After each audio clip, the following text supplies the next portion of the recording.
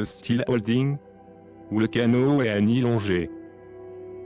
Flip the switch. Übers Mühlort. It's halbedone. 10, 9, ignition sequence start. 6, 5, 4, 3, 2, 1, 0. Liftoff. We have a liftoff. Don't you know, pump it up. You got to pump it up. Don't you know, pump it up. You got to pump it up. Don't you know, pump it up. You got to pump it up.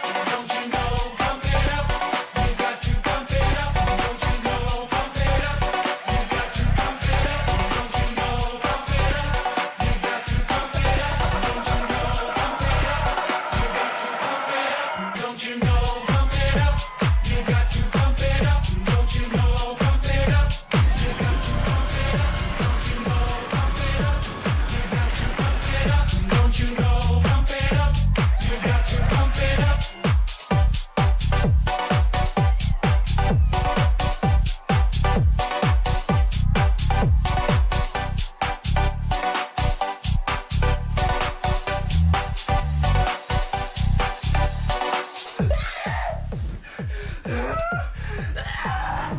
up.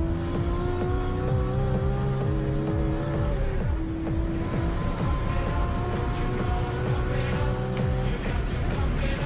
Don't you know, pump it up. You got to pump it up. Point 999% of the people that own Bitcoin are fucking morons, retarded, imbeciles. Pump it up. Don't you know, pump it up. You got to pump it up. Up. Во-первых, народу мама музыка не очень. А? Направление? Какое направление? Don't you know, pump it up. You got to pump it up. Don't you know, pump it up. You got to pump it up. Don't you know, pump it up. You got to pump it up. Don't you know, pump it up. You got to pump it up.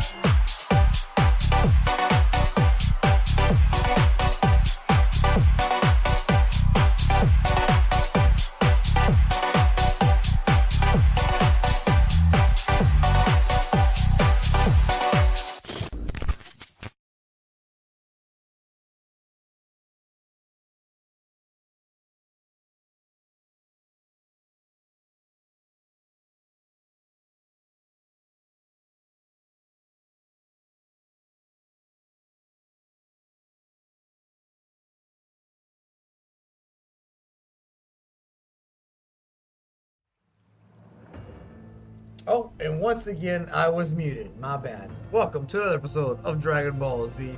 Forgot to load up the game and was muted. Let's try this again. Alright, today. Whoops. There we go.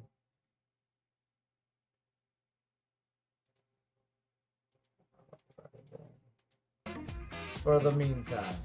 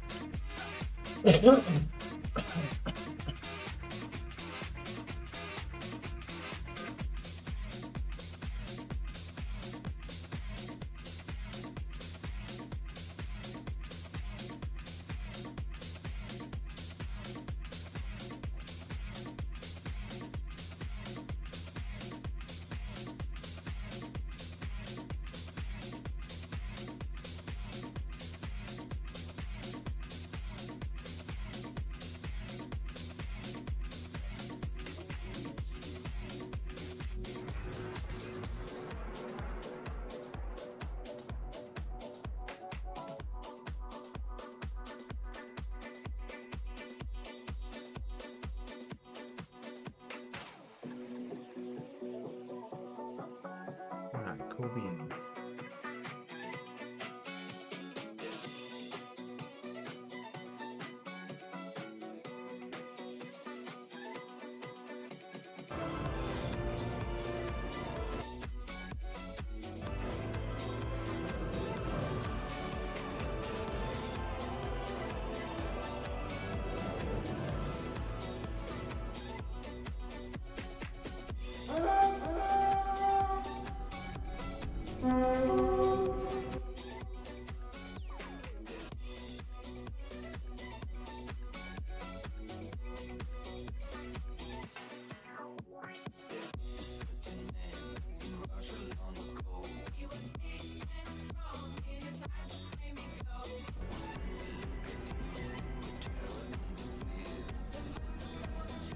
No.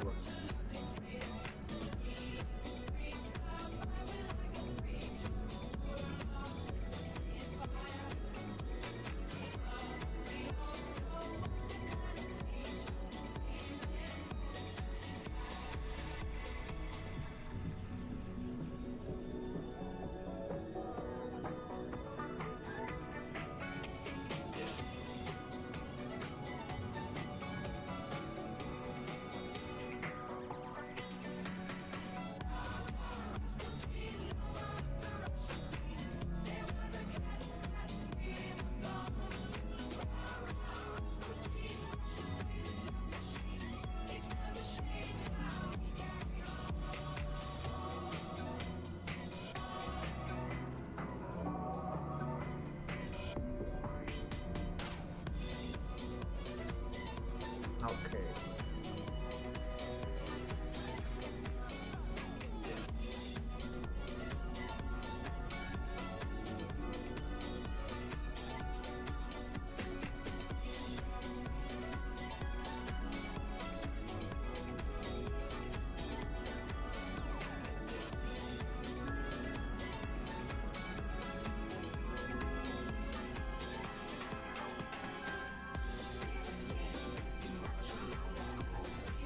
Oh, so these were the dungeon here.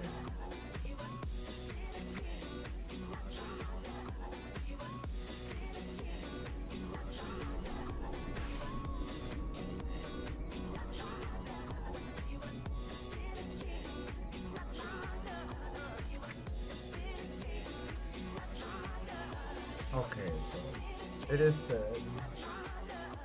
Alright, I'm gonna stop that for a second so I can hear myself. There we go. Okay. It said that Volcoris, the lava serpent, is so vast that no creature has lived long enough to see him his entire. The Gargant Viper now coils himself around the Emerald Dream to devour its whole. Volcoris slam his surrounding ring with Scourge Tail Crash. Okay. All his enemies suffered under the grip of the flames. Okay, so get out of the tail, basically. Upon reaching 100 volts, splatters his chamber with a boiling flood of firelands. Cast 5 seconds. Upon reaching 100, launches 2 waves, not globs of lava that splatter across the chamber. Each impact inflicts 5,000 fire damage, split among players within 12 yards. Knock them back and creating hell boils. If either lava boil fails to hit a player, it inflicts 200 to all players, and Hellboy consumes the entire chamber. Okay, so we gotta stack. We gotta stack and split the damage and hit them. Okay. Tanks. Cataclysm Jaw. Inflicts a massive damage that molten venom. Okay. Jaw. Let's see. Volcaris Calamitous Jaw Ravage. His current target, inflicting 668,000 physical damage and 100 fire damage. So I gotta actually adjust my stuff because I keep getting wrecked. Get off the mountain, thank you. Okay, this is for 8 seconds. What is this? This.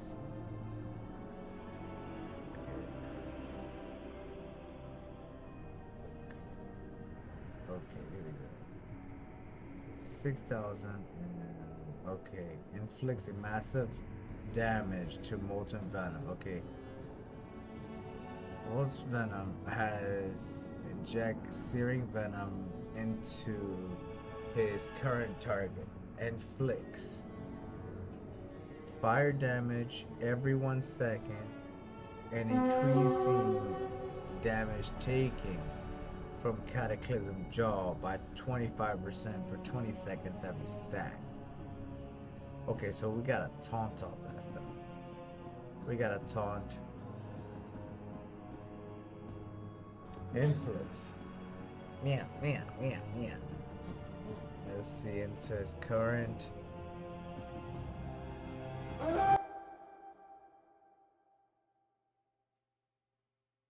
Okay, it's all good. I wish I could move this. What that is? Adventure guide.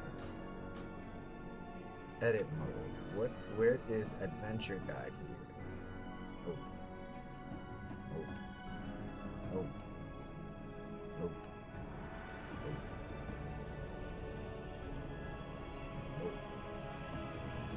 So where the hell is adventure guide?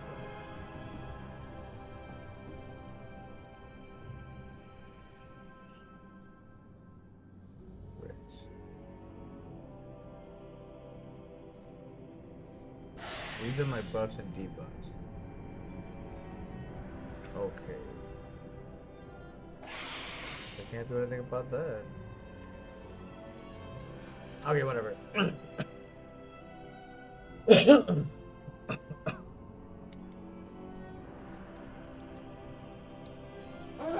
Are you okay, beautiful? Yes, you? Yeah, I'm okay. Do you want to take another puff? Yes. Okay, cool beans. I can't believe my dude died. Yo, what? Yes, and now they're the only 3. The healer, the new girl, and him. Okay. Wow. I can't believe she's staying up. Hopefully y'all got this. Cheers, hell Never mind, she's gone. yeah. Alright.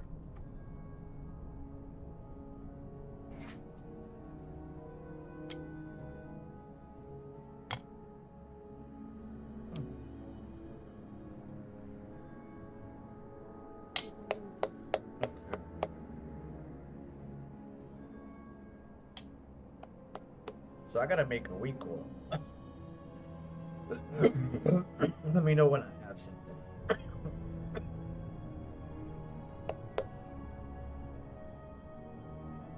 I got to 20. Nice. Almost to 30. Hell yeah. Okay, so here are weak auras. So I can make a weak aura, and that's what I need.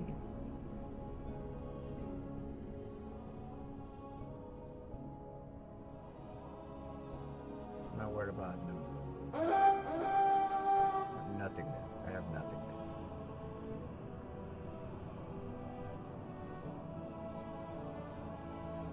Okay. I mean, I like it. I like it.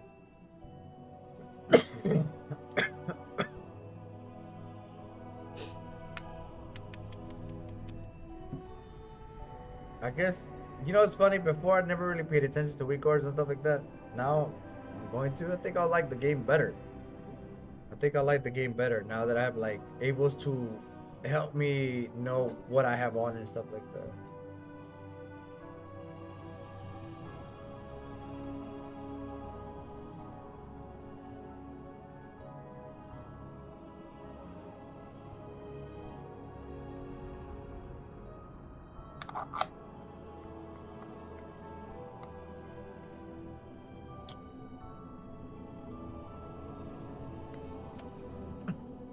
Oh, cheers. Cheers.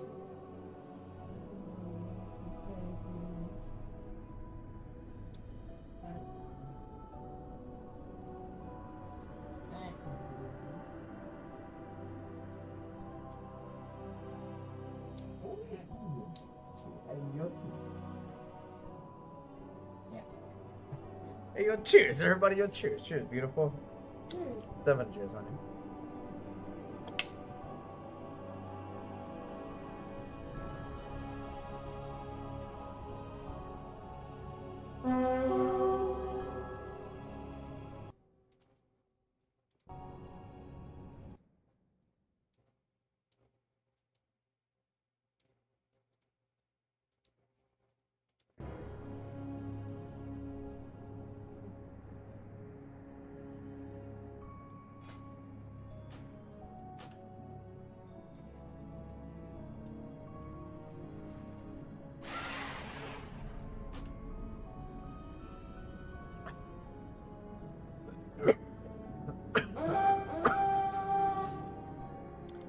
Cheers, baby.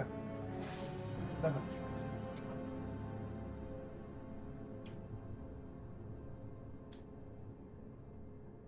Hell yeah.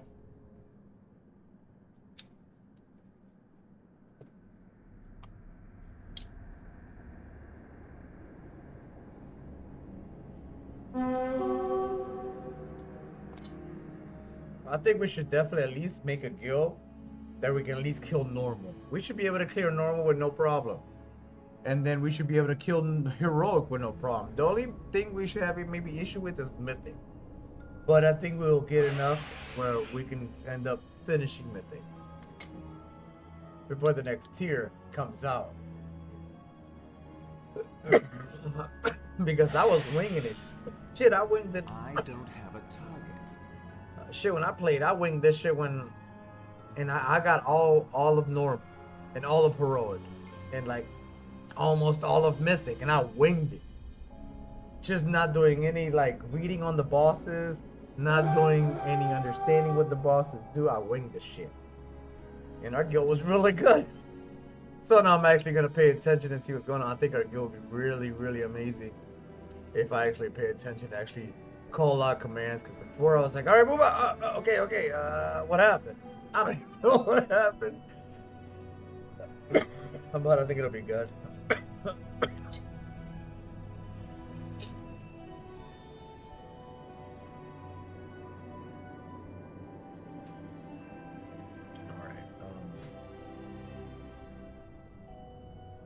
Okay, so Cataclysm Jaw. Okay. Molten Venom. Molten Venom attacks, inflicts. Molten melee attacks, injects seizing venom into his current target, inflicting every 1 second and increasing damage taken from Cataclysm Jaw by 25% for 20 seconds. So basically, you get 1 stack, person got a taunt. Because they cannot take another stack or they will die. So you gotta keep a stack, taunt for 20 seconds. Every time it needs to taunt for 20 seconds. Upon reaching 100 energy, flood of the fireland splashes splashes 2 lava globes that consumes his chamber. Failed to hit enough players. Okay, that's understandable. Damage dealers. Upon reaching 100 energy, flood of the fireland splashes 2 lava gloves that consumes his chamber if either failed to hit enough players. Okay. Crush Tail Crash inflicts lethal damage to any player hit. Okay, get the hell out of there, basically. Also healers. Here's what it's the best thing. It tells you what the tanks need to do. It tells you what the healers need to do, and it tells you what the tanks need to do. That's the best part about this game. At least it gives you some knowledge, like this is what's going on. Okay, so that's pretty badass. Healers. Let's see, collaging flames. Okay, snake-like flames swirl around the player, inflicting 8,351 damage to them and radiating twilighting sing to nearby players. Nearby players every 1 second for 10 seconds. The flames tighten over time.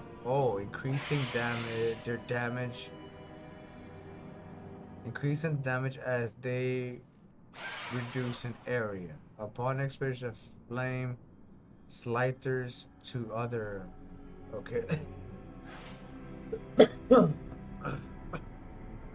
Inflicts increase in damage around players before sliding to new targets. Okay. Upon reaching 100 energy, splash of lava. Okay, so I'm guessing healers have to heal them for 10 seconds. Keep them up, I guess. Keep up the people that have coiling flames until it jumps up to the next people, and then heal them up until it's fully done. Will the flames slither upon expiration? The flames slither to another player. So I'm missing. You gotta heal it until it stops.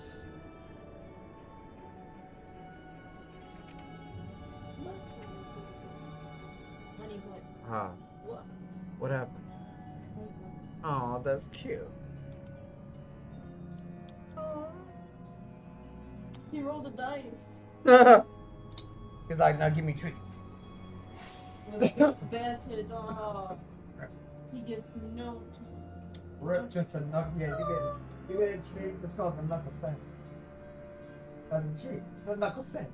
Yeah, cheers, everybody. Cheers. Cheers, honey. What the knuckle sandwich? Oh!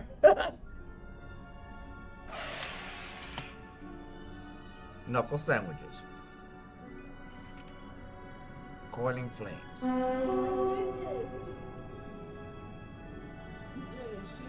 Okay. Snake-like. Okay, boom. Fish. Okay. The spiraling embers radiating fire outward, inflicting 6,000 damage to nearby allies. The damage increases as the coil tightens. Okay, wait a minute.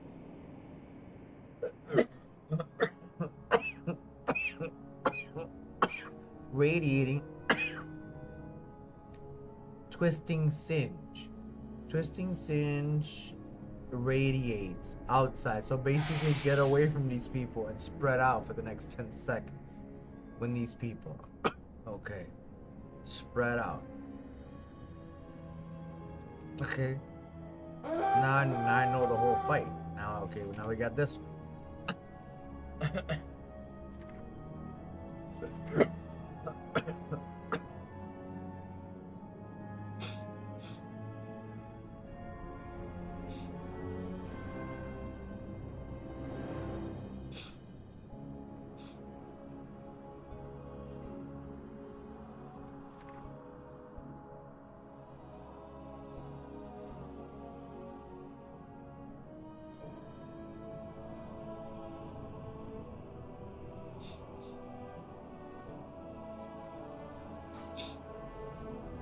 Okay, I gotta finish because yeah, got sidetracked.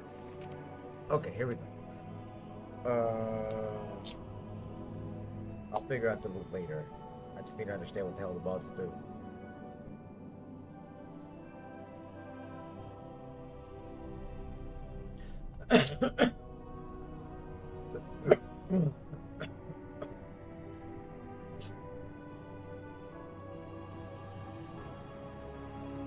Hey, yo, cheers, baby. Cheers.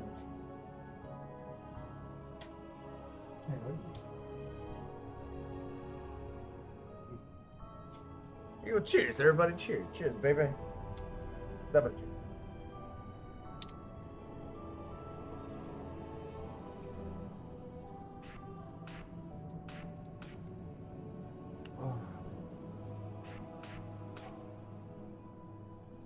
Okay, empowers you with the spirit, reduces all damage taken by 50%. That's usually the biggest notch. All damage taken by 20%, while the shield's active. The next attack that will heal you will instantly bring you back to 20%. Awesome. So, just in case I die, I got that. Y'all didn't even know that. A blinding flash shield. And you have reduced all damage taken to you by 25%. Okay. This is just immunity for 8 seconds. Cannot be done if you have 4 bits. Cannot be done. Okay, that's 4 brands. 4 brands. What is 4 brands?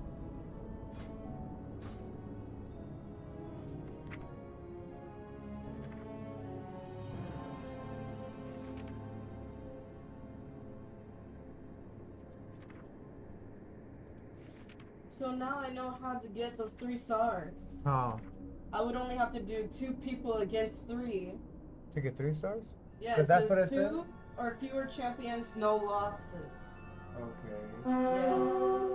So that means if I wanted to do 3 stars, that means I only have to have 2 people. Does it work? Yes, it does work. Even for the harder ones. Oh, but they're level 4, so it's gonna be easy. Oh yeah, I'm just trying to do every story. Oh, okay. I'm saying when I get to the hard part. Oh, okay, that's cool. Let's see, I got all 3. You got all 3? What do you mean? All 3 stars golden. Oh, I see what You you're know those saying. thingies? Oh, yeah, and then probably you get like a. Oh, see, okay, that's what's up. Yeah, see how they have like 2 stars. 1, 2, 3, Okay. 4 people on Uh huh. there? You only need to have 2 or 3 people. So here, what? So best stage is 1 star. Beat 3, no losses. You get 2 or fewer champions, no losses. 2 or fewer champions. Yes. Oh, 2. So at least your 2 people have to win. It's not guaranteed to win. But if they win, they get. Yes. They get your 3 They stars. get- yeah. And they don't have to lose. Yeah. Yeah, okay. I get what you're saying. That's what I was trying to do. Oh, okay. That's how you achieve.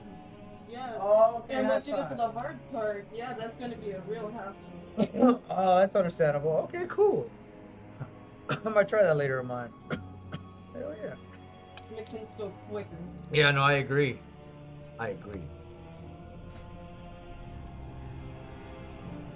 Okay, so let's see. Okay, here we go. The Council of Dreams. As steadfast is in their duties of defenders, Pip employs lethal trickery to confound his victims, while Yurtros relies on brute strength to demolish his enemies. Arwen uses her wisdom and cunning to dominate the field and guide her fellow council members. Overview. Players battling against the Council of Dreams, the foursome, Werebear, Yurtok, the Naturalist, Dryad, Arwen, and the Trickster Freya Dragon Peeve. This one, that one, and that one. Okay. At 100 energy, the council member. That's funny. Yeah, que sabe. Apagar la luces. Yeah, turning off the lights, basically. Turn off the lights. Kinda sounds like she's saying mooses.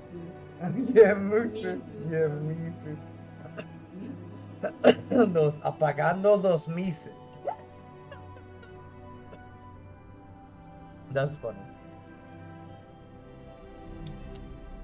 Yeah, she says apagando las luces. Okay. Apagando los Let me get a shirt. luces. Oh, nice. You're getting probably better rewards too. Yeah. Nice. That's good. Causing blind read, constructing tick, and Song of the Dragon respectively. Blinding Rage. At 100, Yurtok rages enters a wild assault for 20 seconds, inflicting 20 damage to all players every 2 seconds. Each slam increases damage done. By And I get 30% 5 of those cards too. for 30 seconds. Oh, okay. So yeah, it's probably for the better. Yeah, I agree. That's pretty good. Just imagine if I keep doing this all the way You up get to the hard you part. get better cards. You get better rewards. So Yeah, that's pretty and good. With these two, it's like It's easy. They work together pretty good. That is pretty badass. And I know both of them has their auras together. So. See, that's good. So it's helping each other. The more people that you have aura in your team, they amplify your team to get stronger. Yeah. See, that's good. High five. That's what's up. Mhm. That is amazing. Okay, so let's see. Each slam increases his damage done by 30% for the duration of assault. This trance leaves Ultra susceptible to polymorph bomb. This trance leaves Ursak susceptible. Okay, so you can probably polymorph him if that's correct. Leads to barreling charge. Oh yeah, so the barreling charge is from Ursa. So constricting thicket, he has to get her to stop there. And he polymorph can get polymorph. Song's all physical. Okay, song casting all players to absorb polymorph damage. Yeah. Oh, okay.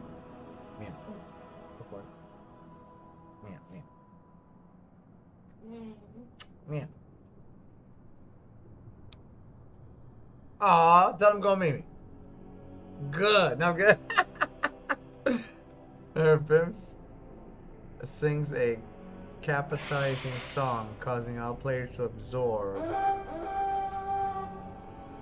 damage. Oh, okay.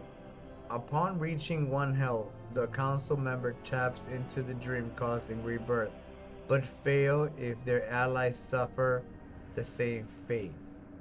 Upon reaching 1 health, the council member taps into the dream, causing rebirth, restoring 30% health while their allies remain conscious. Okay. Ursa. Agonizing Claw. Yeah. Oh, go for it. Yeah. If we ever get Shiva in the future, Uh-huh. let's make him our mascot for today. That'd be funny. Oh, we already have one. Yeah, it's dope. Yeah, but at least we have a real life mascot. That'd be cool. Yeah. And anyone who subs, he gets a treat. Okay, we can't get too fat though. We Okay. get tons of subs. Oh. You get 50 treats. You're like, oh. It would be so cute. Yeah. Damn. After all, maybe every 10, when you got you won. Yeah. Oh, he took majority of damage. Nice. He did most of the damage. I'm not gonna hear him. That's crazy. Uh-oh, they're way more. No, yeah, they are. I heard him. I just saw them sleeping a minute ago. Yeah. Slashes this target, inflicts an increasing damage taken Oh, and from agonizing claw. I'm earning like these treasure chests. Okay. That's cool. Let's see. Inflicting physical damage leaves the target vulnerable to agonizing claw. What the hell?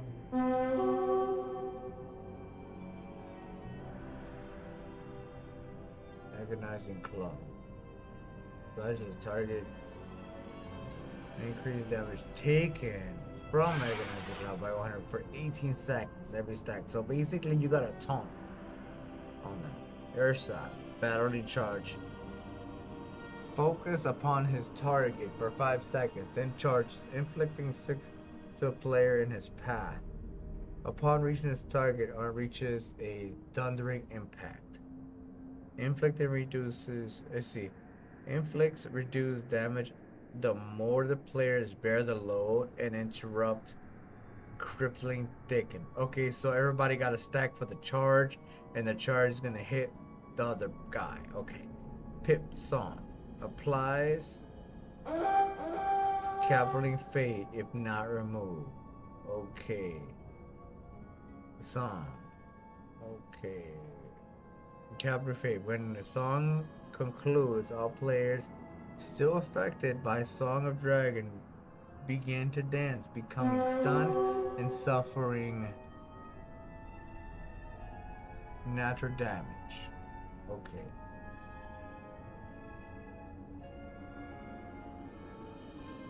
Let's see, concludes. Wait, when Song of the Dragon concludes, all players still affected by the Song of the Dragon begin to dance, becoming stunned and suffering 40,085 natural damage every 1 second for 50 seconds.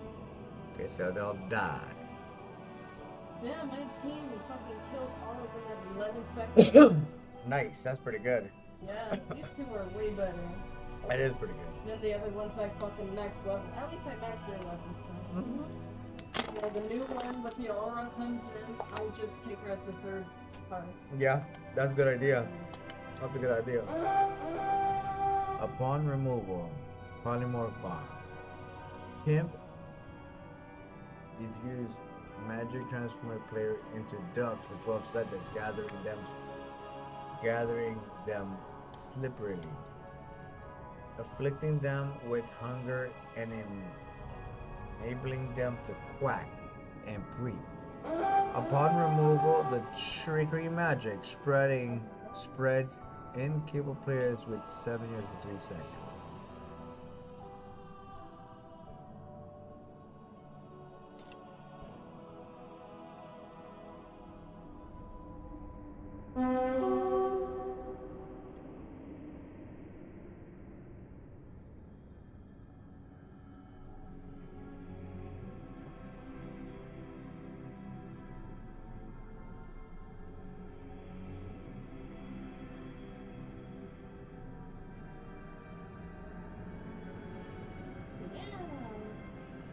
Yeah.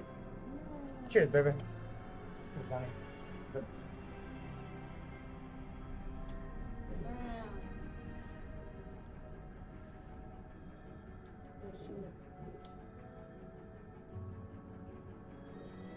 Oh, nice job. Your win. Cheers, baby.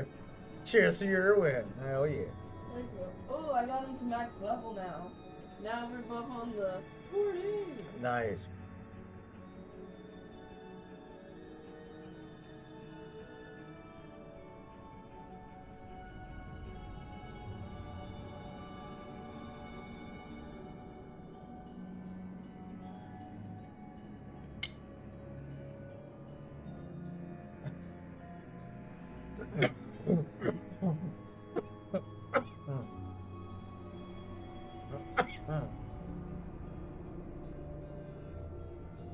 I got a new champion. Oh, that looks cool, but it's uncommon. Yeah, So, Walker. yeah, but he doesn't have an aura at all. So, man, he's a man.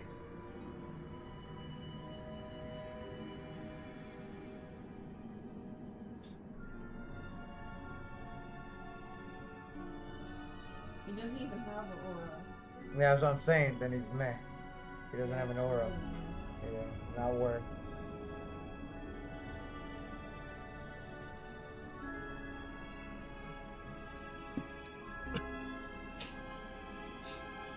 Okay. Let's see. Ursak, let's see. Ursak Battering Charge. I know that. We got a Soaker. I got a new champion again. Oh, he's uncommon. And no, Yeah. and no aura. No, yeah.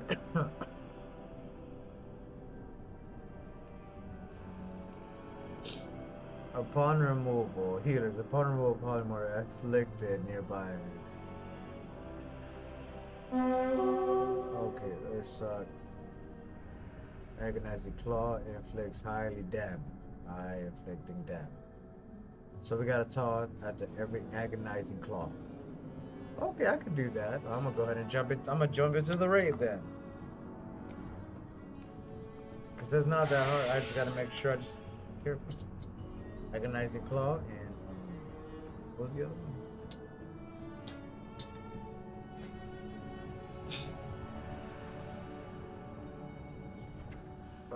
Claw. It's Catechism Claw. Hey. This one, tank. It's Agonizing Claw. Be careful.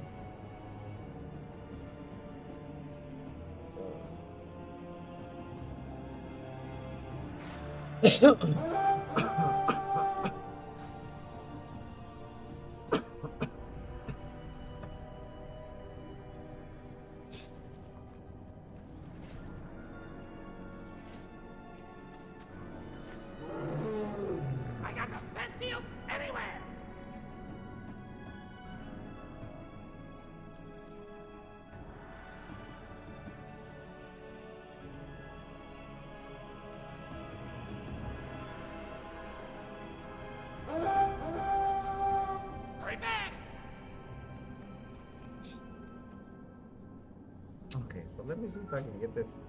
Oh my goodness, those doggos. You heard that?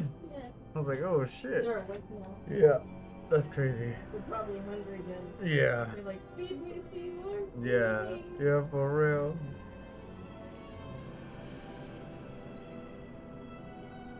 Oh, you want to get a fly trap in the future? A what? A fly trap. A fly trap? Yeah, it's a fly trap. It's a plant. Oh, we can give it a try. All you do is just feed them. Yeah, we can. Yeah, we can. We can give them a try.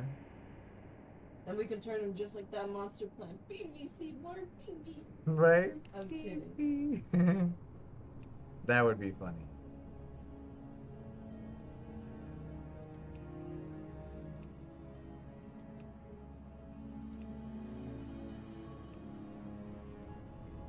Oh.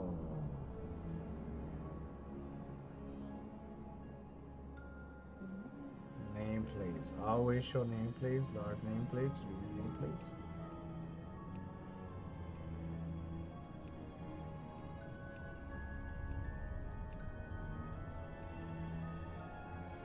Minions. Friendly players nameplates? No. Minions? No. Flash on aggro loss? Yeah, when you lose aggro on an enemy, their nameplates will flash, mainly in a tank. Yeah. Overlapping. This method will allow nameplates to overlap. This method this method avoids overlapping nameplates by stacking them vertically. Okay. I have to do the stacking nameplates because if they overlap, I won't be able to click on the correct nameplate. That would suck.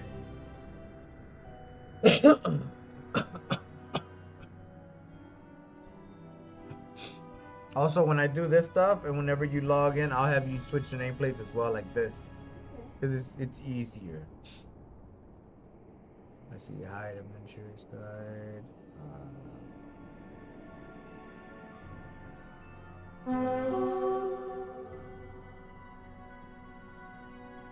Plays players.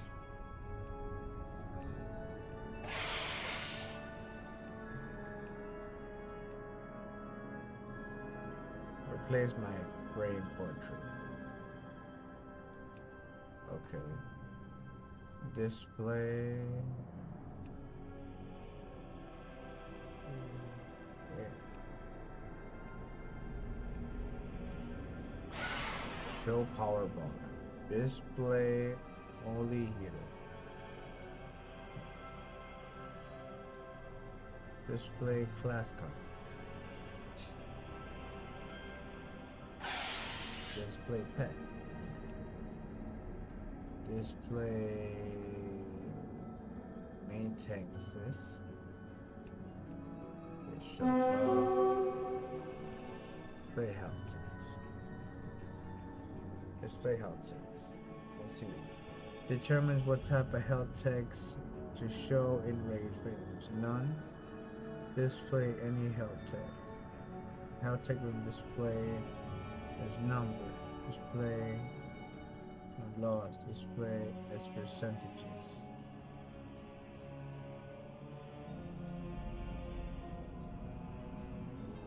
Any health text. Show power bar.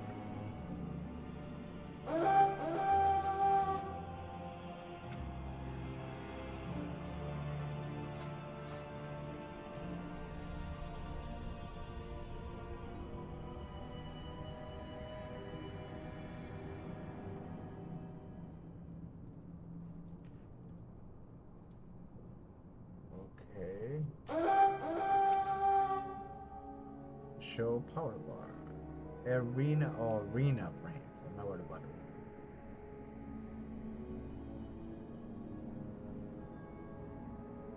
Display. In-game navigation, hide adventure, guide alert.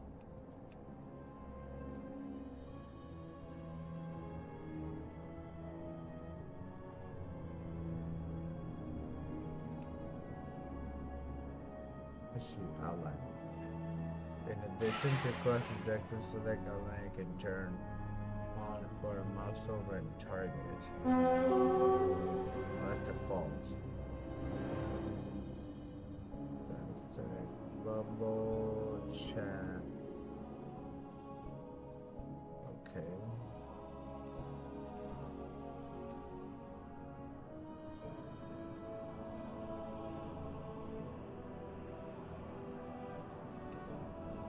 Stick target. Checking this prevents the deselection of the target by clicking the game field. The target can only be cleared by pressing escape or clicking on the target. Okay.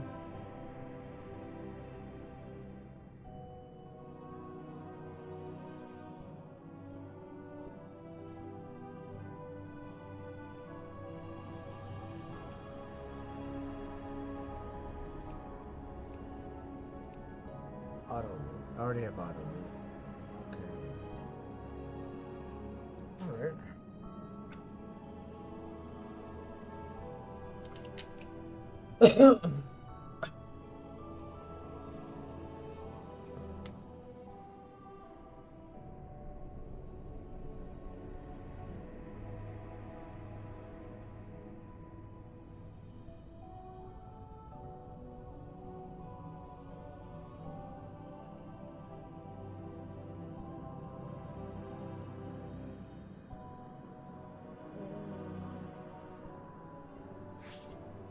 Somebody said, look, man.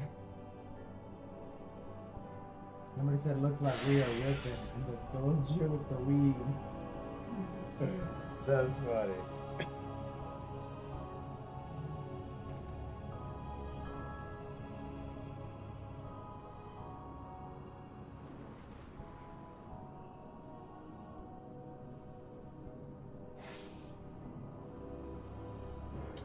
Hey, yo, cheers, baby.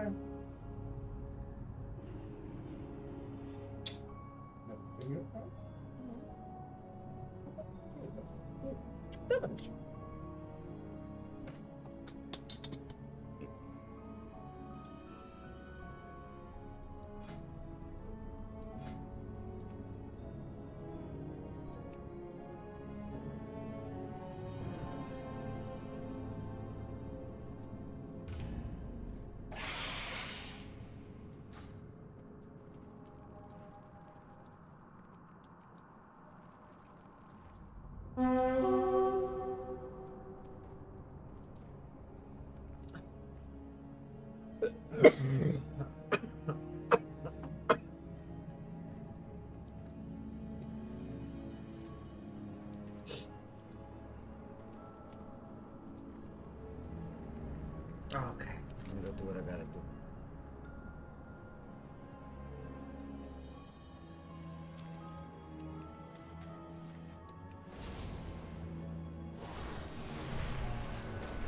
Ooh, snail slime, one of the best smellies.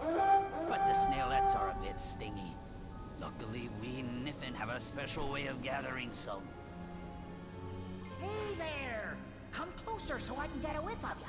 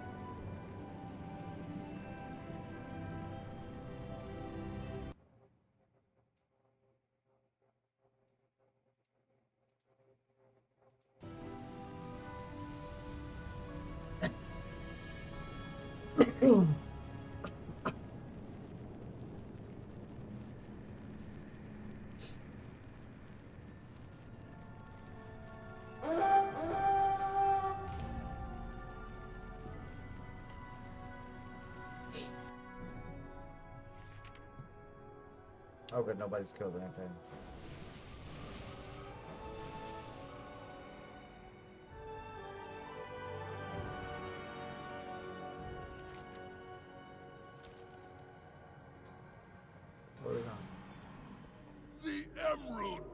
This will way? serve as fuel for the Firelands.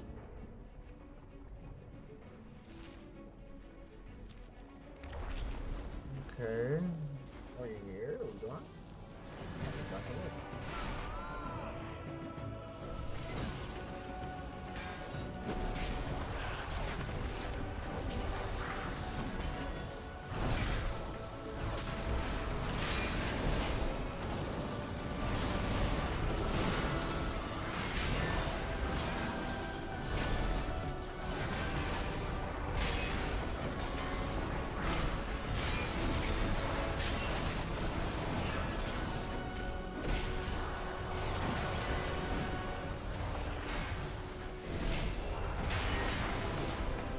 I need a target.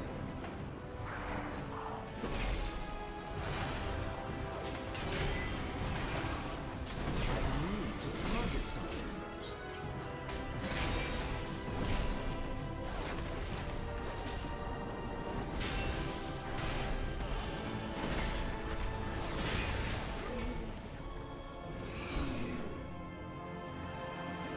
It's too far away.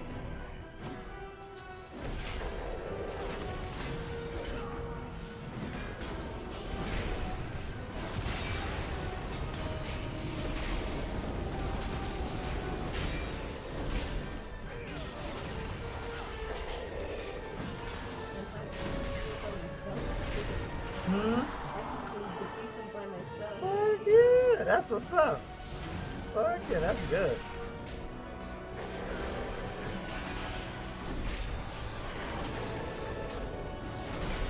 And I need other seconds too. Hell yeah. Huh, she tried to be a fucking mercy, but I killed her. Nah, get Your fucking ass out. Get fucking wrecked. Oh my god, you hear those doggos? Oh my goodness.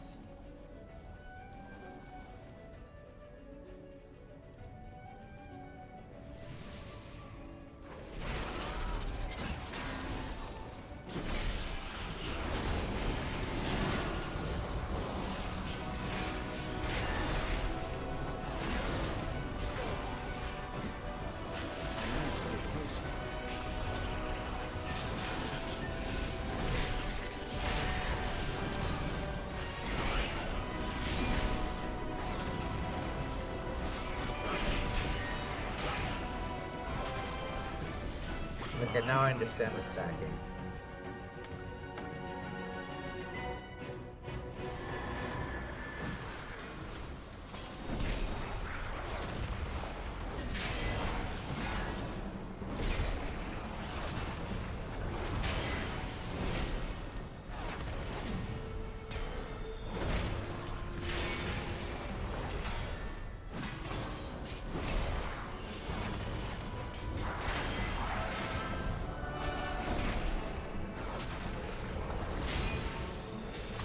I need to target something first.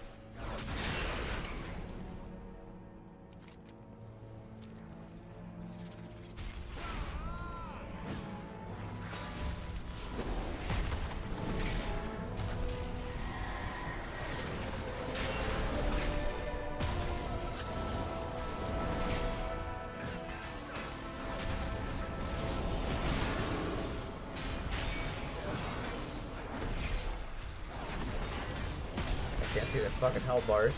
That kind of sucks a little.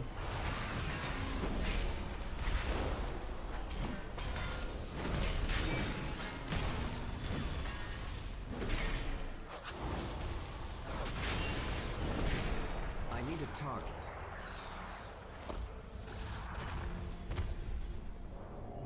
Smolderon. Oh, it is Smolderon. Okay. Fire Is has it? a No, no. voracious appetite, but it pales in comparison to the hunger of Volcaron. Yeah, Volcaron. Oh my god. Oh shit!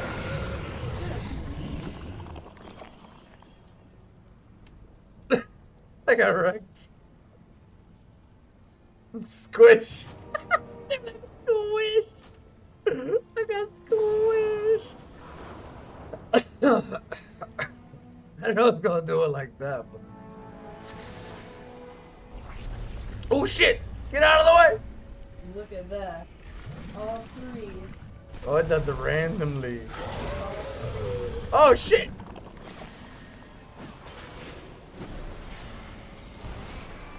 Oh fuck, oh fuck, oh fuck. I need to target something first. Okay, I fucking can't target shit right now. Oh, that thing's telling me it's coming out. Oh, oh.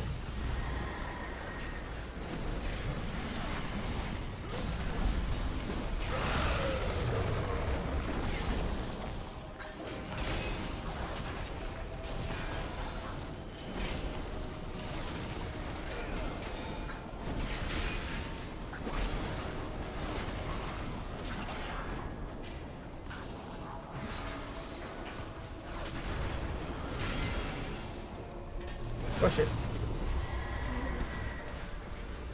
I'm out of range.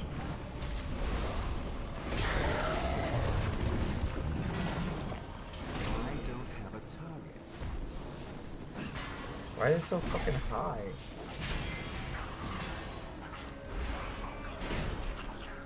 I don't like this. It's like they're like trying to go high. It makes no sense. Oh my god, oh my god, oh my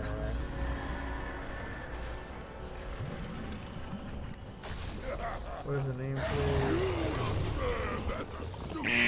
Oh, what the fuck? No, yeah, that was ridiculous. I'm trying to fix my goddamn nameplate. It's just not working.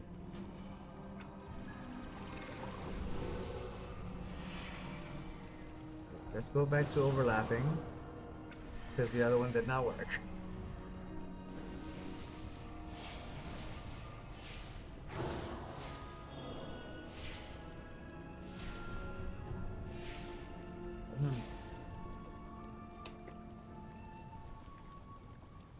Look at this.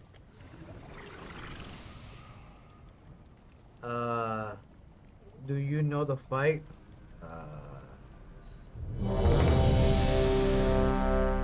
Yes. Meow. Yes. What happened? Oh yeah, maybe good shit. I did all threes. That's what's up. And I got 6 paper prawns. That's legit.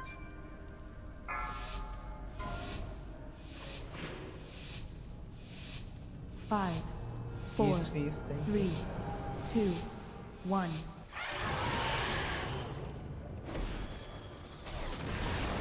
Taunt boss. Okay, so it's every okay, I got it now.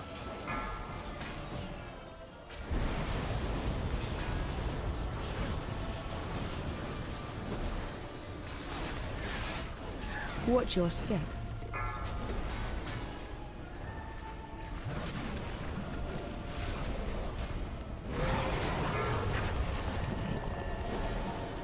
Where's my flick? I got 16 seconds. Okay. Defensive. Watch your step.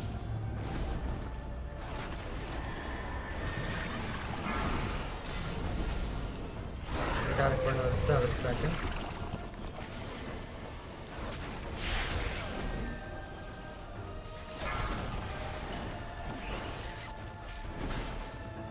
Watch your step. Taunt boss. Help so.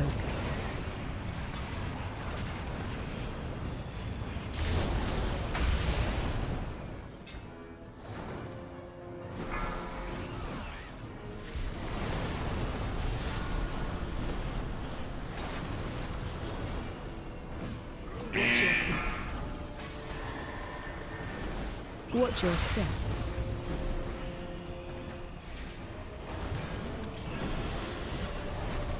Watch your step. Defensive. Watch your step.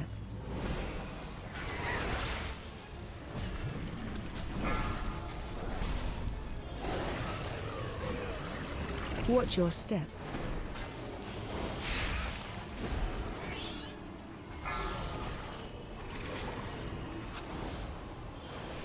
I don't have another defensive. I'm fucked. I don't know. Watch your step. Cataclysm jaw. Defensive. I don't have another defensive. I'm fucked. Help, sir. Where's your tank? Oh, over there. Shit. Oh. Okay, so I'm okay to pop a defensive.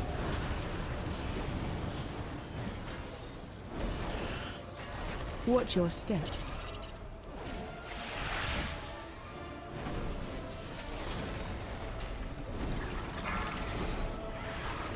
Watch your step. Taunt boss. Watch your step.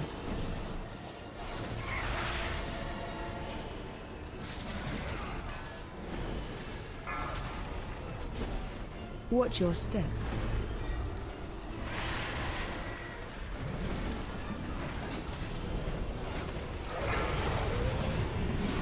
Watch your step.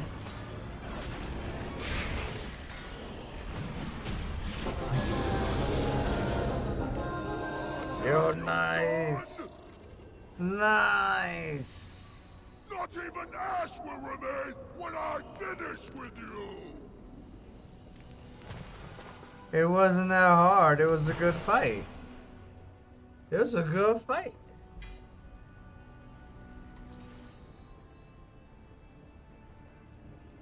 Okay, I'll go this way.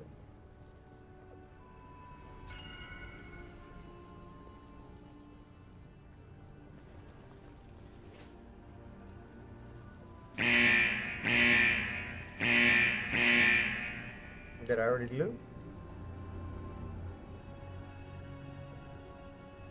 I'm too old, man. I'm gonna die.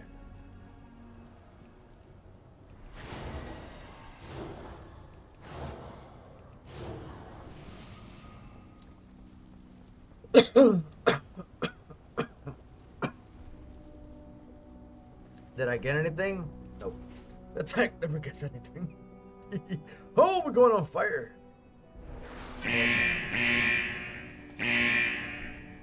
Oh, did I not get that? I don't even know what the fuck I got. I looted something. The age of dreaming comes to an end. This seed will be the ember that burns the world. Okay, so it tells me when to dawn. That wasn't bad at all. Bear witness to the purity of flame and be consumed.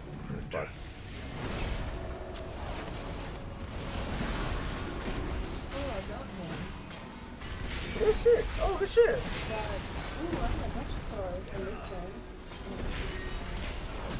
I got 6 stars. I'm not down yet. Hell yeah, that's what's up. Where I only got 30 cards and it's 1,000.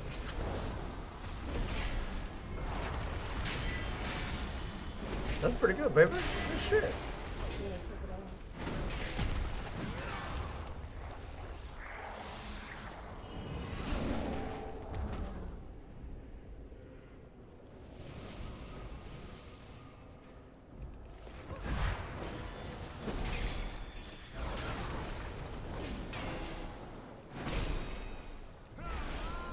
Oh, I got a legendary. Oh, nice. I'm gonna put that on my That's good shit. Yeah, get him stronger. and there's mine. Oh, Only 2 is down. Oh. Put it on the back. That's good. Okay, pretty good shit.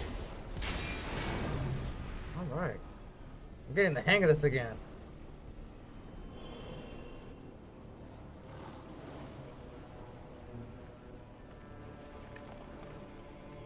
To get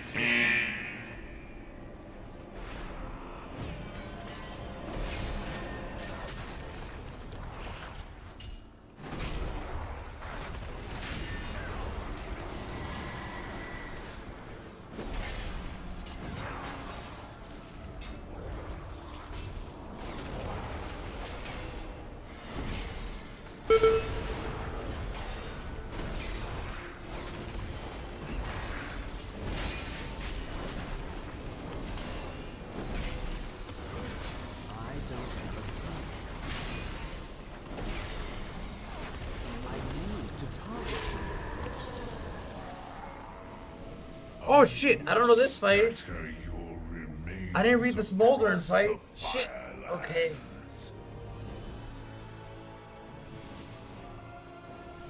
Oh shit. My defensive is not up for another 2 minutes.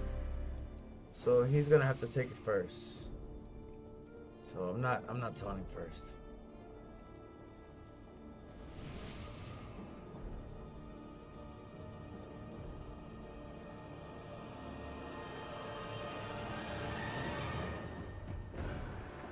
I forgot to read this fucking one. Hold on, let me read this real quick. Okay, objective tanks. Okay, applies, inflicts less damage. Multiplies all damage received by drain your health nearby enemies. Okay, so get out, I guess. Okay. 5, 4, 3, 2, 1.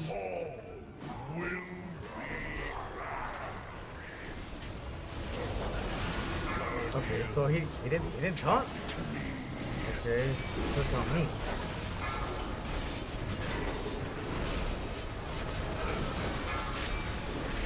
Okay, so it's on me. Okay. Run.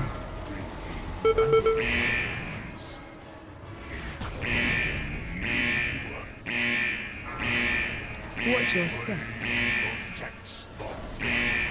Okay. Help, sir.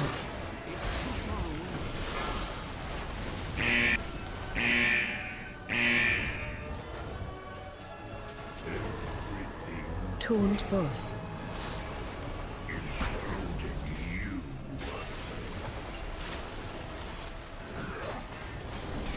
Watch your step. Protects the faithful. Help, sir.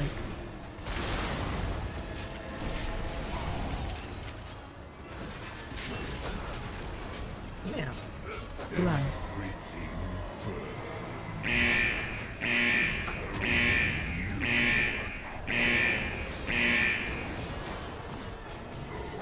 Watch your step. Protects the faithful. Help, sir.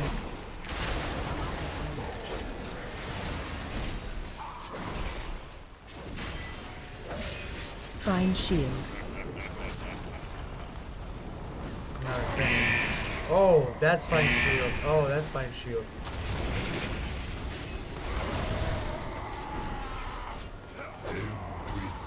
Taunt boss.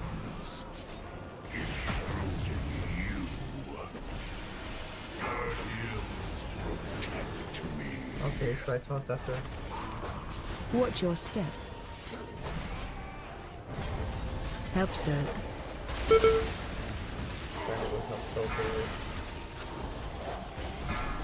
Run.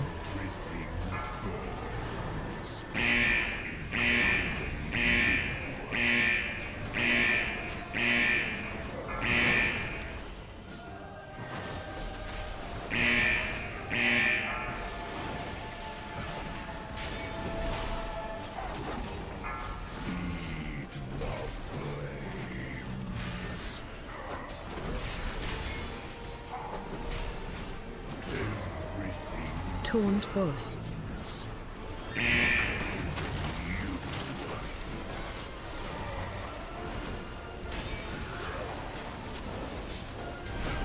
Watch your step. Protects the faithful. Help, sir.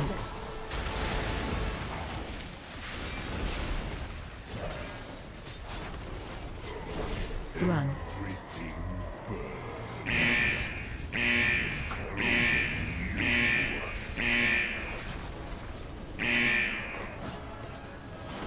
Find shield.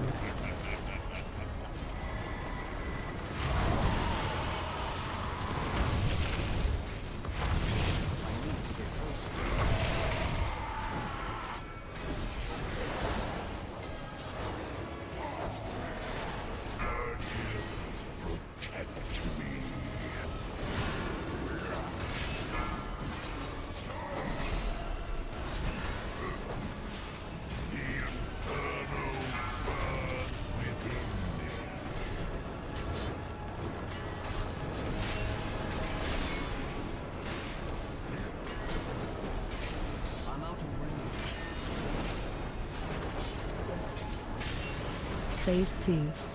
Yeah.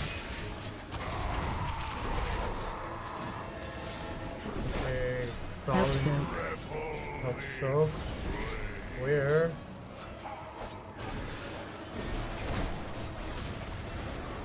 Taunt boss. What is born of fire can never be extinguished.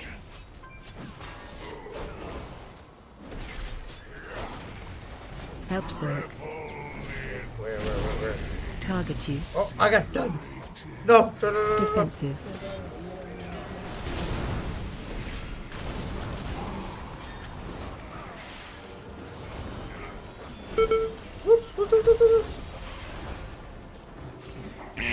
Watch your step.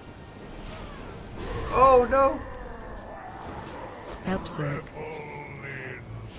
I got wrecked. What is born of fire can never be extinguished. Taunt boss.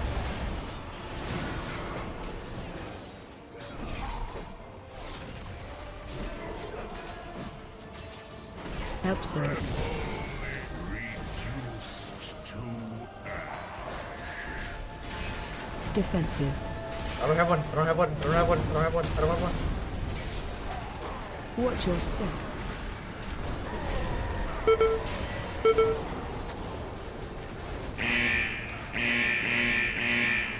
Oh, I got wrecked.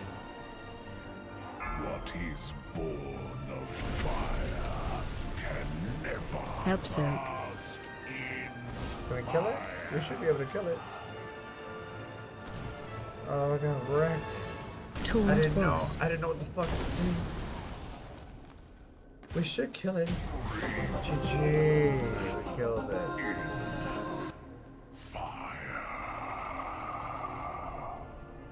Trinket. He was twisted beyond redemption, but we will mourn him still. Yo, GG. Thankfully, the seed of life remains unharmed. Take care, champions. The seed of life is volatile in mortal hands.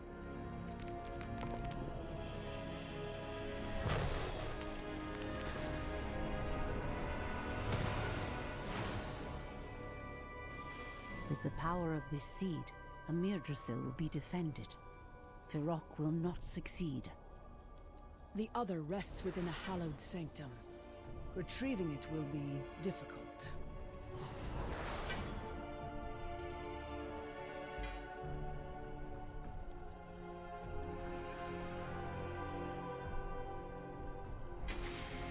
Oh, I got the waste. About time I got something. What happened? Yo, somebody was asking me, like, do you... I don't know, I think they're trying to type. Uh-huh. Like, saying, like, you have your right to vote. I'm like, what makes you think I don't have the right to vote, dummy? I'm a US... I don't know. I'm like, you know... Ooh, snail slime. One of the best smellies. But the snailets are a Right. bit stingy. Luckily, we niffin. Okay, now I gotta go back to, because I read the wrong one. So I'm like, who the heck is this dumbass? Yeah, that shit's crazy. Apparently they can't even spell anything right, because they said... I don't know what they were saying. They were saying 3 X times whatever. Yeah, that shit is crazy. Here we go. What am I supposed to say? I don't even understand this bitch. Rates Furious Charge. Applies Nature Fury and inflicts less damage the further you are away. Okay, cool. Smoldering Soul prevents all healing received but drains health from nearby enemies. Okay. Renewable Bomb Barrier. Renewable Bomb Barrier provides prevention against Inferno. When destroyed, they erupt black bar. Damage taken. Okay, so this is the stuff that says prevents all healing received but drains health from nearby enemies. So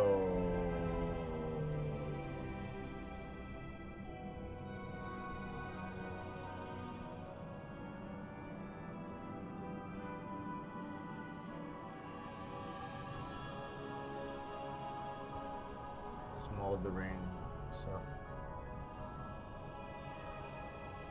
I'm guessing that was the white animation.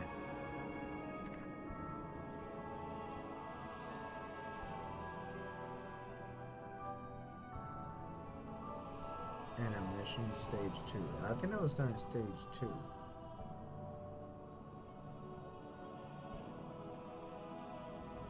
Flames. Okay. Blossom.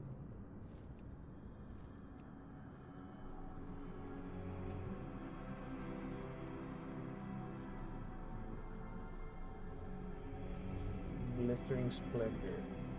When the attack strikes splendor on their target, inflict second disinfect stat.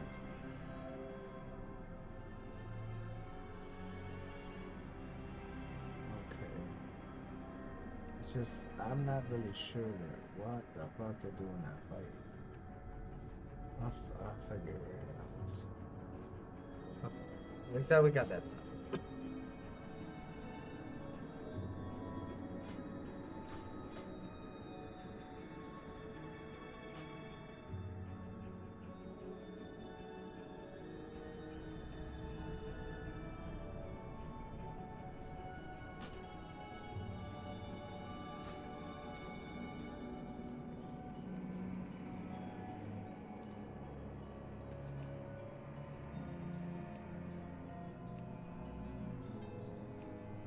Okay. How you feeling? You okay? You want a bowl rub? Yeah. Hey, yo, cheers, babe. Cheers, like that. Is something cooking? Nah. I smell like something was cooking. No, nothing. I smell like someone was cooking steak for a second. You did. I don't know. It was a while ago, but I'm like, why do I still smell it like it's freshly cooked? It's weird. I don't know. It's weirdness, baby. It's craziness.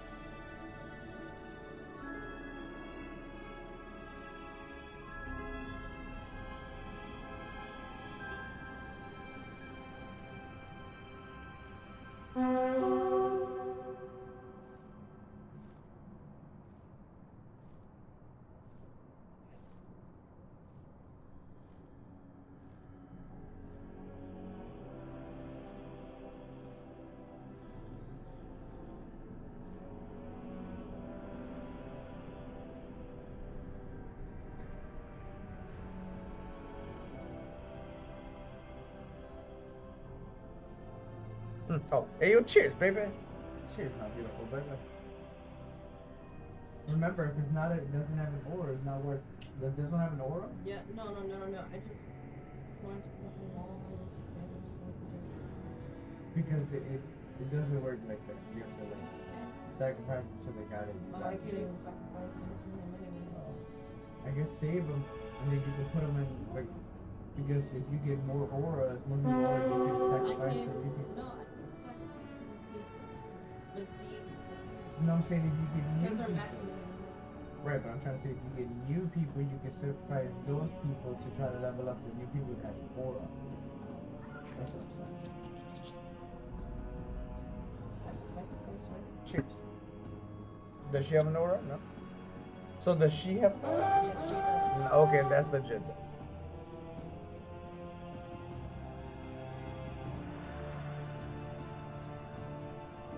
Yes, she does. Okay. She has the blessing in or no? Cheers. Well, that's good. That's good. What's her ability? What? I said, yeah, what's her ability? I'll do that first, and then then I'll figure out.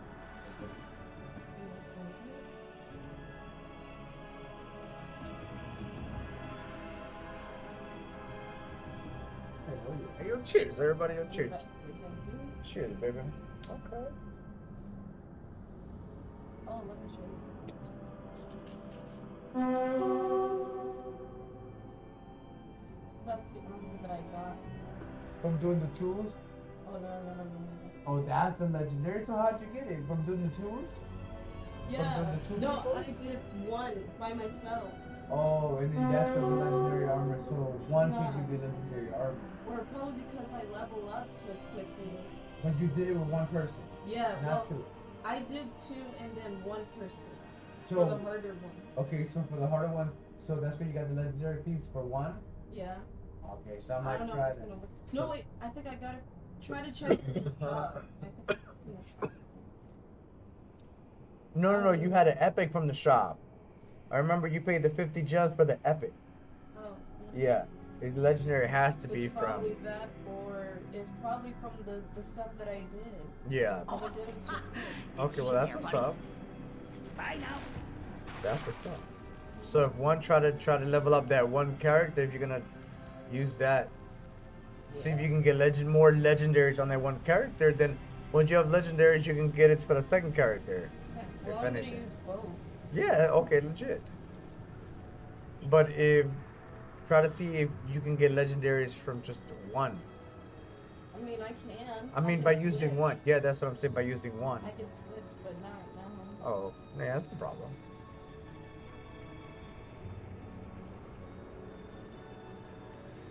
I thought it was damn snails. Where the fuck snails are?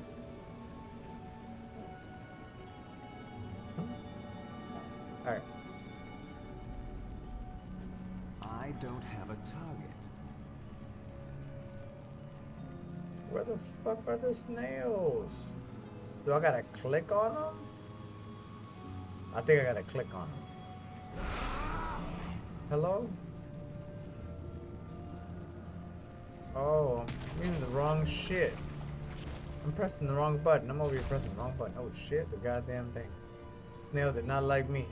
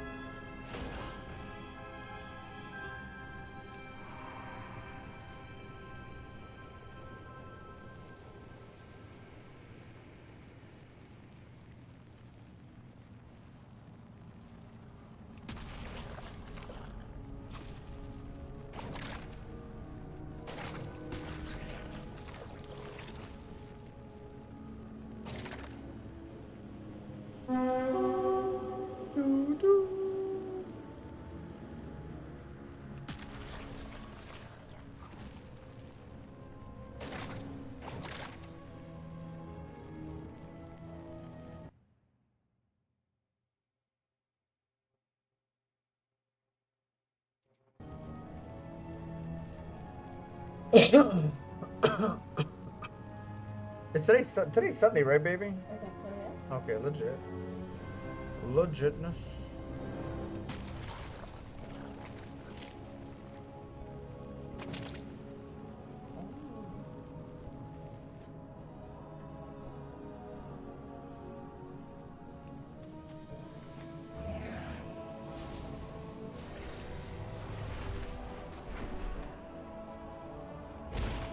The kiss means tidings bless you, friend. What the hell? You were disconnected from the server.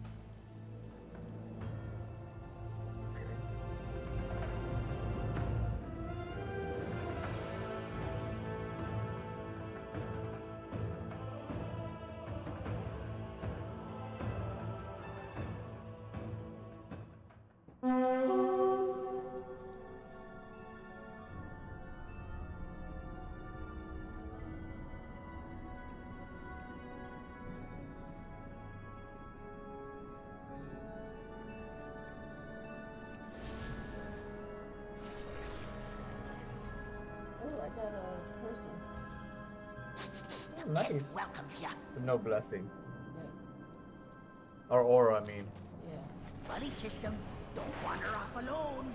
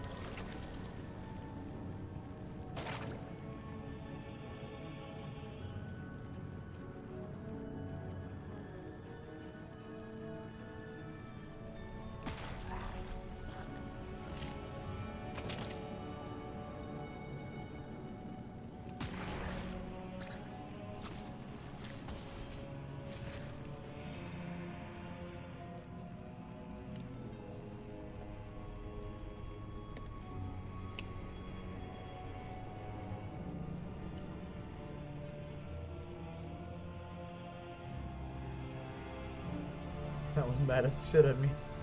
Let's try to look real.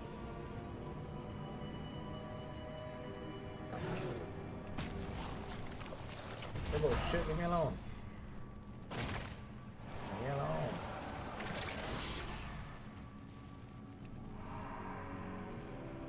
Shit.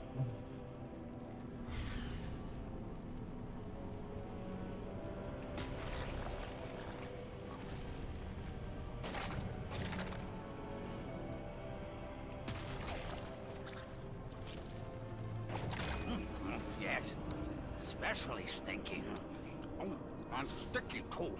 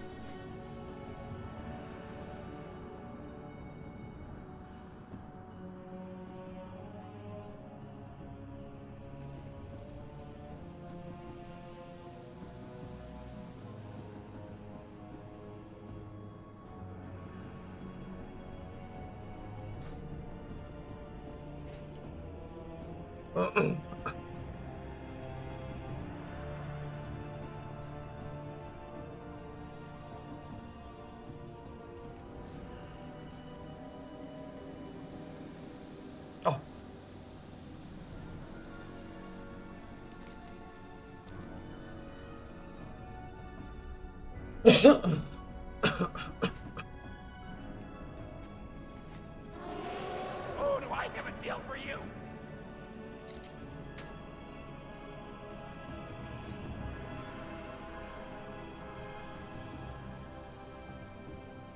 Oh, I can put it in the bank.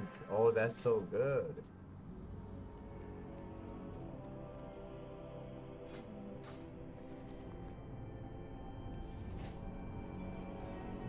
Hey, honey. Yeah. Alright. Do you want to borrow it, baby? Huh? Oh yeah, you Okay, yeah. Are they being crazy again? No. Huh? Yo, the last couple times, yo, chat was doing my crazy. That's what I'm saying, yeah, but the chat was going crazy.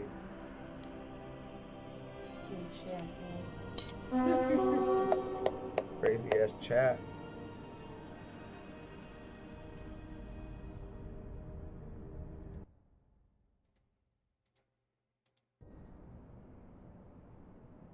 Let me see if anything new came out.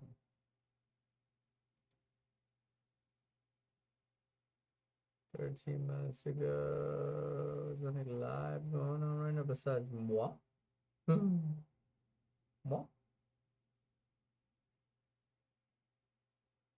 Nope.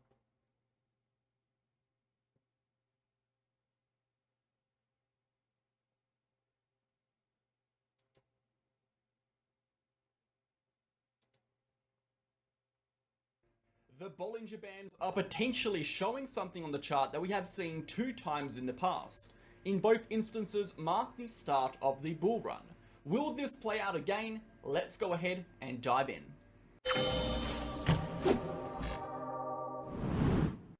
Okay guys, welcome back to the channel. Thank you for tuning in. I hope you're all having a fantastic day. In today's video, we're going to be doing a macro technical analysis, going over a variety of technical indicators such as the marker cipher A, the Bollinger Bands, and so much more. A few of these indicators are showing us things we have not seen in years that have potentially marked the start of prior bull markets. We're going to be reviewing and assessing these in the video today. Before we get into it, smash the like button, hit the comment button, and subscribe to the channel. We post daily videos for Bitcoin focusing on the facts, the data, the technical and structural information, and the relevant economic events. No hype, no BS, no emotion, pure raw TA. If that is the kind of content you're interested in, join us on Telegram. It is the 3rd link down below. You will get access to charts, updates, videos, educational posts, news events, and everything you need to stay in the loop of cryptocurrency with Bitcoin and the relevant economic news. If you are interested in trading, you can join our VIP group We post trading setups with exact entries, exact targets, exact stop losses, trade justification, exclusive analysis, and so much more. You'll also get access to our group chats, our general chat, our trading chart and education chat, our trade setup chat, our help, our news, and our daily video chat. If you want to join over 600 members, go ahead and contact me in the pinned comment of the free channel for more info. Let's dive into the video, guys, starting on the market data. How are we looking at the moment? 24-hour volume is up 44.29%. This brings us to a total of 69 billion. You can see that on the top left. Pause that real quick. Alright, I get the grind.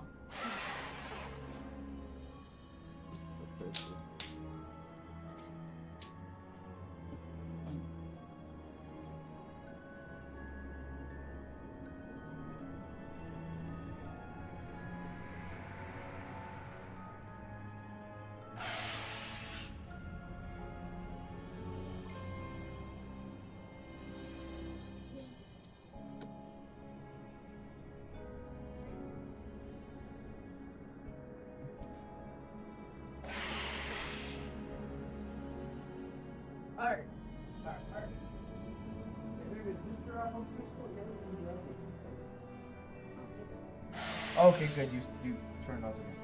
What happened, baby?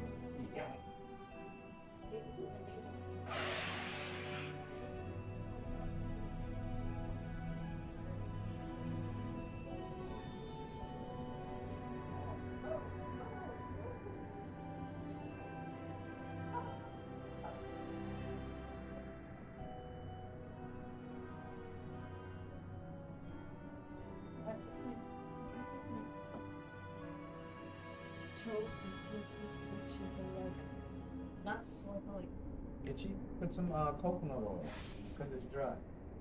It feels like It's dry. it must have. It's like a peeled. Yeah, because it's dry. Put some coconut oil between your, and then it'll stop. Come on, baby. Here.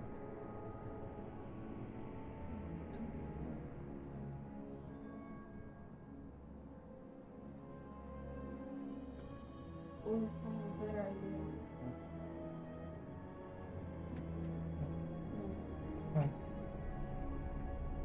No, Dirk! No, just grab a little bit and put it between your toes.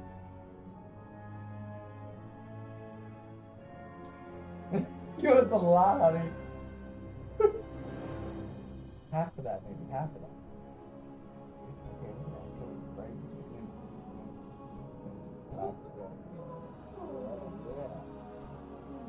between yeah, I put it between your toes. Yes, what I was trying to tell you. I'll be trying to get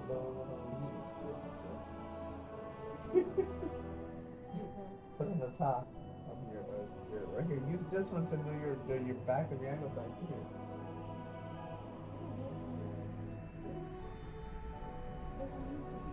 Just be careful, don't slip on the floor.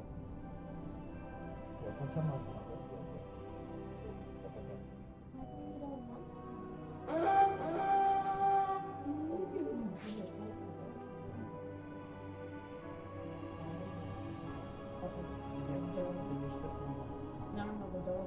No, I know. The floor is slippery because of the lotion. You gotta be careful. You don't want to slip. No, I said dog. No, I know. I heard the dog. I said, okay, yeah, I heard the dog. But I was saying the floor. Yeah, I know that. But I was saying, oh, it's because the dog was out working.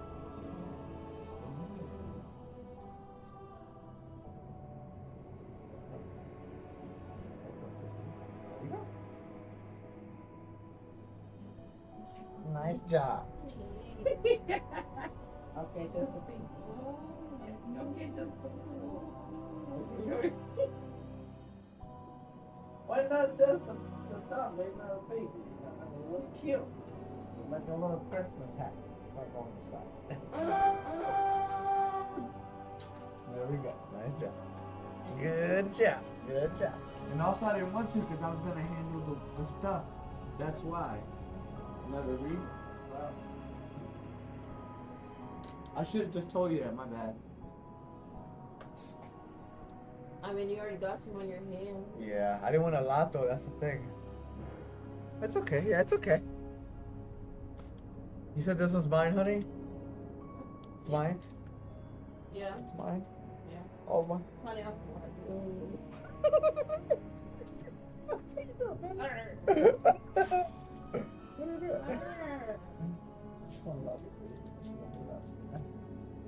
I mean, what happened, baby? Are you okay? Can I get some of that back? Huh? Get some of that back. Alright.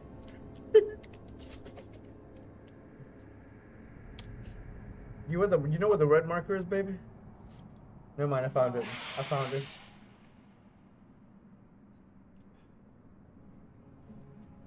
Okay, are we back?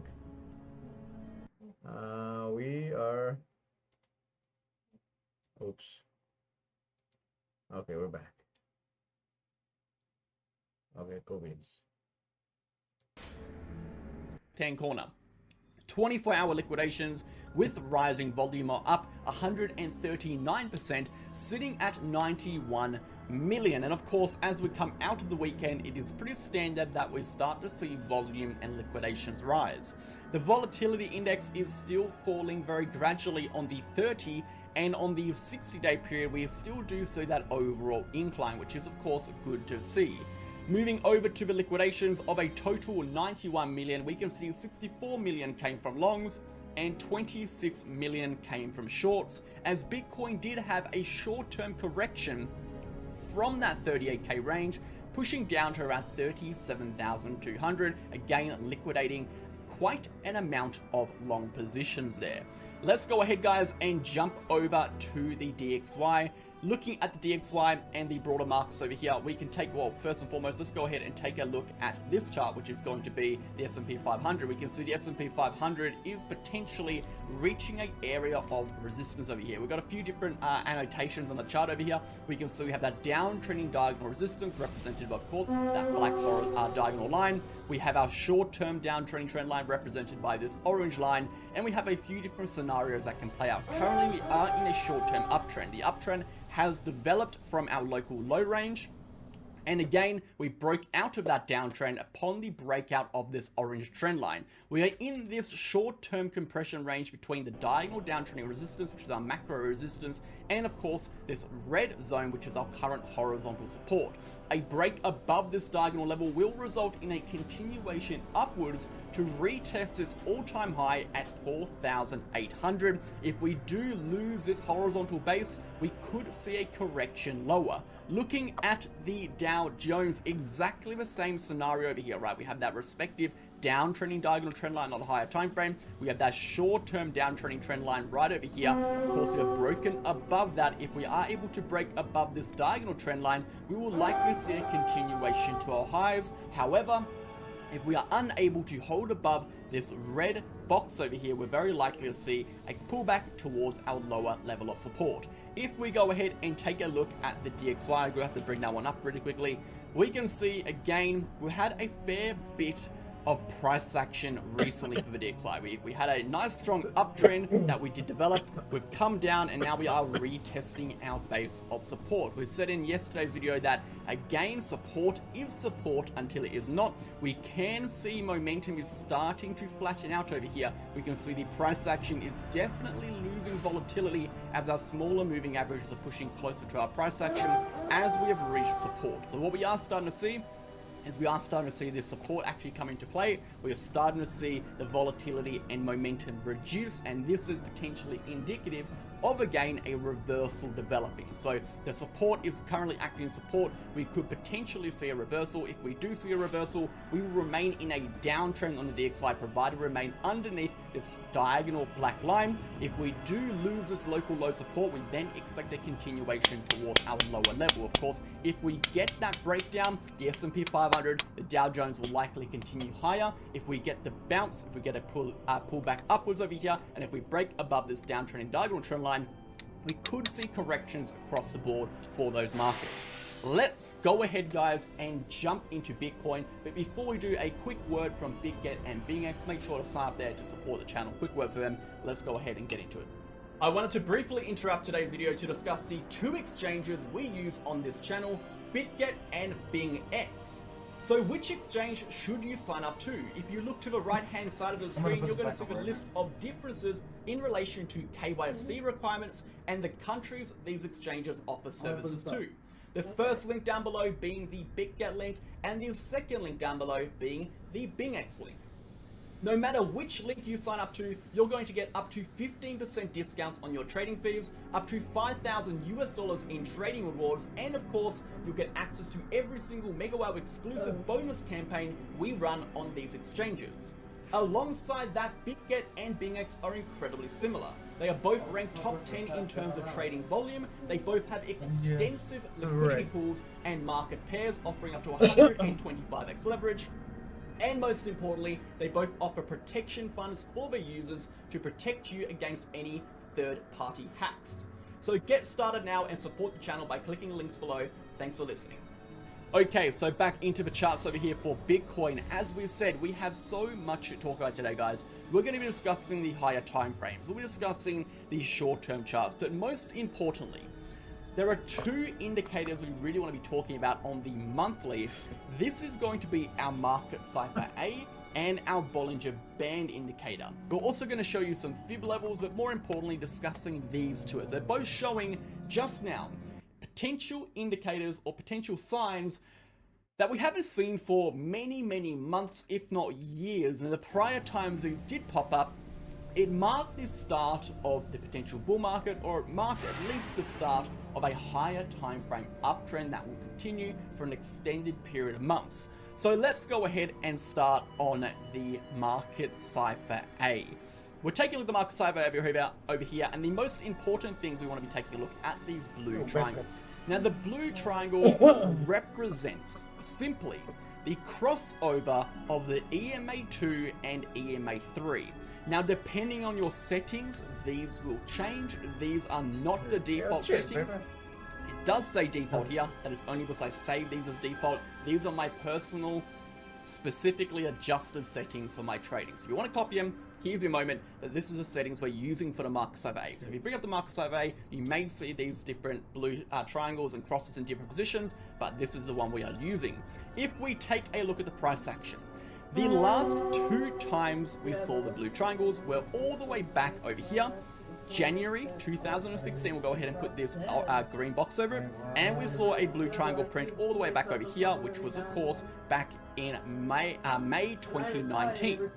Since printing the blue triangle, we never ever saw a monthly candle close back underneath the 50 EMA, which is that red line, okay, until we of course printed that cross. So if we take a look at the price action, we remained above the 50 EMA the entire time until we printed the cross, which resulted in a break underneath it. If we look at the 2019 scenario, we printed the blue triangle.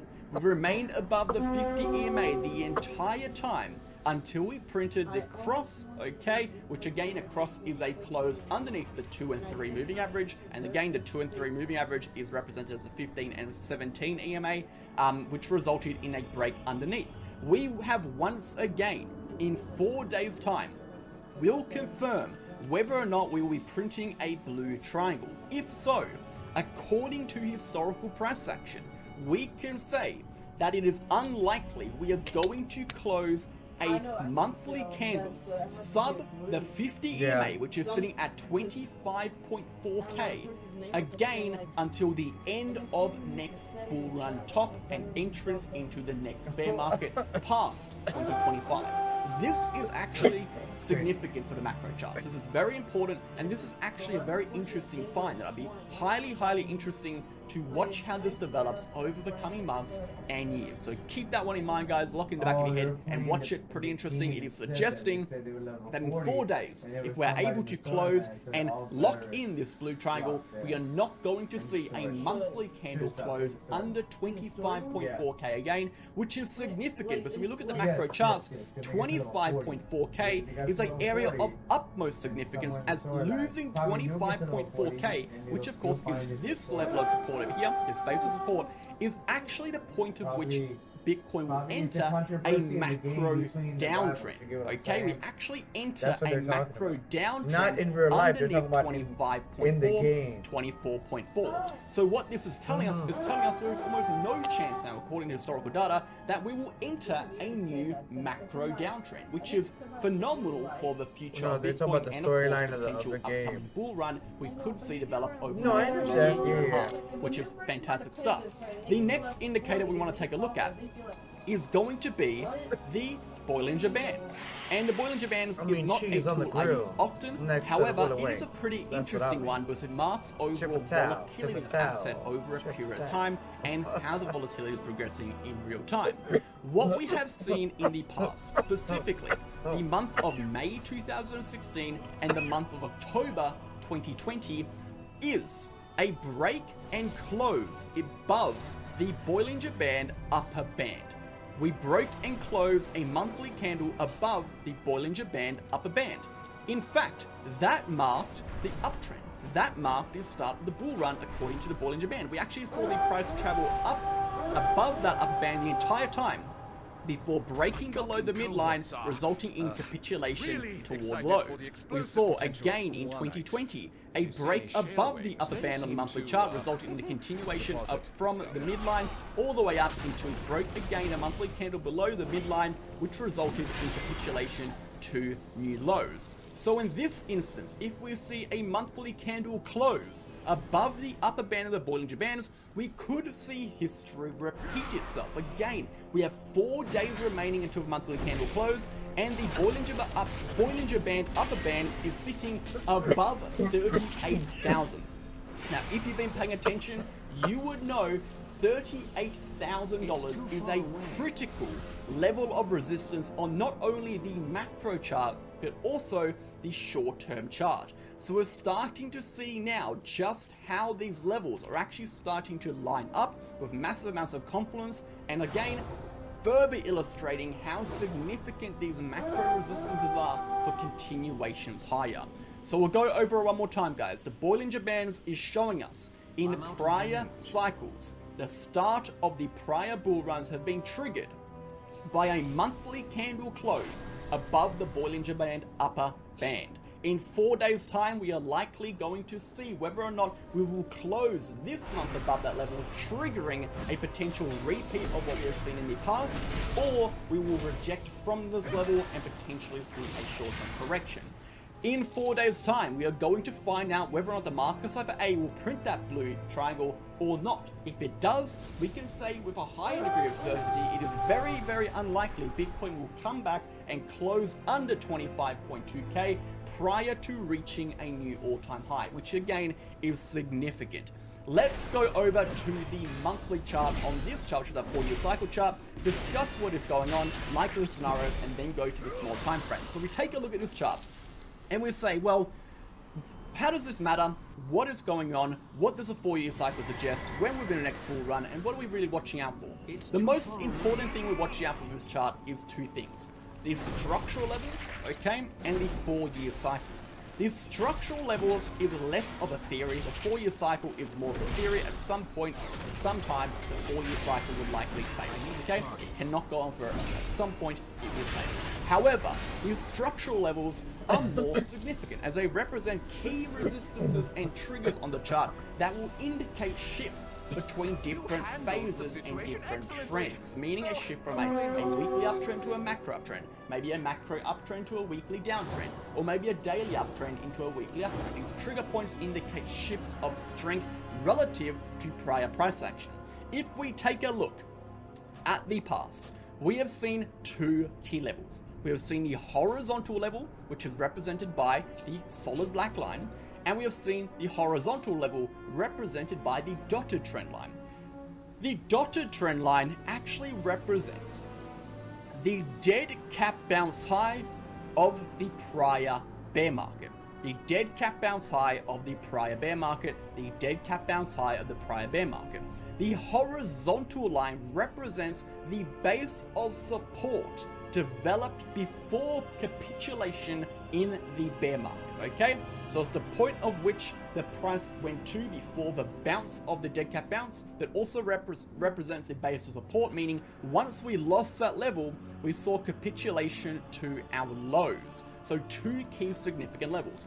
What we have seen in the past is every single time we get a monthly close above the horizontal solid line, we will eventually see a continuation to retest the dotted trend line prior to a correction, okay? So, in this instance, we have closed a monthly candle above the horizontal solid line. According to historical data, we should see a continuation at some point to 48k prior to retesting 32,000. That's significant. If we take a look at the prior price action, only after we saw a retest of the dotted trend line did we see a significant correction. This correction over here was, let's take a look, around about 25%, 26%.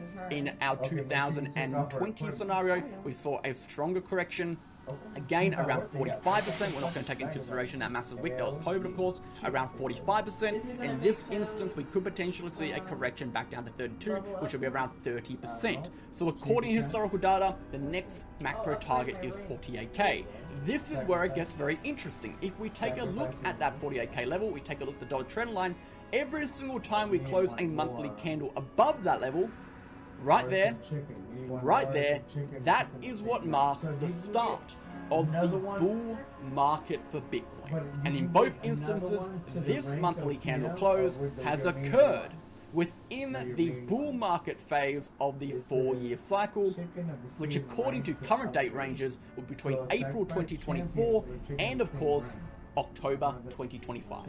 So what does this mean to you? It means Bitcoin is not yet in a bull market. We still have a potential to see a correction. It's very unlikely the correction will break the 4-year cycle and send us to a new macro downtrend. According to our technical indicators, we're starting to see a lot of strength. According to some of the things we've seen play out in prior cycles, we're starting to see them play out again. According to our structural levels, we have a whole bunch of support below us. That does not mean we can't see a correction, but what it is setting up for, it is telling us what we have seen in the past is beginning to play out again. So you have time to accumulate, you have time to plan and prepare. You don't need to feel rushed, don't ape in, don't FOMO in, pay attention to the charts, prepare to look at these pullbacks and look for opportunities, okay? Let's go ahead and dive into the daily and then short term really quickly.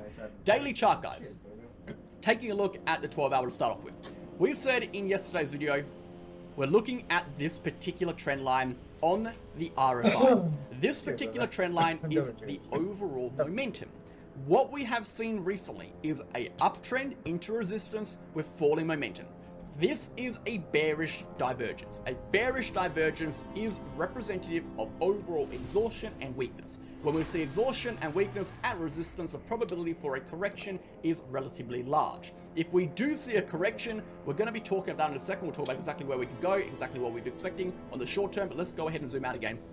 If we do see a correction, we are looking for, again, a potential pullback towards these lows. We'll discuss that in just a moment. However, this compression, this upward accumulation, this reduction in volatility and momentum does not necessarily mean with certainty we are going to see a pullback, because the overall uptrend is still intact. And the uptrend, the trend is your friend until it ends. If we do see the RSI break upwards, that would indicate a positive shift in momentum, which would represent the selling pressure from this resistance. The selling pressure from this resistance has been absorbed by the buyers pushing the price upwards. We're seeing higher lows, higher lows, higher lows, and that again is representative that the bulls are still currently stepping in and attempting to challenge this resistance. So this isn't me saying we're 100% going to see a breakup. This isn't me saying we're 100% going to see a breakdown. This is me saying watch the data, because the data will tell you what the buyers and sellers are doing and how the strength is shifting between them. And again, looking at that information, and you can take a look at the probabilities of certain moves. So right now, resistance is resistance until it is not. And again, if we look at the VIP, if we look at what we've been trading, we did take a short on Bitcoin for that very reason. Why we took a short on Bitcoin, we saw a nice 65% profit. However, we're still open to the idea because we're in a macro uptrend, we're in a short-term uptrend. If this does flip upwards, that would indicate, again, the bulls have reclaimed strength and are able to push the prices higher. So let's talk about the short-term price action and what is going on. So first and foremost, very, very obvious, we'll keep it very, very brief. If we see a break over 38k, that is going to be a break of our bullish trigger, which will result in a uptrend continuation, okay? We have 4 days left of a month. Remember, if we break above 38k, we'll be closing a monthly candle above the 38k macro resistance, but more importantly as well, closing a monthly candle above the Bollinger Bands according to our monthly chart, which will trigger a higher time frame continuation upwards. So the monthly candle close is of utmost significance this month. So that is the uptrend. Very simple. The uptrend is represented by this uptrending support line, the diagonal trend line. While we remain above this diagonal trend line, we do have a possibility to break above the bullish trigger and continue upwards. Every single correction, every single dip should be assumed to be healthy while we remain above the uptrending trend line. If we break above the uptrending trend line and we break above this horizontal resistance, we are likely to see a continuation to 40,000. If, however, we see a loss of the uptrending support line, that is when we will see this weakness on the 12-hour and daily actually develop into a correction. How low can the correction take us? Well, let's keep it very simple, guys. First and foremost, we are looking for these liquidity points. So this fake up point is now going to be acting as a liquidity point. This gap in the VRPV. We are looking for around 36,000. We are looking for these local lows. We're looking for 33.35. Again, the range low. If we do retest that point, we will have developed a parallel channel from the 38 to the 33.3 trigger point. If we take a look, bullish trigger, bearish trigger, local low, local high. This is going to be a major target if we lose this uptrend for a continuation lower. This area will act as a major support where either we'll bounce and continue upwards, or if we do lose the support level, we will be filling the VRPV gap according to the historical price action, which again is a volatility gap over here represented by this vector candle, and of course that will result in a continuation to retest this local high point liquidity at 30,642. Keep it simple, guys. The charts are literally telling you, what is going to happen. There's no need to overcomplicate it. Remember, your job as a trader, this is where everyone gets it wrong. This is where people on Twitter get it wrong, new people. Your job as a trader is not to predict the future. You are not a fortune teller. You are not a psychic. Do not expect it of yourself, and do not set yourself up to lie to yourself that you are able to do it. Your job is not to predict the future. Your job is to assess what is happening in real time and historically apply that information to the current situation, and of course assign probabilities to certain moves. Okay, you are setting up a plan of action based on the structural and technical data to execute at a future date.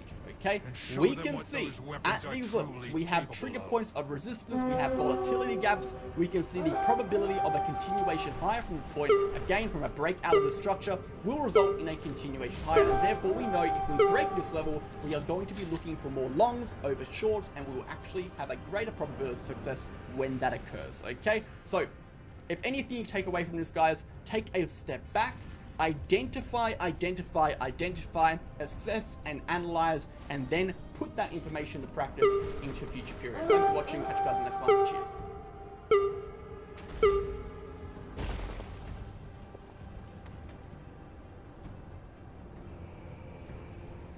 Welcome back to another Sunday walk video, and as you can see, things are very different around me.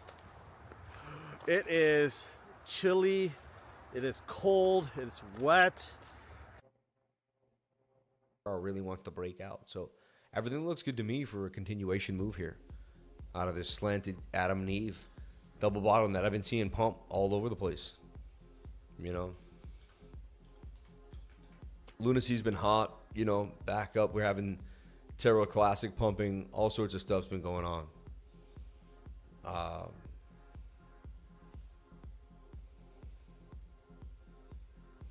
And let's see here. Oh shit! Look at my beat.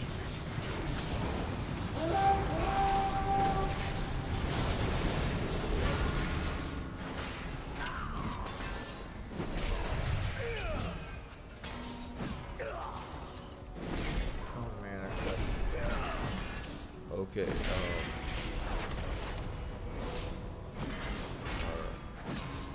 Thank you, Sean. So the thing about Luna Sea, look, it came down to the point that's like the most. You go lower than that, then you just start thinking that thing's gonna dump forever. But huge bounce for that coin, right, to the upside. And what happens is people kind of talk about it. It only takes a little bit of a move. Someone, usually it's kind of an event of coordination. I'm supposed to have motherfucking. Have you ever thought about reaching out? What happened? What happened to my mini? What happened? Okay, 8 better be keep up, but I got a long way to go to break even, visiting. Oh my god. That's what I get for AFK. Now here's the deal. We're going to look at some awesome gems that we've been looking at. Okay, things that are really looking hot to trot, and things that we want to like continue to find. I want to look at Nexa. I want to look at XNA. XNA's been just the hottest thing since sliced bread right now. Really hot.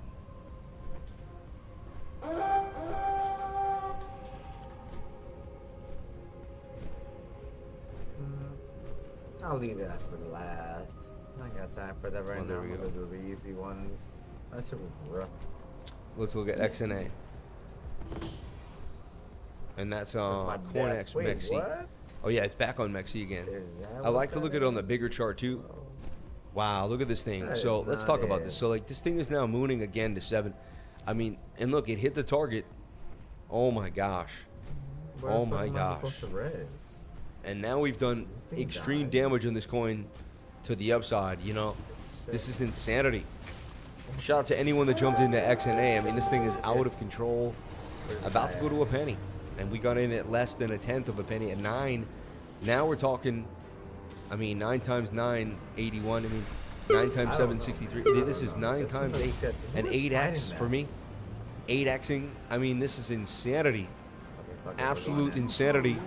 And this is a coin that really could 100x. We're just getting started at the very beginning levels. And again, I took this measured move here. That's all. And it's weird how like price action just tells you what it's gonna do. And it's so strange. I double my money. Bang. We were all over this in the trading group. Shout out to everybody here. Another all-time high for XNA. Bang, bang, bang. And that's why I love this trading group. That's why it's the place to be. That's why it's a lovely addition to your weekly or whatever you want to add to your, what you want to learn. The group is just an amazing place. You have so much data, so much information, so many people and me just jumping on in there, giving you the best information possible. Join the trading group today. All right, we're having our Black Friday Cyber Monday sale going on. All right, and all the way until tomorrow, 11:59 p.m. Jump on in one more day. One more day, baby. One more time. And I'll be here every single day, no matter what. Just giving you the information. We found a beautiful reversal today for Bitcoin, right? Taught you how to do that. And then if you learn that stuff, like today, if you learn the reversal like we showed you, and you watch how price action creates those reversal patterns, like we were looking at the inverted head and shoulder beforehand. We were looking for the space from the moving average. We were looking at the 786 Fibonacci level. We're looking for the what is, just kind of making it rain, understanding the levels. I also want to look at it on the Mexi version. Just booming. It's so funny. If you just look at on Mexi on the 2-day chart, it's just like massive candles, right? And that never happens, right? But we were in this thing before it even hit Mexi, which is, that's where you want to be, right? Mexi gets things early, but you get it even before that. Wow. This thing hitting 7, it looks like it even went to a high of 7.5. Out of control. 8. This says 8. This says we want 8, baby.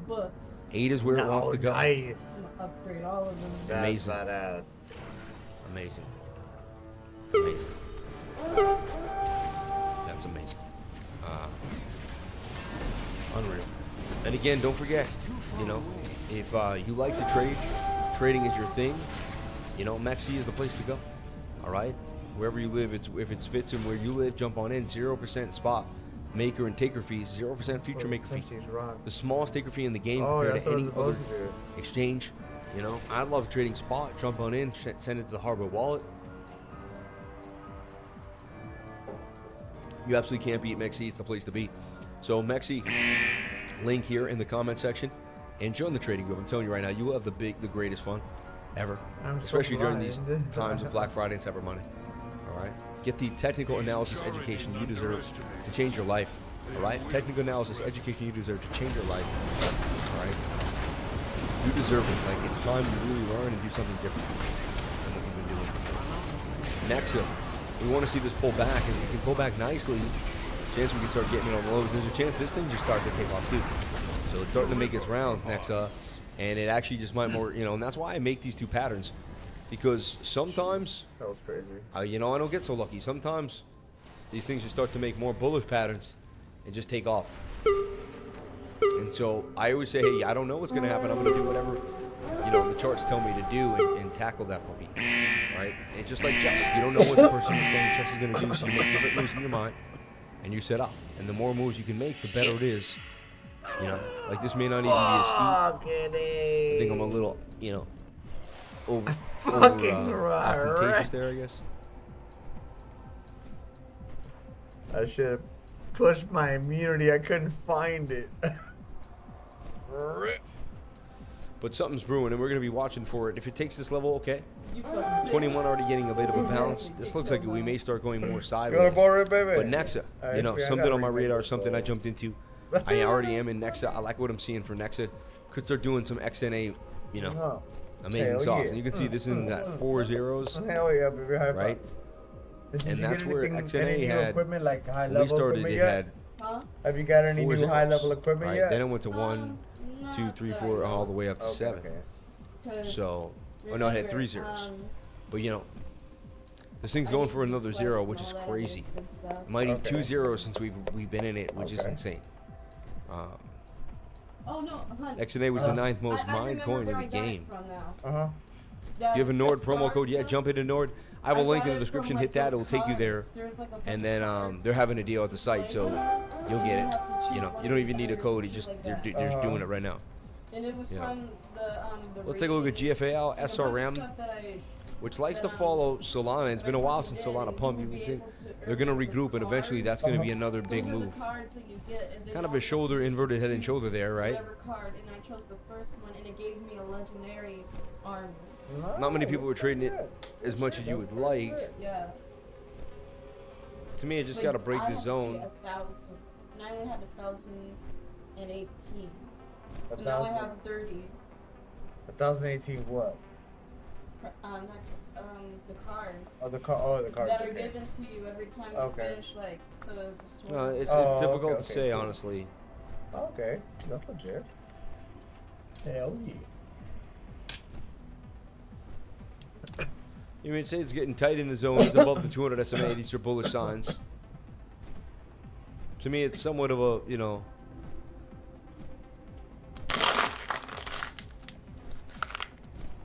I guess this is what it is. If it can break out, cheers, baby. Shoulder, inverted head and shoulder somewhat, getting tight.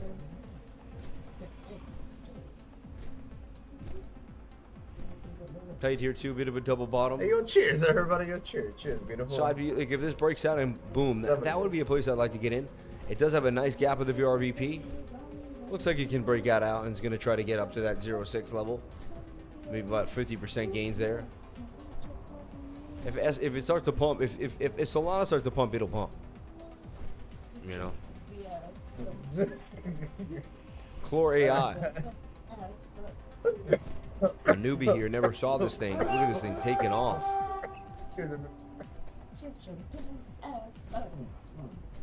It was 8 cents, ripped up to 15. Now it's like overbought, right? Like it's getting, it's like a little beat up. Daily's too far away from the 200 SMA. Like I would say this thing has to come back down, right? Go to the 1 hour though and just see what it's got. To me, it's got to make some type of move further back down. Might be a nice short, personally. I'd be pulling a fib here, a local fib in a smaller time frame, and a bigger fib in another time. Looking for this to come back down to these areas. The what? It's like so much. I could feel. Oh, the tingling? Oh yeah, the tingling. Yeah, it feels weird. I know, baby but GFAL, man. Kind of In for the long haul. They do have some unlockings, right? And that's another thing that you want to be, watchful of. But this thing's just on fire. Look at all-time high today, right? Ripping up 22%. I get that feeling at the both sides And of I my thought it would go tongue. even more sideways before it ripped, but it just ripping. And this thing just slowly really breaks out before people realize. And it just always, you know, we've been getting That's into how I here. know This thing just, I paused. this is the gift that keeps on giving. That's how you know, okay. I mean, this that's is a blessing. break Look at right 45 there. right now, That's all-time your body high telling for you, me. break is leaving. Right? I've never seen it, I think, at this high in my life. GFL, Or maybe do you on a want wiki another here. ball? But shout out to anyone that Okay, jumped yeah, into see, GFL. that's You your know, body saying, another "Ooh, great let's take a call in the break." trading group. You know, we got Joystream, we got GFAL holding it down. Bang, bang, bang. Parsec is also a nice one. Flame, right?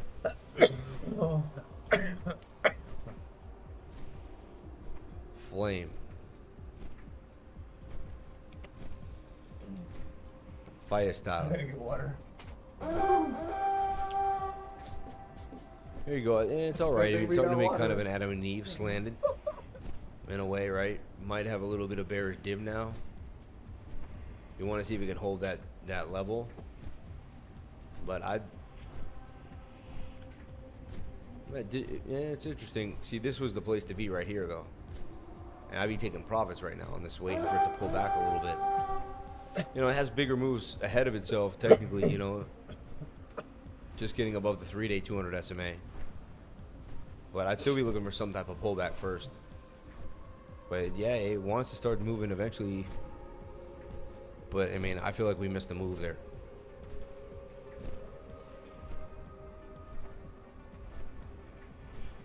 Grok looks a lot like Flame, right? I mean, it kind of had its time. A couple times in a row, right? So I like this right at the bottom now. I mean, that's interesting. Can't, like, there's nothing wrong with that. Daily looks, you know, getting up there. You're amazing, honey. No moving averages, really. Like, not a lot of information. No. You could say, hey, it's attempting to make a flag here. And that is a pretty nice little flag. Okay, I gotta stop getting wrecked. For some possible little gains. Right, I would scalp this only. That I wouldn't be looking for anything else too crazy. Go. Alright. But that's up to you. You know. Alright. Jesus pure let's take a look at SPZ. Parsec. See, Parsec is an oldie but goodie. Parsec is good for like developers on the back end. It could eventually have some pretty big indications for the back end. Is a bit of an AI play. All right, but no one really trades it, right? It's like a little bit of an unknown. I remember when this thing boomed all the way up to like, I don't know, was it like $2? And it was the talk of the town. I do like this little flag here, but also the liquidity is light. Might be better on, you know, just, I don't know, just somewhere else just because the liquidity. But I bought this thing, I believe, on Uniswap when I first got in. Parsec. Could be a move here to the upside to about 11. Yeah.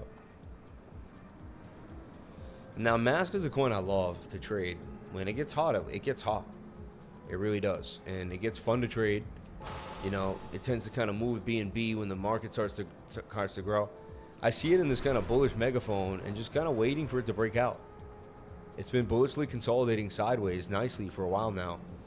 You know, one could even bring it up here and say, hey, it's in a starting to build that symmetrical triangle there, right? And there's your, you know, break up either 50% up or down here. There is a gap here in the VRVP. We lose some key levels. You know, you have to start thinking that we could get a nice drop to the downside as well. But, you know, we've been consolidating round and bottom, and we've been going really sideways. Price action's been pretty boring for Mass, to be honest, for a while. Does have some connection to BNB there for a while, too. You might want to... That could be affecting it a little bit, too, you know. So. PZP, man. That thing took off, so, like, I felt like I didn't just never... I got a little bit, but never got enough.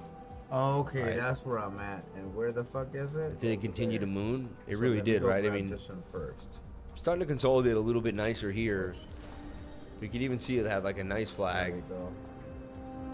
Broke out, and that thing has room to move. So for the next few weeks, it could pump up and get all the way to like 80 cents. Yeah. I mean, that's just very, you know. You're good? Yeah. quick broad I feel pretty analysis, good. you know, there's Wow. good double top. You have to get back above that level, use it as support of resistance. Oh wow, ever since that little flag, it's been on fire. PCP. We were looking at it down there, 4 cents, maybe somewhere even at like 19, and then even there. Wow. PCP's been hot. All right.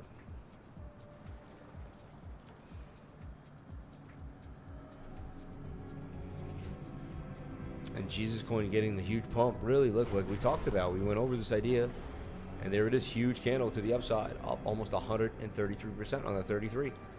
Can you believe that? And there you have it, Jesus Coin getting the move. Unbelievable. Unbelievable.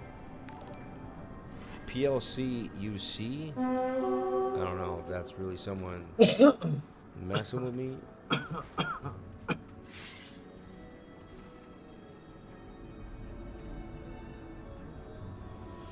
I mean, I see it's got the cup and handle broke on up, but you know, very small liquidity. Just, you know, you want to be careful, especially on the weekend trade. You know, and this is like this would be a long-term idea here, right? It pumps up to 200 on the daily. Yes, this is something you just like eventually will probably likely happen, but who knows? You know, could take triple bottom though, and it's inside of that Adam and Eve double bottom. You know. But again, small. This is like more of an experiment. $250. I would sit here and I would watch it happen, just to learn how these things play out over time, right? I don't know the coin at all, so coin walking on water. Yeah.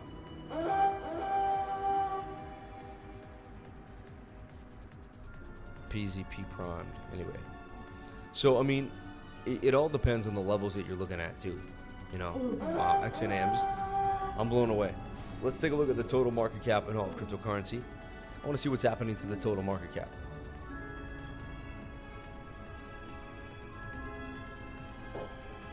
The one thing that concerned me the most about the total market cap was the 5-day wasn't above the 200 SMA.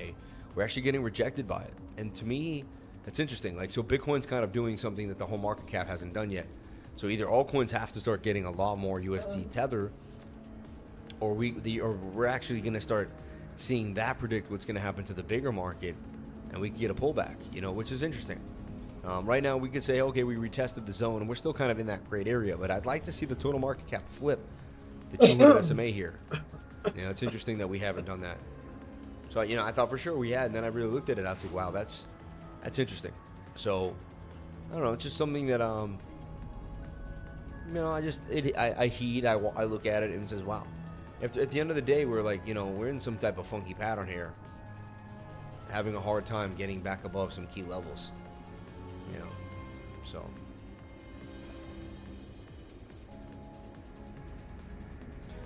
You know, if Bitcoin can't break back up, if we can't get the whole market cap back above 1.42, we do have to think, do we enter this pattern, or do we come back down here? You know, we're running out of steam. We got to really, some catalyst, some move has to get this market to kind of rev up here in the next week or two as we head on into Christmas, right? Some pull of liquidity. Up 20% on Dark Show Games. Play from the other day. The low market makes me nervous though. Check card. I'm level 26. Really on yeah, network. baby. Tron, Super Chats, I gotta get this PLC. charger. Okay, we did all the Super Chats.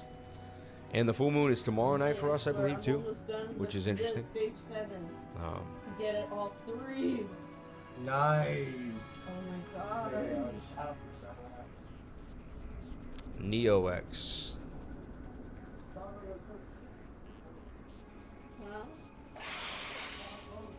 Wow, this is out of control. I'd wait for this to pull back too. I'll do my research, thank you. Watch something like this though. Wait for the 21 to come on in. Set an alert or two.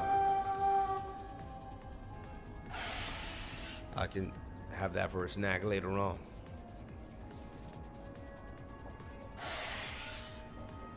Bitcoin is set to make a move shortly. I mean, there's a chance. We went over Bitcoin at the beginning of the show. We'll take a look at it before we jump on out of here and break it down.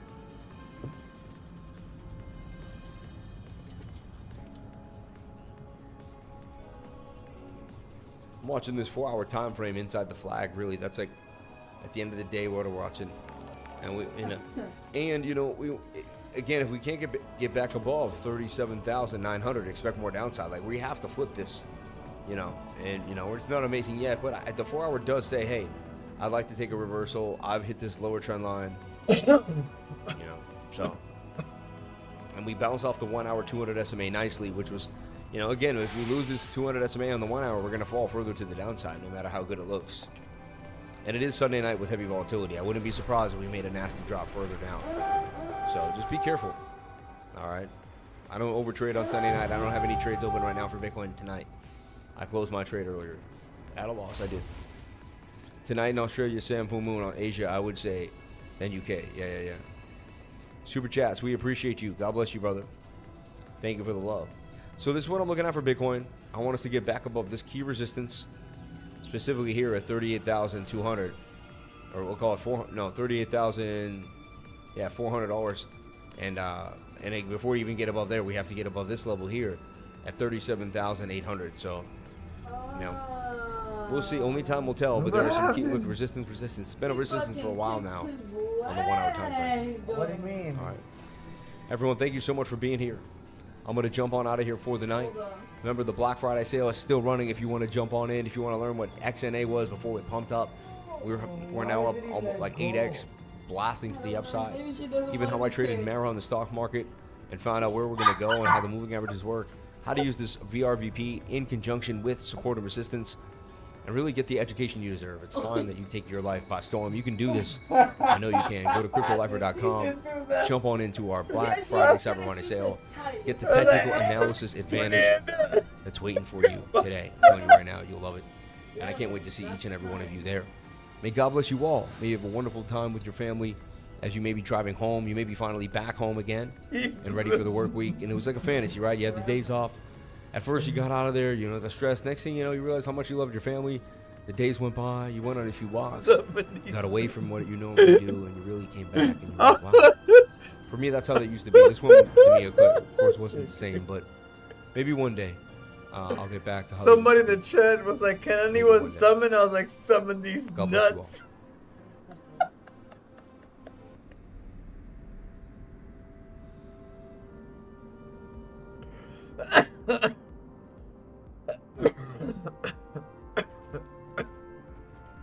I'm gonna get a warning. I'm gonna get reported. See? And then I'm gonna be like, I got banned. Worded.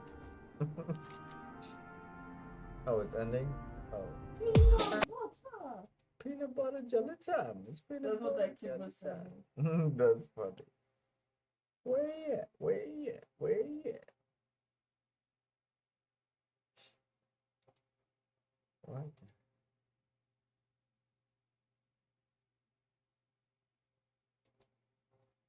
Pattern on the weekly chart for the second consecutive week. This signals indecision amongst the bulls and the bears about the next directional move. So with Bitcoin maintaining near its 18-month high, which is roughly 38,500, which we conquered just the other day, BitMEX co-founder Arthur Hayes retained his bullish stance. He shares that the US dollar liquidity was increasing, which is likely to push the Bitcoin price action higher. Now, another bullish projection came from Plan B, creator of the Bitcoin stock to flow model, who said on X, the Bitcoin may not stay at the current levels for long, expecting Bitcoin to maintain an average price of at least $100,000 per coin between 2024 and 2028. Send it. Let's go. Analysts have turned increasingly bullish the past few days, but traders should exercise caution because every uptrend is bound to have corrections. That's a given, right? Could Bitcoin soar above 38,000 or start the corrective phase? Let's look at the charts. Here we go. Bitcoin's price analysis. Bitcoin's March higher has hit a wall near 37,980, just under the 38,000 resistance, but the bulls are not hurrying to close their positions. This shows traders expect the uptrend to progress further. Let me know if you're one of those guys expecting the Bitcoin price to rise on up and smash that 38,000 target once again, maybe flip the resistance into the support. Now, the immediate support on the downside is the 20-day exponential moving average, which sits at 36,546. If the price snaps back from this support, it will signal that every minor dip is being purchased. That will increase the possibility of a break above 37,980. If that happens, Bitcoin can rally to 40,000. This level may pose a strong hurdle to the bulls, but if the buyers flip the 38,000 level into support on the downside, that rally can stretch to 48,000. Let me know which scenario you feel is most likely. Now, conversely, if the price plummets below the 20-day exponential moving average, it'll indicate that traders are booking profits. The pair may then dump to 34,800. And here you're looking at the Bitcoin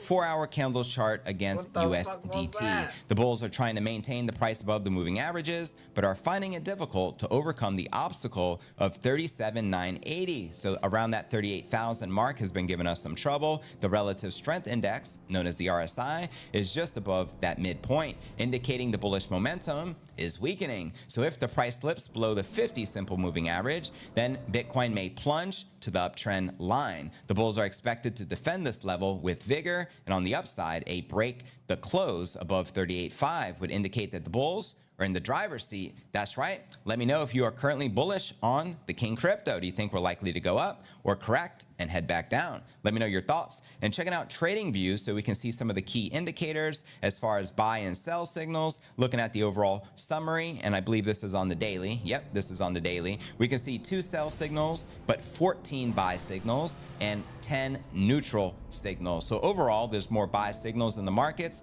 And checking out the oscillators, there's only 1 sell, there's 1 buy, and 9 neutral. And to the right, you can check out the moving averages. There's 1 sell signal, 1 neutral, and 13 buy signals. So there you have it, my crypto fam. And in other news, ECB chief Christine Lagarde admits her son lost money in crypto despite her warning her son that crypto investing is so dangerous. So I love Max's response to this. Snake face, pimping her son with the obvious bogus claim is the new low for this slime ball. Preach, because we all know it's nothing more than FUD, because that's what FUDsters do at the end of the day. Smash them likes, fam. Thank you, Zero. I appreciate that. That's right, Janet Yellen, Binance. She can't even pronounce it, for Christ's sake. But anyways, fam, let's dive into our next story of the day and discuss everyone's favorite old man, Charlie Munger, and his FUD and what he is discussing right now, and Dan Morehead's response to his FUD. When it comes to Bitcoin, Berkshire Hathaway's Charlie Munger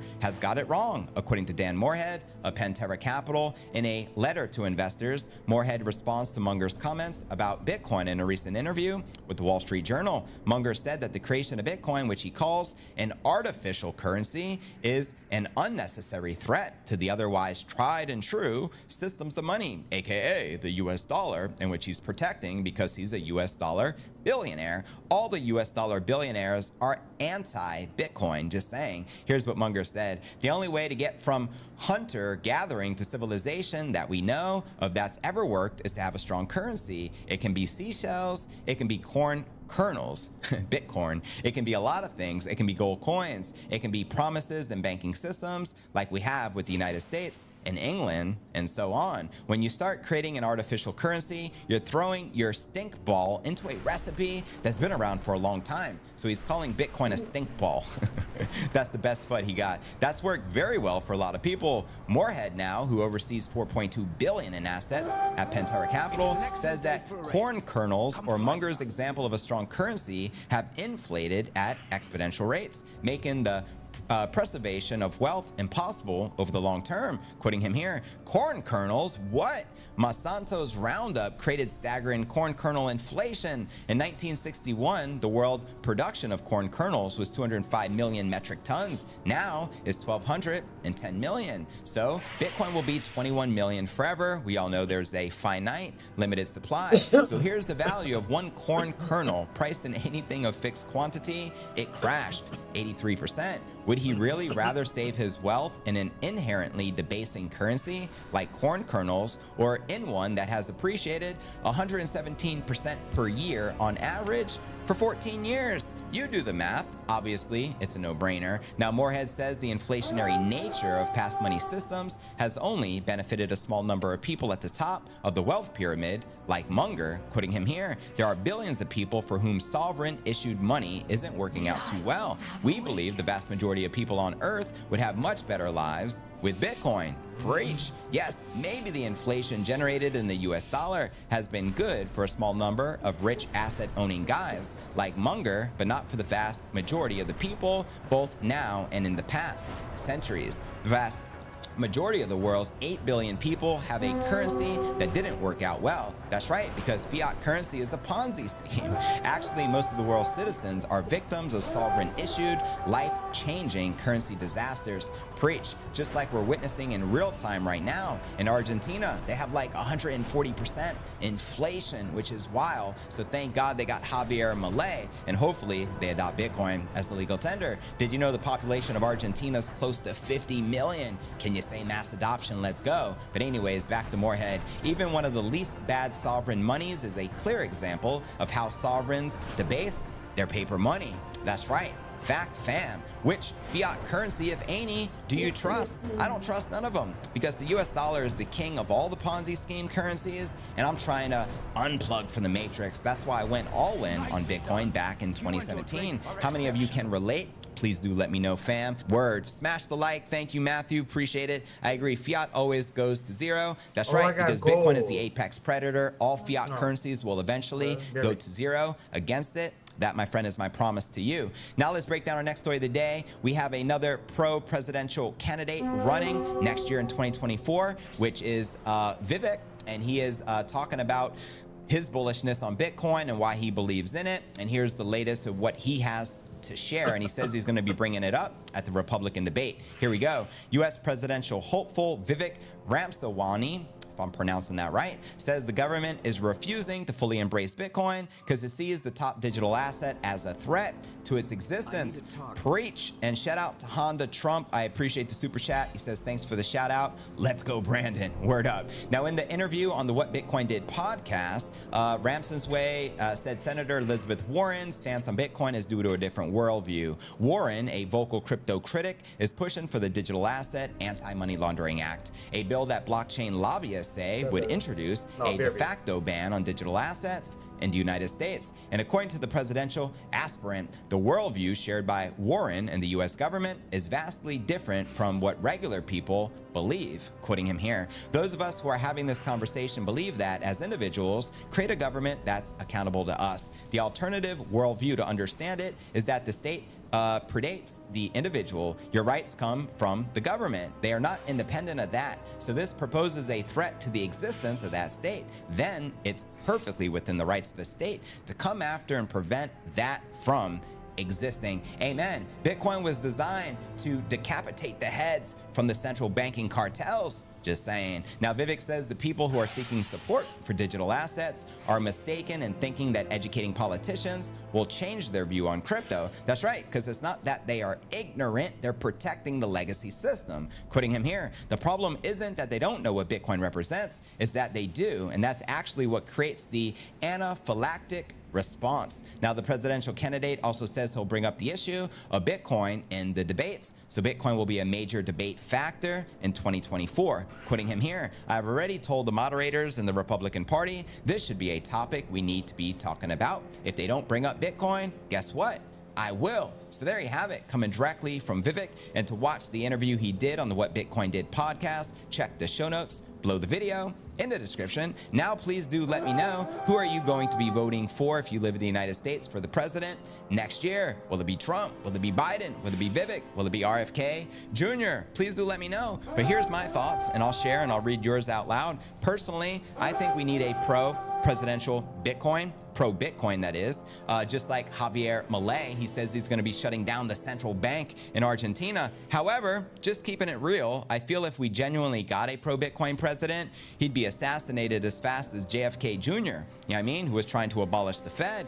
Just saying, Bitcoin is a direct threat to the powers that be and their monopolies, right? But here's the deal. Vivek, pro-Bitcoin, running as Republican. We now have RFK Jr., who basically dropped out of the Democratic race and now is running independent. He is pro-Bitcoin, anti-CBDC as well. Trump, unfortunately for you guys, I know you guys love Trump, but he is anti-Bitcoin, anti-crypto, and pro-CBDC because he looks at Bitcoin undermining the value of the US dollar, and his handlers put him in power to protect the US dollar. And that's just the way it is. But let me know your thoughts, fam. RFK Jr. would be an interesting candidate. Exactly, I agree. Better to do the short squeeze. But here's the deal. Regardless of who is the president, Bitcoin is on its own trajectory, it's on its own vector, and nobody can stop it, right? Bitcoin is going to do its thing regardless. So that's the beautiful thing. That's the silver lining, because I don't have a lot of faith in humanity, but I have a lot of faith in Bitcoin saving humanity. I truly believe that Bitcoin is God hacking humanity. So I thank God every day for Bitcoin. I thank Satoshi, and I appreciate each and every one of you for supporting the channel. And with that being shared, let's now dive into the latest stock to flow targets from Plan B, creator of the Bitcoin stock to flow model. Here we go. Currently, with Bitcoin's valuation lingering just shy of 38 Gs, there is a strong sense of bullishness and high optimism about Bitcoin's future pricing. Earlier in the week, we had Marcus, head of research of Matrixport, opine the Bitcoin's rise above 40,000 seems inevitable, particularly following the Binance agreement with the United States Department of Justice. He also shared his team estimates a 80% probability of Bitcoin surpassing the $40,000 mark by December. And guess what? December's like 5 days out. Also got to throw in there, Matrixport is now predicting a 100% chance that the ETF be approved by January 10th, whereas the ETF analysts at Bloomberg give it a 90% chance. So we know it's inevitable. Now, echoing these sentiments, we have Plan B, the architect of the stock to flow model, also foreseeing a surge to the 40,000 threshold. On November 24th, he remarked, "Enjoy these sub $40,000 Bitcoin price actions while it lasts." And in response to queries about potential price drops, Plan B stated is his aversion to the picking up pennies in front of a steamroller game, emphasizing his anticipation of a significant rise in Bitcoin's value. Quoting him here, "I expect a $100,000 to $1 million Bitcoin average in the 2024 to 2028 halving cycle, so at least 3x from here. Send it and let's go." Now, supporting Plan B's outlook, we had Dan Held concurring that the Bitcoin price below 40,000 wouldn't persist for long. And another enthusiast expressed that prices under 40,000 are a gift. Amen.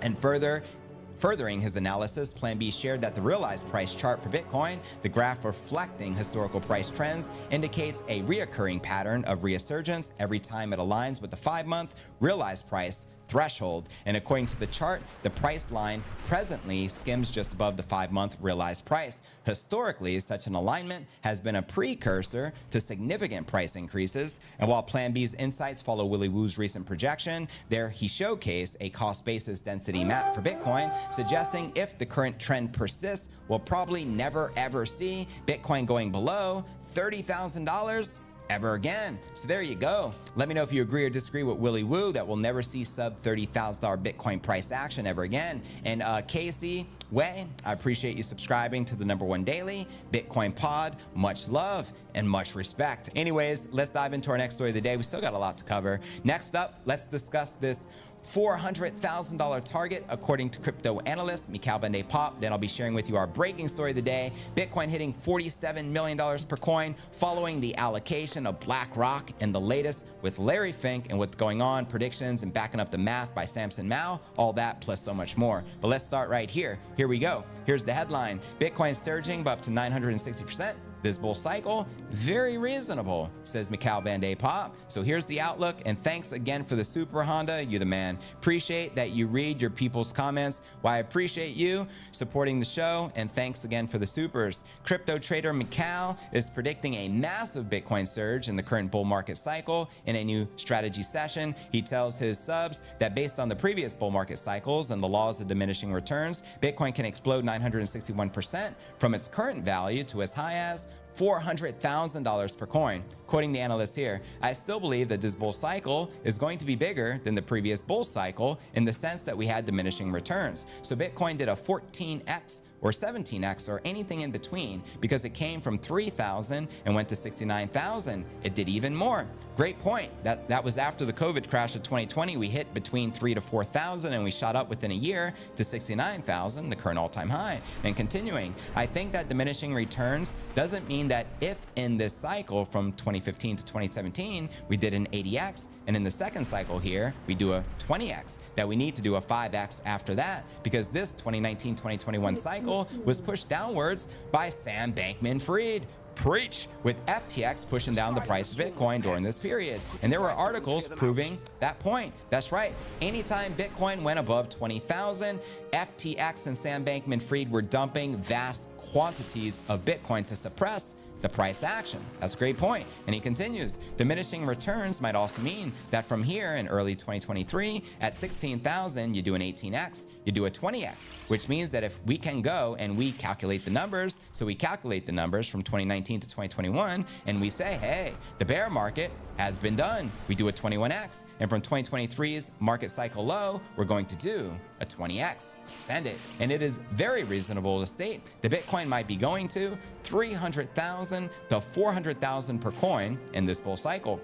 And I think that there are many new participants joining the markets, going to push the prices through which it is very likely we're going to have a 2016-2017 type of cycle. And in this period, the altcoins will still do well. Let me know if you agree or disagree with the analysts. Again, a 960% surge for this bull cycle would take the Bitcoin price as high as $400,000 per coin. If that gets you pretty excited, please do let me know. And with that being shared, now let's break down our breaking story of the day, with the Bitcoin price action hitting $47 million per coin. Let's freaking go. Shout out Joe. Thanks for subscribing to the #1 daily Bitcoin pod. So here we have it. I shared this tweet a little earlier with BlackRock allocating their optimal portfolio allocation into Bitcoin of 84.9%, which is according to their very own study released in 2022. That would send the Bitcoin price to $47 million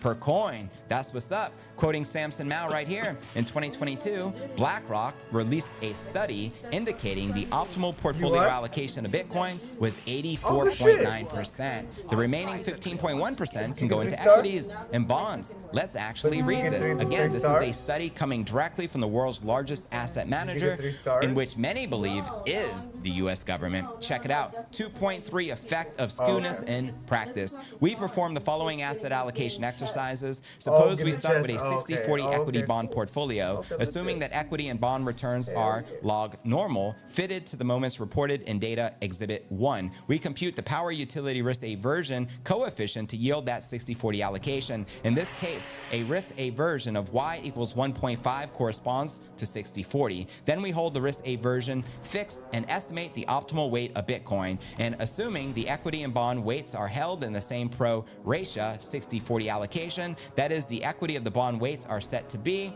whatever this math, respectively, we use a mixture of normals distribution for Bitcoin returns that captures large positive skewness. Now for what you see highlighted in the yellow. Exhibit 4 presents the results. Starting with a 60-40 equity bond portfolio, which is produced with a risk aversion of y equals 1.5, the optimal Bitcoin allocation is a large 84.9%. That's practically an 85% allocation from the world's largest asset manager. The remainder of the portfolio, 15.1%, is split 60-40 between equities and bonds. And now for the green highlighted area. Although Bitcoin has an extremely large volatility, a 1.322 as seen in Exhibit 1, the pronounced positive skewness leads to large allocations and dominates in the utility function, see equation 9, and they go on. The certainty equivalent compensation required to not invest in Bitcoin is close to 200%. In Exhibit 4, starting at a 20-80 stock bond portfolio leads to a 12.5% Bitcoin allocation, and a risk tolerant investor with an 80-20 stock bond portfolio desires a levered position of Bitcoin of 106%. So let's freaking go. Zero, appreciate that super chat. You the man. John West, appreciate it as well. And I'll address your question a little later. Thank you for sharing, and thank you for contributing to the #1 daily Bitcoin pod. Now, someone broke down the math for Samson Mao right here. BlackRock has $9.4 trillion in assets under management, 0.849 for the right Bitcoin position percentage. So 7.98 trillion that BlackRock will need to allocate to Bitcoin to follow their paper. 7.98 118B, I guess, I don't know if that's billion or what, of a multiplier. I'm not the math whiz here. $941 trillion market cap. So Bitcoin will be about 47 million per coin. Samson Mao chimed in. The math checks out. Bitcoin is going to 47 million per coin. Send it and let's go. He also recently shared the SEC will approve all the Bitcoin ETFs. The most interesting countries for Bitcoin adoption right now are Panama, Indonesia, and Argentina. And you already know Argentina just got a pro-Bitcoin president with Javier Milei. They have a population of 50 million. Panama would be lit as well, being it's in Central America, not too far from El Salvador. And Indonesia is one of the massive populations. We're talking close to 250 million people. Can you see mass Bitcoin adoption? Let's freaking go. Another interesting tweet Samson Mao shared. It has come to my attention. There are some Bitcoiners that don't think Bitcoin can reach $1 million per coin in a matter of days or weeks after the ETF money starts to flow in. So they're in for a pleasant surprise. Preach. Let me know if you agree or disagree with that sentiment from Samson Mao and the BlackRock allocation strategy of roughly 85% into the King Crypto. Now let's dive a little deeper into the halving, shooting the Bitcoin price past $1 million per coin. Here we go. Jan 3, CEO Samson Mao recently compared the upcoming bull cycle with that of 2017, predicting Bitcoin to reach $1 million per coin.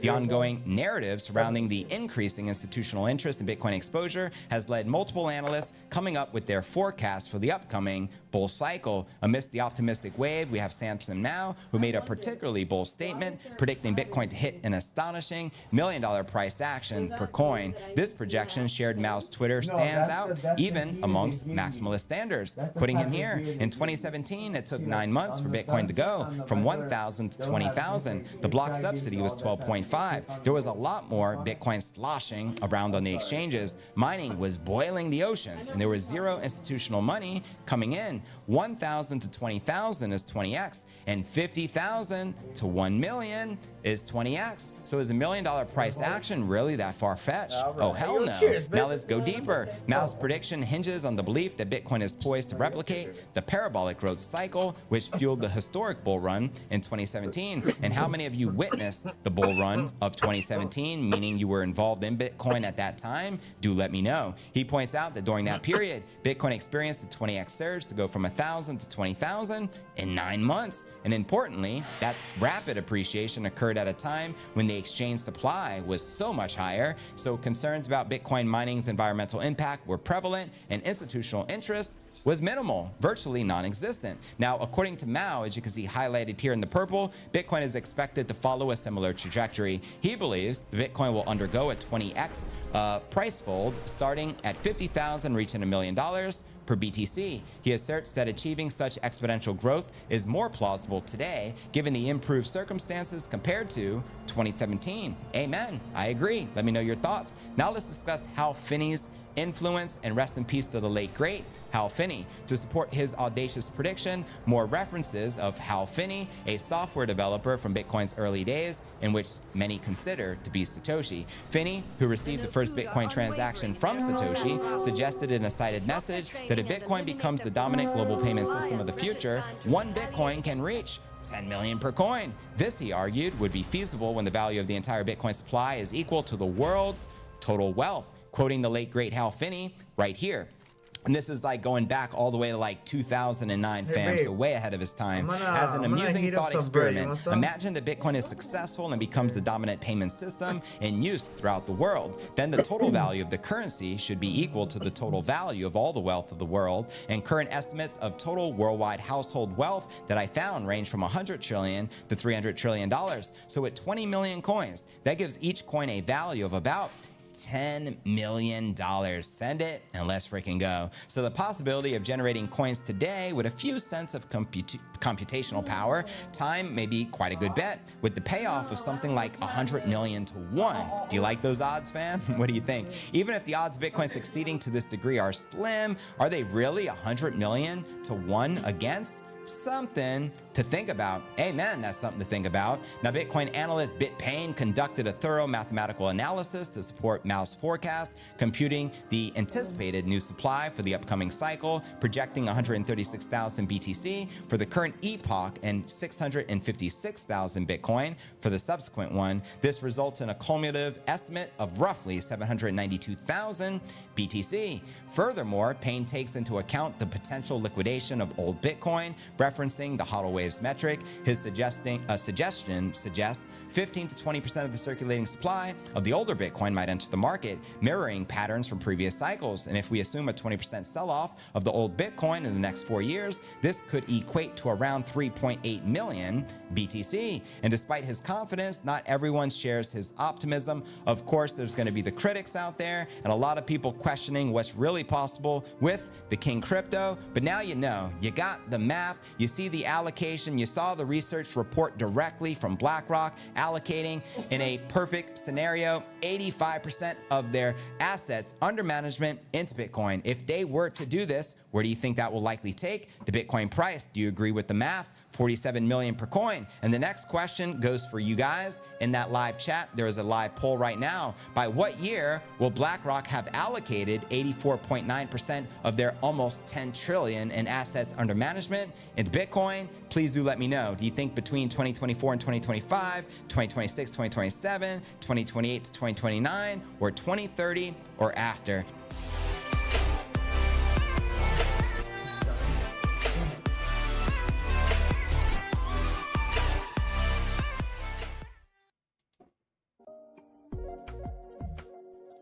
So, you know, that's a play. And then we also had, I believe it was Pyth.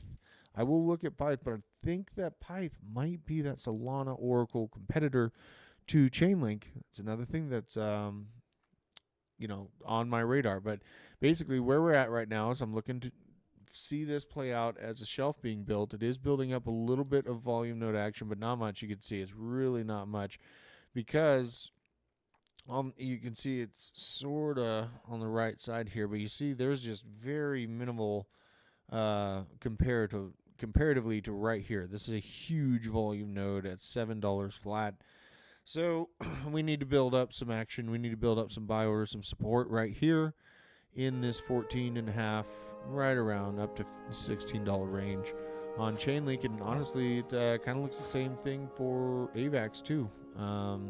AVAX has an interesting thing, so definitely broke above, you know, kind of previous levels of what looked like hard to get through resistance spots right here. So now it's building above, and it actually has a much kind of deeper, nice I'm an idiot, node to be hanging out on top of right now. So, you know, we're sitting right on the edge here of these things recapturing these high levels and then moving into a halvening cycle that really, really heats things up. It'll be fine. And you got to keep in mind when the halvening comes, you know, I wouldn't be shocked if it has that momentary dip afterwards, right? So do stay in the know for that.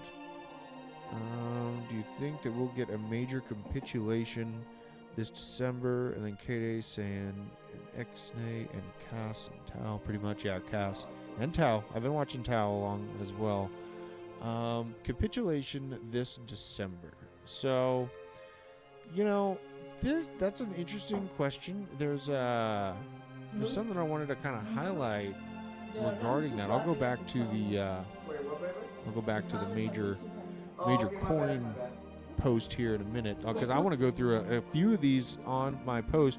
Got almost 100 responses here, so absolutely awesome. And you know, shout out, man. This is like one of the most like connected group of crypto nerds I feel like out there. I only have like 1,700 people and still get the same, you know, kind of interaction that some of the biggest, you know, accounts on Twitter have. So shout out to you guys. I appreciate you for letting me know kind of what you're looking for. But, you know, the thought of retail not being present or having a hard time during This time is a reasonable thing to think about. Like, I made a post right here about how the retailers just had amazing sales numbers from Black Friday, right? Just kind of mean to smart ass that we're so back. I know, bro. You're probably feeling great, bro. Yeah, Lee, we're gonna be covering it here in a minute, dude. Yeah, the Jesus coin is such a controversial coin, but like, and like I'm a I have a very strong belief system internally. You know what I mean? And like, I've been looking at that thing through the year and like going back and forth. Are you ignoring it? Is that blasphemy? Or getting into it? Is that like, man? It's a head spin. I haven't. Shout out. I've been talking about it, seeing its low spots, but yeah, dude. Shout out to anyone that got into that project. But yeah, I'll finish this thought, and then we'll go back and checking into some DGN charts. The thought of retail not being present really for basically the bull market to return, or really the economic recovery to happen, it's got a validity within city centers. You have to think about city centers are major financial hubs for a lot of locations, but then beyond that, so is farming, and so is energy production, and so is a lot of different things like manufacturing, things of that nature in the rural locations. A lot of people just kind of seem to discount those industries, but I don't think that that's wise to do. And a reason for that is because the government in the United States is building at a record pace manufacturing facilities to return as much manufacturing as it can back to its homeland. It just takes a lot of time to get there.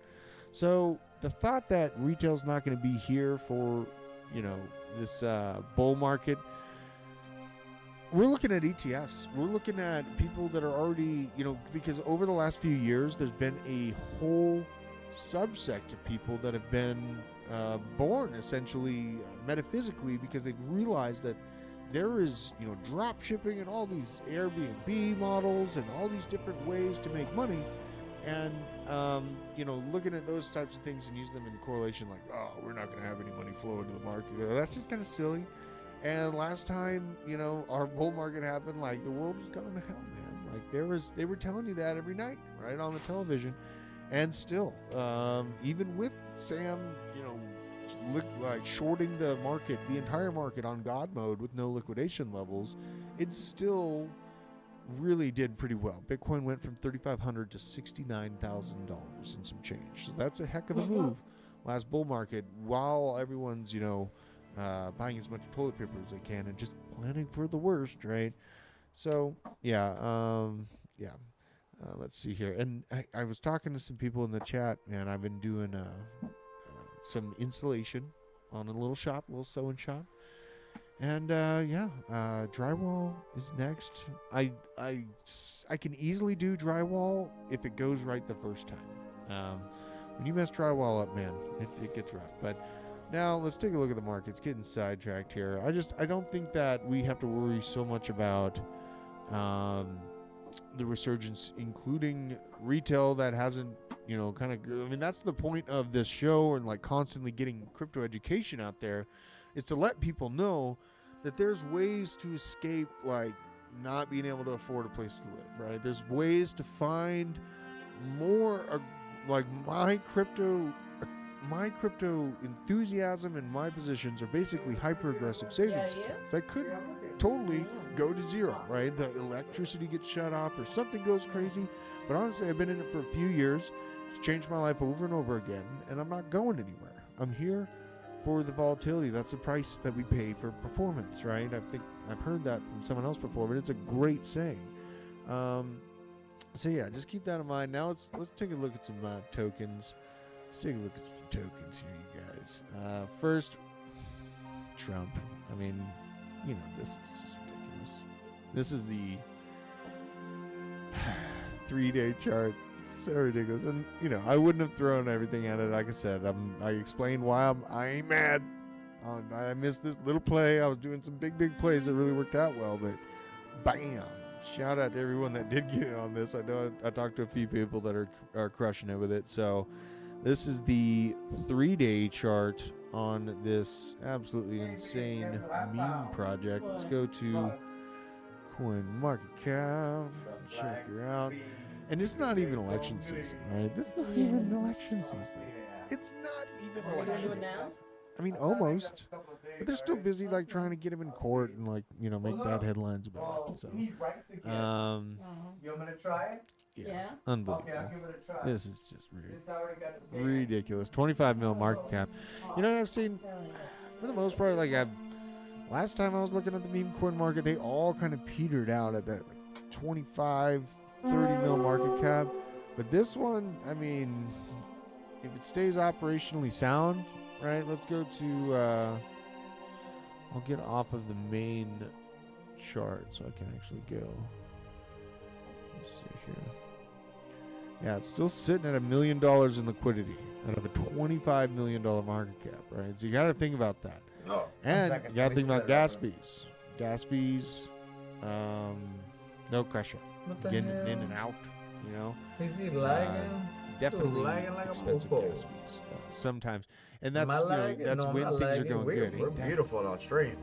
Every time things Like, start no- going no good, connection right? Gas loss, fees no just nothing. explode, and We're then legit, you know if you're not baby. in a big position, then it costs Yeah. a lot to get out. So you know, but noticing these things popping up, I'm like, you know, maybe. I mean, I was staring at that XLM, like,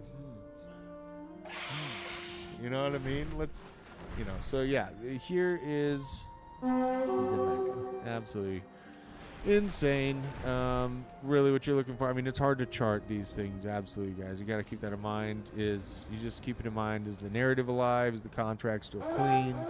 People still talking about it. You're keeping those things in mind with these types of projects. There's no one that's like doing a press conference with like huge financial leaders, right? And that's why I feel more confident in moving into Link the way I did, is because I have a lot more verification of actual action, actual research projects that have been completed, approved, moving on to the next step. Same thing with DAG. DAG is a sleeper in my opinion, you guys. Like, I'll probably get to that one. So this is another one. I know some folks in the chat were talking about. We'll bring her up. It is Jesus Coin. So, yep, here it is. And I'm just showing you guys because it's going on. I know some people have been looking at this, and just if you're backing up, And it's been you're looking moving at like the forest crazy through the when I trees here. go It just broke its clicking previous this all-time shit. high. I'm not talking about Like, shit. nasty. Sounds like a scam. Nasty. The original was a scam. Absolutely nasty. And This it's at a was a $28 million scam. market cap again, right? See that? So now, both of these tokens are basically like at that moment of truth. And I know some people are talking about it. I'll just bring it up here on the stream so you can see. Supplies at 777.77 trillion tokens. Circulating You supply, have a lot of bit. But the total supply, so hard that's to the make thing, is condensation. a lot different. The God, circulating that- supply is 156. Let's see, that's million. What is that on the window? That's also. Yeah, so it's got a lot of supply yet to come, and then they have something interesting planned. So they're going to burn baptism by fire 80% of the supply You don't remember on that? Christmas. So wow, Thank you. and what a narrative! And you know, it's Fucking kind of holiday commercials season, and so doing glass it's going to be interesting to watch where this project goes. I mean, I'm absolutely fascinated, and anything that's getting Jesus all over the place, I love. You know, it'll definitely toil with you on the, you know, should you move into it or not. But you know, I can't help but notice it, man. I mean, this is it's got one of the best graphs in kind of that degen range, right? I mean, so then we'll go to DAG. I'll show you guys DAG here. DAG is still very viable for me in my level. This is basically my overall entry, which it doesn't excite me horrible that that's happened, but honestly, if you look at it from one perspective, it does, because then I can still get tons of it. This is the W formation I was talking about on a lot of the different altcoins, and it's in that same position. It's trying to build its shelf right here. See, these things all, I mean, and then that shelf comes from this peak, and just about that dip, a little bit below this dip. So Constellation DAG is right there. It's 44 million though. You know, kind of a smaller play. The reason why I like DAG, there's a reason, is because it's got this Operation Iron Spider. That's a project that they were able to work with, you know, with the Navy and I'm gonna use the brim. I'm gonna do a little dip. That's it.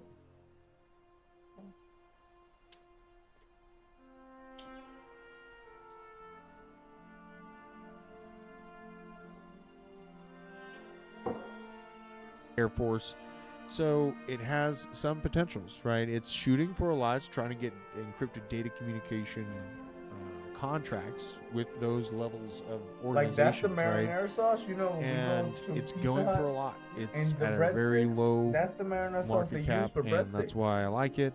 And it has kind of interesting things like the door miner. It has like this miner that basically measures traffic in and out and then sends the data. And it's This dude is lagging kind of like a system that they mofo. built with door.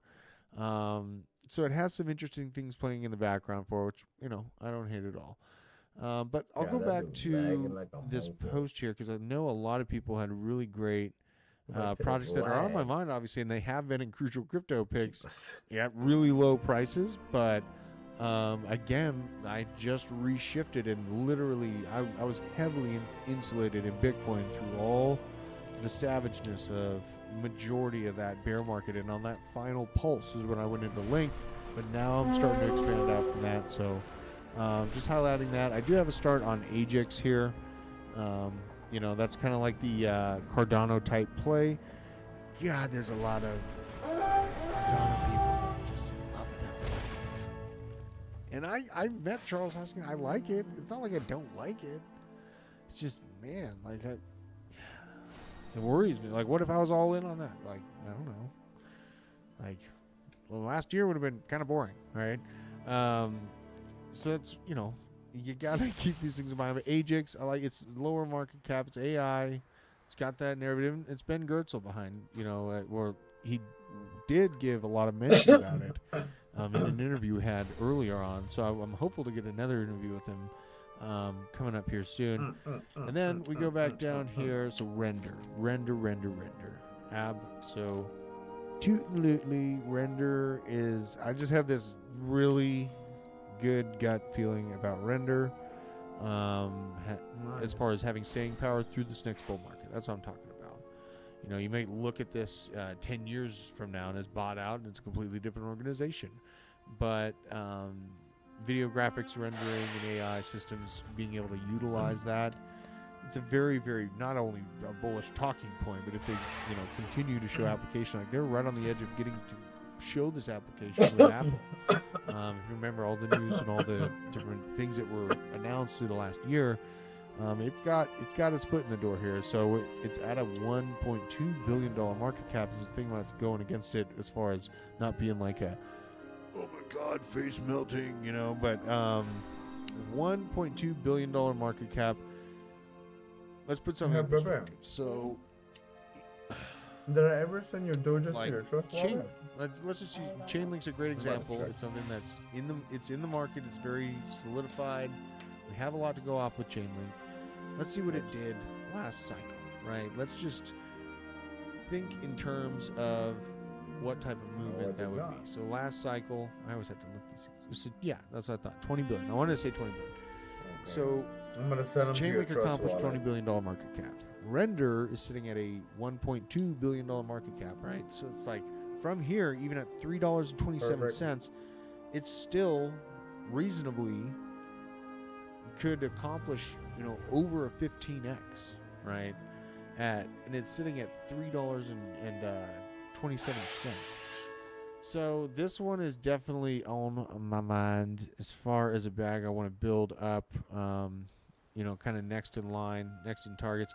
Because I saw a lot of really great posts highlighting this. You have to have a list of targets first. You watch how they perform through the time frame of the bear market, and then you use that information to move down the line. And I get all kinds of questions about ICP. I think that they have a very smooth running interface. I think they have amazing developers. They're going for a lot, and I like that. Even if they catch a toenail of what they're trying to do, that's what you're going for. Keep it in context of how wide and broad and expansive the world's technological needs are, right? There's going to be totally different companies needing totally different things. So you have to keep that in mind. Oh yeah, and I totally have I have a nice computer system. I could stream all night just going on. Let's check out the chat here. 60 renders, an idiot. There's only 50 seconds. And that's it. All right, Daniel. Okay. I know, man. I sent it to your trust wallet. So that's where we get to thinking man, if I would have just hammered everything into that, there's a time for that. You know, we're right on the precipice. That's why we're watching these levels being built on some of the bigger altcoins to see if the wider altcoin marketplace has that gumption for a nasty surge, right? Because these small plays, we're sitting on these right now, but if they work and stay relevant all the way into the peak of the next bull market, I mean, you know, we might be vastly underestimating what this market is capable of doing with spot ETFs. I admittedly was very underestimated. I underestimated the hell out of what was coming. Talking about, you know, $4 to $5 trillion market cap out in line with that diminished return cycle. And what I'm looking at now and having to admit and realize is, honestly, if these ETFs, which I do believe they're going to be approved in June. Like, what? How do you not like turkey? He'd be setting up his investors for what happened? Let me see. failure and him extreme embarrassment. Is he on crack?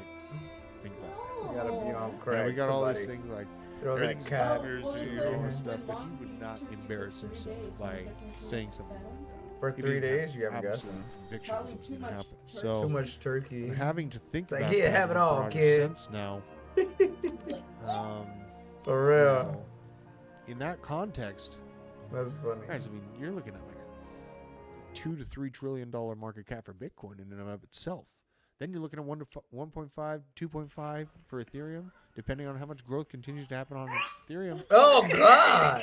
Who's that leave like number 5, right? You gotta keep in Oh, context. God, Ethereum that only, it had accomplished a $550 billion market cap legalized cycle last Oh cycle. my God! That's a great move, right? It was insane to watch. Yeah, you're right. They'll be like, no, I don't want no, I'm good, I'm good. Hey, that's But bro, you better stay. You better but make them stay away from that. Get the hell out of here. now there's room for others to grow and Ethereum be continuously put into play and even getting tested along with these CBDC systems. You know, that's the thing. And, you know, my opinion is anywhere that isn't in control of their government as far as, like, you know, their government actually understanding that they have to represent the people. They like fish. Or if they're maybe, just going to maybe be that person mowed don't know down how by to cook CBDC turkey. systems, I'm like, gonna do my you dad's know, turkey. you That can't cat would force people to destroy stand that up. turkey. You can talk about it till you're blue in the face. You can talk about how they Ever don't know how to cook turkey? buying power off. It is so much fun. Which I do, you know, if they implemented that system, you know, Oh, look at understanding that. my biological, my biodata, and integrated it with For real. my buying power, I'm sure that For that would be a real. very, very ugly situation for myself. But it's just basically something I'm never going to, you know, exist in. That's not going to happen. And I think that they're realizing that Americans are not having that. You know, so I'm gonna continue to talk about Tom Emmer and all of his efforts in stopping CBDCs, absolutely. But you know, Render, I think that Render would be a strong contender in the next bull market. It's trying to build a shelf here. Back up to the year. Yeah, guys, it's trying to build up. And that thing, you know, I don't think it's crazy at all to see Render hit a $20 billion market cap. Obviously, kind of a bigger one, but we'll go back to the. There's so many good picks on this. And here's Biscuit Jesus. Here's the BJ coming at me. Biscuit for not having, Jesus, what the fuck? not having Biscuit a bag Jesus. of direct Cardano. Unbelievable. I have Ajax at least, but I will get some Cardano. It'll probably drop from here. So, let's see here. Yeah, Crypto Stevo talking about the graph and render as well. Yeah, narrative. And it is being put to use like the graph is used for data indexing, and render is being used in testing and prototype with Apple for video rendering services, graphics rendering. So it's something, right? Here's Mr. Ryan. He's probably feeling great. Yes, and this is me. Famous last words, right? Looking for that retrace. Arweave, another really good project. Let's go. Let's see what's and I'm watching this. I mean, we're keeping in mind, right? I'm snooping around on these DJ. We're at 71 green, right? Just keep that in mind, because I'm always looking for that retrace. That's where I finally send her. Never like buying into uptrends. I like just momentary breaths in the market. That's my move. Here's we're sitting at a $496 million market cap. very low just in general from where it was. Very, very low in comparison. Circulating supplies all out. That's great. Yeah, I mean, Arweave is still here. It's I know that a lot of people are very bullish on its potential. There's its market cap. But, I mean, if you look at the actual, it's just a decentralized storage network. And that's why, is because the overall conversation of decentralized storage, or offering better storage capabilities to even Web 2 companies, that's going to be a very, very strong narrative that people are underestimating right now. When they see their systems start to break, because we've integrated all these AI platforms and all these things on top of things, and suddenly you have a bottleneck of information that can't be handled by traditional systems, and that's where AI and crypto make the absolute perfect marriage for investors looking for like groundbreaking technology, disruptive technology to look into. That's the juice. Disruptive technology is the real tagline that all big investors look at. Casper, this project still at, you know, Casper, it doesn't really risk, in my mind, it doesn't have that algo risk of like being played out, or that even like that, I'll dare to say it, I mean, XRP's at risk of being played out at this point. Let's be honest. It's been around for a long time, it's been through a lot, but the balls are blue. The balls, they're blue. Let's see here. So, yeah, where were we looking at? I went on a blue ball tangent. Yeah, Casper. Unbelievable. Let's see here. I know that my overall general feeling of this thing is that it's still at low levels. It did have a little blip of a movement just a few months ago. That, you know, a little concerning. Let's see. I mean, look at that. I wonder, you know, this is... Someone in the chat should let me know if this was a similar situation to when they had synthetic versions of Casper released exactly at the beginning and not spot available, and essentially, like, you know, it happened to ICP, I know for sure. Algorand's chart does start pretty similarly to that, but this one is under $1 billion, 384. So I don't think it risks that played out narrative like algo. For some reason, it's just like it has a better, strong, like, I feel like it has a strong community, cleaner community, like no BS, no infighting. So I mean, you have to give it for that is something to take note of. You know what I mean? On the year, I mean, it had a move. You know, it's definitely had a move. It might be primed up. This is, you know, if I remember correctly. Here's what I know about Casper. Here's the thing that stuck out to me about Casper. The dude that runs the company, or whoever was like that marketing team, is all over. Just drooling. Right, setting up little, what do you call it? Like little tents, giving out water bottles and everything, like the Davos quadrillionaires, or whatever they are, as they're walking into. Who talked about how to constrict humanity for the next 30 years, you know? Just like, you see that? It's like, what it's you know what I mean? What's up, Baden Tradfi? Alright, Daniel. The veteran crypto bringing up that he launched right as the market was dumping for the bear market. There might be some more to that. There might be some more to that. I know that there was some synthetic assets being created. There's New Genesis that came to us with the evidence. And they had an amazing AI system that was able to track each token and find out that, yeah, like these are completely artificial tokens. They're just made exactly the same as ours, but they don't have that origination coding. The only reason that New Genesis was able to find that. So, you know, that's interesting to think about. I do keep that in mind when I'm looking at a lot of graphs like that. It's something that nobody talks about, but everyone was so sick of Sam's story. And, like, we were already so burned out on, like, I mean, we were having to cover a crashing market, too, right? All the news. And we brought up New Genesis and the synthesized tokens, and everyone just kind of, like, juiced off into sleep, like when I talk about bonds or treasury yields, you know? So that's something to keep in mind. Casper, you know, it might be a sneaky play that just hasn't really been noticed yet. You know what I mean? Because it's like I said, they are there with the most important or powerful people on Earth. Just about, you know, God, that gets that whole conversation, you know. Casper, XRP, XLM, all these different projects want to be like communicators or part of the party. That already exists, and that can be a reasonable thing, right? As long as that party continues to exist. You know, Swift integrating with Chainlink, you know, it seems like these systems are willing to potentially test the waters, right?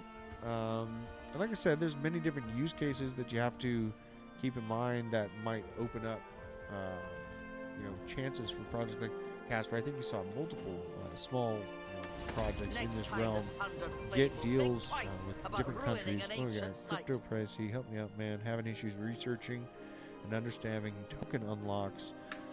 Where to look? How does it work? So token unlocks can be found on a slew of different places. My favorite website, or one of my favorite websites, is token.unlocks.app.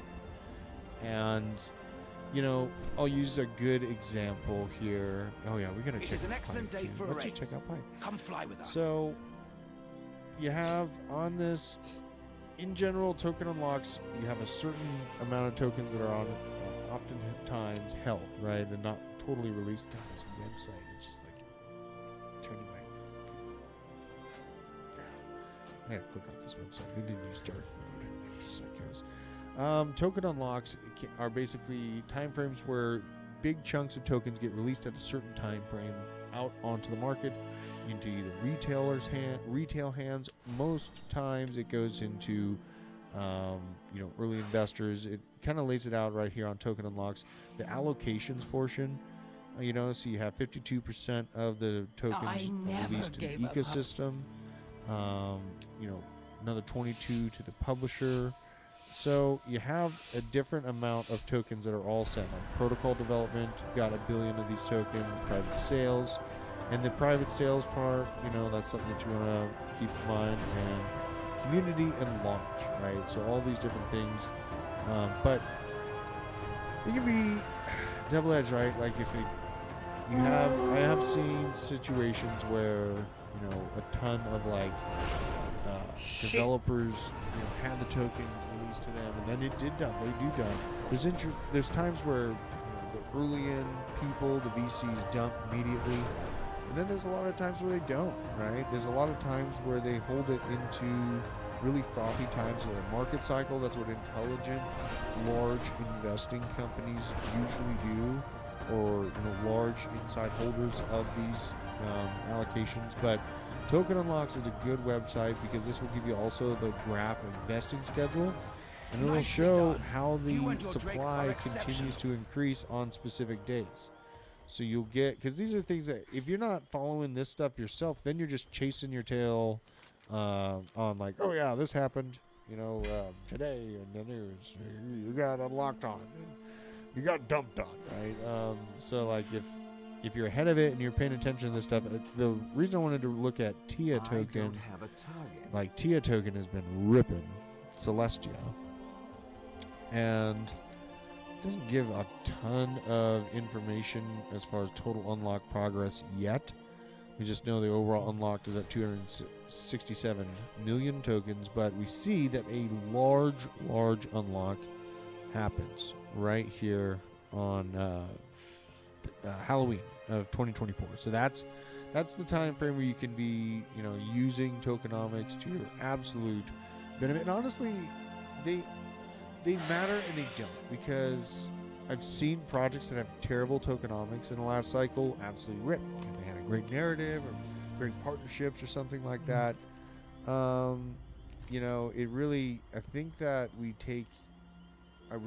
sometimes put more weight than it's worth into those overall designs. Like, as long as the token's being utilized, you know, that's where the juice is. We did have, I want to make just note of this. I'll cover this more tomorrow with the team, but it looks like Cosmos Hub is approving a proposal to reduce atom inflation rate from 14 to 10% in general. I remember covering the last, well, it was probably they've had governance votes after this, but they had a governance vote for the interlocutor scheduler and allocator. It's like both of those at the same time. They turned both of them down. The tokenomics, or like the usage of the token, utility of the token, really never really increased, and that's what the aim in general of those proposals was. So it'll be interesting to see if the governing body of Cosmos Hub approves this proposal, basically just to overall reduce its inflation. So you know, at least they're making moves. And Cosmos is another one that it's crazy, like it hasn't had that great of a time in the last, it's had a bad time, right? Might be another sneaky one that we don't think about, though. That might be another one. I'll pull it up here, the Atom token.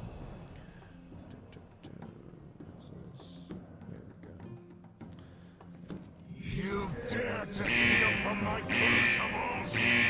I am coming for you, little worms. You will perish in flames. So yeah, I mean, it's been a hard one. It's been a hard one. It's had $3.5 billion market cap. We'll see if that change up to its, you know, inflation rate really does anything to it. It's one that, you know, it's been talked about a lot. We look at its ecosystem a lot. It has a good ecosystem built around it. It's the same thing. ADA has an amazing ecosystem built around it. Sometimes you get stuck in that Wally World moment. You have a whole amusement park and no one's there. For anyone that missed last week, it was crazy, man. We got a lot of stuff happening. Binance criminally charged, chasing Pal. Changpeng Zhao actually is the CEO, CZ, otherwise known as, had to step down. And also has, looks like criminal charges coming against him. ETF approval on the rise. SEC meeting with Grayscale, all the while setting up the ETF. You know, this person's talking about no resistance head. I kind of made note of that in the chart, looking at that volume node. Jim Cramer admitting he's wrong. Nice to see. And yeah, I mean, it just in general, just a nuts week. Something else I wanted to show here as well. This is just for context of the RWA narrative I see rolling out. You know, we were talking about that well before this came across the rest of crypto Twitter, so that's cool. But we got to keep in context very early in on the RWA narrative, and you know, Cardano is plugging into this, so that might be. I did talk to BJ about it, like that might be a big boost for it. A little extra love there. So this is from Crypto Nova. RWA industry currently valuated at a little over $1 billion, but is expected to grow to over over trillions. And the numbers that I've seen from larger banks are like they account, I think it was $16 trillion to be in the ecosystem of real world assets by 2030. But this number, you know, how much it, you know, it is even right now. I've seen that argued. Like, I believe it was Van Eck that said that the true market cap for hyper-focused RWA projects like Maple Finance or things that represent treasury bonds sits at like $350 million. So, you know, it's very, very small. This is a very new niche that's going to be explored. And you have to think about the context. Like, if a government is able to sell treasury bonds to like everybody, right, and everyone that wants exposure to the US dollar can get it through these mechanisms in crypto, like that's insane. Like, that's bullish. They're going to use that. They need to sell the treasury bonds, like, you know. So like, it's just another avenue. You know, I want to move you guys from my face. I wish I was. Yeah, what up, thumbnail investor? I was seeing some people talking about hunting. I really want to get hunting again. I really want to get hunting again. Out in Colorado, we would pheasant hunt like crazy. So yeah, I wanted to make note of just the earliness that we are in real world assets, guys. It's going to get much different because there's problems in the traditional markets. Look at what's going on here. Credit Suisse CEO in March, we're strong. We are a global bank under Swiss regulation. We have no problems with liquidity. UBS CEO yesterday. And obviously, we're keeping in mind, Credit Suisse was forcibly absorbed by UBS after this guy said that. In the unlikely event of something going wrong at UBS, we have enough cushion. Meanwhile, the charts. Let's take a look at this. This is the cost of insuring this bank against a default. The cost of insuring against a UBS default. That's what this graph is. absolutely jackknifing. Oh my god. And there's been some bad whispers coming out of that one. There's been some bad whispers about the potential for what these banks might be facing. Yeah, this is just another reason that I like being in crypto. The only asset I own on Uphold, K-Day. I have Uphold. I've talked about it in the past. To withdraw my DAG, they put like a 65-day waiting period for me. I was like, what? I was shocked. It was horrible. It was terrible. So, I mean, maybe it was good because then I didn't sell it and get out of it. But honestly, I like the project. I was planning to hold it. I just want it in my own custody. 65-day hold. I was like, I unfollowed the CEO. I think he followed me at the time, and I unfollowed him. That made me mad. I think I said something. He never said anything. It's probably, I don't know. Maybe I'll get an answer someday. I mean, Uphold, they were offering XRP. That's why I went on to there during the whole scuffle last bull market, the SEC's litigation against XRP. After December 2020, I had to go to Uphold to get something. And I didn't really feel like buying that much because the price, I got it really, really cheap in flu season. So, but yeah, on the bank stuff, watching UBS, and also another thing that just bothers me. This is ridiculous, and this is an absolutely awesome account. Crypto finally. Wow, you guys really sent $500 million across a one-way bridge to a multi-sig wallet to earn blast points because it's backed by Paradigm. Then Paradigm said they don't endorse it. 10 out of 10. Absolutely incredible. Okay. What is I've seen crazier things work, but not like. I will say an that. attribute on ice. But that's cool though. Any holds? Yeah, probably. Yeah. Not in your best interest. That's pretty cool. Yeah. I've seen some slingshots that there's some new slingshots coming out, you guys. They're like metal. Sell them by the pack. It looks sick. Let's see here. Uphold is mandatory. Yeah, that's where it was. Humble. You're right. That's also why that is also why I used Uphold to yes. Brave browser. You had to get the Uphold wallet, and then you would get your basic attention tokens. Because at the time, I would use the internet like crazy. I was just like hundreds of tabs open. I was just flying through information. So I actually made some good money in basic attention token. That is right, though, Hummel. Thanks for the reminder on that. Thanks for the reminder on that. But yeah, I'm not a fan of Blast. I mean, I'll see if it crashes and burns or whatever, cover it. But I don't think that there's another. It's basically just operating off Lido. It's just another L2 access point. Sure, some DC dudes be like, yeah, we got in super early, and they'll do good. Okay. I didn't get in early. I'm not worried about it. There it is. 45% Keep an eye out for this. This is from Walter Bloomberg. I don't even know how many of these words I can honestly say. Okay, cool. You guys just watch out for this narrative trying to force its way back into our lives. It's like they won't give up. They just consistently try over and over again. It's incredible to see the same thing over and over again. So, you know where I stand with that. But potentially a buying opportunity. I honestly think everyone's been so normalized to all the pain in the world and stuff. Like, at the slightest hint of actual hard-sided peace in either one of those major conflict regions, think about what that's going to do to the markets too, right? Like, everyone's just so used to things going so bad. Some things that may go bad is people's jobs being replaced at Amazon. Trialing humanoid robots in its U.S. warehouses. Look at this, you guys. These are going to outwork the ever-living heck out of people if these things get fine-tuned. Look at this dude. Oh my god, he's like, what?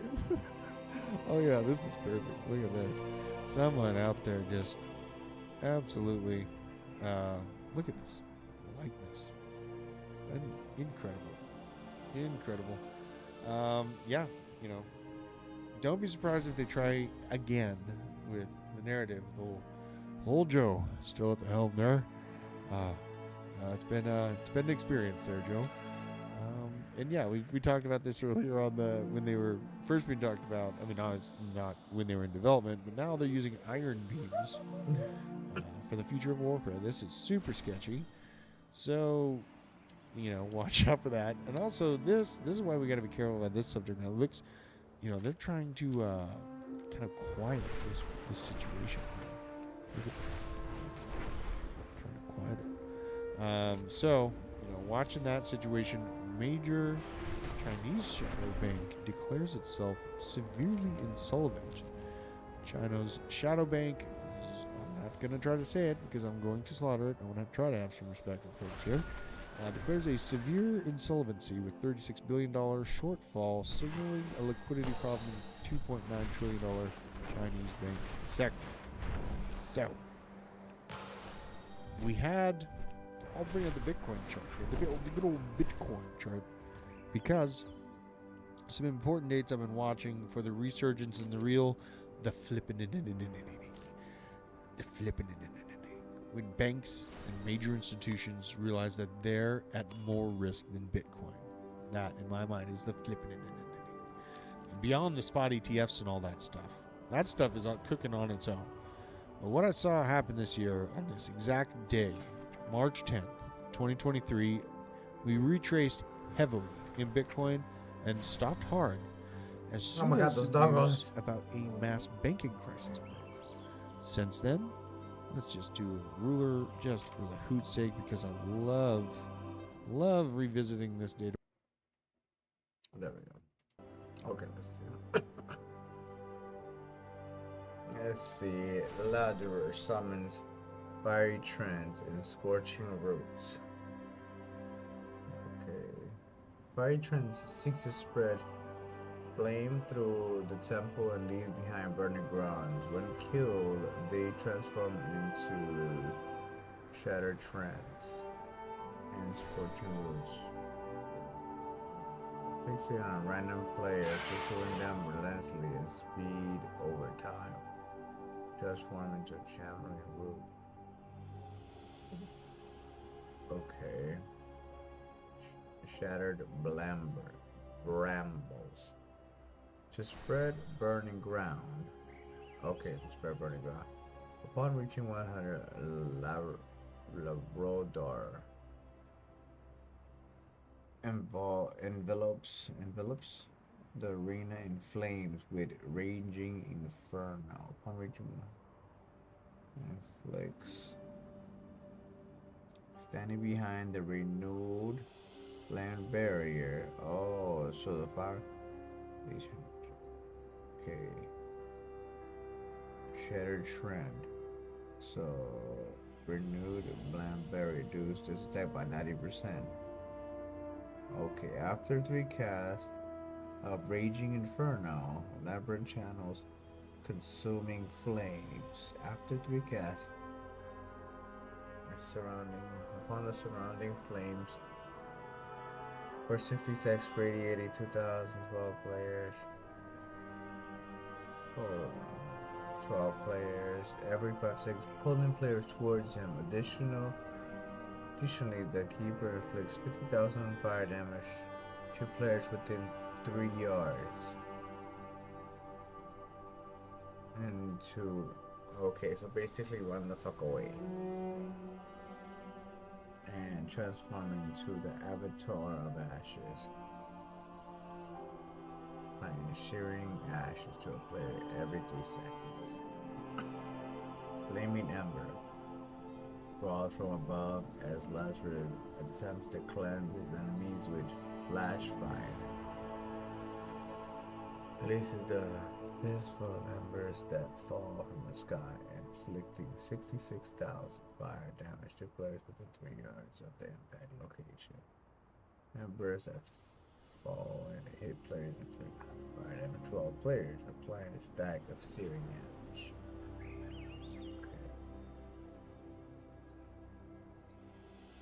Okay. Attempts to pierce several players in a flash of fire, causing them to absorb for a second. Each player erupted after a second, inflicts significant fire damage. If the absorb is not healed before expiring, flash fire also applies. Encased in ash, 2 players hit. Flash of fire. Okay. Tanks. Furious charge applies. Furious charge. Okay. Increase this distance. Ready. Caught in its path, knocking them back. I'll take a heavy toll in its target, increasing physical damage taken 20 seconds. This effect begins to stack up, increasing the stack over time. Oh my god! You hear that? Yeah. Crazy ass doggos. What the hell is wrong with them?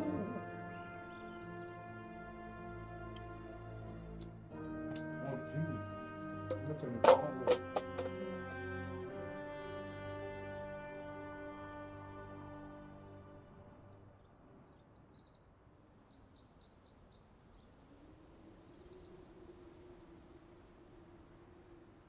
Oh, the mom is probably coming. They're inside. They're hungry as hell right now. That's crazy.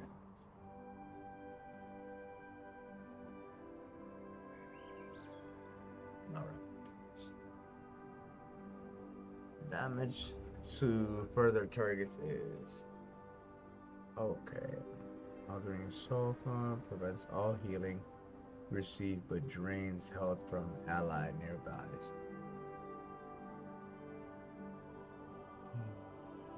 Suffocates a player, reducing healing reduced by 80%.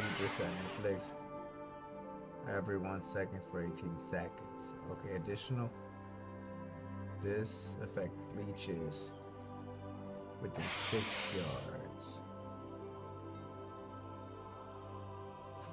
every second. Oh, so I gotta get away.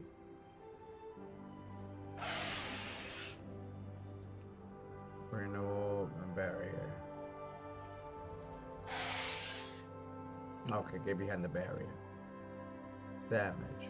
Varying trends. Transforms into Shatter. Blade transforms into Shatter Blaze. Okay. Dread Blossom Dose. Let's see. The Seed of Life Gold from Renewal Trends. Fiery Trends transforms. Fiery Trends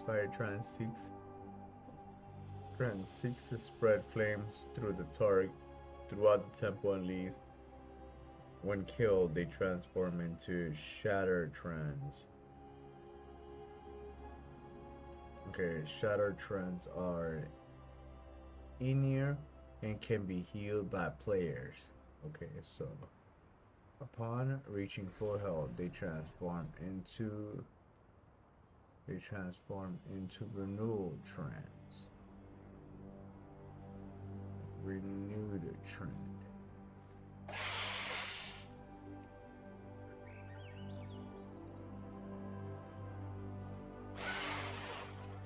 Okay. Scorching. Emerge for the ground, becoming targetable. Transforms into a shared blambers.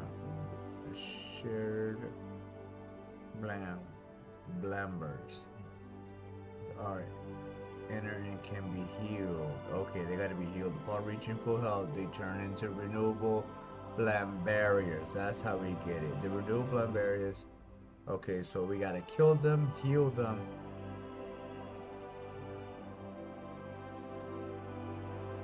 Kill them, and then heal them, and that turns. Kill them, heal them, kill them, heal them, turns into that.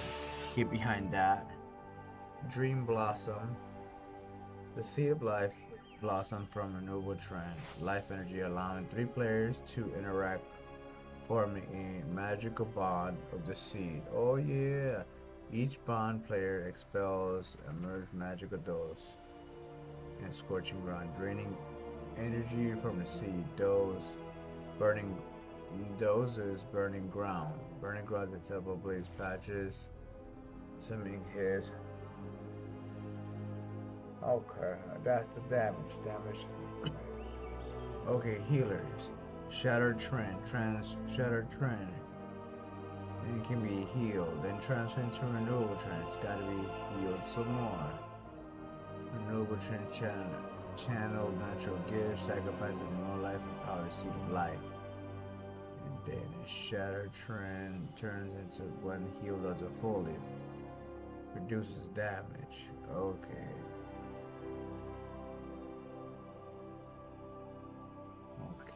Flash Fire. Flash Fire afflicts the player to become encased in ashes if absorbed inspires. Flash Fire. Latador attempts to purge several players in his Flash Fire, causing them to absorb 2,600 for 8 seconds. Each player erupt after 8 seconds. They inflict a 6. So if it's not healed before it expires. Oh, okay, it's not. Okay, so you gotta heal them up. Okay, so when that flash fire gets on people, they gotta get healed up. Okay.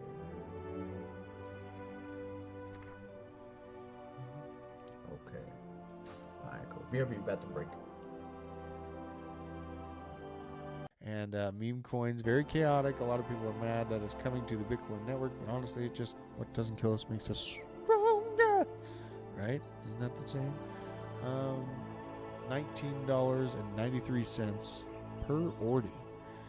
At the lows very recently. This is where people are saying you're gonna disappear. Oh, there was so much FUD from huge influencers against this thing. People have been fading this thing so hard. We've been bringing it up, and like, you remember, someone was asking me for like some deep altcoin picks like a year ago, you know, and I was just saying BRC20s, man, like that's completely new to the market. It's stressing the Bitcoin network out at times from congestion, but it's seeming to find its rhythm. And this thing, I mean, it's trying to build a shelf right here. That does not look unhealthy. Like, don't be surprised if it pops down here to the $17 range. As long as you're chopping from 17 on up here, that's what you're looking for some sustainability in the move that it's had. That was the yearly graph I was just looking at. This is the month. This is the shelf you want to hold on to. Down, and it can, I mean, within this, you know, last month, it was all the way back down to $12. So, you know, as long as you find a shelf, it's trying right here at the $20 level, and does have, look at that. Looking a little closer. We have exact drops to $18.50 right here. Huge sell-off moments met with huge buying pressure. Maybe we just found something. Maybe we just found something. And most certainly, because let's go to, where's Trading View? Do they have this on Trading View? I need to chart this one out a little bit more, guys. This is, there's a potential. Okay, so the reason why this excites me is because this is what I look for in general. Like, you know, doop, doop, little W pattern. You know what I mean? That does not, that might be, okay. We got to watch. I'm going to pull this one up on, I think it's on Finex. It's on Binance. It's so whack that we can't use Binance in the U.S. It's so whack. Offers so many. Yeah, exactly. Yeah, K-Day. Nobody chooses Bitcoin towards speed. Right. I know. I know. Yeah. God, I think Ordy might be building up. Oh, look, it's trying to move on us while we're talking about $20 already again.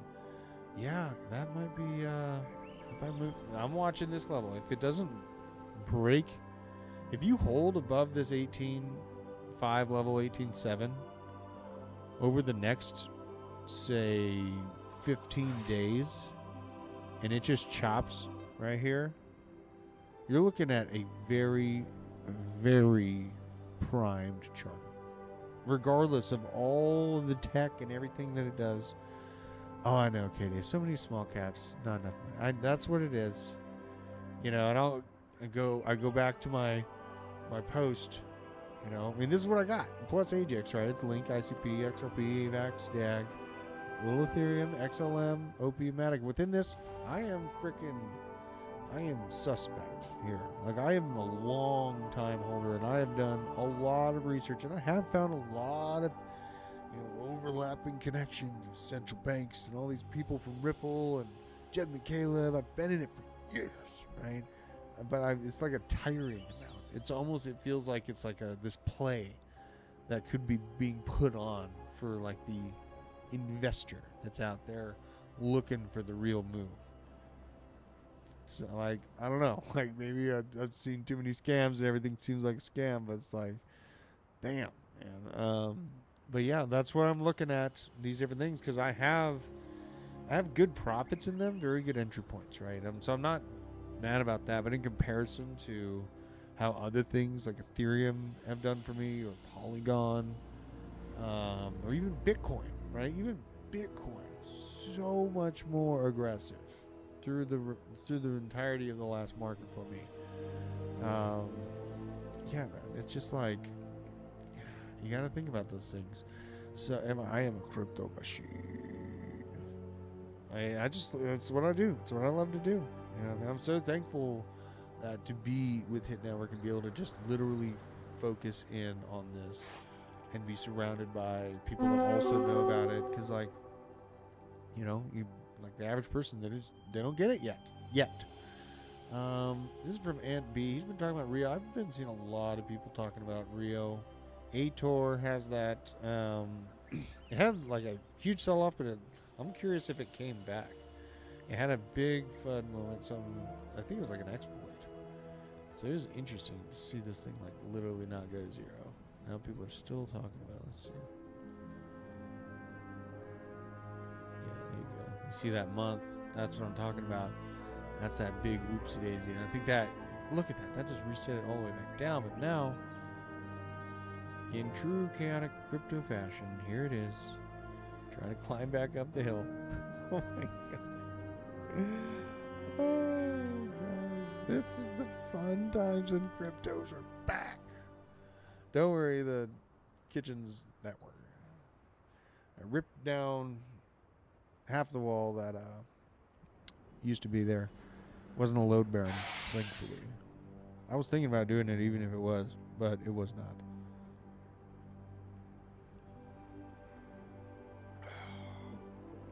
Governor Gavin and versus Governor DeSantis in a debate on Fox, I think is on Wednesday. Oh my gosh, RA, is that going down? Oh my god. Oh my god. I gotta watch out for that. Okay, well, let's see here. Don't want to miss any of these other, because there's so many. So many. God, this guy's like, this was my firstborn pro. What? What makes you think? My picks make you think that I've been through one bull run? That's delusional, bro. That's crazy. And yeah, J Space, yes it is. I love it. I love it. It's pretty badass. Let's see here. Where's my camera? Pretty badass. So, yeah, absolutely. Just people are ridiculous. Oh my god, this is so ridiculous. Intelligence. Shout out to Matt Simone. Sad. Be crazy to not have some algo, given how cheap it is. Just because something's cheap doesn't mean it's good. That might, I mean, okay, like last bull market, if you threw a dart against the wall, you were more than likely choosing a project that ripped, right? But last market, you know, there were projects that didn't perform nearly as well as Ethereum. There's projects that had huge conversations about them, and they totally just fizzled out from some bump in the road or some problem with the company or backing. So, you know, you have to keep that in mind. Just because it's cheap doesn't mean it's something good. Algorand, it's good tech. Gary thinks it's great. Gary was talking all about it at MIT. What's the deal, Gary? Talking about securities, don't you? We got Lucas Young, being Ajax. I'm just going through this raw dog. I'm just hamming into this guy, showing you guys his response here. We got Ada from Jason Owen. Man, I'm gonna get the Riot Act read to me by BJ. Oh my goodness, he's gonna come after me. Hedera H-Bar.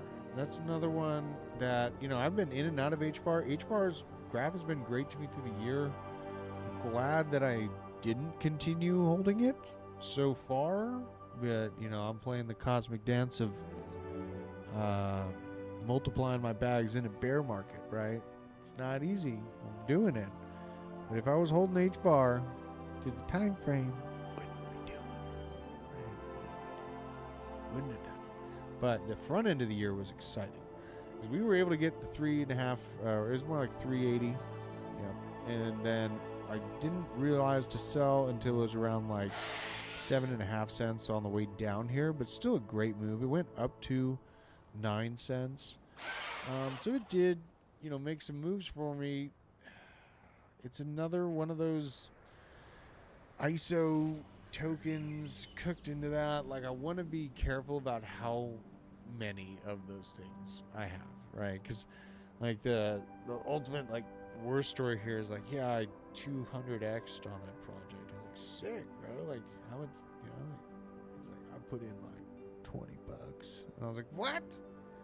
You know, like, it just seems so spread out. Like, you know, I don't know, just a little less bang for its buck. H-Bar. This is the overall. I mean, this is, H-Bar has a good community.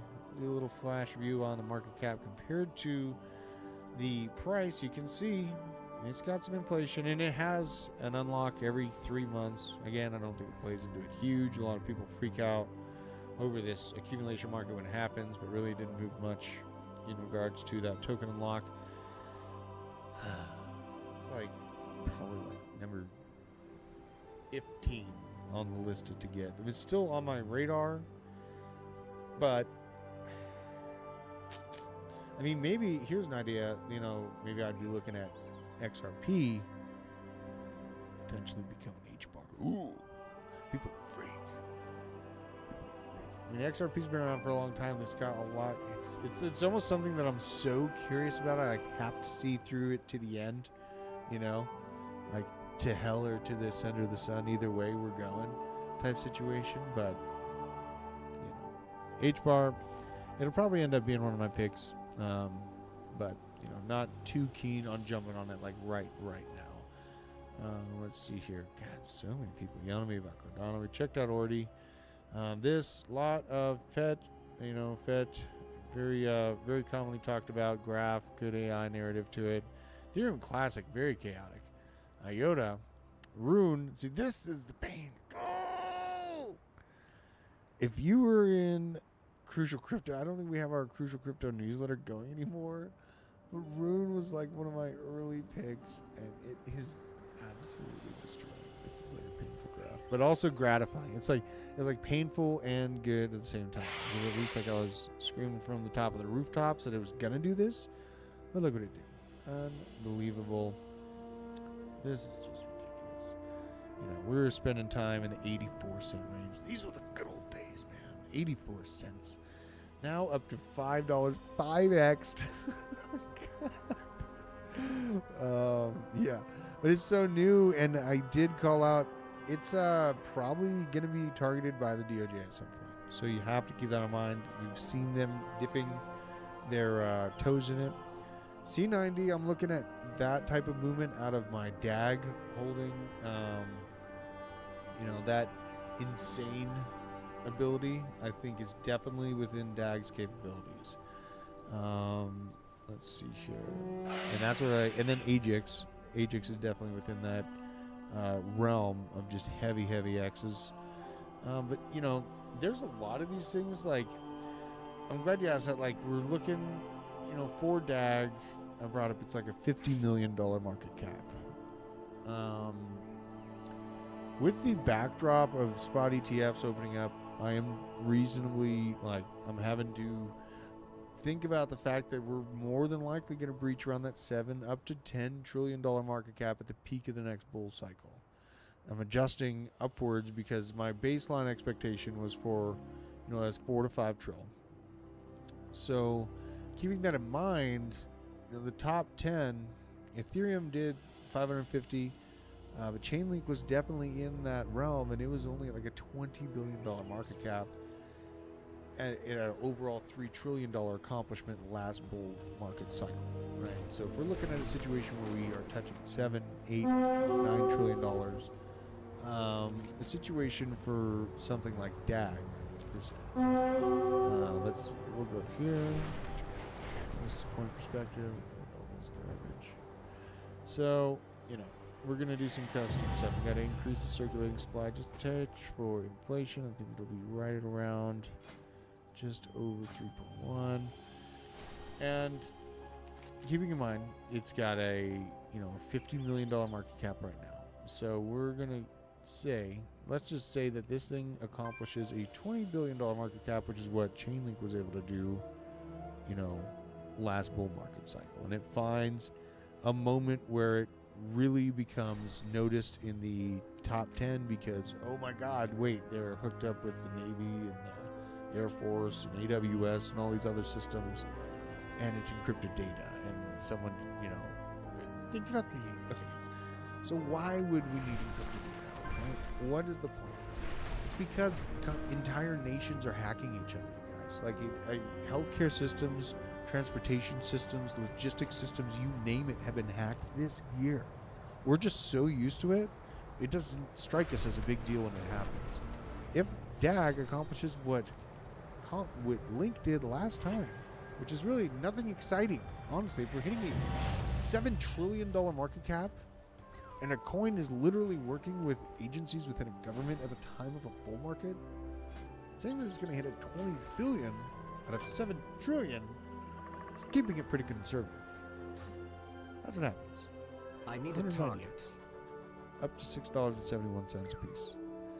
So that's the type of stuff that I look for. No, I'm not tired.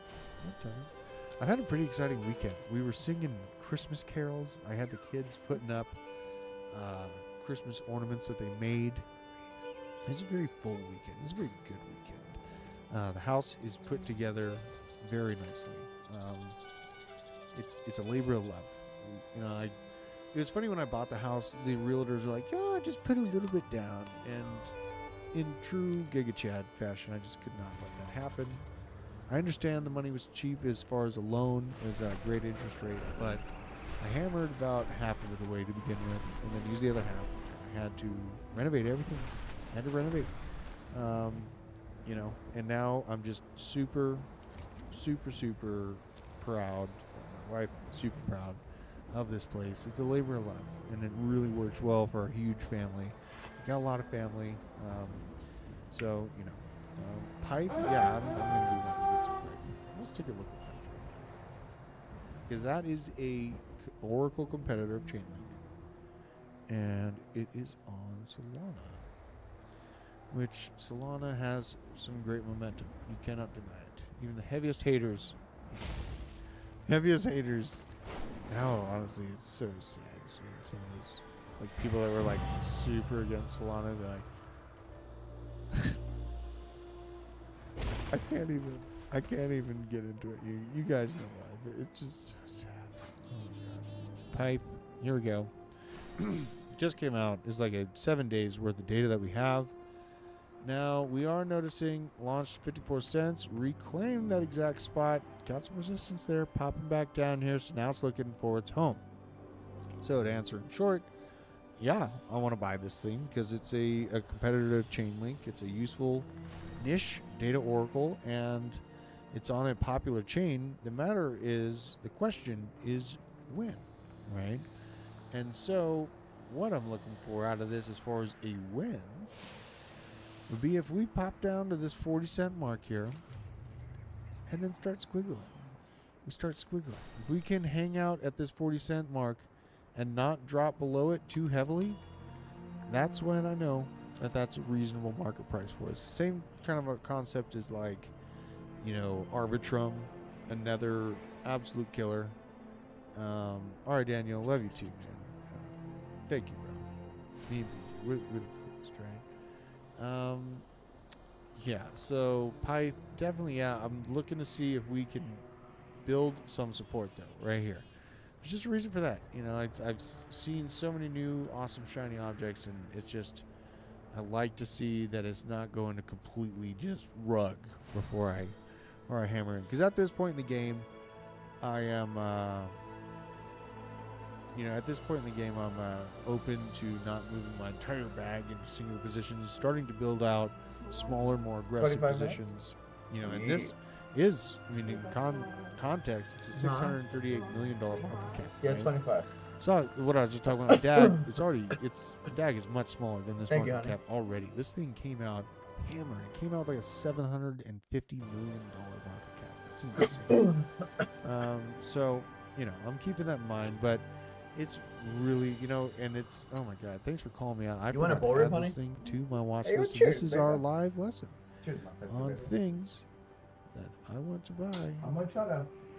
Being added to my network see if we error. can get more Oh no, it's, baking design. it always does that. You know what I'm saying? So when we make them, they're pretty but yeah, cool. let's see what else is on We this gotta do list that. here. Cheers, This is a brother. great list. I was shout out to everyone that, you know, and there's all kinds of Better random cheers. coins. I'm not gonna bring them up because I have to do more research into them. Try not to just hammer into them. You know what I mean? Nothing really. Oh, Maple. Someone else brought up Maple Finance. This is the one that I've been watching for sure. Maple Finance. Tied into RWA Cheers, brother. Treasury stuff. It's, you know, very, very new. So, keeping that in mind, let's go check out Maple Finance, actually. This is live. This is live research. This is live degen, huge potential checkups here. Yeah, Maple. yeah. Cheers, baby. That was it.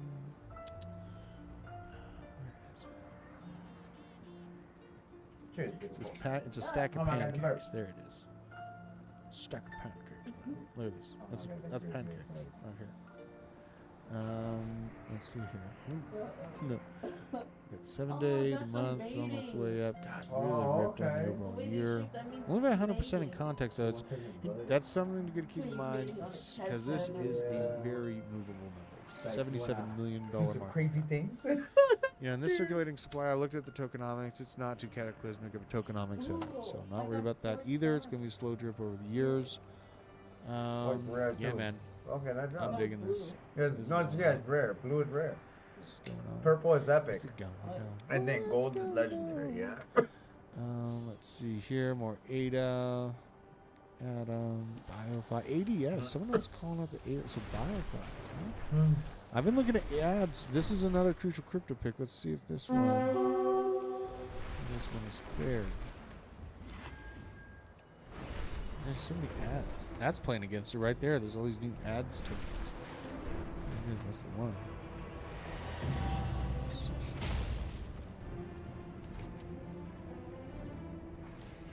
Yeah, I've just been calling it out here in these lows. It hasn't really done anything yet. It's only at a $13 million market cap. This is like, okay, and this is for, you know, advertisers, kind of revenue share design systems. It's a novel concept. Motherfucker, leave me alone. Built for Web3, definitely reliant on larger systems of AI automation to be built out around it. But again, it's got a niche, it's got a focused reason to exist, and it's a very low level of market cap right now. So it's getting down the line, like on the level of exposure I would be looking for. That's but funny as hell. Still definitely on the radar. Yeah, totally DC does. Totally. How are we doing here? We're man. I'm just getting after it. Let's see here. God, I should probably cut the whole intro of this show too. I'll just chill there. Let's see here. XDC. Seen a lot of people talking about XDC guess I will leave it with this one. I want to check this one out. XDC is been talked about quite a bit, and it has had some good community staying power to it. That's what I know about it so far, just going into this hot and heavy. Remember that there was some, let me look at the about, because I remember we looked into this coin pretty closely at one point. See if anything sticks out in my mind. Let's go to the website. Let's go to the website. There was something about this project that stuck out. I'm zapping my computer. Maybe I have. It was like basically like Liechtenstein or something. I remember it was on the fringe of being considered one of those CBDC banking type narrative or focuses for the company. Yeah, it's a Zinfin network. I remember talking about that. God, what was it about this project that really stuck? What's up? That's what I'm looking for. Something that is the wow factor. And it's just, as you read it, it's like, yeah, it was Singapore. That's what it was. Singapore. That's what it was. Oh, okay. Yeah. Luther Vandross. Yeah, Luther Vandross. Pretty good. Let's look at the graph. Let's see. Because I remember talking about Zinfin. This company's kind of roots. It has some pretty big backers, early investors into it. This is what I like. I like this. It's building a nice shelf here. We're building a nice shelf. We're well above previous bull market action. Let's do a flash view. It's not bad at all. Not bad at all. I'm not hating this. This is sparking joy. This is sparking joy. Now, it's at a $1.8 billion market cap. A little bit less movable in something like this. Yeah, they're plugged into the Abu Dhabi sector. That was a big portion of it. Lots of money. They're definitely playing around in the area that has a large section of the world wealth. God, there's another thing. So let's think about this here. So XDC would accomplish with market cap. Yeah, so it peaked out. So it's at a $1.8 billion market cap right now. What's that? Fully diluted. Oh, okay. Yeah, so we're overdoing it here. We're being overly generous on what, like, according to the total supply of tokens, right? This thing peaked out at a $2.5 billion market cap. What did XRP? Well, let's even be more generous. Let's say it just captures an XLM level of movement that was accomplished last bull market. Let's see here. Yeah, so XLM, 15 billion, right? So let's keep this in perspective here. Let's see what would happen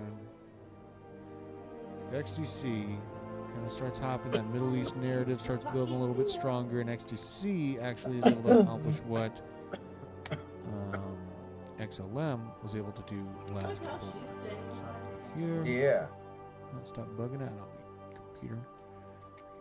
Yeah. So I mean, that's still having. No, beat that. Oh, my old cheers, baby. He was able to accomplish that, and that's in the situation that we're heading into, where, you know, we have an ETF about to be approved in Bitcoin. Like, have you tried with two or one? I've kept a very conservative expectation because I don't want to set expectations too high and then end up with disappointment, right? But now, seeing Larry Fink being so cheers, baby. damn sure. Oh, you already said you tried it with one?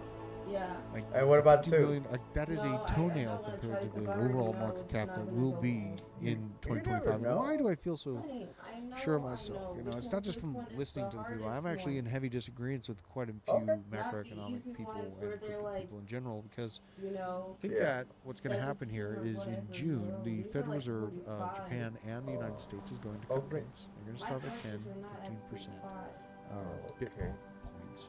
Oh, I and see what you're they're saying. going to end up moving closer down to that 3% level, potentially even 2%, like we saw. And, you know, 2 or 3%, I'm talking in mortgage interest rates, not the Fed funding rate. The Fed funding rate was near zero when those mortgage interest levels were at 2.5%, right? So you have to keep that in mind. But I think that the Fed is going to tap out right in the middle of 2024, and then what we'll see is risk assets explode, particularly because there's going to be a mad rush to AI-based systems, to automation of systems. The workforce is continuing to dwindle and become more and more disinterested. Companies are having to shutter in cases because of it, and the consumer is drowning, dying out on the basic lower end good consumption level, right? So I think that we're going to see risk assets really, really pound in a compounded way to what we saw in flu Cheers, season. everybody. We Cheers, saw cheers, these baby. digitally based Love it. goods explode all of a sudden, and all of this wealth get transferred basically. So, you know, thinking in context to that, I've been underestimating this market, you guys. Like I really have, and I'm having to adjust my barometer for that. We're in a really special time frame right now because, you know, it is in general following what happened in the 70s and 80s, but we have a 2-year blip here where the feds have to reduce rates to a degree, try to keep things slightly back on track, and then jackknife them to the sky after risk assets explode and more insolvencies happen within their traditional models. So I think that we're going to have a blip of time where we will be seeing, you know, gains conservatively compared to what XDC, you know, I'm not discounting XDC to accomplish this. That is not, that's even in a non-spot ETF environment. I think that XDC could accomplish this 93 cent level at the absolute peak. But this is the perfect storm where homes will be momentarily lessened on those fixed mortgage interest rates. We can move effectively, aggressively, and absolutely change our life forever on our kids' lives. Grabbing property in this next breath that we have in mainstream public is potentially the last breath for the middle class. That is why I am obsessed with this, and why I am, I guess you could say, yeah, I see a lot of people say I'm a hard worker. It's just I'm obsessed. I'm seriously, like, I feel like time is so short. I want some cool colors next to my name. I'm jealous. Oh yeah, that was the NFT. And another thing, I had all these NFT people. Like I had one project that was a total scam. Approached me trying to get me to advertise. I'm like, absolutely not. And then another NFT project that I'm not even going to name. I'm not even going to give their name recognition. Just super toxic people. I got threats. And you know, people like me, it's like, you know, done all I can to prepare for a threat. I train as hard as I can. So, you know, have at it. But super toxic in NFT realm. Like, hopefully they can pull out of that mentality and NFTs don't, like JPEG NFTs don't just dwindle into nothingness. That I couldn't wrap my head around how they weren't nothing to begin with. But yeah, it's yeah, let them go bankrupt. That's right. Yeah, so yeah, man, it's an interesting thing to see the NFT infighting going on. You know, I mean, it's not like I wish those people that are in those projects any like bad things, like less value or anything. Like I want people to succeed. But I do gotta note that when I see short-sighted, pea-brain type mentalities, you know, infighting with each other, because you gotta keep in context. The crypto market is very, very small, and then you go to NFTs, that's even smaller. So, you know, we had this from Bluebird calling me out on my, you know, I didn't add Quant. I guess it's only right we end the show by checking in on Quant and making sure that it's still $100. Let's go. Let's see what we got. I didn't do this before. Let's go. $130. $100.47 now. $100.37.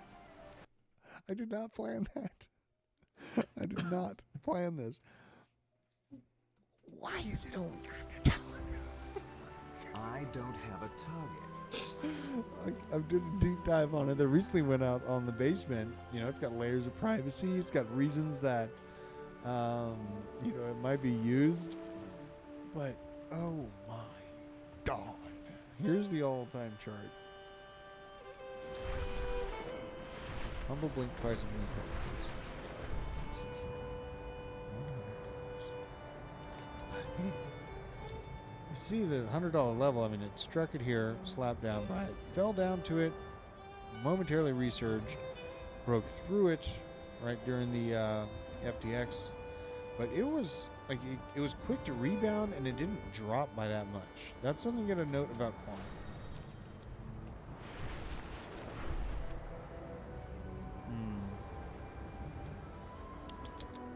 This isn't like hammer down level where I'd want to put like 20% or anything after it.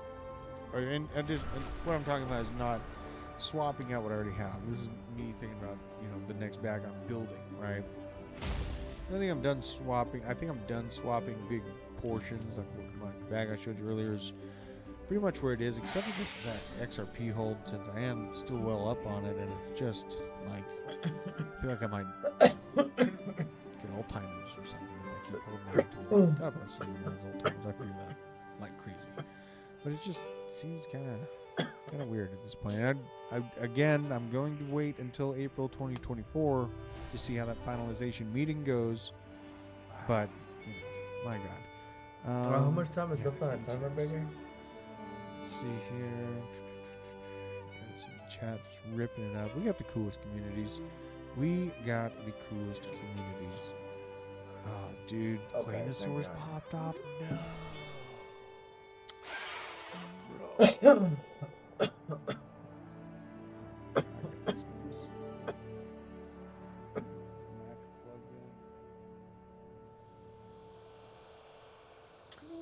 Oh, he got his channel back. This is ridiculous. XQC? Yeah, he got his channel back. Me and Nick. 22 minutes these ago. things for our kids. That's good. Yeah. 30 Solana now? I mean, look at the graphics. They got way better graphics than what you see on other projects. Hopefully, like I said, like you said, he fires his other people because they're not. You gotta think in simple terms. They're not looking out for him. You know what I'm saying? Exactly. Things are pretty It's like we want him to be in trouble. Yeah. 30 Solana for this little nuggets now. Incredible. Physical and digital. That's the thing. There's, and that's why I didn't knee-jerk like I hate it. First saw it because at least there was a physical item that came to it, or came along with it. You know, finalization meeting, yes, with the SEC and Ripple for the third part of the lawsuit. That's the thing. It's like everyone's like, once XRP wins, then it's just getting crazy. And then we got the win on the secondary market sales, and it was like crazy for like 4 hours. And we're like, oh. And then it fell right back down. This far from Drew, I'm this far from getting me a Pudgy. You really, Nicole Minister, thinking about getting a Pudgy Penguin? Oh, it's These ruins are teeming with magic ley Pudgy lines. Penguins, they've Gather leaving all that the stuff energy to we the guy can for our studies. behind that one. He no slouch. He's doing well so far. Risky biscuit, but I mean, you know, I've seen crazier things work. I'll tell you that right now.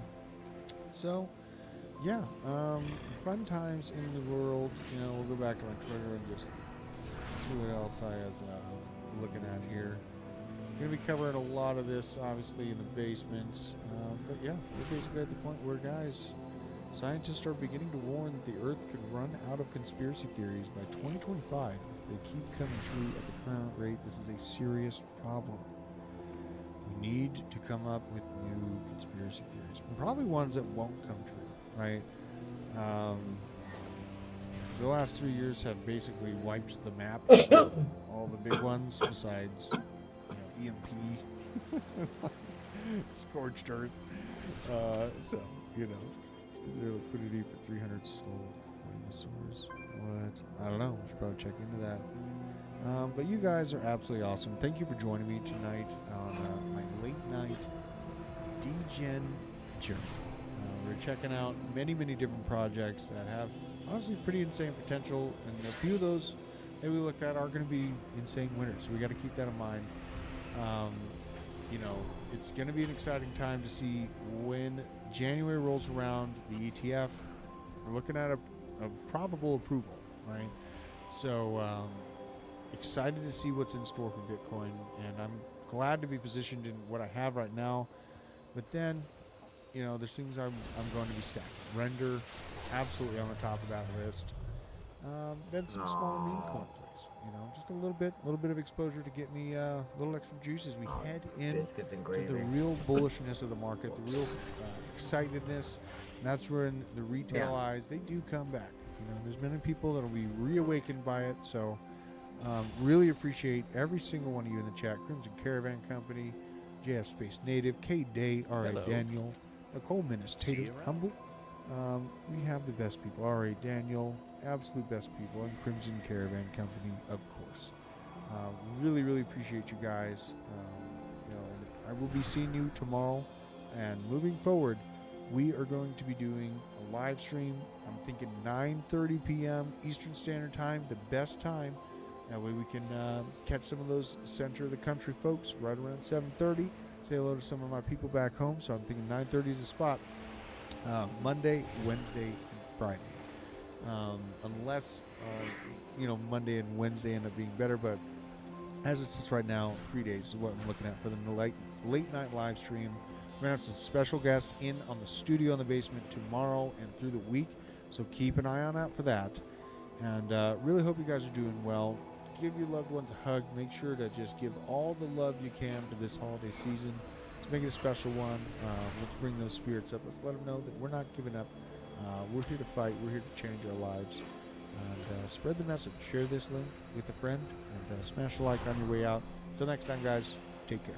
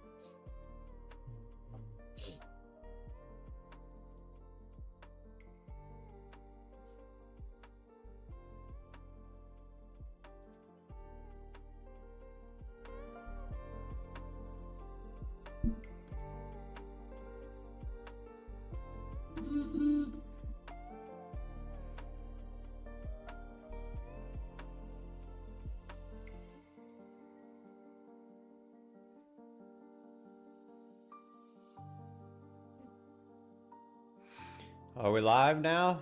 We should be live. Hello. D Money, Davy Boy, Otis 20, Portal Breaker, Luke Faithful. Yeah, Luna is going to the moon. We're getting extremely close to the bull market, brother. My brother in Christ. What's up, Keely? My brothers in Christ, we are getting ready for the bull run. Our understanding of this magic. And I'm ready. I'm really ready. I got my plan. Wow, Luna's still going? Oh no, it just went back up. Yeah, no, I guess it's still trying. Oh, Terra. Yeah. Congratulations to the Moon Boys. Not so much Luna, because it didn't really do anything, but Brother, Terra Classic just undid a whole year of selling in 5 to 8 hours. Isn't that crazy? Oh yeah, it's smelling good. How much time What's is it up, left? you man? Huge USTC moon. Yeah, dude. Once we get closer to February, it's a wrap. I think I'm gonna play it simple. I think I'm gonna keep it simple. Shit, wait, what? I just need one play to work, and if it works, I'm done. Yeah. Because you know what? We have these fantasies in our heads, but I just can't risk it. You know, you know what I mean? It's at that point where it's like, do I even want to risk it? If I'm wrong, then I gotta come back again in 3 years. It's not worth the risk. So if I can get back to my money that I had 2 weeks ago, I'm done. I'm buying my coin and that's it. I'm just gonna put a sell limit order in and just hide. Yeah, I gotta cut it. Why are your fibs different than mine? 0.5 should be 0.5. You probably have yours on non-log.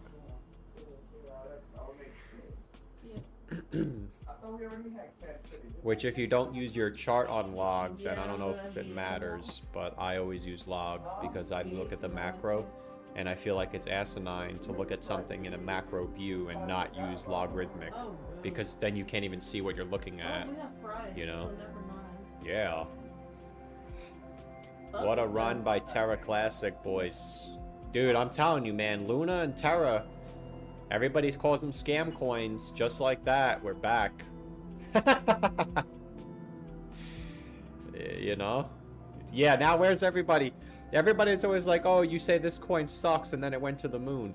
Everybody says Luna sucks and look at this piece of crap. It just went back to the high almost. So it's all scam, it's all garbage, man. Yeah. What's up, Yariel, DE? Let's try and get to 100 viewers. See how long it takes. I'm feeling this soundtrack. I'm feeling that. Oh, I gotta post the member thing. I gotta post the member thing. Yeah. Hey, the corporate is looking good.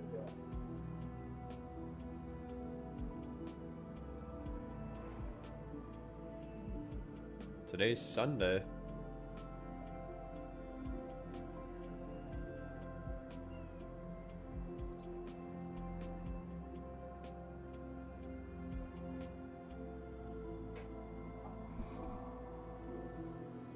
What do you think?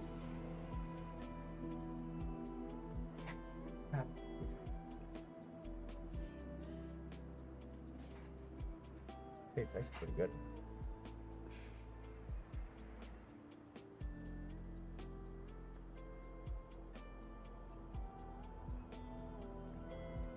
Tastes good. That's cornbread. And it looks like it too, so it's nice. It's gonna be good. I just gotta let it cool. I'm gonna let it cool off for like 10 minutes. Oh, you wanna put a timer for 10 minutes? Oh. Yeah, and then we can eat it in about 10 minutes. It looks good though. I It need looks Luna so to good. 10 cents. Let's turn off my- Brother, good luck, man. I don't think it's going that high. Now you're talking $10 DogeCoin. I don't think it's... What's up, Bull Parade? Egod's in the house. Ichiru in the house. Leela left the station. I don't know what that is, but... A lot of people are calling Hex a scam. It's probably the best thing in crypto. Nah, I've called Hex a scam too, but like, I'm kind of thinking about it, man. Did you know that Hex is like a 100x back to the all-time high? Like, bruv, what if it goes back up there? I just feel like, it's gonna just do some bullshit. You know? I don't know. Nothing's impossible. When you're in a bull market, nothing is impossible, man. Prisoners. Show them that the Tuskar have mighty allies, and bring It's our Christmas people story home. time? Not yet. Dude, I tell need... us a tale. My deposit clears, I think, next Wednesday, so hopefully my coin doesn't go up. My coin went up a little bit today, but we're getting ready to be bullish in January, February, so... What's up, car crashes? I'm off work till March 1st. God bless, brother. 32k incoming. If you're a permabear, then yes. People that are calling for a crash are permabears. But that's okay, because we were permabulls last year, so.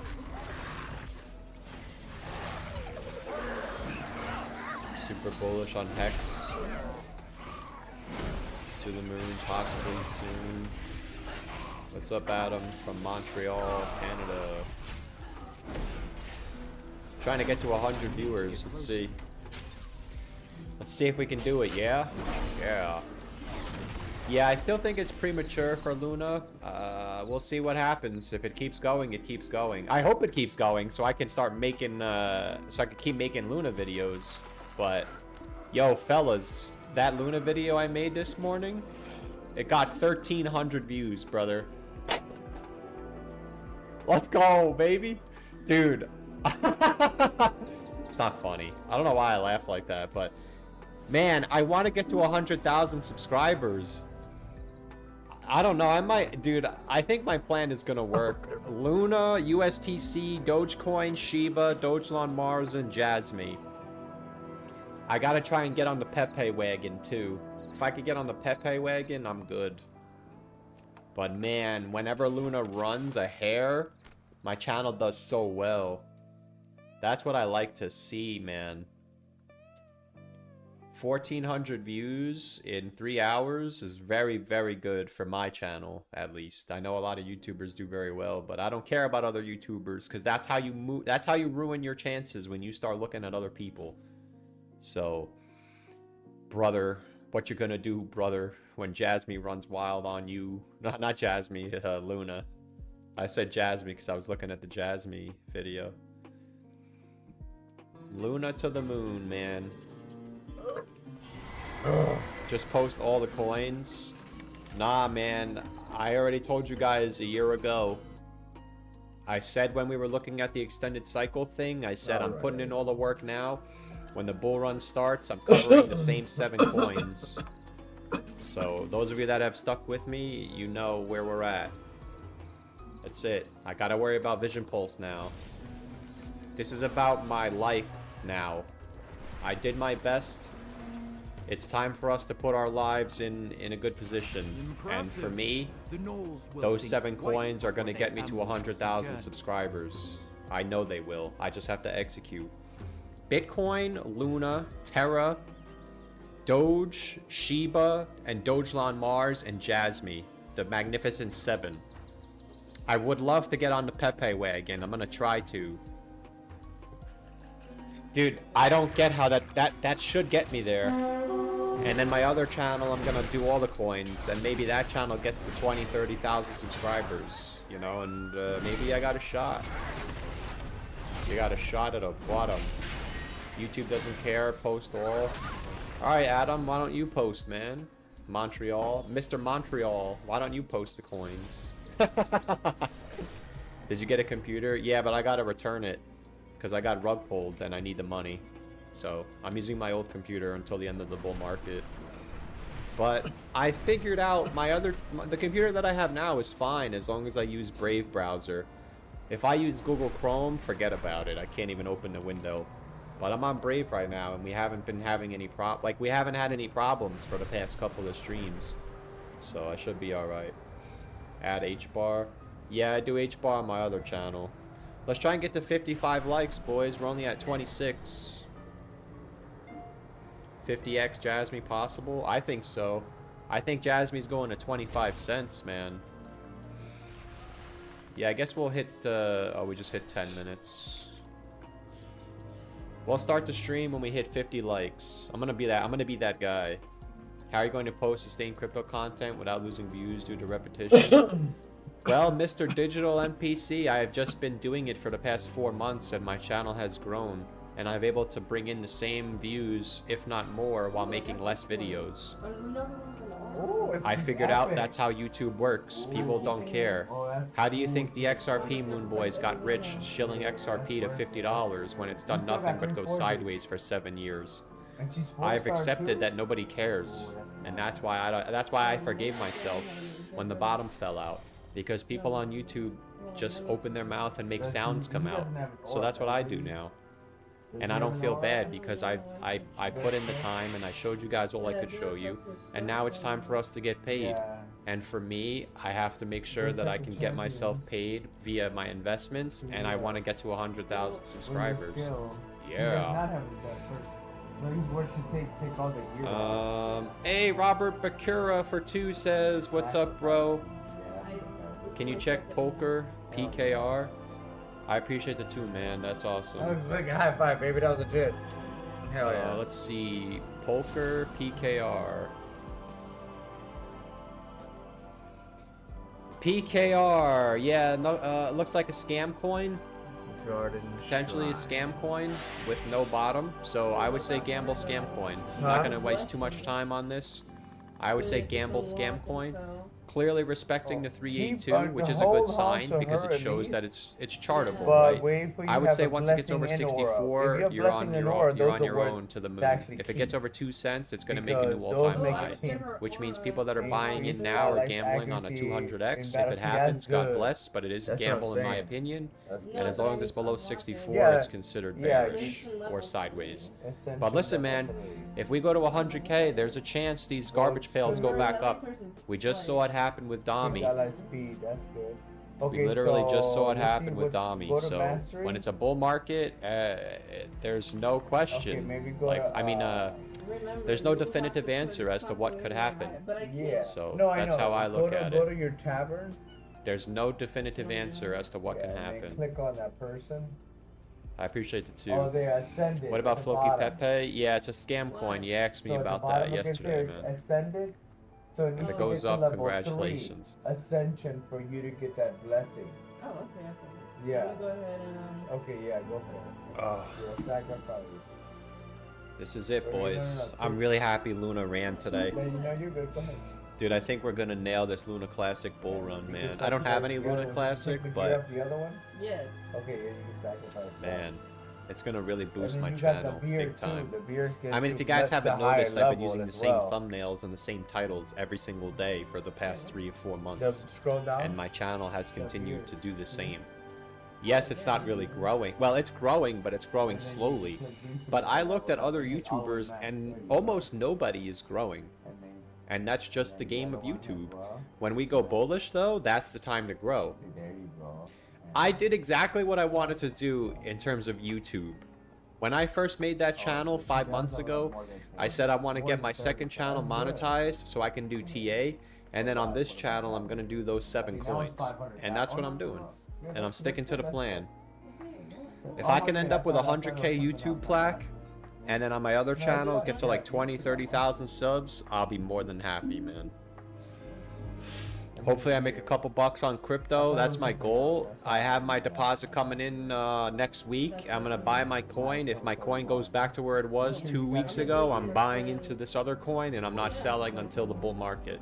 I'm done clicking buttons, man. This is my last chance. That's all that is. You gotta. So. David for 2 says... You want a ball rep? Can you check cheers, LRC? baby. Thanks. I appreciate the 2, man. That's awesome. Yeah, LRC is following the previous bull run almost to a T. And you have a four. Right? I already have the fractal cut out. I would say loop ring goes bullish in February. It doesn't necessarily mean it has to crash, but I would say bullish in February. All right, we go get it. I like this cutout, so I'm gonna just drag it down. And I'm going to draw a fib, and we can say that loop ring is not yet confirmed bullish until it gets over 34 cents. Yeah? Once it gets over 34 cents, you'll see a larger move up to 54. And once it gets over 54, we can say bull market for loop ring. But until then, it's going to continue to chop around. It looks just like all the other scam coins. We are so close to the bull market, it's crazy. Like, I really, really hope my plan works. It's taught me that I'm not going to be rich, but I'm okay with that.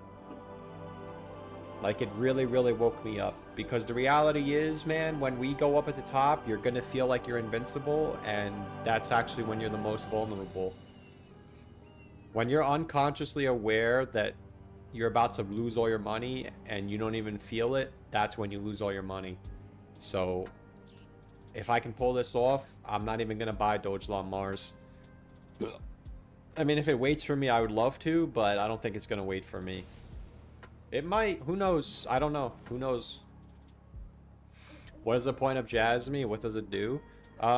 It's the same. It does the same thing as basically every other coin in crypto. It does nothing. I hope that summarizes it. Hey, Ned for 2 says SLP about to pull a Dami scam pump. I appreciate the 2, man. That's awesome. Yeah, SLP is a scam coin as well. When SLP goes bullish, then you know we're actually bullish. If SLP goes back to the high, God bless. I think this coin is designed to lose value. But yeah, I would definitely say that it's not bullish until it gets over 0.005. Which means you could come all the way up to here and still be bearish. But for the most part, it doesn't really look that much different than the rest of the market. I mean, yeah, it's still going down, but you can see that it's decelerating at the pace it's dropping. So this is probably some type of bottom structure. And once Bitcoin breaks the high, you'll probably get over 52 and go all the way up to about like 4 cents. But that could be it, right? There's no guarantees with SLP. But I would say bullish over 53 for sure. Not financial advice. It's easy to make the gains, it's harder to keep them. Yeah, the thing is, like last time, and I say this all the time, is when you accidentally make money, it's hard to keep because you don't know what to do with it. That's it. That's why I feel like my plan might work, and if it does, I'm gonna execute. I mean, dude, most of the time, whenever I make my plans, they all work. People will move I just mess it up. Move forward. That's what bothers me, because I get emotional sometimes because I lost all my money. So it's like I don't want to go back there, and I somehow keep going back there because I keep getting in my own way. But the past couple of plays that I've called in my head, they all actually played out, believe it or not. What do you think? I just somewhere in the process I get impatient and I start clicking buttons and mess myself up. So the play that I'm in right now, I'm in my head. I'm like, this is it. So if my plan works again and I get my money back, I'm selling and I'm going to go into one of my tokens that I have on my watch list, and that's it. I'm not saying what coin it is because that messes with me mentally. People ask, are you in this? Are you in that? Are you in this? Are you in that? I'm not doing it this time. That stuff fakes me out and it's not happening. So whatever coin I buy. God bless. I wish you the best.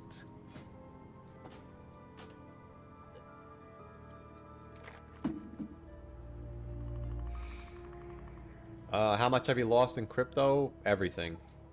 I made it and then lost it. So it is what it is, brother. There's no going back, brother. All it takes is one bull market and your life is changed. That's why it's irrelevant. I mean, unless you lost like millions of dollars, that's kind of tough to get back.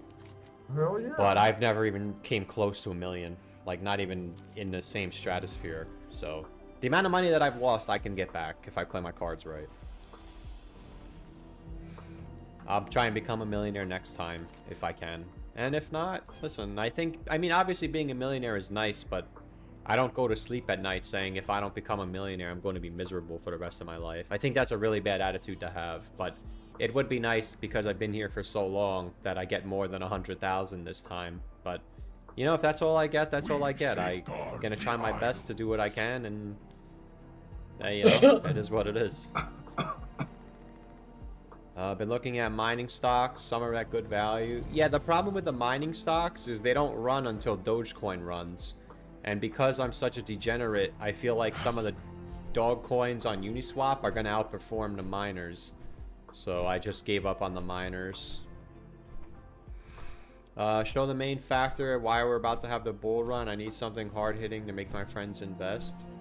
Listen, if your friends don't want to invest, then don't invest. I have a friend that refuses to buy anything besides Ethereum, and that's okay. They got to do what's best for them, and you have to do what's best for you. It is what it is. I think over half of the people lost money in the last bull run. Well, most people here showed up in 2021 when I made my channel, which was at the top. So, listen, it's not uncommon to lose money. You just don't want to keep doing it over and over again.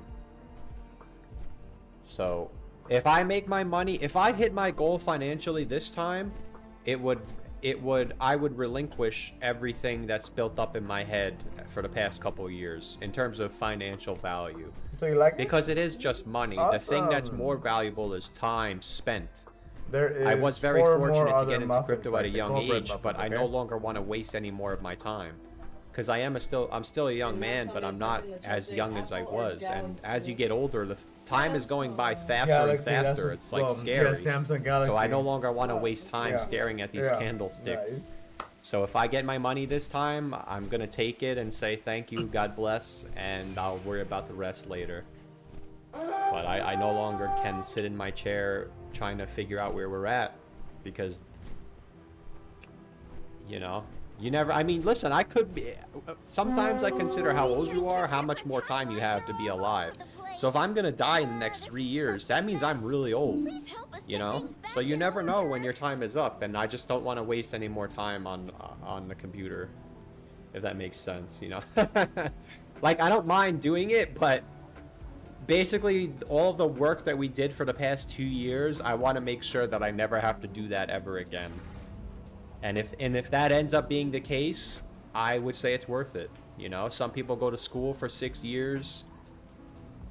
It's the same thing. I mean, obviously, if you have a secure job, it's a lot different because you have consistent income coming in, but you also have to punch in every single day for the next however many years. So it's a trade-off of risk-reward. And if this ends up working, then I will be okay. You know what? I messed up the first years, but we're here now, and that's all that matters. And someone said it before, the hardest part is keeping it. I learned my lesson last time, losing 100K plus. Listen, if you have your money in the market, I don't care what it's in. If it's in USDC, there's a chance you lose it, because all you got to do is sit down, start clicking buttons, and before you know it, your money's gone. So I have my plan this time. Fingers crossed it works. It might work. If it does, I'm done. God bless. If I had a dream that stocks and crypto fell off a cliff. Yeah, you know what's funny? I said this last time. I actually had a dream that we were going to break the low back in this last fall. I had a dream that we were going to break the low. And how it happened in my dream is exactly what happened in real life. Where, yeah. So it's pretty crazy. I had some crazy dreams, man. I had a dream that Ethereum Classic was going to go to $300. And it only went to, I think it went to 120 or 180, but it's pretty wild. Well, I had a dream the other day, a couple weeks ago, that XRP went to like $100. That's not, that's not happening, bruv. But I don't have a target. Hey, brother, chill out. If you're talking to me, brother, I'm as chill as I'm gonna get, man. Like, I'm fully aware of where we're at right now, or at least where I think we're at. Maybe I'm incorrect, but the floodgates are about to open. The reason I'm stressing out is because my shirt's tight. But that's like, you know, I mean, obviously I'm a little stressed that I missed my money, but I'm already moving past it. You have to.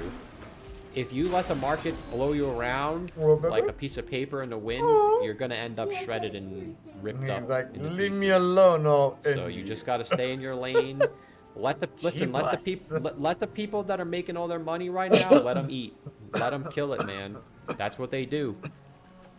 But you know what? You don't see the people who lose. For every guy on Twitter that's posting their P&L, there's 100 people that lost. And you don't hear about them. So you can't look at other people's wins. I know it sucks that you see them killing it, and it's like you're not jealous that they're killing it. You're just upset that you're not doing, like, your coin is not doing anything. I understand. Believe me, I just had the same problem. It sucks, but it's a recipe for failure. And the thing is, the thing that I learned that's scary about life is you don't even know what the repercussion of your decision is going to be. You know? Like, it's scary to think about. That one little thing could just cause a death spiral that could last 20 years. It's really scary. I still think about the day that this all started. Like, this whole thing 7 years ago.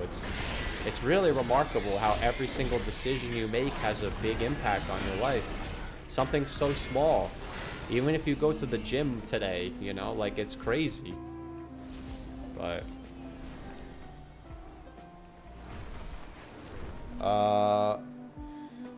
hopefully get yourself a looser shirt. Yeah, it's called I gotta get not fat, bro. Actually, this shirt is just small. And look at the size. Look at the size of the collar, man. This is like what the models wear. I don't know why it's so big. But funny enough, it's actually Miami on the. You know how I say I'm never gonna go to Miami? I think it's Miami at least.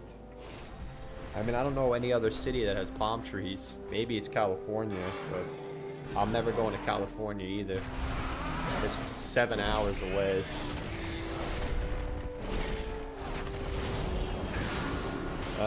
Davy Boy for 2 says Doge to $1. I appreciate the 2, man. That's awesome. I would say $2 for Dogecoin. Since we're gonna go down the rabbit hole, thank you for sparking the rabbit hole discussion. I think $2 for Doge is fair, man. Because if we know that Dogecoin is gonna retrace by 92% every time, then we know that when we bottom out, it has to be higher than last time. So if we say that we bottom out at 15 cents, what would we have to do? 92%? Yeah, it would be about $2. I'm looking for $2 for Dogecoin. That's just my opinion, not financial advice. But I'm personally looking for $2 on Doge. Now, does it have to be a 92% correction? No.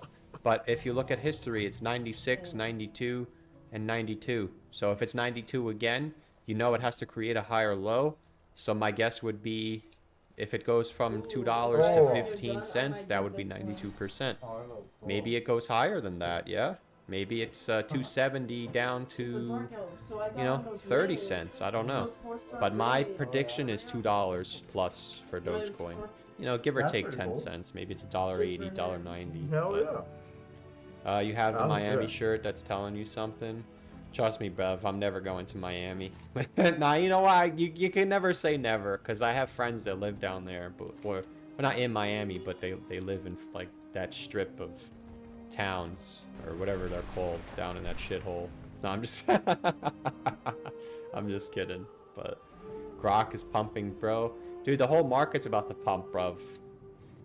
I know we're not used to it, but the whole market is pumping. Or no, not yet. The whole market's about to pump. The next 3 months are going to be the last. Gentlemen, the next 3 months are going to be, hopefully, fingers crossed, the last months that we're in this position financially. Okay? I hope so, at least, for our sake. But I truly believe that after February, it's 2 months before the last solar eclipse. Every single time in Bitcoin's history, Bitcoin, it's like they turn a switch on and it just goes straight up. I don't know why. It's just like back in the day when they used to remember Apocalypto, when they were putting the guy on the thing and the moon went in front of the sun and they spared him. I don't know why that is, but apparently astronomy still has control over humans. It does. They say when the full moon is up, you know, I don't want to talk about it, but, you know, it's, the opposite gender behaves differently, so it is what it is, man. Like, I think astronomy is legit. It's real, and we're seeing it, man. We're seeing it happen. So, I really think February is gonna be that time. So, like, if You this done, really brother? is the last 3 months that we're You in want this any more? position financially, I just, Are you done with this? you know, I really hope we Can I do have it? well. I think Thank we, you, baby. I don't want to say we deserve it, because I said it yesterday or 2 days ago. Someone said you deserve it, and I say I think you deserve whatever happens to you, assuming you had control over it. But I think we put the time in. I think we're gonna do well. Fingers crossed. We Alright. convert and we capitalize. I think we're Let's gonna rock do and well, roll. man. Lunk boys are here now. Are they? Are we still going? What the hell was that? Yeah, brother, I cannot wait, dude. Oh my gosh, dude, if I get that 100k plaque, man, that's gonna be something. That has so much sentimental value to me. Nice. Dude, we got this, man. We got this. We gotta stay locked in, though. Astronomy is real. In terms of influencing the market, I think it is. I'm a believer, man. I've seen it happen in real time. They say seeing is believing. I saw it. So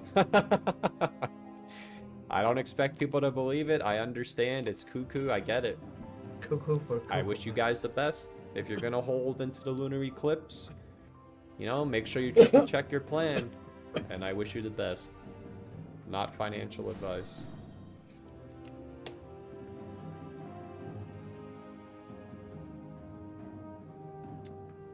If you have a position size, though, most people have analysis paralysis and don't buy until it's at all abnormal price action. No. I'm putting my deposit in on Wednesday. I'm buying in that day. And if my coin goes back up, I'm selling it and I'm putting it into one of my coins. I don't care what the price is. There's not enough time to bullshit anymore. We just had a whole year of bullshit. And now people are going to come back saying, what do I do? And I'm going to say, I don't know. I don't know.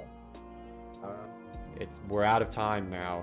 If you're waiting for a dip, I wish you the best. I don't know anymore. There's not enough time left to lollygag. I hate how much you got me considering the eclipse nonsense. I mean, listen, I get it, dude. I totally get it. But I said the same thing when Joshua told me about it. I said, this guy can't be serious. I saw it happen. The day that I started believing was when, I don't know what her actual name is, but there's an influencer named Marin, I think. Marin or Marion? I think it's Marin. She was big on the solar eclipses and stuff. I think she's the one who started it. But I think she's too big to make an actual bold prediction saying the market has to crash. But anyway, I started following her tweets, or I was looking at her tweets for whatever reason, I guess to do research on the eclipse thing. And she was tweeting stuff that had nothing to do about crypto. She was like, oh, if you're this birthstone, this is what's happening to you. And I was the birthstone, or I don't know what the words are, but you know how each month each person has a birth thing? She literally said what was happening to me, and I was like, this is unbelievable. So I get it. It sounds crazy, but after I read through the tweets, I was like, bruv, this is actually real. And maybe it's a coincidence, maybe it isn't. But if we get sucked up in February, whatever it is, if it's a coincidence or not, I think it's a lot easier to say orange up, white down. Cheers, baby. That's it. So, big money use astronomy. I mean, I'm sure there's a bunch of things, but I mean, listen, it's not perfect either. There's no such thing as perfection, because there was no lunar eclipse when COVID happened, and there was still a black swan. So we don't want to ignore that and say, oh, we're gonna call everything to the T.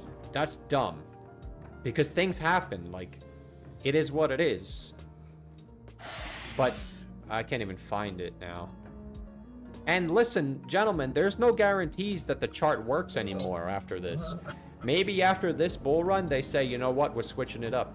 If they do that, then we'll have to find a new chart to use. But until it doesn't work anymore, we're going to use it. Now, am I going to be showing you the chart every single day? Probably not. I think after April, I'm putting it away. That's it. And I'll let somebody else, some other guy is going to start talking about it. Because I'm not the only person that uses it. I'm not even the person that came up with it. This is just my chart that I drew, you know? But there's plenty of people who use the eclipse charts. It's just you guys are watching me and I'm the one who's using it. But there's plenty of other people. But they like to speak in riddles because they don't want to tarnish their reputation. I don't have a reputation. My reputation is when I pull my pockets out of my shorts, nothing comes out. Oh, I got something in my pocket, actually. What is this? Oh, that's Oh, this is my earplug.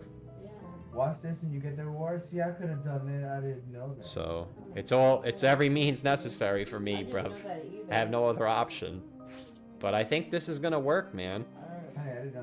But again, the thing that's scary is I don't know where the top is. I can't say I know for sure, but in my opinion, after March of 2025, whoever has money in a long position is going to lose everything. Until, I don't know what day this is. I think it's March 2026.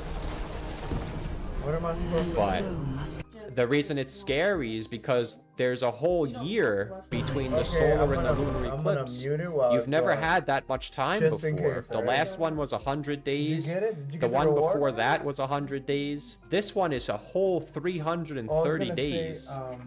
So I would have to, like, after April, we're going to start relying on the actual analysis, right? We start looking at the RSI and we look at the other stuff. But for the most part, I think the eclipse chart did what it needed to do. And if whatever the narrative is, it is what it is. Is it a coincidence that all of the bullshit happens in the lunar and the good stuff happens in the solar? Who knows? I don't know. But don't you think it's weird that almost the same... Well, I guess you can't say that FTX is the same as Binance, because all the guy did was step down. It's not like Binance collapsed. But don't you feel like if the same news came out last year and they said that Binance Cheng, whatever the guy's name is a scam artist, don't you think BNB would have capitulated? I think that's what would have happened. But because we're so close to the yellow line, the market doesn't give a shit. Just like back here, everybody keeps talking about Arthur Hayes. He did something with BitMEX. Like, we were so close to the yellow line that the market didn't give a shit. So, and like, it's crazy. Like, brother, I remember this day. That's like, the lunar eclipse was May 20th. What you did and is share. I remember when we fell off the table, I was like, dude, something had to have happened. They had to have banned crypto. And sure as shit, right here, China bans Bitcoin. Like, it's legit. So something's about to happen in April or around April where everybody's just going to start screaming at the top of their lungs, we're going to the moon. It's probably going to be Powell saying they're not shrinking the balance sheet. If I had to guess, Powell between now and April is going to say we're no longer shrinking the balance sheet, and then we're going to get sucked up. But again, the reason I'm saying that is because the next eclipse isn't until March, and it's bearish, so I don't know where the top is going to be.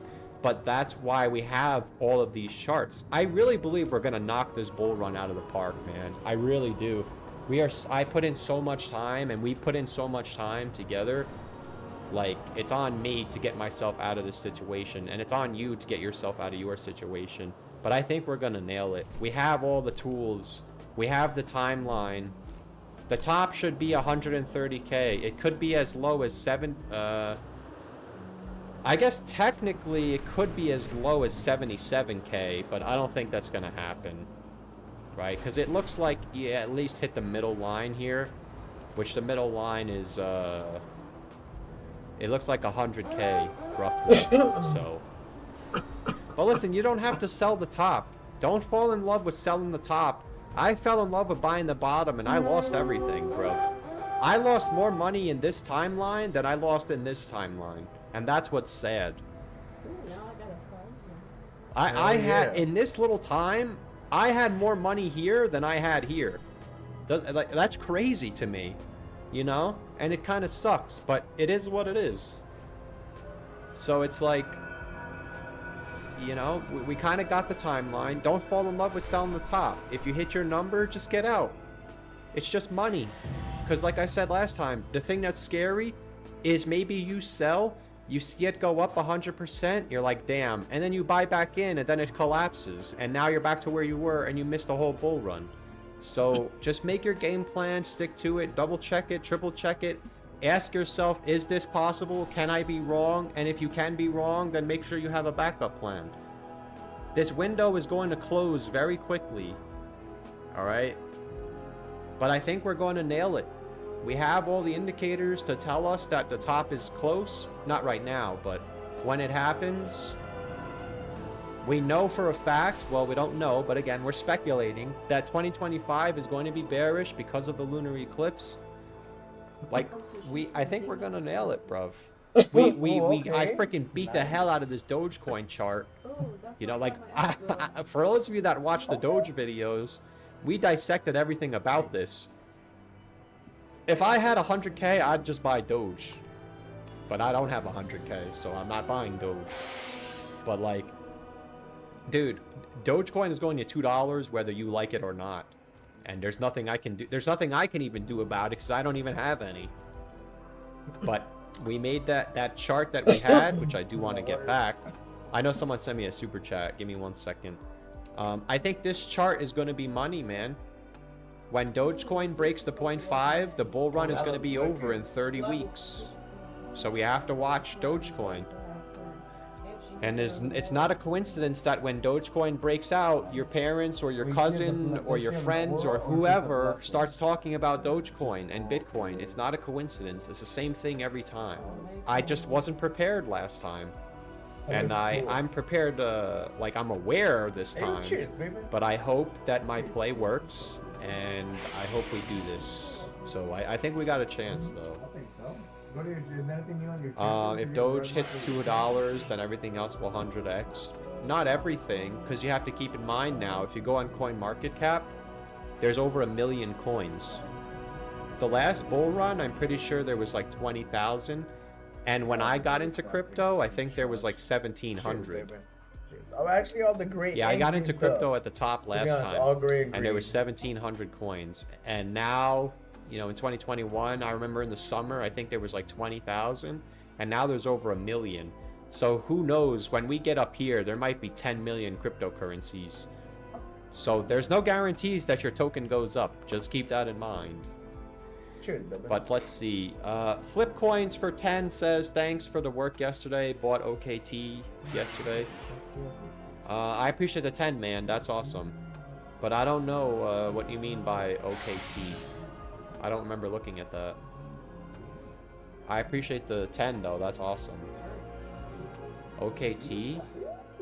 Yeah, I don't remember looking at this. Unless you're asking me to, then I'll look at it. But cheers, baby. And again, I don't mean to speak in definitive language. I don't know where Dogecoin is going to top out. I'm just making the guess that $2 is on the table. Does that mean don't get out until it hits $2? That's what an asshole would do. Yeah, you get out when you're ready to get out. Okay. In my opinion, I think $1.80 to $2.20 is in play. If it doesn't go that high and it goes to $1.50 and tops out, it is what it is. I'm not a TA expert, man. I'm just another person on YouTube. You can always get like a legendary drop. But in my opinion, not financial advice, I do think $2 is in play. Yeah, I've never heard of this. OKT. I don't know. This is like a scam coin. I don't know what this is.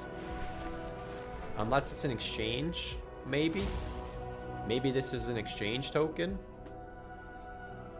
I would say bull run is confirmed once it gets over $35. And right now it's not yet confirmed bullish. So if we take a fib from the high down to the low, you can see that we're still below the 382 at $17. So I would make the case that as long as it's below $17, it's actually not even bullish. Oh my God, yo, they look so funny. You just came down to the 6 Not gonna lie. 2 days ago. So I would say bearish below They're 17. Cute as shit, but they look funny as hell bull too. market's confirmed over 35. And if it falls below 12.14, the bottom isn't even in yet. So I would say once it gets over 17, it's probably bullish. And once it gets over 22, it is bullish. And once it gets over 35, you can start looking at the all-time high, or at least $100, in my opinion. OTK. Oh, OTK. Okay. OTK. Octo Gaming. Oh no, you just bought it yesterday? What are you doing, man? You're gonna be buying the top. Oh, I mean, I guess maybe not. Wow. Oh my gosh. God. The hot dog race. Not yeah, it's hot gonna dog do 50x. race. Dude, like, funny. that's crazy. How many coins do we know have this exact chart? Now, that's pretty wild. Dude, it does... Last time I googled winner race. I don't even think I could draw anything. I was scarred.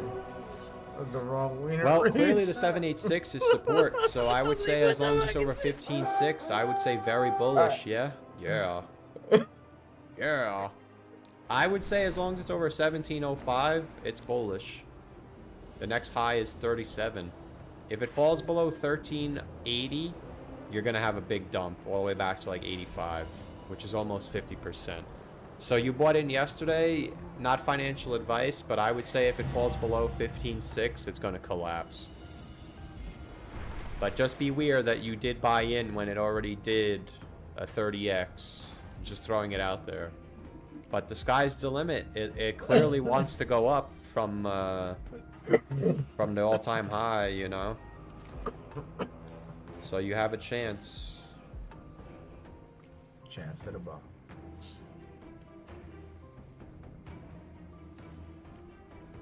You have a chance.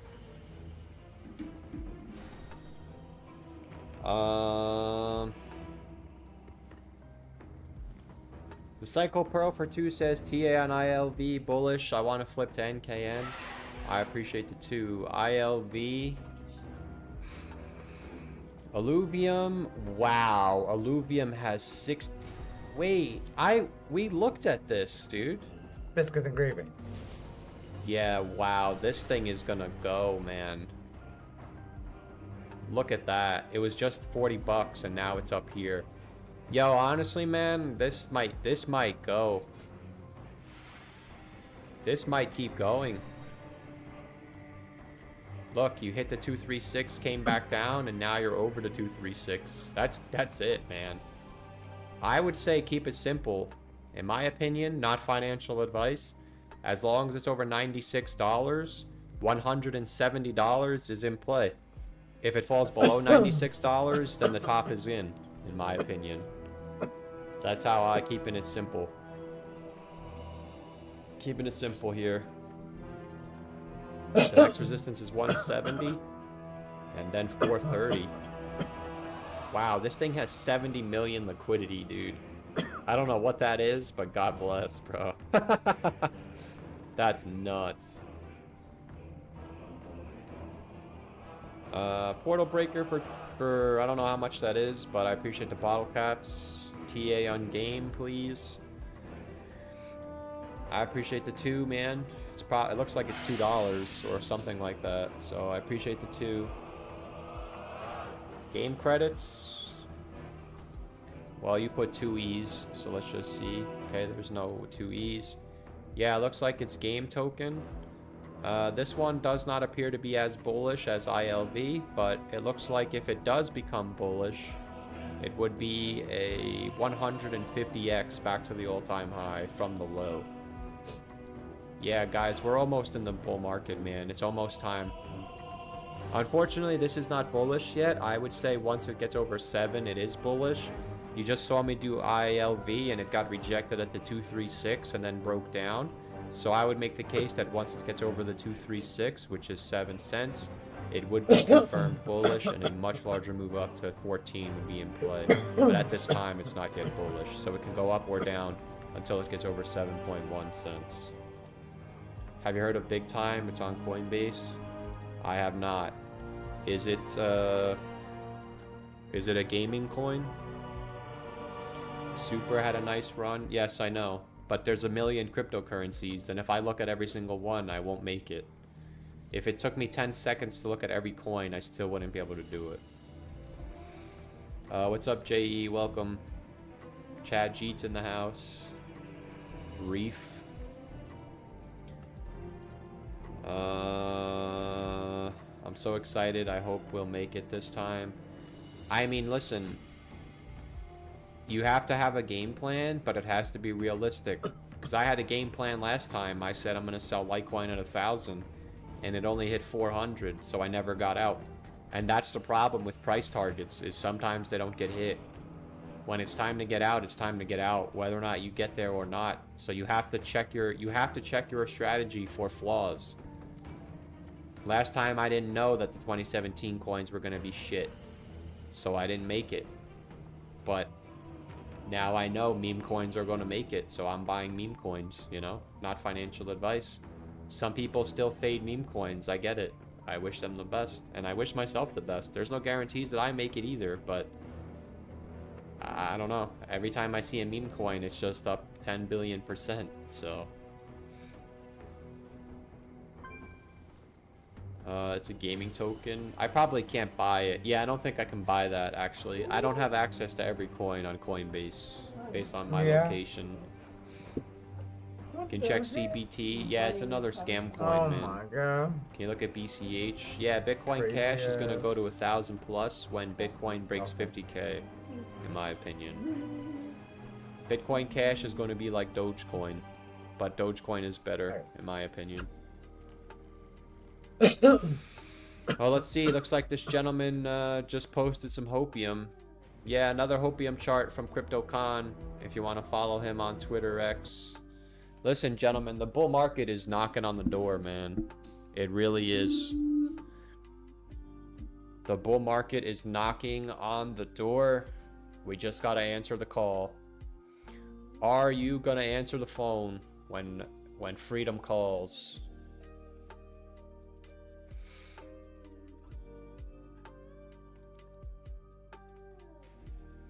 Yeah, I'm kind of disappointed that Sayatama isn't the Sayatama that I knew.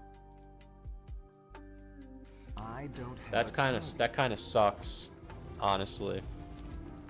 We do have to pay attention to Sayatama. I know a lot of people don't believe in this, but Sayatama has been front-running Bitcoin since July of 2022.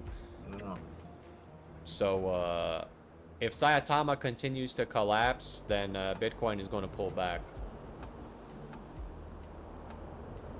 Right? Sayatama started running in September. Bitcoin ran in October. Sayatama collapsed in February. Now, obviously, Bitcoin didn't collapse in February, but the market stopped being bullish for the most part. Sayatama started running in November, December. Bitcoin started running in January. And Sayatama collapsed in August, July. And Bitcoin collapsed in Sayatama collapsed in July. And Bitcoin collapsed in August. So Sayatama just collapsed in October, arguably November.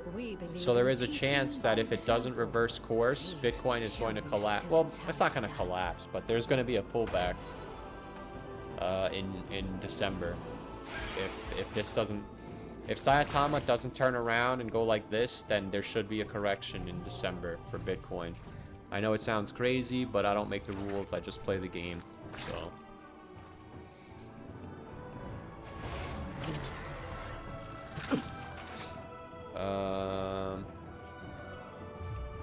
Peasant for 2 says, can you look at Wonder? I appreciate the 2. That's awesome, man. Wonder? One Direction? Yeah, stock. Just want to confirm that it's a stock before I do TA on it. Just want to double check that it's a stock. Or are you looking about Wonder Woman? Another A+ performance from my favorite student. Bitcoin pulls back after waning crescent moons. Yeah, see, I don't even know what that means. I'm not going that far into the rabbit hole. I know in the beginning of the year we did that because I wanted to be like a genius. I don't even care anymore, brother. That's how bad. That's how far my brain has decomposed. I don't even care anymore. It's not a stock. Wonder Woman token. Yeah, so I already have a chart for that. I think somebody asked about it yesterday. Yeah, so you can see from this high in October of last year down to the low, you did get over to 236 briefly, but you're now below it, so it's bearish. And you can see that it's retracing to the 382. So I would make the case that if it falls below 10.4, it's bearish. Alright, Wonder Woman will most likely take a large correction if it falls below 10.4. You'd move down to 99 and potentially 929. Sorry, 923. And if Wonder Woman falls below 923, then it's going to make a new low, in my opinion. Unfortunately, it's not bullish at this time. I would say bullish over 14.4. Then I would say to the moon. But each time this coin goes up, it seems like Bitcoin falls off the table. It fell off the table in April. Fell off the table in August. And it looks like it's about to fall off the table again. So I would make the case that if it falls below 10.4, we're probably bearish. So keep an eye on 10.4. Over and out. 10.4, over and out. I got a tarot card reading and the psychic told me to ape into Jasmine. I remember in the beginning of the year I was talking to somebody that did tarot cards. I mean, listen, everybody's got their thing. I personally don't believe in the tarot cards, but I know you're just trolling. But listen, man, some people, it's the same. It could be the same thing with the eclipse chart. It is what it is. I'm not gonna knock it. I just personally don't buy into it. 10-4, good. 10-4 over and out. Breaker, breaker. Oh, is Dino on my watch list? No, it is not. Yeah, I might have to keep an eye on Dino. Dino LFG. Yeah, so apparently Dino LFG is owned by Deck Screener. I don't know how true that is, but if this thing comes back down, man, might not be the worst play. It comes back to 1 cent. Dang. Yeah, dude, it actually could do this. If Dino comes back to 1 cent, that's not that crazy. Can you look at Swee? Yeah, if you send me $100. No, I'm just kidding, brother. That's pretty toxic, but I'm literally joking. Listen, Mr. Bouncy Teddy. Those garbage pails, we're almost at the point where the garbage pails are going to start running. Alright, so if I look at every single token, it's not possible, brother. If your coin is not moving, it's probably not going to move until Bitcoin breaks 50K. Alright? Do we still like Milady's, or is Milady's trash? It's got 1 million liquidity. Yeah, I guess this is a scam coin, right? I don't know. It kind of looks like, it kind of looks like it's bottoming out here, man. Then it's gonna go like this? Maybe. You know what? There's so many. Yeah, but, like I said, that's looking. Oh, look, a shiny car. Oh, look, there's another shiny car. Oh, look, oh, look, oh, look, oh, look. And then before you know it, the bottom falls out. So, you gotta stay locked in. I'm not even gonna go down that route and even look at that crap. Oh, I'm all out of water, too. Where's Lord Narwhal? He should be my assistant. Shit. Where's my water, peasant? Give me more water. I need Yeah, to get a they were. bucket helmet. They I said that were last doing. time. If I ever get rich or wealthier than I am now, I'm gonna get one of those helmets. Like, what's that guy's name? Oh, crazy. He was number 1. What was his name? Wow, that's tragic that I don't remember his name. that one out? It was like, I'm just going over. wow, I really don't remember his name. Yeah, no, I feel Schmitty? that. Schmitty something, right? Schmitty something, I'm pretty sure. He had the soda hat. It has to be Schmitty something, bro. It has to be Schmitty. Schmitty. He was number 1. Schmitty. What was his name? Yeah, no, it was Schmitty 1. Rebels have raided a caravan Schmitty, of medical Werben, supplies and taken them back Jagen. to this encampment. Schmitty, Werben, Reclaim any that you Jagerman, can Jensen. Alright, there's no way I would have remembered that. But I remember Schmitty, yeah. Schmitty, Werben, Jagerman, Jensen. Yeah, if I ever get wealthier, I'm gonna buy a freaking soda hat. K for 2 says LQR stock. I appreciate the 2, man. That's awesome. Thanks for the 2. No show yesterday? No, I live streamed yesterday. If you didn't see it, that's okay, man. What am I looking at? Here we go. Let's see. LQR to the moon. Oh, nice. Okay. Does she have a blessing of aura? No. Oh, come Not on, really. man. You know I can't do TA on this stuff. Brother, there's no bottom. You're better off going to the casino, Yeah. not financial advice. Unless you're shorting, you know, that's possible too. Huh? You could be shorting, but Yeah, I think this, but she doesn't yeah, it have is on an aura stack actually, wow. Maybe, yeah, keep This her. thing's Maybe gonna get she's used for delisted, something. dude. I need. Oh wow, it just came out in August. Yeah, you know what? Maybe. I can see why you'd be speculatory. It might have a giant scam pump. I don't know what this is, but it could be a reversal when the market goes bullish, but I'm not going to waste my time trying to find the bottom. As long as it's below 4 cents, it's bearish. So if it spikes up to 4 and gets rejected, bearish. If it doesn't get up to 4, it's bearish. And if it just breaks down, obviously it's bearish. I would say Reddit will probably find out about it once it gets over 11 cents.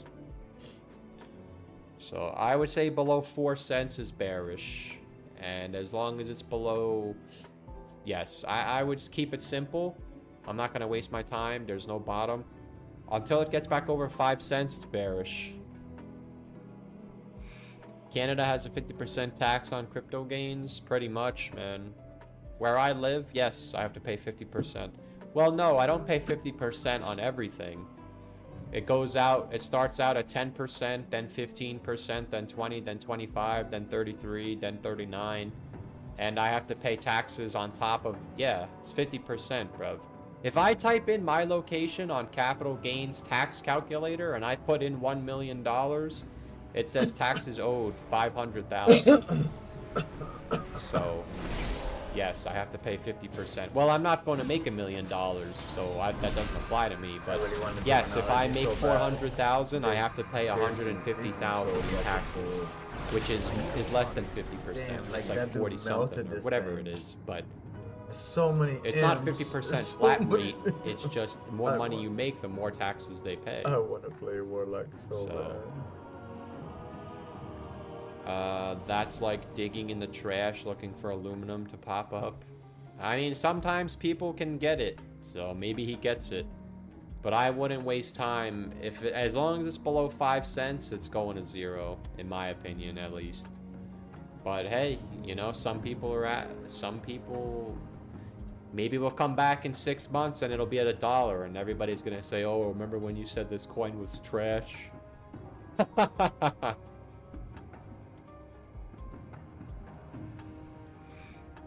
In California, our capital gains is taxed as earned income. I mean, if I change my location to California, it still says 50%. So, California is the same shit, bro. What's up, Crypto Millie? I'm from NJ Incal. Delisted? What the hell was that?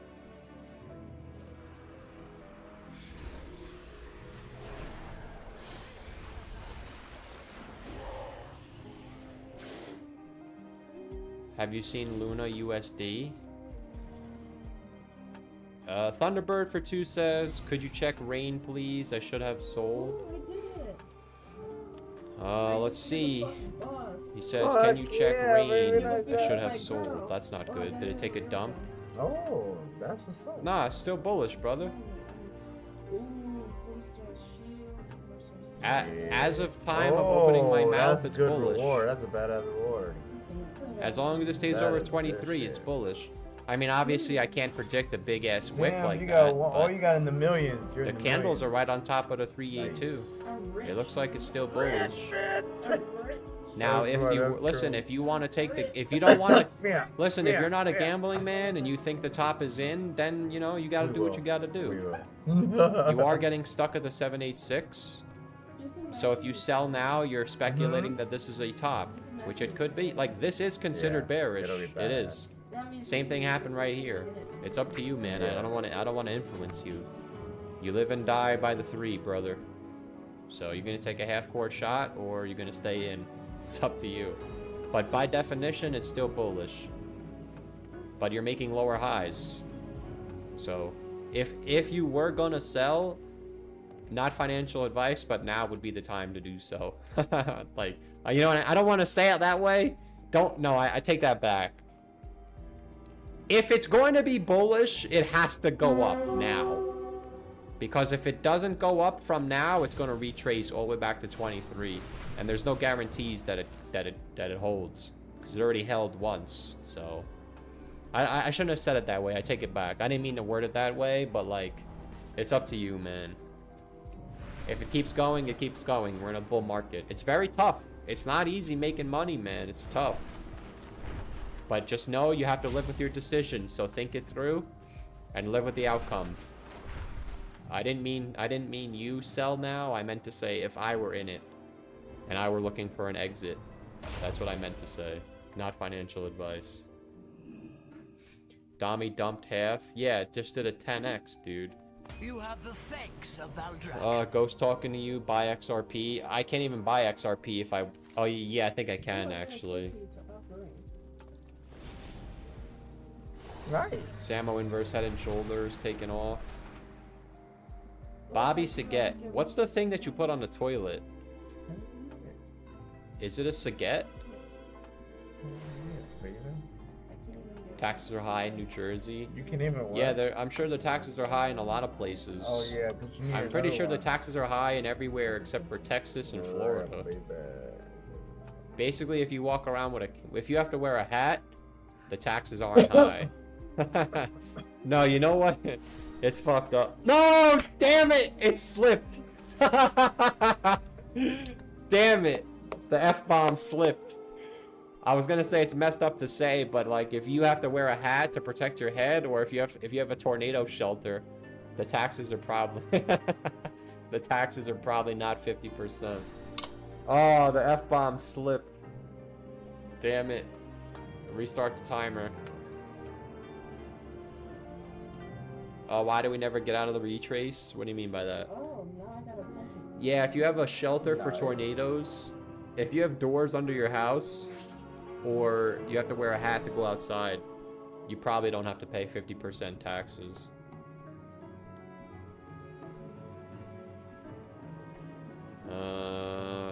I'm from Holland. I only need to pay 2% over 900K.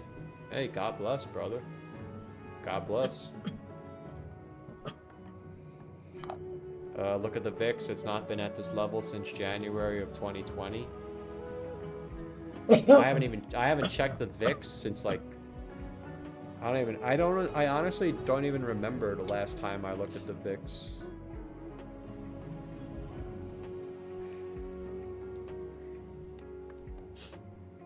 Yeah, Mr. Tony, my argument against that is, do you know what happens whenever the VIX is in a downtrend and it makes lower lows? Cheers, baby.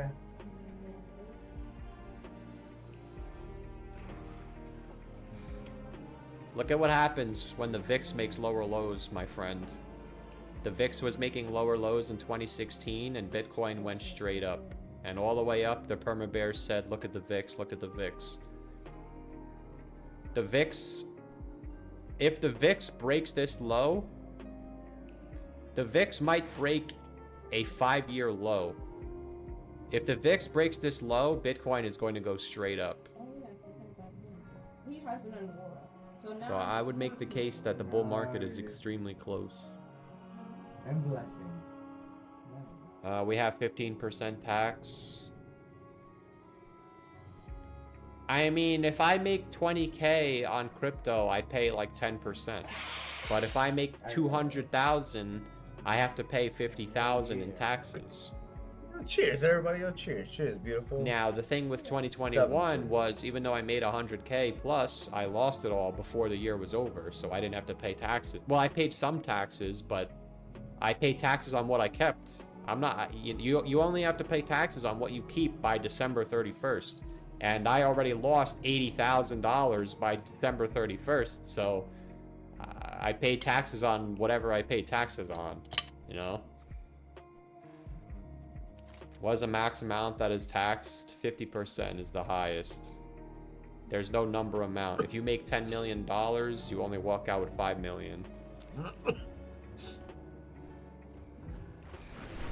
You don't know what you've done for me? I haven't done anything for you, man. You guys have done stuff for me by giving me a platform. If I sit here with nobody watching me and I talk, it's like talking to the wall. So, I don't see myself doing anything for people. I am the one that gets the viewership. So you guys do stuff for me. It's not the other way around. I don't do anything but sit here with my stomach hanging out. Cheers, baby. But gentlemen, it's not an emotional time, but like we're getting there. Like, you know, I really think if we can pull this off, it would be worth it. The past like 5, 6, 7 years, whatever it was, I would forgive myself for all my errors if I can pull this off. Because the older you get, the less you realize that money is what you think it is. Don't get me wrong, I want some money. Money, money, money, money, money, like Mr. Krabs. But like, it doesn't It's not as important as it was maybe when like 5 years ago. So, I mean, obviously it's more important the older you get, but it's not. I'm trying to find out what I'm trying to say. Like, obviously you need money to operate, but you can't like go to sleep saying if I'm not rich, I'm going to be depressed. That's the dumbest thing to have. Yeah, I give her 40. But listen, man, if we pull this off and I get my money, I'll be happy. It is what it is. But we're almost there. We're not there yet. It looks like a sell-off is coming. I would say after February, they turn on the rocket boosters and we go up, up, up and away. We've had this chart drawn for so many months. This chart is actually the longest standing chart I think I've had without changing it.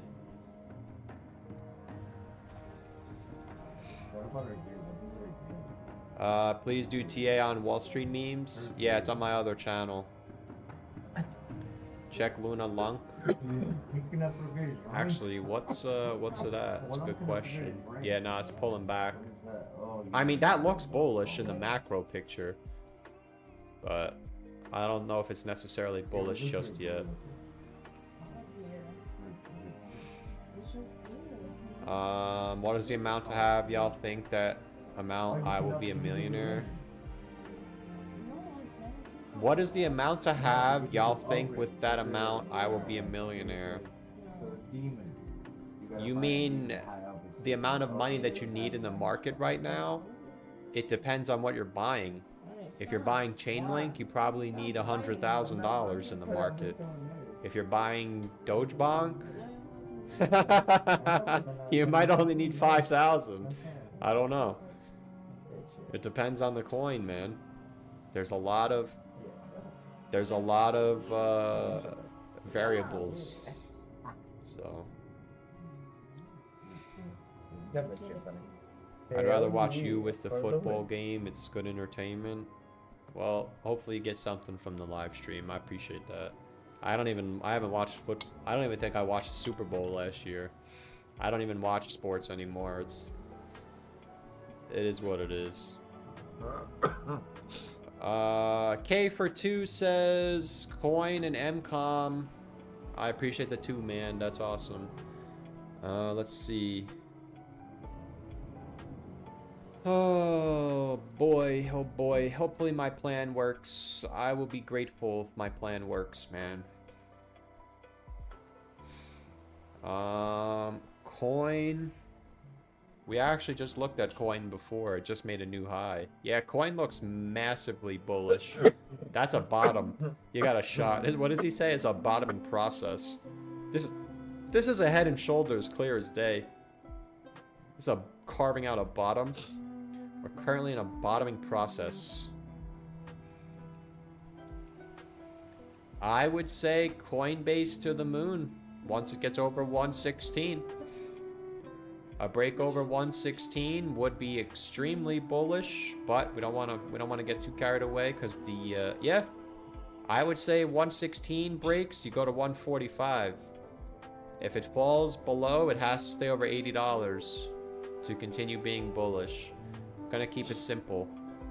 All right. One would say if I'm a perma bear, I'm saying this is a rising wedge. It's bearish. I would say I agree if it falls below $81. If not, it's bullish. And MCOM, brother, I'm not doing a TA on that. Sorry. I'm sorry, man. It's a waste of my time. Not that I don't want to waste my time on it, but I'm thirsty and I'm out of breath. So it's bearish. Brother, this is not even a stock. Like, come on, man. What are you doing?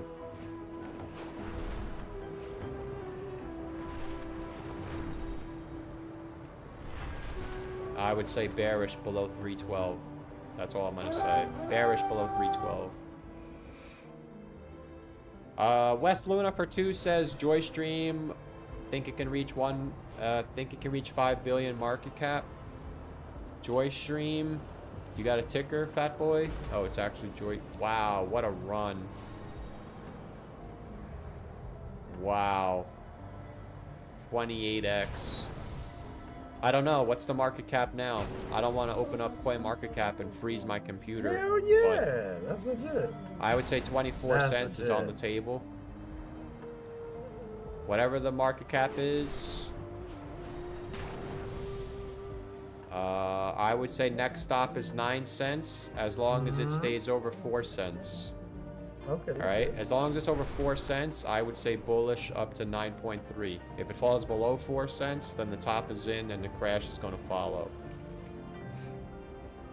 What's up, Gogolari? Welcome. Now everyone who scales those peaks will see that We the got Dragon Lee's in the Scale house. Expedition beat 'em there. Larson says Grok. Yeah, Gronkowski. Rob Gronkowski. It's another scam coin. MC is 35 right now. Yeah, so if you're asking me if I think it can hit 5 billion, I'm gonna say I don't know. That's like asking me if it's gonna rain tomorrow. It's impossible to know, man. Go drink water. Nah, the stream's almost over. I'll give you 13 more minutes. I gotta prepare for tomorrow. I kind of fell off the wagon a little bit from Thanksgiving, so I gotta get back on my gym grind. Getting a little chubby. I mean, I am still chubby, but I gotta get back into rhythm. I really want to be 195 by the end of the year. I gotta lose 10 pounds. Brother, I can't believe I was 175 pounds, man. That's nuts. For my height, that's nuts, bro. But somehow I still had the little chub. It wouldn't go away.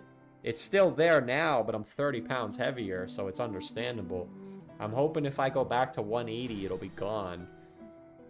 But we'll see, man. How high do I predict Doge? I think $2, in my opinion. What's your prediction for Lunk? Oh, I know what that sound is. I know what the sound is. I keep hearing a sound. I know what it is, though. My prediction for Lunk? Probably half a penny. Women like chubby. Yeah, some of them do, but it's where the chubby is that I don't like. You know? Like, I can see my face. My face is less fat. And... No, my face is chubbier now. But I prefer, as do some of the women, prefer the jawline, and I got a muffin right now, so I don't like it. But it's all good, man.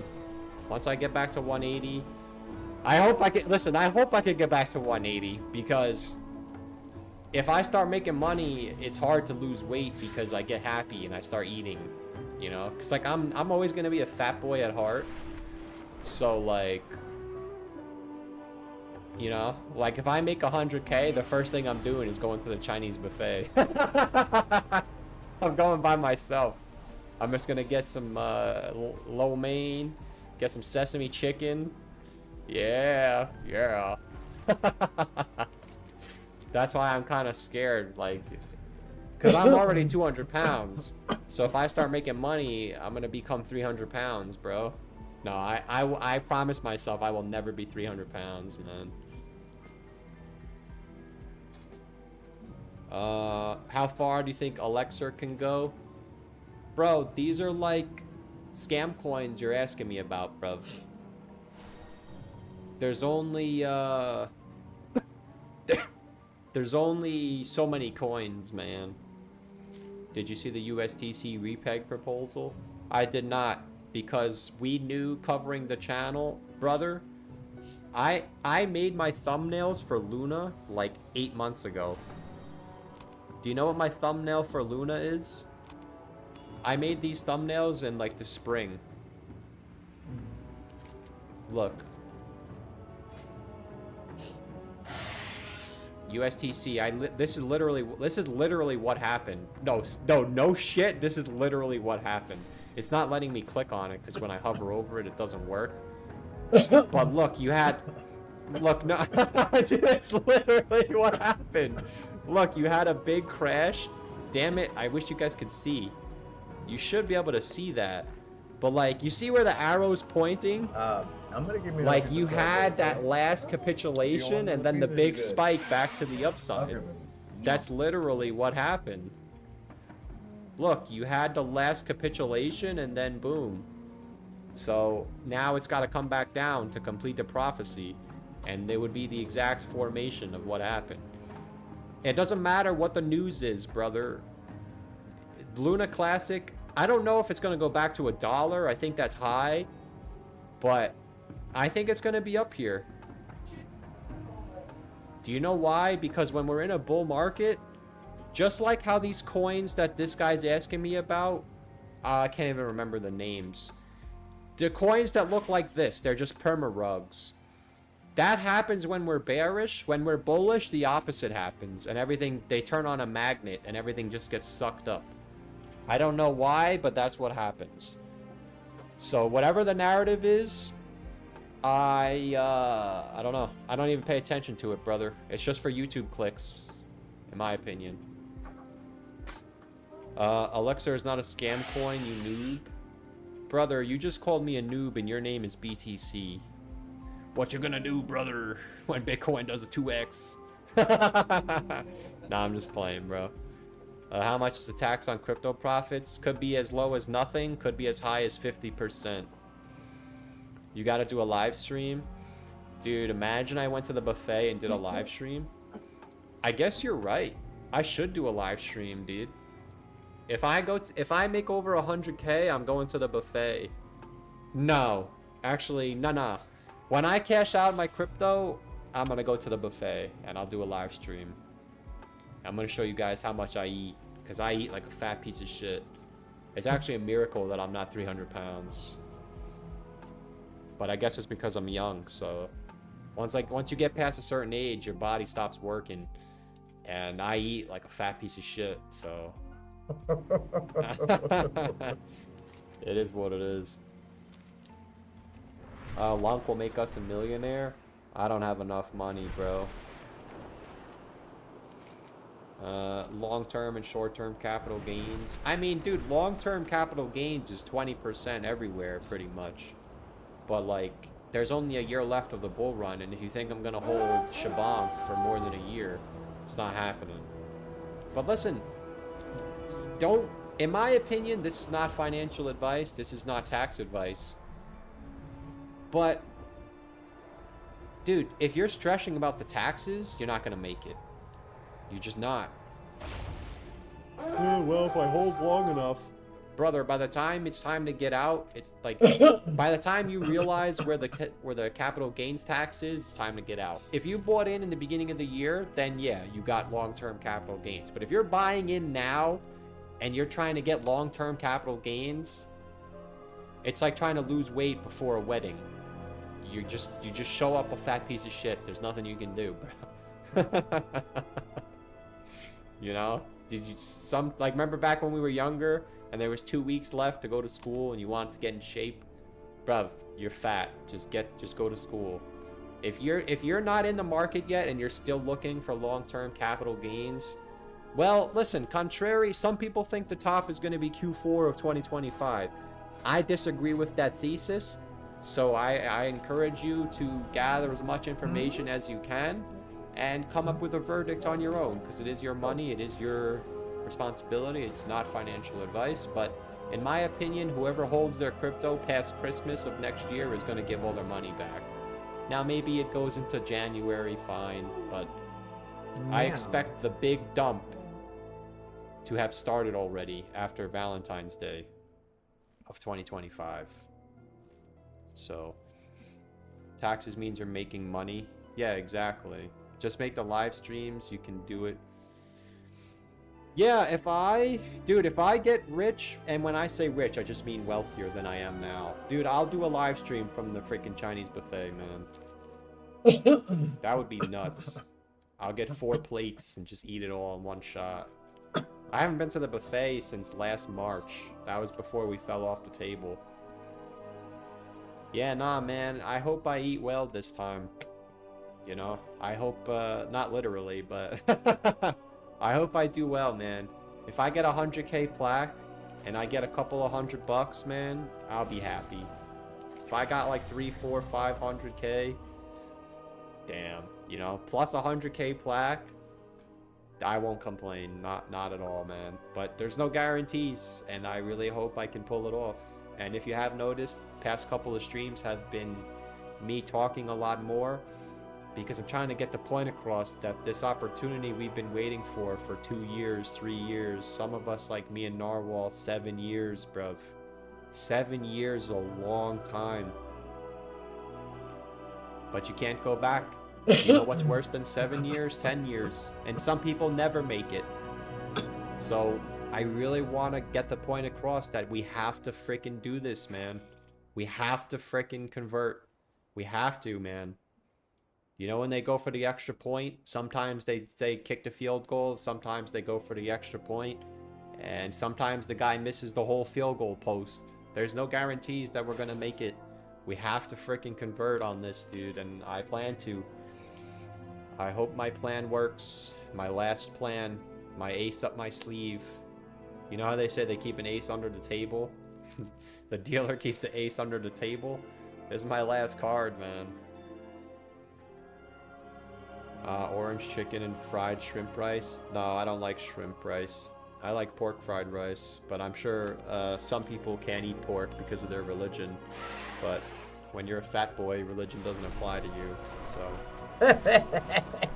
This pork fried dude rice said, with I'm gonna go to Chinese sesame food place chicken. and I'm gonna eat some pork, Yeah. but some people can't eat Yeah. pork because And of the lo mein. religion.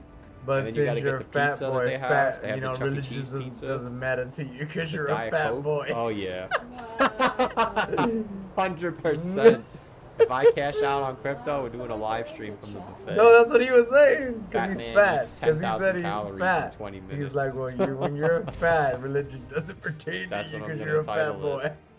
You eat whatever Fat you man want. eats, fat man eats 10,000 calories in 20 minutes. Crazy Pork is ass. haram. Yeah, if haram applies to you. When Doge hits $3, which I've been too saying since you were 200 pounds, I want you in that moon suit playing Interstellar, damn it. I am 200 pounds now. I think DogeCoin is $3, man. Oh, John Doe's negativity in here. Listen, John Doe, you gotta snap out of it, man. Listen, you gotta wake up, bruv. You can do this. Do you still have your Aptoge? Dude, if Aptoge goes to 2,000, just pull the plug, man. You can turn that 2,000 into 100K easily. You'll be surprised. Choo-choo. John Doe's here, the conductor.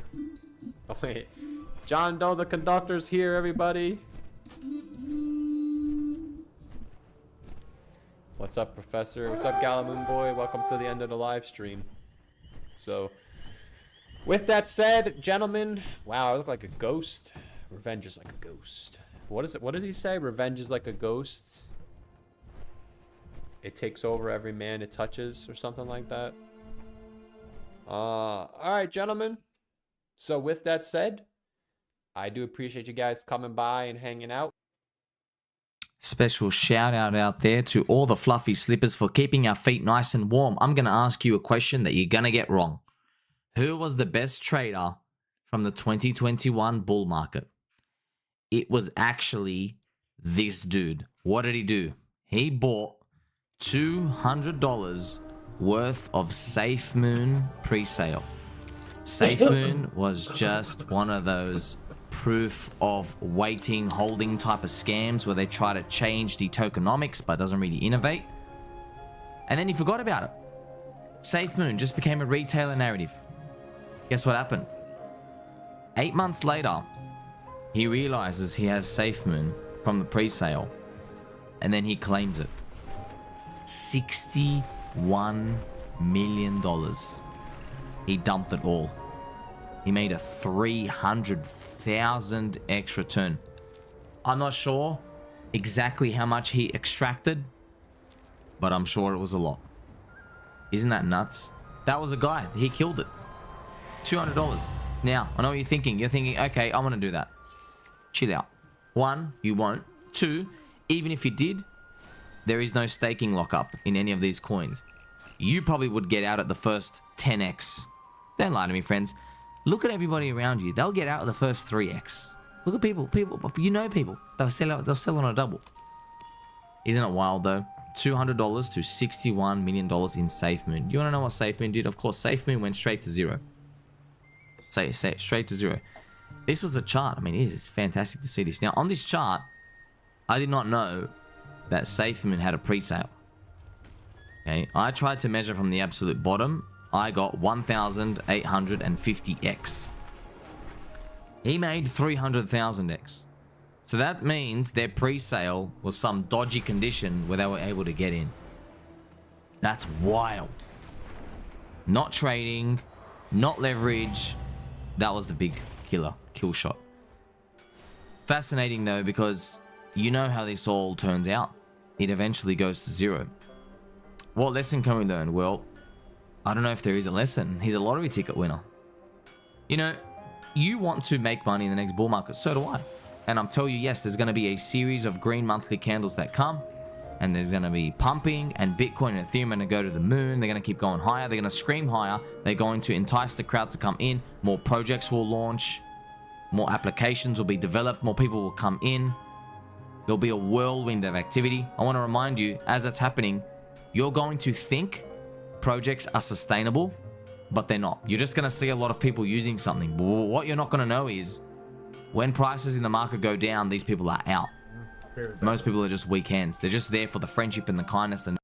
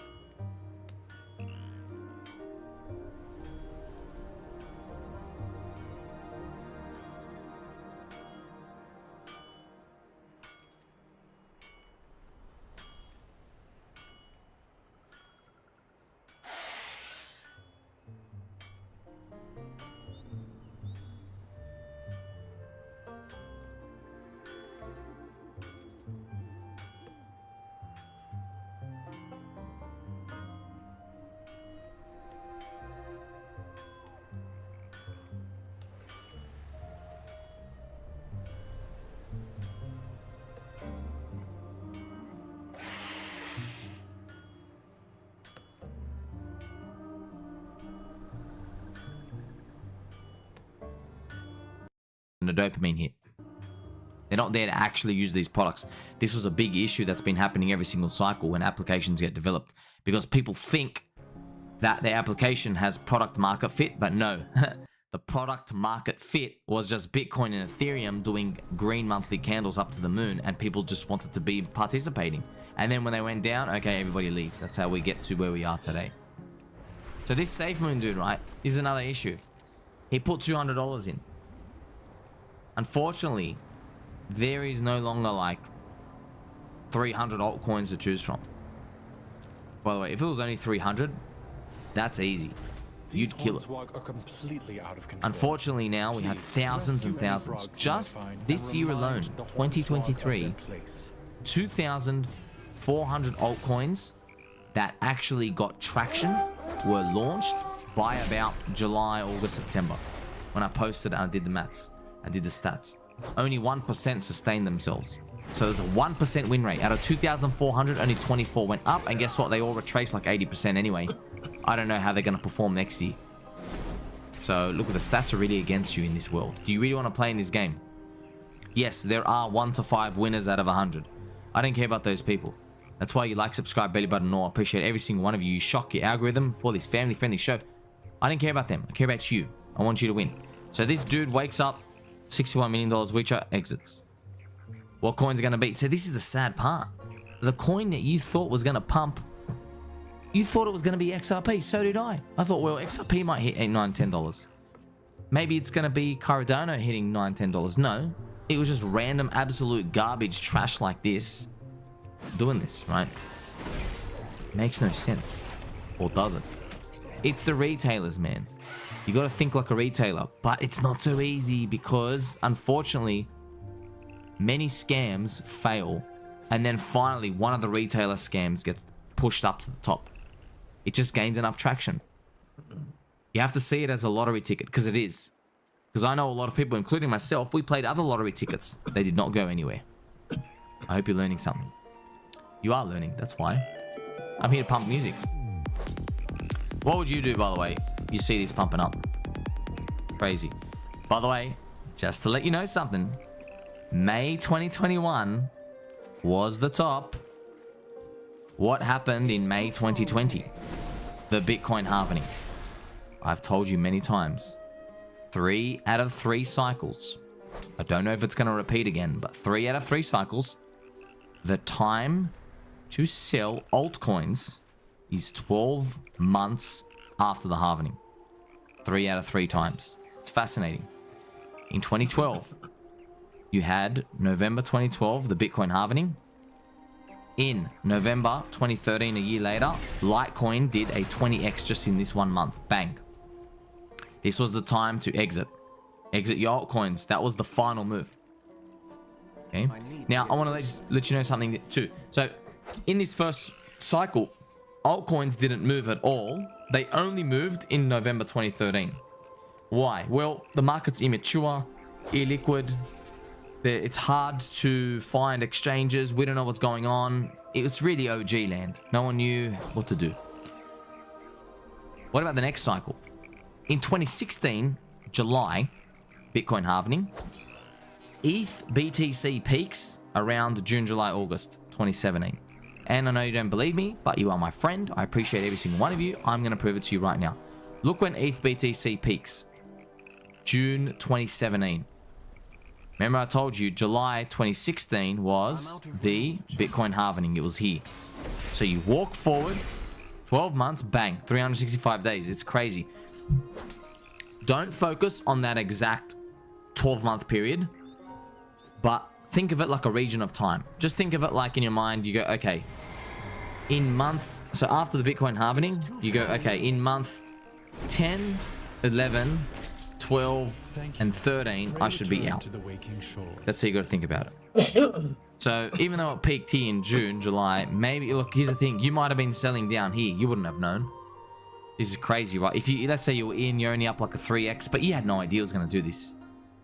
That's why we would scale out. And you'd be very surprised. It keeps going up and up and up and up. And you would feel like an idiot at the top, wouldn't you? For getting out. But look what ends up happening later on. ETH BTC goes all the way down. And this is ETH, man. This is Vitalik coin. 3 out of 3 times it worked. Why am I telling you this? Because I love and appreciate you. I'm not here to just tell you it's going to be easy. I'm here to tell you that we're friends.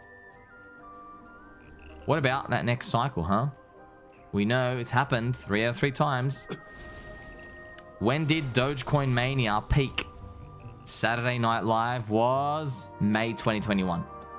This was 3 out of 3, right? May 2020 was the Bitcoin halvening. Walk forward 12 months, bang, that was the time to sell altcoins. That's wild.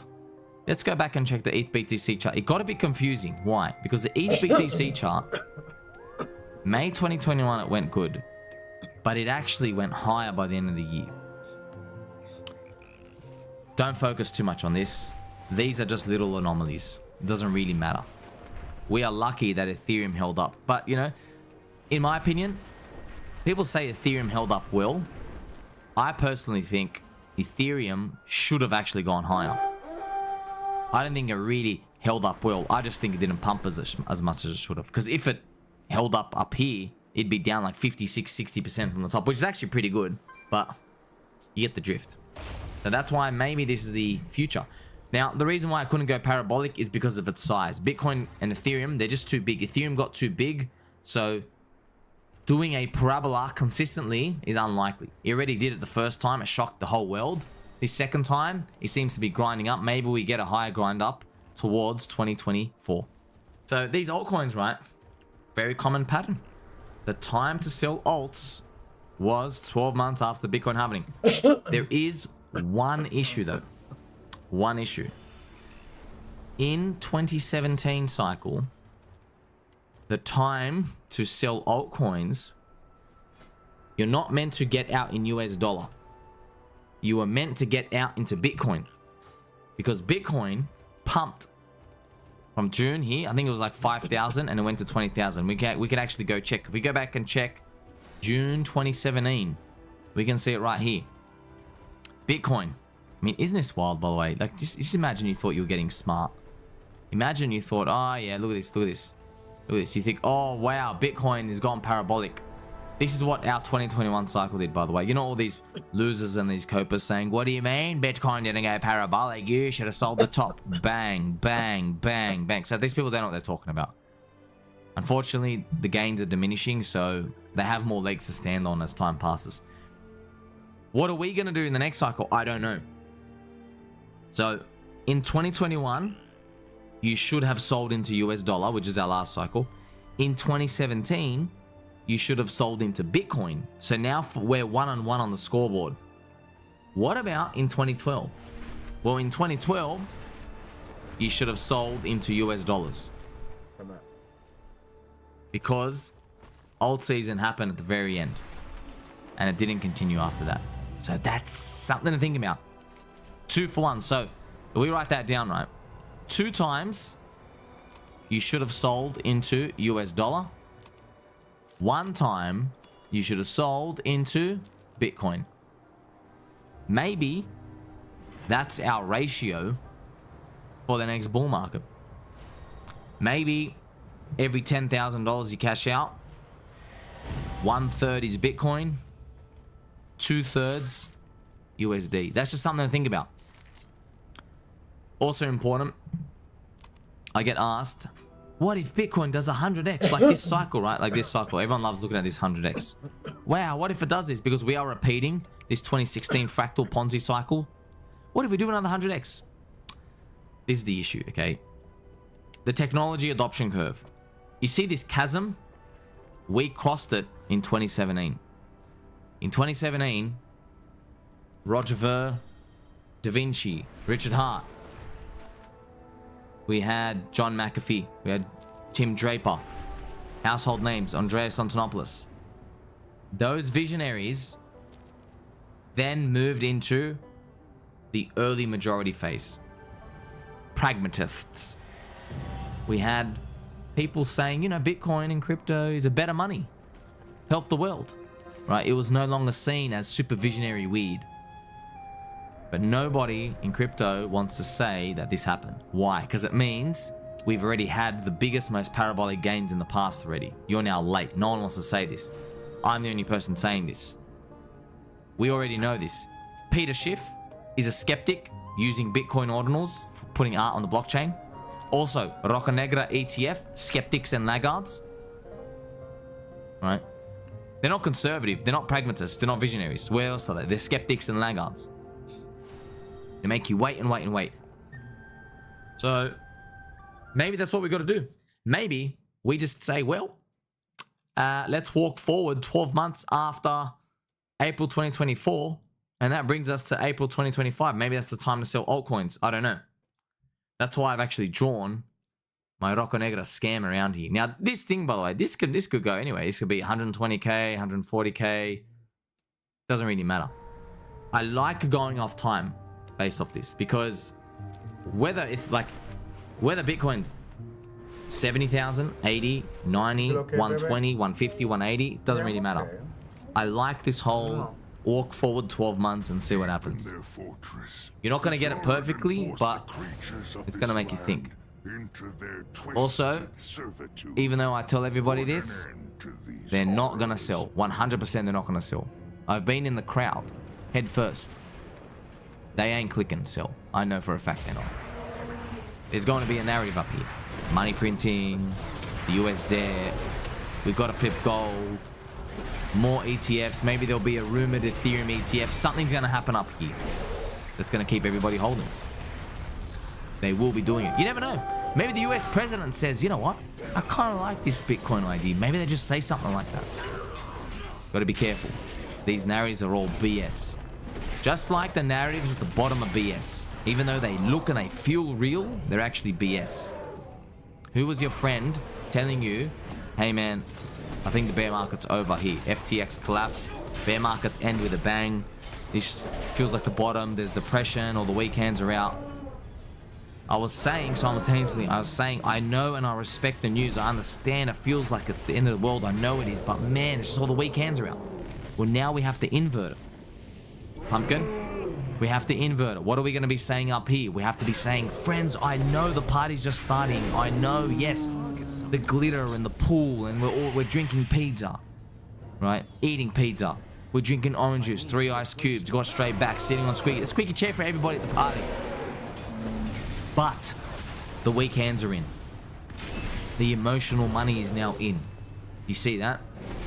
We have a respect for the narrative and say, yes, I do understand it. The problem is the weekends are in. The opposite. What were we saying down here? We say, look, I know the news, but the weekends are out. Which means there's only strong people left. When the weekends are in, what does that mean? That means when there's little turns, they think twice about holding. The first round of poopy heads get out, the second round of poopy heads get out, and then the crowd, the entire crowd, majority gets out the very, very lows. They do that. So that's what we might have forward, what we might be looking forward to in the future. Maybe April 2025 is when it happens. That'll mark 4 out of 4. I guess we'll wait and see. Make sure you like, subscribe, belly button all. Catch you in the next one.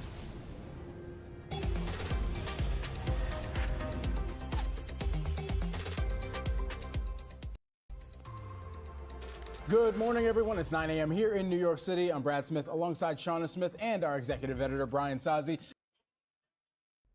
Hey, everyone, and thanks for jumping back into the cryptoverse. Today, we're going to talk about Bitcoin, dubious speculation. If you guys like the content, make sure you subscribe to the channel, give the video a thumbs up, and check out the sale on Into the Cryptoverse Premium at intothecryptoverse.com. If you use the code 2023 at checkout, you'll actually get another 10% off your first month. So make sure you guys check that out, and you can get that rate.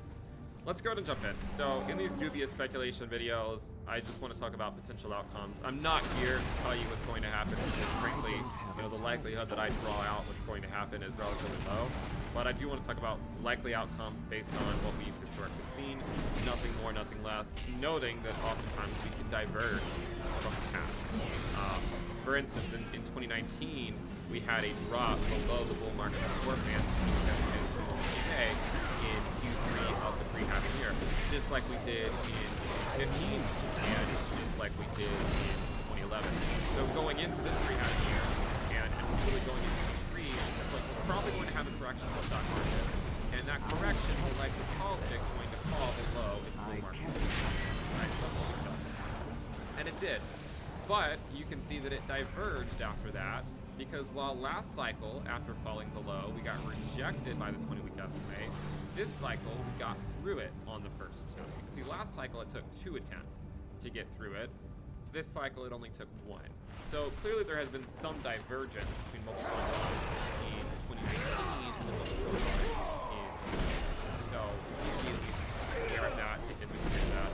And again, a reminder, and I constantly have to remind myself of this and remind people, is that a DCA strategy for Bitcoin tends to work better in the long run. It's trying to time the market too much. That doesn't mean that you can't, get lucky and get some pretty good buys at various parts of the cycle. I just stick to the risk metric. So when the risk metric is low, I DCA. When it's elevated, I stop, and then when it's high, I start to sell. That's all I do. Nothing more, nothing less. So we'll talk about potential outcomes. But I'm not looking at these outcomes to sort of dictate what I'm doing with my own Bitcoin. I want people to be aware of that, because if I don't say that, I think people assume that if it reaches a certain price and I'm selling, or if it goes down to a certain price that I'm buying. But I just stick to the risk levels. I just want people to be reminded of that. One thing that also happens when you sort of set these milestones up eventually. It doesn't always happen. Like sometimes Bitcoin will just kind of trend higher for a long time and not give people you know, that opportunity. But a lot of times you'll see like after breaking out to a new level, it'll fall back eventually, right? And I mean, you know, it's happened before. Like if you go back to 2015, we had a level, and then once we broke through it, we pretty quickly back tested it, and then we had this level, and then once Bitcoin broke through that, it eventually back tested it. If I actually draw it up to the wicks here, right? So you can see that there's this common pattern of like, you know, breaking out, back testing, breaking out, back testing, and so on and so on, right? Out in 2017, more or less all the way up. I mean, there were some times where it didn't give people the opportunity to get back in, but there was still plenty of times where you could go back test. Last cycle was similar in some ways, but different enough that you have this like level that, you know, over here was right around where the price was, and we held it out. But what's interesting is that it all cycles, except for the very first one, there was this 100-week moving average that once you got above it, you eventually retested it, right? So like last cycle, once we got above it, it took about 5 months, and then we eventually retested that 100-week moving average. The cycle before that, it didn't take nearly as long to retest it. It only took about, you know, 5 weeks or so. We've actually broken through the 100-week moving average not too long ago, and it's been about 5 weeks so far, right? So it's been about 5 weeks so far, and Bitcoin just slowly keeps going higher, right? And in fact, it actually broke above $38,000 not too long ago. So Bitcoin has continued to sort of slowly grind higher, but that would sort of be I think that would be the area to look for in not only the 100-week SMA, but also the bull market support band. It has been very handy this year. It found support there. It found support there. It did not find support here, but we didn't think it was going to, right? We said it's probably going to fall below the 20-week SMA in August or September, and it did. And then it diverged from the 2019 pattern here in October. Okay. Now the bull market support band currently ranges from around 29,987, so around 30K, all the way up to about 31K.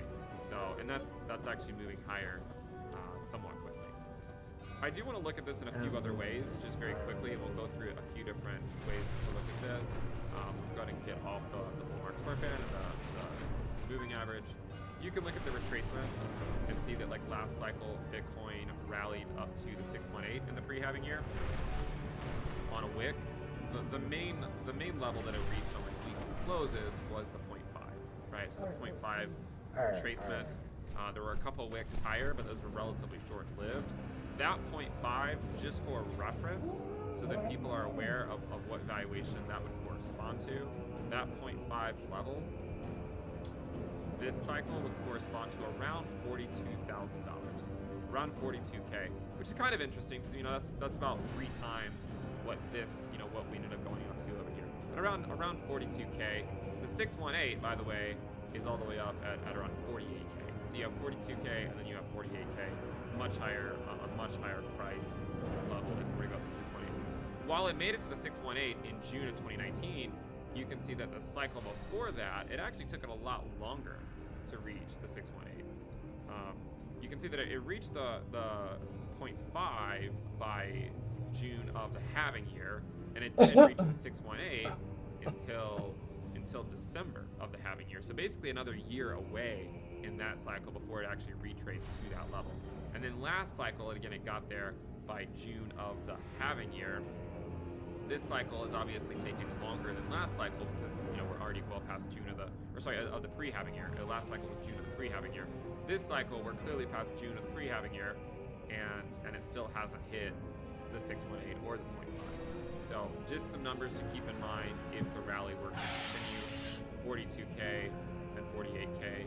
Coincidentally, you know, that corresponds somewhat loosely to the logarithmic regression rainbow that we have here. If you remember the 2.5 log line rule that we've historically seen play out, that's half, 1, 2. That one is currently at around 46 to 47K. So that would, I think, be an area of interest if we're able to rally that high. Another way to look at this, though, in terms of frequency at which they occur, if you go look at the time frame on this, you know, from here to here was about 15 weeks, right? From this low to this low. And then this low to the next low was about 14 weeks. And then from there to the next low was about 13 weeks, right? So you're looking at about 13 to 15 weeks from one low to another. If you look from this low in September and you go about 13 weeks, that would put the next one in the week of December 11th. If you go out 15 weeks, it would put the next low the week of December 25th. So I do want people to be aware that if there is some type of pullback going into the end of the year, then you would probably look towards the prior range highs over here as the level where buyers would probably want to step in and try to defend, right? You also have the bull market support band between 30 and 31K, which is about to cross above sort of this threshold, right? So if there is a pullback, that is, I imagine, the area that the bulls would want to step in and try to defend. If there's not, I mean, you know, sometimes Bitcoin just sort of slowly grinds higher and it doesn't give people the option, you know, like it did over here, right? It didn't really get any significant pullback. So, I mean, at this point so far this cycle, it's been a little, you know, it's been a little bit more orderly than what we had in 2020, but that would be the area to in fact look at. And it's always hard to know. It's always hard to know where the sort of the short-term tops end up being before they pull back. You can always come up with reasons why they could occur at any time. You know, sometimes we'll go above a certain level and just sort of grab liquidity, then we'll go back down and take out the people that got in really late, and then they sell on the downturn, and then we just go right back up. It's a brutal market, right? It really is a brutal market. One thing that I've received a lot of criticism for, and as much as it's painful to read, I do think it's somewhat merited and fair, is that I talk about the downside risk too much. I do have mixed feelings about it. I do think talking about the downside risk is useful. Talking about the upside potential, though, is also useful as well. And, you know, we have talked about that somewhat this year. Like, I gave my high-end target this year of Bitcoin to be 35K, and we took that out, right? So, you know, I talk about the upside risk in the sense of, like, okay, we could go as high as 35K, but then if you go above that level, you know, what more is there to say, right? Like, I'm not going to say, oh, wait, no, now it's going to be 36K. Oh, just kidding, 37. Oh, no, 38, right? I'm not going to do that. I gave my high-end target for the year of 35K. We took it out, right? I was underestimating how much Bitcoin would go up this year. It's a tail. Because we've already gone above 30. It's a tail from the dragon. I just wanted to be aware, you know, let people know I am aware that I do talk about the downside. Oh, look at that view. But it's more or less because of my own experiences, right? And seeing the last two cycles, you know, for real. Double bottom and then a macro. For real, right? You're badass. So who's to say that something like that can't happen again? Because you gotta fly on your own to right? try to There's get no these areas. I can't fly you, but you're gonna right? have to get them. You can always go up and then Which come is back down, and do something like we did in the 70s. You're gonna have to fly. But if there is a pullback into 2024, you would want to look for those macro levels to hold, right? Either a double bottom, it could be a higher low, something like that.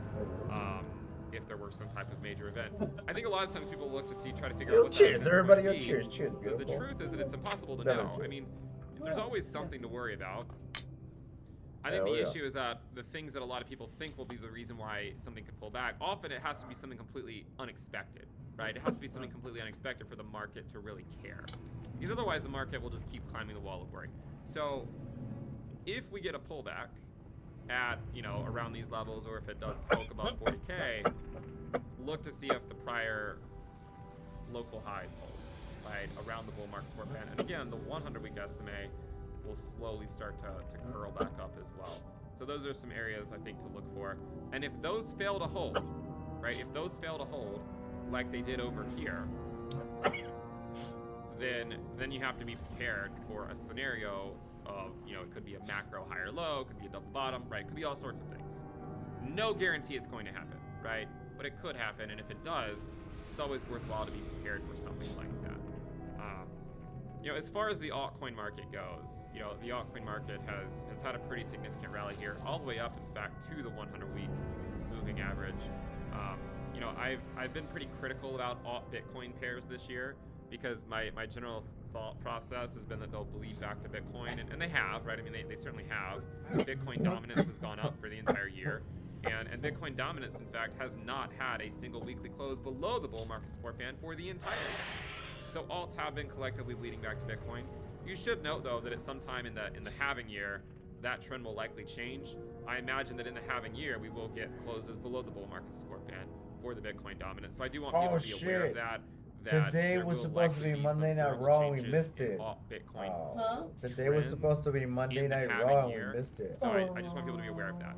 In the past, like in 2015 and 2019, I saw those altcoins bleed back to Bitcoin. And I was just DCing altcoins. And then I always look back and I'm like, well, I should have just bought Bitcoin. No, that's instead. fine. It's I should have okay. just kept my portfolio Bitcoin heavy. Oh, This cycle, I made sure to sort of not make the same mistake, and instead of getting too much into the altcoin market in the pre-halving year, I mostly focused on Bitcoin because I thought the Bitcoin dominance would go higher, and that's the reason why I've kept my portfolio Bitcoin heavy. I want people to be aware that while I do hold that view, even still, and going into the end of the year, I want people to be aware that that narrative will likely change in 2024. Right? You have to start adjusting your mindset to how these alt Bitcoin valuations can start to change as we get out into the halving year, especially if it's accompanied by a Fed pivot, right? And we go back to looser monetary policy. It doesn't mean you can't have a sell-off before that, right? I mean, oftentimes a Fed pivot would correspond to a sell-off, but on the other side of a Fed pivot, once the market has found whatever low it's going to be, that's when alt can start to durably outperform Bitcoin. So I want people to be aware that I've had this very strong opinion about alt Bitcoin pairs this year, and the dominance has gone higher all year long. So it was the correct view to hold. That view will likely have to change sometime in 2024, and you can always, of course, try to prepare, plan accordingly. Okay. So just going back to Bitcoin USD, we looked at the logarithmic regression rainbow. We looked at the Fibonacci retracement. I also think it might be worthwhile to look at the short-term bubble risk, which is essentially the extension from the 20-week moving average. So if you pull up the 20-week SMA, there it is. We'll go ahead and hide the 100-week. You can see that Bitcoin's extension from the 20-week SMA is actually around where it was previously, right? So like there was, if you go back and look at the initial breakout over here, there were 2 times where the extension from the 20-week moving average came right up to the same level that it just hit today. Okay, so sort of drawing the line across, that's where it just went to. There was a period where it went slightly above that in March, but for the most part, the extension from the 20-week has kind of been around, where it's been today. So just be aware of that, and that if it does go back down, it's that bull market support band that you would, that the bulls would want to step in and try to hold as support. Because when you get below it, that's of course where danger can slowly start. Come on, sort of baby, just creep in. let me hold on till I get paid. So do be That's aware, all right? I Do be aware of ask. that. That's the short-term bubble risk. You can also Hold on visualize that till by I looking get at like the paid, natural hold on log of till the we price get over the 20-week moving paid. average, and just kind of 4 looking more at some of the days. macro trends there. It hasn't. There does tend to be decreased extension from the 20-week moving average as we continue to go on. So like if we do hit that threshold at some point, that would likely be sort of a timely On the point day in this thing's Bitcoin's about to go history above to, here, man. That I thing mean, goes to do what you above want, here, right? I'm man. not going This to say shit will anything. I don't go. offer financial advice, but oftentimes when you're hitting that line, it does gonna tend to be be a timely amazing when area. it goes Note too. that we It's didn't gonna really be hit it amazing. last cycle until the end of the halving year. Cycle before that, we didn't hit it until the end of the post halving year. Cycle before that, it was also in the post halving year as well. So there's no guarantee we're even going to hit it this year. In 2019, we didn't hit it. We actually we got kind of close, and then we just sort of faded back down, and then we went back up, a year or two later. So do look at that. Current valuation there is 0.23. To get back up there, it'd be about 0.43. So it'd have to go up quite a bit in order for it to trigger sort of that diminished extension from the 20-week from one cycle to another. So in terms of macro, or in terms of higher low structure, I think I mentioned this earlier, but it's been about 13, 14, 15 weeks or so between all of these higher lows. So if that pattern holds, then it would be sometime in you know, it could be December. If it goes a little bit beyond 15 weeks, it could be sometime in you know, early to mid-January, where you would expect some sort of back test, right? To go back down and see if we can hold the 30 to 31K level as support, right? So I imagine that's going to come sometime, you know, in December or January. It could also not go back down that far. There are instances where Bitcoin doesn't go back down as far as sort of the breakout point, but I mean, again, like there's plenty of times where that is the case, right? Where you break out and then you eventually you sort of back test where that breakout point was. This has happened many times in history. It will probably happen many times in the future as well. An interesting thing I was looking at, I mean, this is nothing to really say on how high Bitcoin can go, but inflation has been, you know, a big topic this year. And so I thought, hey, maybe it would be useful to look at the valuation of Bitcoin divided by the US inflation rate year over year. And when you do that, what's interesting is you can see that when you divide by the US inflation rate year over year, Bitcoin has actually gone up 500% this year, approximately. Well, I mean, since November, right? Maybe not this year, but since November, it's gone up about 500%, which is kind of interesting because, I mean, and also, by the way, this level here corresponds to this level right there in October of 2021. And I'll probably do another video more or less on this, but you can see just, you know, how different it looks when you account for the inflation rate. What's even more fascinating is we got a similar rally in 2019 when inflation wasn't as much of a topic, right? Like if you look at the Bitcoin divided by inflation over here, it also rallied up basically the same amount. Like it's kind of crazy. Like it's like, how can that be possible, right? Like, you know, from this low to where it is here, a 490% rally, and then from this low to there in 2019, a 490% rally. Like it's crazy how it you know, ends up being the exact same thing. Could we go higher this year? Absolutely, right? Again, my high-end target for this year was 35K, and I've learned the lesson in the past the hard way is when you put out a price target and it goes above that level, it's silly to get in the business of then saying, all right, no, now's the high. Oh, no, just kidding, now, right? It's just say, hey guys, my target was 35K for the max upside this year.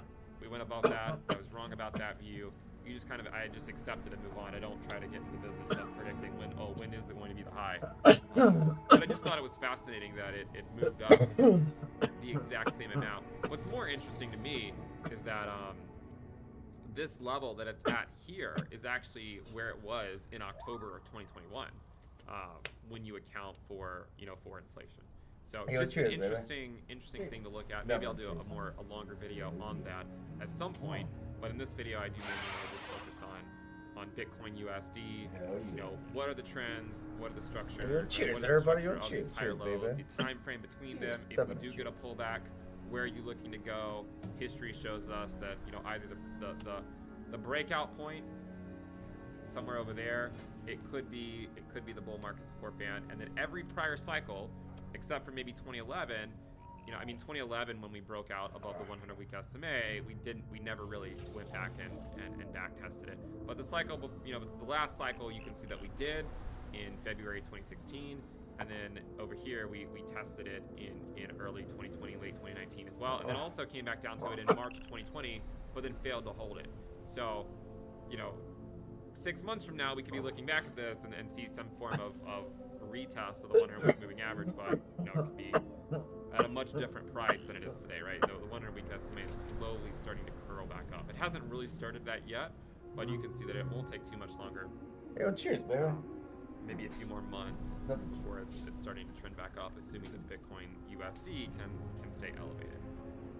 So I think we'll go ahead and wrap it up cheers, there. Everybody, that more or less, cheers, honey. you know, covers what I wanted to cover in the video. Just looking at, it's just speculating dubiously, of course, on where we are in the cycle, trying to hold this structure. You know, do we get a scare where we put in a macro higher low or a double bottom? It's possible, right?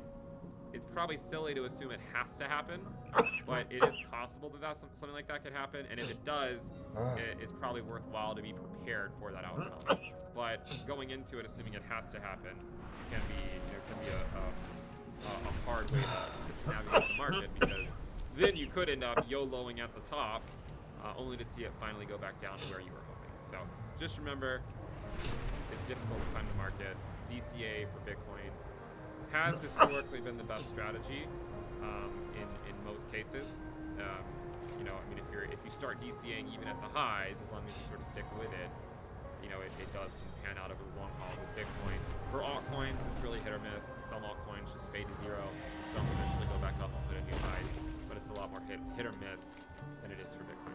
So what I will look for is you know, a potential back test at some point of some of these levels in the short term. If Bitcoin wants to trend higher, then I suspect that the next areas are around 42K to look at. That would be the 0.5, which is where Bitcoin topped out in 2019 on the weekly time frame. And when you account for inflation, it was actually at the current valuation where it topped out. So a lot of different ways you could interpret the price action. Make sure you guys have a plan, stick to it. Thank you guys for tuning in. Again, make sure you check out the sale on Into the Cryptoverse Premium at intothecryptoverse.com. You can use code 2023 to get another 10% off your first month. You just put it in at checkout, and I will see you guys next time. Bye.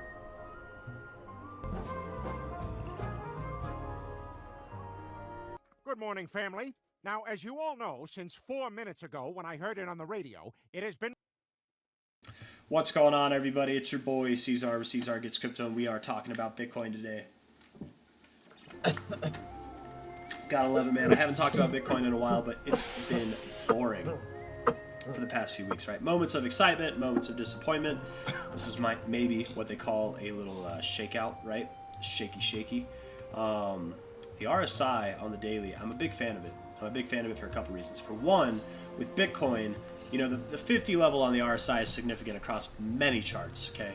But Bitcoin loves its 50 level, man. Whenever you find support on it or resistance on it, you tend to get significant, more or less significant reactions off it. Not only that, but you have lower lows in your RSI while promoting higher lows in your price. That is hidden bullish divergence, which I do like to see.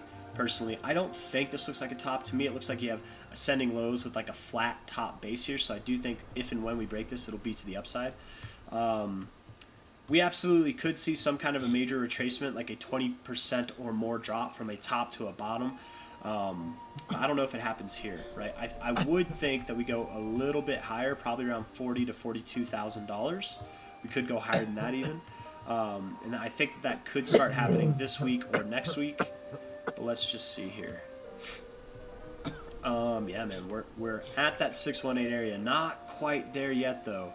We've been grinding this out for a while. I feel like if we were to go to the 618, we wouldn't stop there. That 6.9 is all the way up at 43.4 thousand. We could go all the way up there, or maybe fall just shy of that. Bitcoin doesn't go to its 6.9 as often. You know, sometimes it does fall right in the middle of this range here. The weekly RSI has been overbought for a while, but again, you know, I've talked about this a few times where in my past few videos about Bitcoin. Come on now, let's see. Is that it? Yeah. If I put a line right here at this top, you can see that more often than not, we actually do exceed this, right? We go above this. It's very few times that we're held down by this area and we go lower. That, you know, or that, like the last 2 times we've been overbought, we actually haven't even gone above this line. We've been below it. So I would think that more or less bouncing off this 40, showing some more bullish stuff, that that we would push a little bit higher. That would be my overall interpretation. We're sitting at about 81 right now. I would think we go somewhere around 90 or a little bit higher than that, which would, I think, take prices up above 42, at least above 41,000. Who knows? I can be wrong. You know, I've been wrong before. I've been wrong again. Looking at the daily RSI, again, I really do like. That's funny, doesn't he? Yeah. I don't know. Maybe we can look at the 4 hour. That's hilarious. Higher lows, holding this purple line on the 4 hour, which you don't seem to show respect on. So maybe it's not that big of a deal. Let's see here.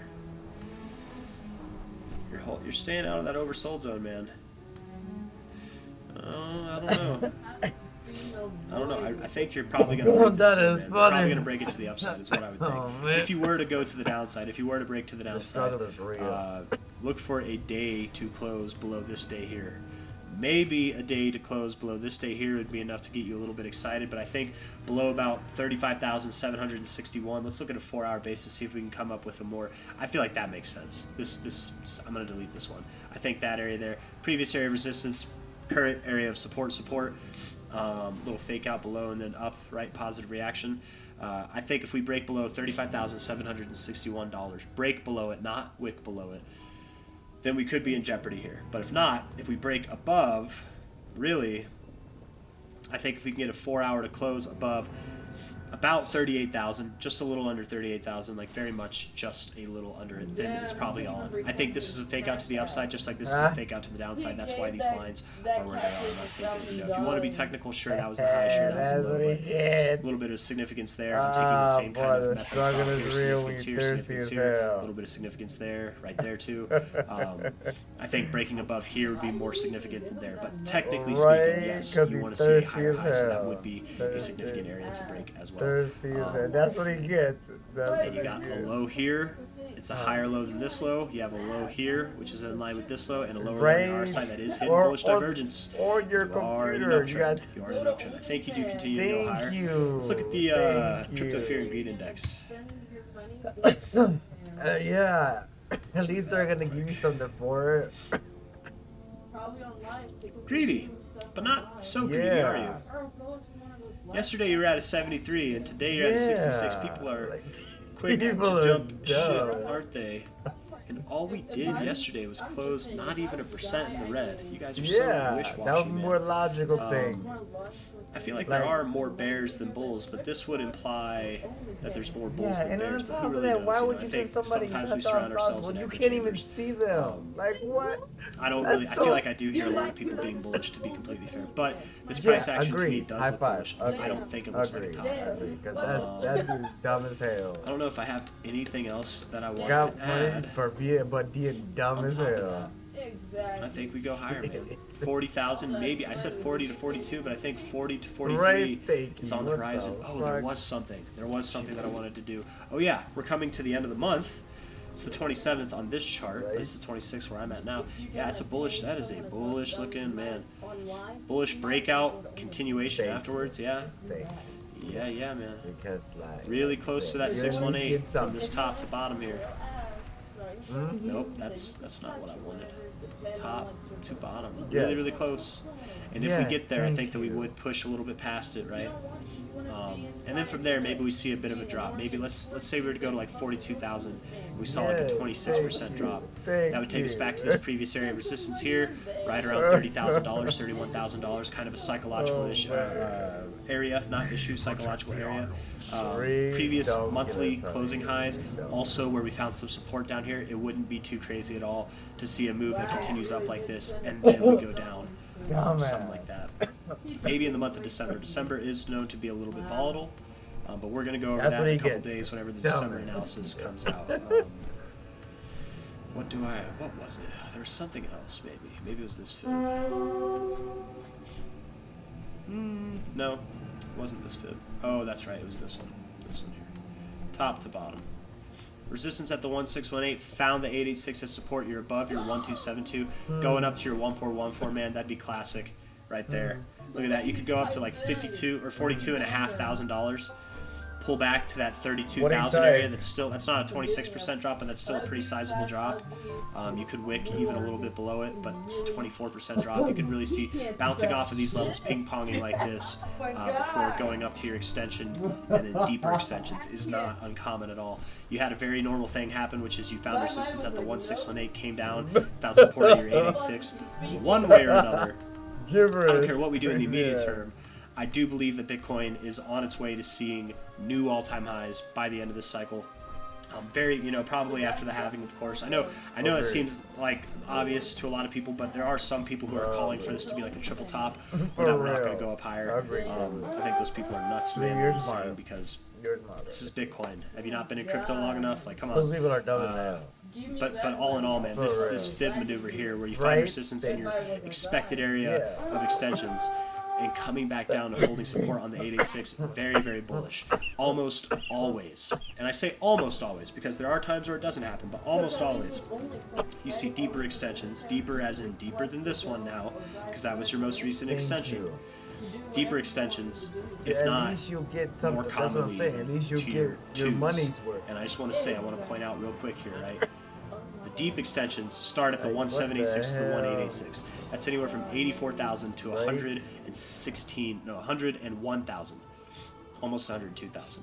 I would expect that we see, I know a lot of people are calling for Bitcoin to not break 200,000. I would expect that we at least see 200,000 by the end of this cycle.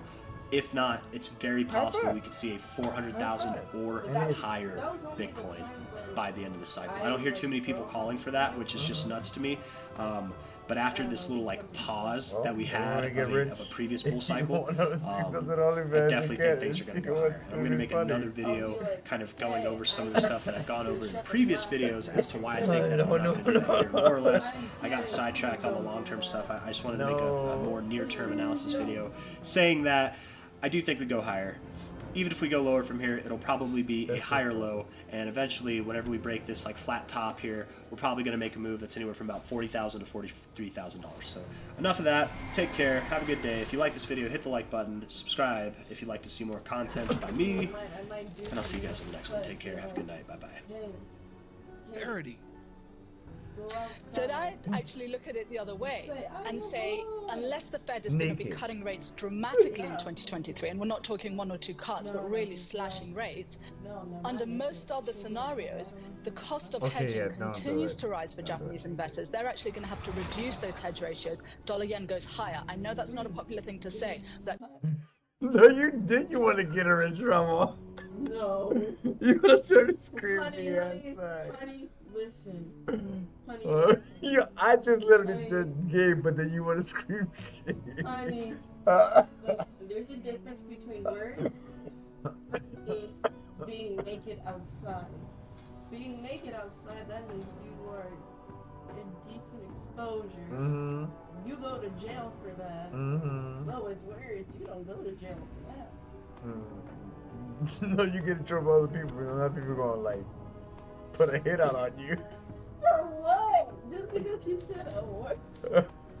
Alright. It's a crazy world we live in. Okay, probably not that. Oh, probably. Yeah. Probably scream dragon cock. Yeah. Okay, that's fine. That's much better. Yeah, that's so much better. Now I think about it, I'm like, yeah, she would be in trouble with it. Yeah. Because if people were to hear it, they'd be like homophobic, and then they'd be like, no, Yeah. I swear I'm paid to do this. Thou Draken welcomes I'm not all. I would let her just be like, just scream dragon cock outside. Yeah, there you go. And we'll give you $1,000. There you go. That sounds like a plan. You don't need to get naked. Just go out. Yeah. And scream it as loud as you can. Yeah. And then when you get back inside, then get naked. I have much to offer. Will that be all? Oh my god, that's too funny.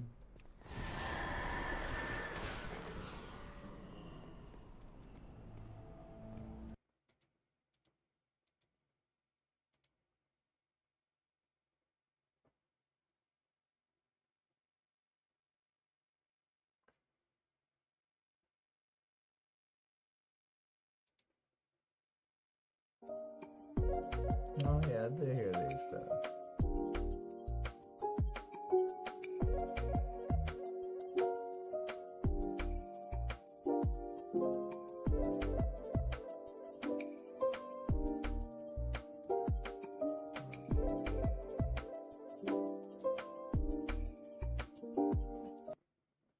I fully expect that even before the halving, I'm kind of with Adam back. I think before the halving we'll probably be at 100. You know, that we're going to kind of march from here to 100. And I think this next run with the approval and the halving taking place, it would not surprise me at all. I mean, Max Kaiser thinks the top's at 220. I think the top could be 300, 400, 500 on this next run. And then in turn, by the way, it'll correct. just as it always does. But if you kind of look at the patterns of the multiples of the bases that it forms, I tend to believe that we're going to go substantially higher than where we are today. And that's probably in a 25-6 scenario. I mean, I'm not sure that happens in 2024. I would guess the average yeah, it's in price the of dream area. That's where it was. I was trying to figure out where the hell I gotta upgrade my gear. Then it really starts to Fucking ramp dream higher area. as more and more people, get involved. Oh yeah, it's over here. Today we have Larry Lepard giving his Bitcoin price prediction as the US dollar comes to an end. In light of the Bitcoin ETF that investors are eagerly anticipating, Lepard believes this is only the beginning. He discusses that as people become more aware of the dollar's depreciation, they'll gravitate toward assets like Bitcoin, not only because of its store of value, but its scarcity and limited supply of 21 million coins. Lepard says this will be central to Bitcoin's long-term price increase, and while he acknowledges that Bitcoin's journey will be volatile, its success is a certainty. He predicts Bitcoin will hit $100,000, and because of the ETF and institutional adoption, it makes a clear path to a minimum of 300,000 within a year of its first six-figure price point. Governments have attempted to slow down Bitcoin's progress by making it more difficult to enter and exit crypto markets. But despite these challenges, Lepard believes this actually demonstrates Bitcoin's lasting presence and solidifies its position as the currency of the future. Let's get right into the interview with Larry Lepard as he gives his Bitcoin price prediction. Before we dive in, don't forget to hit the like button and subscribe if you enjoy the content we do here on this channel. I got into Bitcoin in 2013-14 when I bought my first coins, just a few. Yeah, but not in a big way, because and I'll tell you why. My concern was, I'd been a technology investor my whole career. I was very familiar with computers. I was very familiar with the availability of computers, and having IBM green screen. I was programming in DOS back in the early days, and as a result, I just thought, how can you have reliable money based on a computer? Computers blow up, and you unplug them, you reboot them, et cetera, et cetera. And of course, I didn't understand blockchain, and I didn't understand hashing. I didn't understand difficulty. All the things that are part of Bitcoin were totally foreign to me, but I was intrigued. And so I started learning.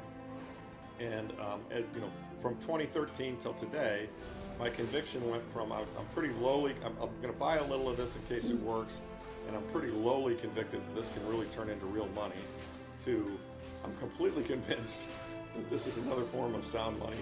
The odds of technical failure are extremely low, like less than 0.5%. And Bitcoin really does kind of represent digital gold, and in many ways it's superior to gold because it's easier to store and transfer. The only negative is it has an ongoing energy cost to run the network, but I think it's small enough relative to the total value of the network that it won't be problematic. So, to me, it's a better form of gold. Right now, the issuance rate of the two is about the same. As you're probably aware, in April there'll be a halving, and so the issuance rate of the Bitcoin reward will fall in half. At that point in time, gold on a stock-to-flow ratio, Bitcoin will be sounder money than gold. And then the other piece of the equation I think is important to focus on. People ask me what can go wrong with Bitcoin. I say, well, there are two things. One, if it technically blew up, and you got to understand how it works and what it is, and the core developers and the nodes. There's a lot to learn. But once you learn all of how it works, and you realize that we've mined over 800,000 blocks, and it hasn't blown up, you start to develop a level of confidence that this thing's probably not going to blow up. It looks pretty good. So that's part one. Part two is it's got to be adopted. Money is just, as Carl Menger said, money is just the most liquid good, right? And so it's what everyone agrees on is money. We only agree dollars are just a piece of paper with ink on them. We all agree that we know what they are, we know what they look like, we all agree they have value, we exchange them. The same is true of Bitcoin, right? There are 21 million of them. You can verify them, you know what they are, you control them with a private key, etc. But if nobody gave it, it wouldn't be money. So the other metric I watch is adoption. More and more people use it, and is the value of it going up? And the fact of the matter is, it'll be very volatile, the value going up, but it's going up. And probably more importantly, and I think a better metric is just watch the number of addresses, number of users, number of transactions, number of use cases, number of applications. Those things are all growing very, very rapidly. Oh my God. And that combined, you know, with The kid technical risk asked him being that? lower in my mind now than it was Oh, in 2013, Being shady. and with the Oh, use that's cases funny. growing very consistently and rapidly, I'm quite convinced, you know, and with a limited supply, I mean, it'll be a while till we've mined all 21 million, because asymptotically we're approaching that number, but with a limited supply, I'm quite convinced that this is going to be the superior form of pristine collateral. Think of it. You know, it's going to be the best savings money we've ever had, better than gold. You know, which is not to say that I think the value of gold is going down, because I think given the monetary debasement that's going on, gold's going to go up a lot. Bitcoin's going to go up even more. It's kind of the way I see the two. The ongoing adoption of Bitcoin by governments, institutions, and media signifies a broader recognition of its value, comparing the initial years to the current widespread interest and investment, with a giant spotlight on Bitcoin ETFs. He also suggests that BlackRock, under the guidance of Larry Fink, will lead the charge in obtaining regulatory approval for a Bitcoin ETF. This move, he contends, will underscore Bitcoin's enduring relevance as an asset and its potential as a hedge against currency devaluation. I think Bitcoin is the fastest horse in the monetary debasement race. I'm stealing that from Paul Tudor Jones, who's a really fantastic investor, has been very successful. So I think Bitcoin will outperform gold. But if you're 80 years old and you're putting all your wealth into one area, which I would never advise anybody to do, you know, you're looking for a sound money to put your money into, I would recommend gold over Bitcoin, because gold never goes down 80% on a drawdown, and Bitcoin's had 4 of them. So, you know, I mean, to me, Bitcoin is more your aggressive growth stock, and gold is more your bond, you know, that will, you know, give you income and grow, income in terms of increased value, and protect your purchasing power, but it's not going to, you know, go wild to the upside unless we have a monetary reset. But in turn, you know, it's been out there for so long, so many people hold it, it's so hard to produce, etc., that, I mean, I think the biggest annual drawdown we've ever seen in gold was 30%. That was like 1 year. I think, generally speaking, a big drawdown in gold is 15 or 20%. You know, but think about it. If you're older and you've got a lot of money, you know, you don't want to have an 80% drawdown. You know, you've got $10 million and you buy Bitcoin, and Bitcoin goes down 80%, which it has in the past, right? You've lost, you know, 80% of your capital. Well, that's pretty devastating. So to me, you know, I'm a risk manager and I'm an investment manager. I've got a lot of older clients, and you know, what we do is we figure out what the right percentage of Bitcoin for them to have is, you know, so that if it goes down 80%, that doesn't change their lifestyle. And then, you know, we put the balance in gold and gold related things. So, so it's kind of, you know, you say which is better. You're kind of, it's kind of like one's an apple and one's an orange. Do you know what I mean? And they each have different characteristics. And Bitcoin's definitely better money because, look, I mean, it's verifiable, it's easier to transfer, it's less cost, it's digital, we're going to a digital world. I mean, Bitcoin will ultimately replace gold, there's no doubt. Gold will just become a you know, industrial and jewelry metal. But you know, it's interesting. I mean, all Bitcoiners think that's going to happen tomorrow, and it's not. There's going to be in my opinion, it's not. It's going to take time. But again, Bitcoin will continue to outperform gold. So if you're a very aggressive investor and you can live with the potential drawdowns, I mean, if I were in my 30s, I'd advise all my kids, they've got some savings, I'd say put it all in Bitcoin. You don't need any gold. But the verifiability of it all is just, it's a real mess. And there are all kinds of problems with gold. I mean, that's like me having fake gold. I mean, tungsten is a metal that's very close to the atomic weight of gold. And so, you know, in China, they found a ton of gold bars that were basically tungsten plated with gold. So, yeah, don't worry about it. Now, there are ways to detect that. I mean, in fact, there are gold dealers here where if you take them a kilo bar, they're going to saw it in half to protect against that risk. Now, there are machines that will actually give you a surety that the thing is solid. But the point is that, yeah, gold's got a lot of problems. On the other hand, you know, if the computers aren't working and, you know, you're looking to just do a cash exchange on the street, you know, a gold coin is a gold coin. Most people know what it is. And you can take a gold coin into any country in the world and go to a coin shop and exchange it for the local currency. I mean, I have clients that have 1 or 2%. I have clients that have 50%. I mean, personally, I'm about half and half. I'm 66 years old, and that feels like kind of the right balance to me. I mean, look, and by the way, what will happen there is if Bitcoin outperforms gold the way I think it will, eventually that half that's gold will become 5 or 10%. And I probably won't sell it, But, you know, I'll say this, as I earn money these days, I don't use any of it to buy gold. I'm done buying gold. If I earn money, I buy Bitcoin. My clients, it varies. I mean, I have people who have 1%. I mean, the only thing I really say quite strongly, I pound the table on it, I say having zero is wrong. You've got to have some Bitcoin because we don't know what's going to happen to it, but it could go up 10x, 100x, 1000x, 10,000x over 20 years. I think it might. And therefore, if you have zero, you don't get to participate in any of that. And, you know, there isn't an investor in the world that can't live with a 1% loss. So, hey, Mr. Investor in EMA, you know, you need to at least take 1% of your capital and put it into Bitcoin, at least. And I tend to try to push people to get to 10%.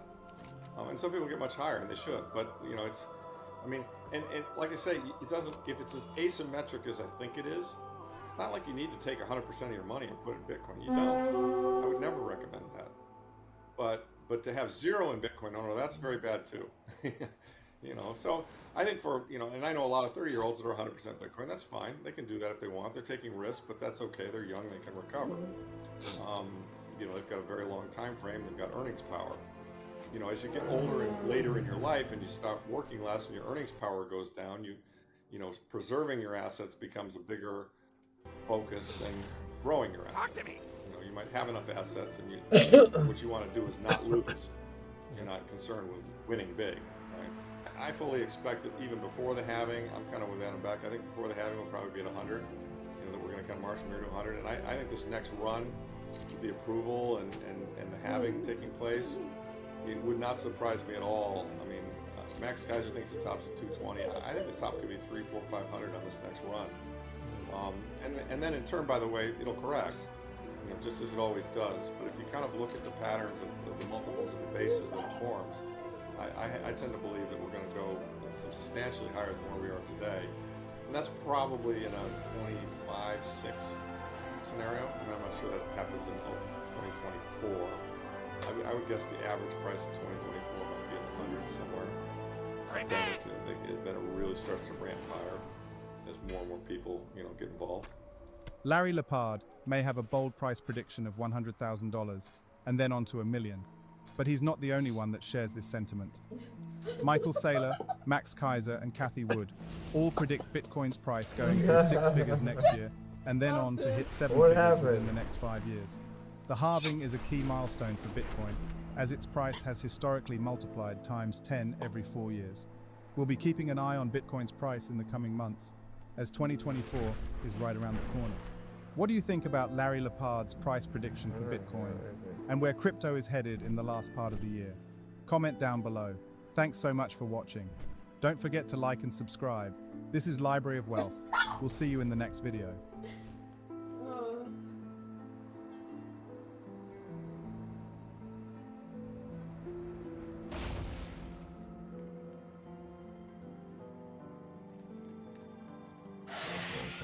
Tree or something?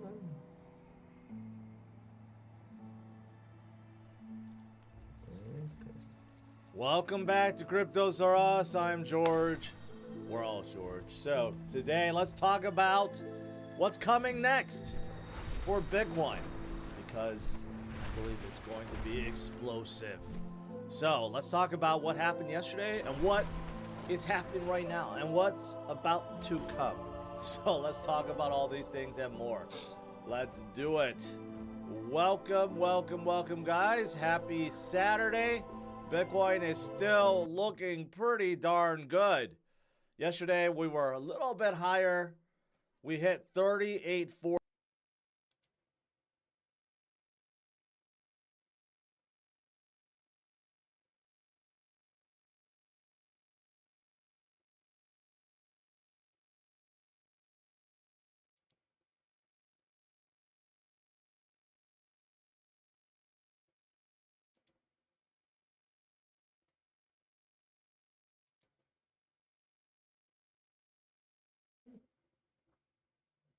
A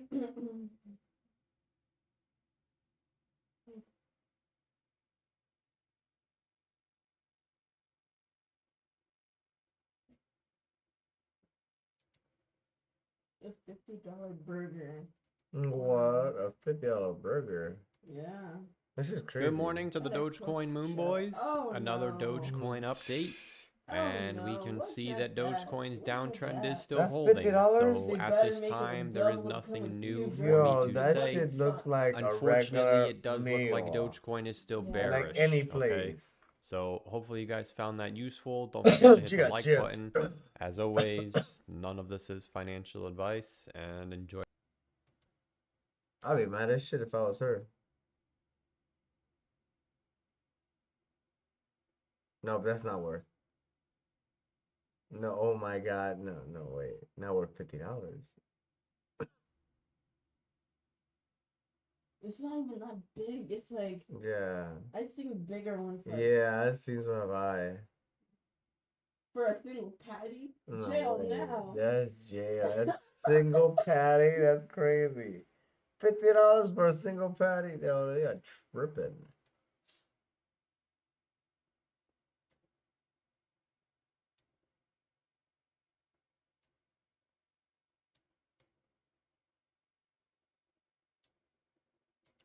Enjoy the rest of your day. Imagine.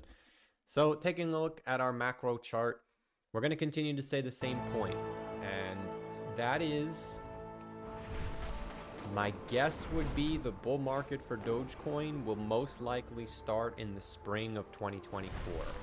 Now, why is that relevant? Because we have to pay attention to what Doge does in the next 3 months. If it goes sideways like this, and the thing is, and I realize this, when you're in the moment, it feels like at any moment it's going to fall off the table. But then when you zoom out and it's like, oh, it just went sideways. But while you're in here, it's like at any moment it just feels like it's going to collapse. But it doesn't. So I would make the case that as long as Dogecoin is able to go sideways like this, this is probably where we're at. Okay? And the reason I say the same thing every 2 days is because the window is very small. Like, seriously, December of 2020 to May of 2021. If you missed that window, you did not get another opportunity until now, which is almost 3 years ago. So, how long do you think this window is going to be? Anybody's guess? Maybe it's from March to freaking July. I don't know. We don't know, and that's why I keep looking at it, because I don't know about you, but I don't want to miss this bull run. Now, I'm not actually buying Dogecoin, but when Dogecoin is bullish, that's pretty much when all the coins are really bullish. So my guess would be my coins should hopefully rally, excuse me, on that thing. The Dogecoin Express. All aboard the Dogecoin Express. Wait. All aboard the Dogecoin Express. So I would make the case that, you know, we're saying the same thing, and I would really make the case that we're probably on the tail end of the correction. I know we say this every time, 382 bars. This one was 345 bars.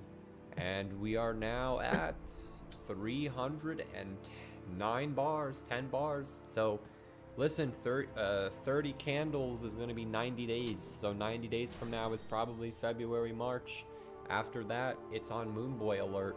And as we said in the previous video, if and when Doge breaks the 0.5, normally the bull market top is not that far away. Could be 140 candles. Actually, this is a daily chart, so 250 days to 150 days. Now, that's why, like I said before, if you were here for 4 years and then you missed the 150-day window, you have to wait 4 years again. And if you say it to yourself out loud like that, that's why I cover it every single day. I'm not going to pay attention for 150 days, and now I have to come back in 4 years. Like, that's why I have to be on top of this, because Dogecoin is key to when the old coins are going to rip. All right? So, not the most informative video, but I feel like we've kind of said all we could say. Just a quick recap. Maybe this is your first time seeing the channel. That's also possible. I already showed you the retracements. Generally, Dogecoin goes down for 300 to 400 candles. 374, 343. We are now at 310. So my guess would be when we get to 340, which would be February, after that, it should be bullish. It's also worth noting, if you haven't been following the channel, that DogeCoin already has completed a large correction of 93%. Alright, it's worth noting as well that the previous corrections were about the same size, so it's entirely possible that DogeCoin's correction is already done, and we're simply in the waiting room. Alright, that's what we've been building the case for the past couple of months. I think the chart that we have now, if you just look at it naked, you wouldn't know what it is, but the way that we look at it, I think is very simple.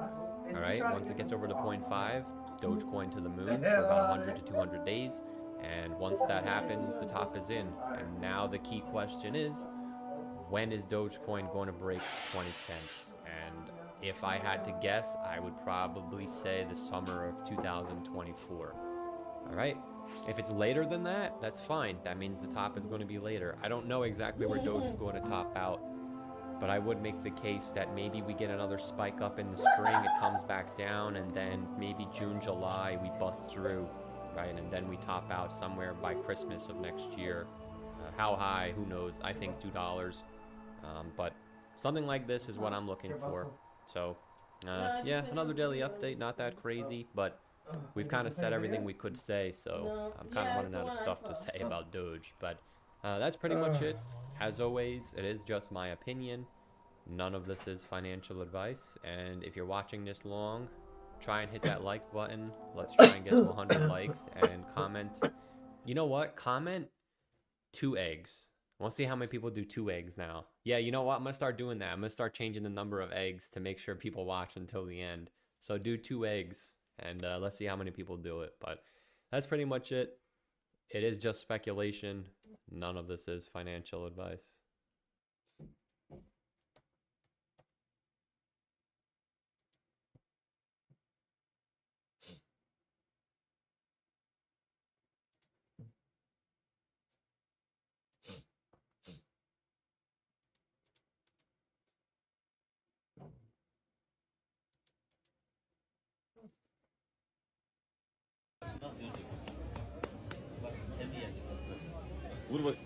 Don't do it again. Alexa, Simon says Tyson is a bad boy. Tyson is a bad boy. Oh my god. No. Talk, no. Oh my god.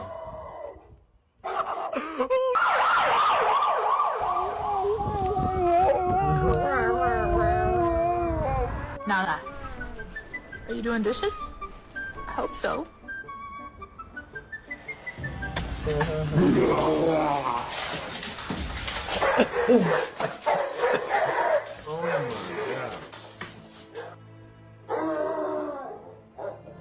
Oh jeebus. He's like, motherfucker, leave me alone. Oh my god, that was crazy. That shit was crazy, honey. That shit was crazy.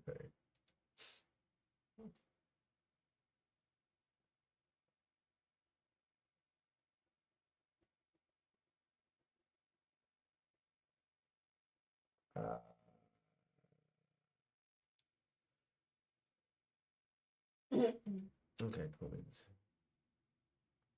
What? About, well, that would be the collapse is continuing. What collapse are we talking about? Well, that would be the dollar collapse that we've been looking at for the past, well, it's been really going on for quite some time now. But I want to continue this thread of analysis, especially in the last couple months here, as it does start to get a little more interesting, as it does hit this first major target at about 103 for Dixie, and what essentially that means for the rest of the markets. Maybe even look at some other things as well. In fact, we'll even open up some other things that I do think are rather interesting. Anyways, other than that, I'm going to look you back to the Air Crown Crypto channel. It's a nice little Monday morning. It's a new week, some new opportunities, kind of. Just been more or less boring, I suppose, over the last few days. But that's okay. That's okay. Boring can be good and constructive. So let's go over here into our chart view, and I actually want to start off things with GBTC. Just very, very quick here, as we do see GBTC continue to kind of lift off and make new highs on the year. I would be looking at this one as still kind of indicative as to ETF, maybe like a front running of ETF information, just because this one perhaps, or at least most likely, if there is going to be an ETF, this one probably gets it first, just based off of what's going on in the background with its litigations and whatnot with the SEC. So with that in mind, why is that even relevant? Well, if we bring up a correlation coefficient and an adaptive regression right here, we can see that it is strongly, very, very strongly correlated with Bitcoin spot price action. So I would be looking at this as likely a leading indicator for Bitcoin. We've seen that, especially in the past couple months here. We did see that there was strength in GBTC that was not necessarily shown in Bitcoin spot price action as early as August within that consolidation. And this one obviously broke out first as well in October before Bitcoin spot did. So this one making new highs on the year, does bode well for overall Bitcoin. Doesn't necessarily mean it's going to, move higher today, but ultimately I'd be looking at that, as a greater sign. Anyways, get into the heart of today's analysis with Dixie. First and foremost, why do we even look at it? Well, if we look at the daily, there is actually a negative correlation between Bitcoin and Dixie here. So that does imply that, when Dixie goes up, Bitcoin goes down and vice versa as well. So this is actually a rather strong negative correlation at negative spot 60. Anything really that's more than 50 is I consider rather strong. So looking at this, it does imply that that's a good sort of corollary if we're bored and needing new things to be looking at, kind of judge things off of. So we've been looking at this chart for a while now, and we have been more or less bearish on it. Of course, that one of the major factors of that was actually the daily signal over here on the Oracle Pro, giving a pretty good sell actually on the 23rd of October, especially when the rest of the market rally really did get going. So that one actually is still open as far as that is concerned. But you are starting to see that there are some signs of slowdown here, and what do you know? It is getting incredibly close to that 103 or so target that we were looking at, based off of the break of this sort of swing high. So with that in mind, I do look at that as well.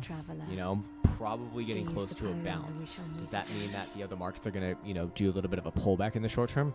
Yeah, probably yes. But bounce is not the same thing as reversal. This one can bounce quite significantly and still be overall, bad. I don't know about bad, but overall bearish, overall likely to continue to the downside, because right now it's on the lower high watch, of course. And so any sort of a bounce out, especially if fails get back above 104.80, that's just another lower high, and that would thus confirm the reversal in this one, and likely indicate that this one will make the next push down, perhaps in early 2024, closer to 102 to 101.5. Of course, you can see on the daily statistics over here that Monday is a little bit more closing on the positive side. If we look at all of the closures in Dixie's history, 56 spot 25 have closed positively from open to close. That's not redundant enough, with an average return of spot 38% on the gainer side, and losing about spot 32% on the losing side. So, looking at that, it doesn't really give us like a humongous, it doesn't really give us like obviously interesting formula right there. I mean, 56.25% is reasonable as far as I'm concerned. But we actually see that a lot, actually, on many days. It's really only when it gets above like 60% that things seem to be a little bit more solidified, I'd say. But yeah. Anyways, these indicators, I believe, are still on sale for the next day. Yeah, for the next day with the Oracle package, the Chart Prime package, which comes with the Oracle Pro, which comes with the range statistics over here, which comes with several other indicators, including the Jewel Light. And they're finally starting to work on the new indicators that I have requested, which I'm really fucking excited about, because it's just more statistically based stuff. And if you get that package, the price will not change. They'll just add more and more shit that I basically give them ideas for, which is good. Anyways, yes, so let's move back into this one over here. Again, another one of our more long-term charts for Dixie on the monthly. This one is coming right around that yellow 21 exponential moving average, which is that low 103 region. Kind of, you can argue that it's basically already hit that region, but that is one of the reasons why I do believe that short term it likely does align with a bounce. So if we're looking at, again, these as negative corollaries to traditional markets or Bitcoin, short term, might see a little bit more of a pullback here. I shouldn't say might, but that would make it likely. And we also do see a rejection overall of the bullish controls on the monthly. So while it probably does bounce, again, the bias here would be that it does lead into a lower high, thus continuation to the downside. Especially as we start to see volatility rise with this one, seemingly putting in a monthly lower high. The next sort of major area of interest on the monthly would be all the way down towards 100 even. So that would be rather significant, and that probably does lead into the next, big explosive move in other markets. Assuming that just too far away. Anyways, also of note here, we can see that the monthly jewel is going to essentially curl around into a full-on sell. That would still really take like another 2 months for that to really populate, like at least until January. But it's possible now, so you can start to see like the wheels turning in the background as to what that would look like, and then down to like 100 to 99.5 to open up 2024. That might be, I think, what a lot of people anyways, yes. So I think we spoke about all the things right there. Got one, so we're good there. Short term, maybe one more strike to the downside, just to 103 or just below 103, then probably a bounce. But ultimately, the wheels are turning in the background. That bounce is very likely just at a bounce before further continuation to the downside. You can see the overall macro range still does continue basically. Farewell. The 200 simple, even on the weekly here, is starting to align with that base, climbing up toward the $100 even. So somewhere around like 99.5 to $100 is probably where would be looking for this one to come down into early 2024. And I just wanted to update on this one because we've been going through it step by step, and now it's starting to really play in alignment with the rest of the analysis that we look at on other markets. So just coming at it from one more angle. Of course, it's more or less boring day, so that's the best time to be looking at shit like this. But speaking of other shit, let's talk about Bitcoin. We can go look at Bitcoin over here. There are a couple of very interesting things going on. I made a tweet about this earlier.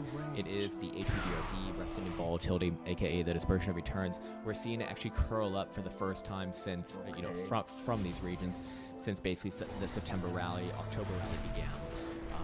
Doesn't necessarily mean it's going to be that severe as what we saw over there, but we're very likely looking at an explosive move coming up maybe around the end of this week is what I guess. This is a daily view, so I still think it takes a little bit more time, but that would really increase the probability that we see at least a break of this 50% range here. So to the upside, that would be basically 39,600. To the downside, that would be 36,300. We can see some whiplash and sawing behavior there, but ultimately Bitcoin still long term good as long as it's above, especially like $33,000. So if it does play a pullback, I would generally be looking at that as an opportunity. Anything above 33, below 33, okay, maybe it's the biggest bull trap of all time. And of course to the upside, if we do see that move, and assuming that it does follow GBTC, and we do see that move, basically closer to $40,000, we could see, that next explosive sort of parabolic blow off on this current rally, in the low 40s, most likely. I know some people have some targets much deeper than that. Fair enough. I'd probably take the more conservative estimate of those, but still, I do think that overall with this pre-halving rally, we're getting very mature within it. I think still best case scenario, you see something in like the mid 40s. I think for something more reasonable is like low 40s, like 41, 42, 43 region. But most of this rally I do think is done. We're gonna see a greater pullback kind of emerge from that after the first quarter of 2024. And then it's going to be another waiting, I suspect. I suspect you're going to see a lot of sideways again. It's going to be really fucking boring yet again as things kind of reassess and reaccumulate. And then, around the back half of 2024, that's probably when you start to see interesting things happen. So I think that's a good place for me to be leaving off on this particular video. Hopefully that was in some way helpful. Yeah, I'll leave things off right there. Of course, the HBDR tools are in the link in the description below. If you had the original HBDR, of course, you're going to be accounted for all your costs there towards this package, even though you get 4 more indicators, 4 more of, may I dare humbly say, my favorite indicators of all time. Yeah. All right. Okay, fuck it. There we go. That's enough shit. Okay. I want to be wishing the best of us as always. Take care, much love, and see you hopefully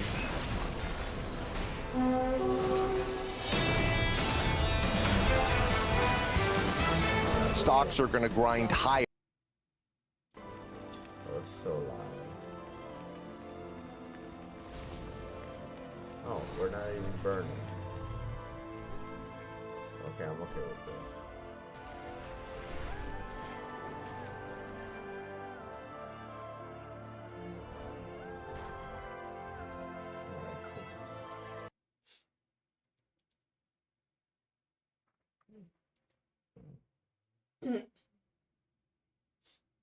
Meow, meow. Mhm.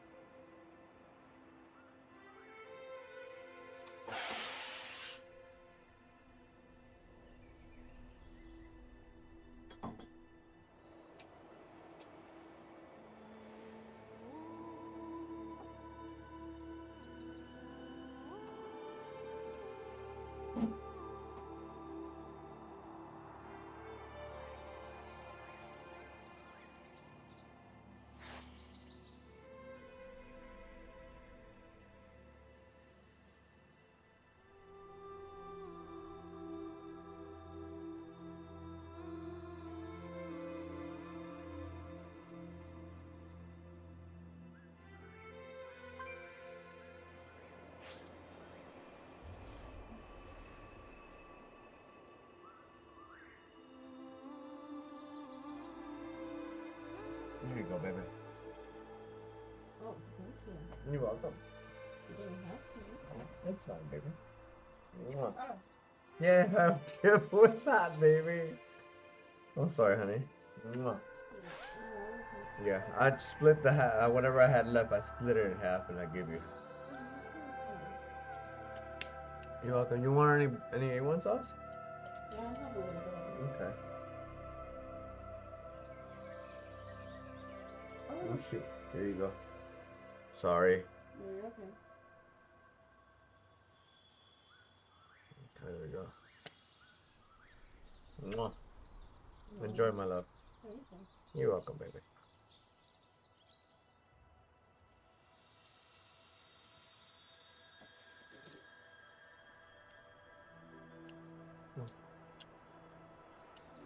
The steak was still pretty good, huh? So, you know, no matter, it was still left out, but it was still pretty good because it was cooked really good, so that's pretty good. Mm-hmm.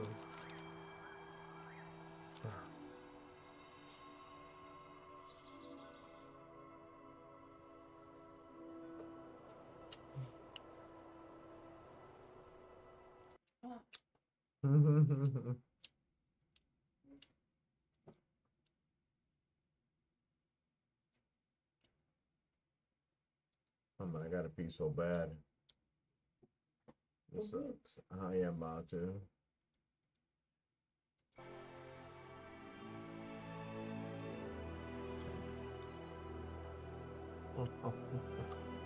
Oh, baby.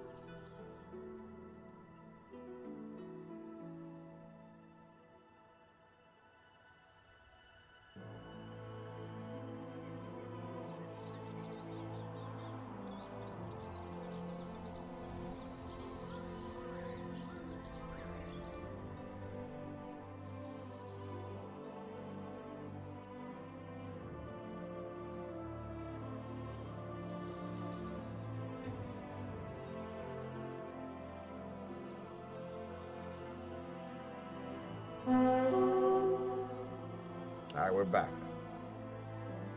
Hi, beautiful.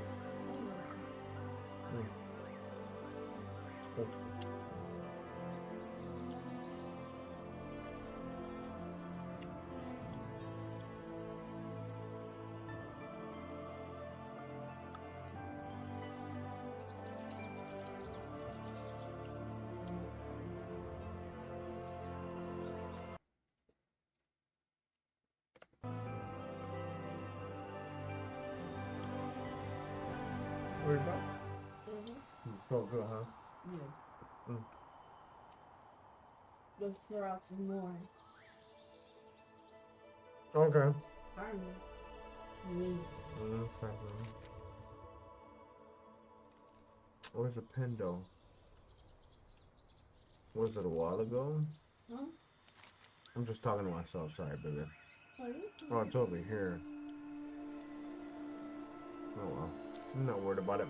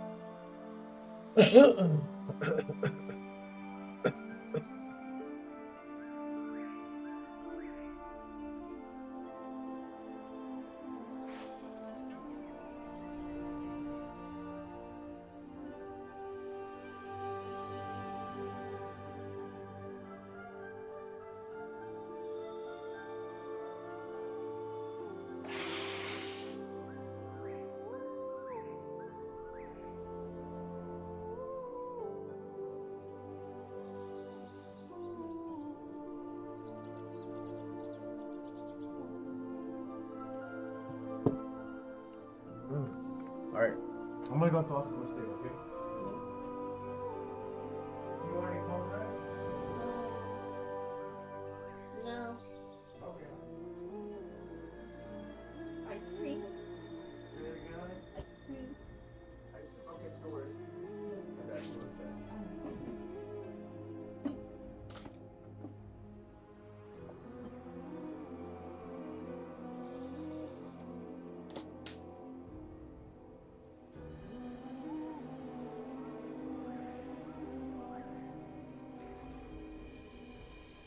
I have one left right here.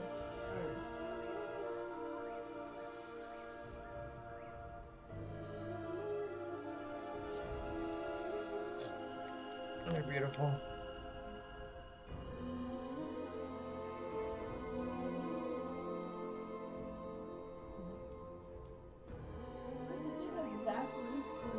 That's crazy.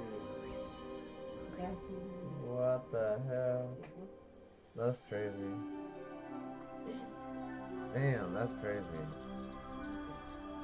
I'll be fat as shit. I know, right? I'll be beefy as hell. Hell yeah. The game's for the win.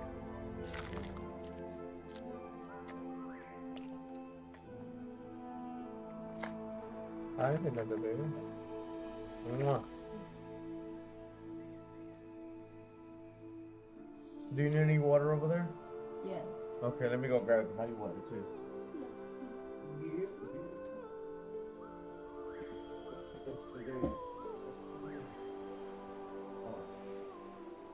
Here you go, beautiful. You're welcome, honey.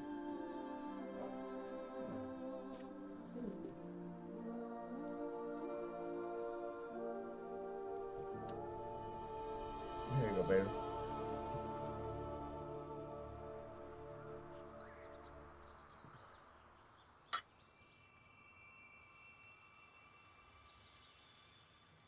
Yeah. Nice job, baby. You're welcome. Yeah.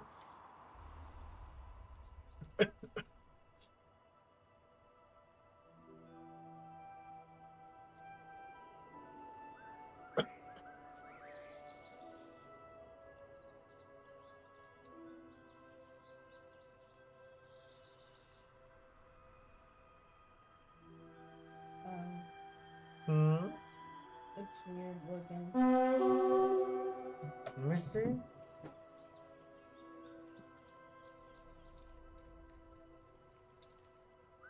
This is not like That's weird. this. Not that does that. Okay, hold on. Yeah, that's weird.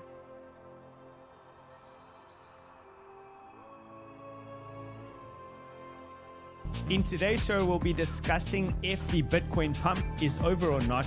Will we see continuation towards the upside, or are we due for a major pullback?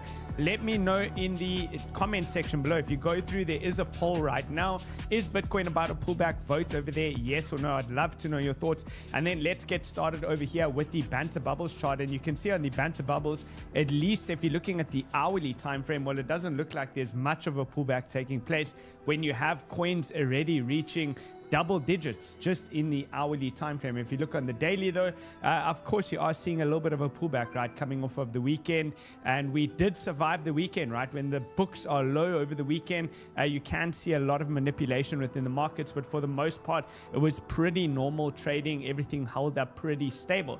Now I'm going to give you a couple of reasons why Bitcoin may continue over the next couple of weeks towards the upside, and the major top is not necessarily in yet, the major local top. And then I'll also show you the case for why in the very short term we might see a little bit more of a pullback. So we're going to have a look at this and a whole bunch more. First, we're going to start off over here with the aggregated open interest chart. Now you can see the open interest has not reached extremely high levels yet. We're pretty much standard. We're pretty low at the moment. The leverage is not overheating yet. And then the most important thing is the funding rate over here. If you look at the global funding rates, I know this is very light. I wonder if I can make that more visible for you like this. There we go. Let's do that.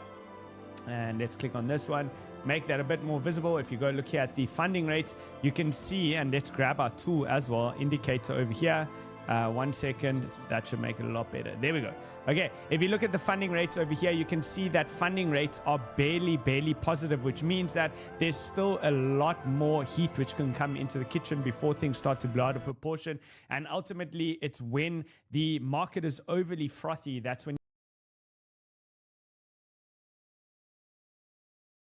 you want to start to be careful. So is the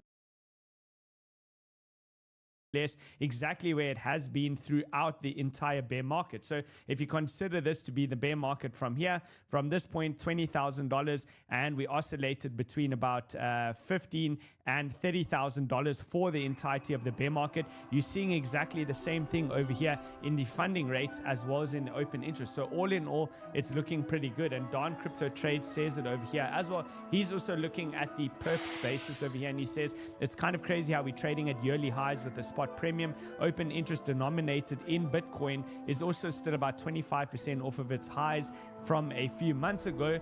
Remember, 25% from the high, so we haven't even reached highs yet when you look at the open interest denominated in Bitcoin, and you would expect for the market to be overheated while price is reaching new yearly highs. You should also have the open interest denominated in Bitcoin reaching yearly highs, but we're only 25% away from those highs. So he says definitely not seeing any signs of a lot of overheating looking at that data, because that's kind of the sentiment right now, right? If you go onto Twitter, if you have a look on YouTube, the sentiment seems to be major pullback is imminent, and all markets are going to sell off pretty aggressively. What about on the higher time frame? If we look at the higher time frame, since we are nearing the end of the month, so the end of November, and we're about to move into December, how do things historically look for the fourth quarter, which is what we're currently in, as well as for December? So if we look at the fourth quarter over here, you can see for the most part it's green, right? For the most part, that quarter is green. We're going to get into a little bit more detail on what it means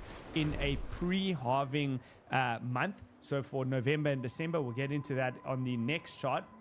But let's first look at Bitcoin monthly returns. As you can see over here, you got 1, 2, 3, 4, 5, 6, right? 6 red, and you have 1, 2, 3, 4, 5, 6 green. So it's about half and half when you look at the monthly returns for December. The important thing to understand is that historically for December, it's one of the most volatile months that you're going to see. If you look at comparing to all the previous times or the previous months, on average, it's pretty volatile. Now, let's get a little bit more specific and look at what it means in a pre-halving month, right? We've looked at this for quite a long period of time. I've highlighted the Novembers. We did this for October. We're doing it for November now, and then we'll do it again for December. Now, if if you look at what's happened in the pre-halving Novembers, you can see this was the start of the major bull run, which happened in 2015. And then you had this one. This created a pre-halving dump. This was for 2019. In November, the candle did close red. But then at the end of the day, that was one of the worst that it got before you had a little bit of relief going into January. And then you had, of course, COVID. We could argue that had COVID not have happened, if we didn't have a pandemic over here, the possibility would have been very, very high that you would have just seen continuation onwards and upwards in the same way that you would have had over here, just a slow grind towards the upside. So some interesting data points over there. If you line that up with where we're at now, well, the trend is your friend until the end of the trend, and so far we haven't really shown any signs of stopping. I'm going to show you what the weekly charts look like as well. If you look at the prior week's candles, you can see the bullish absorption that's taking place right now. Ultimately, bears are failing to get price down. So if you look at this over here, you got higher highs and higher lows. The trend continues over here, and it's looking like November will be a month of continuation. Now December, we can start to be a little bit more cautious, but if it looks like the previous ones, right, we can just move this up. There's your December, right? There's going to be your December. December pretty much is at a little bit higher, and then it holds that into January, and then continuation onwards and upwards. So if we look at this one over here, what about December? Well, there's December over there.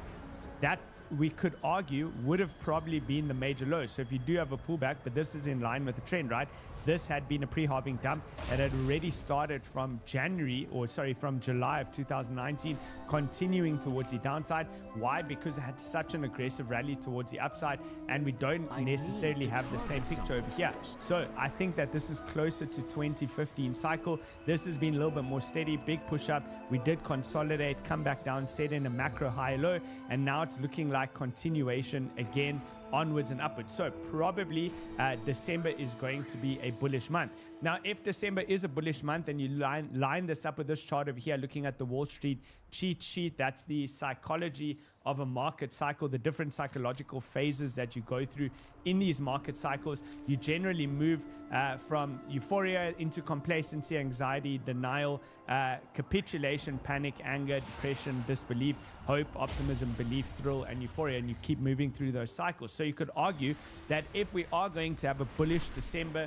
and this quarter ends very, very strong, well, then we're probably going to start to move into that hope phase, right? Which means that any pullbacks that do take place from here are opportunities to buy the dip.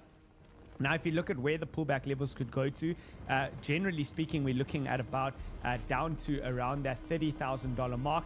That's going to be around $30,000 to $32,000. We'll get a bit more granular in a bit. But if you do look at that, do you really want to sell all of your spot bags if you've been holding for a long time for maybe a 15% drawdown?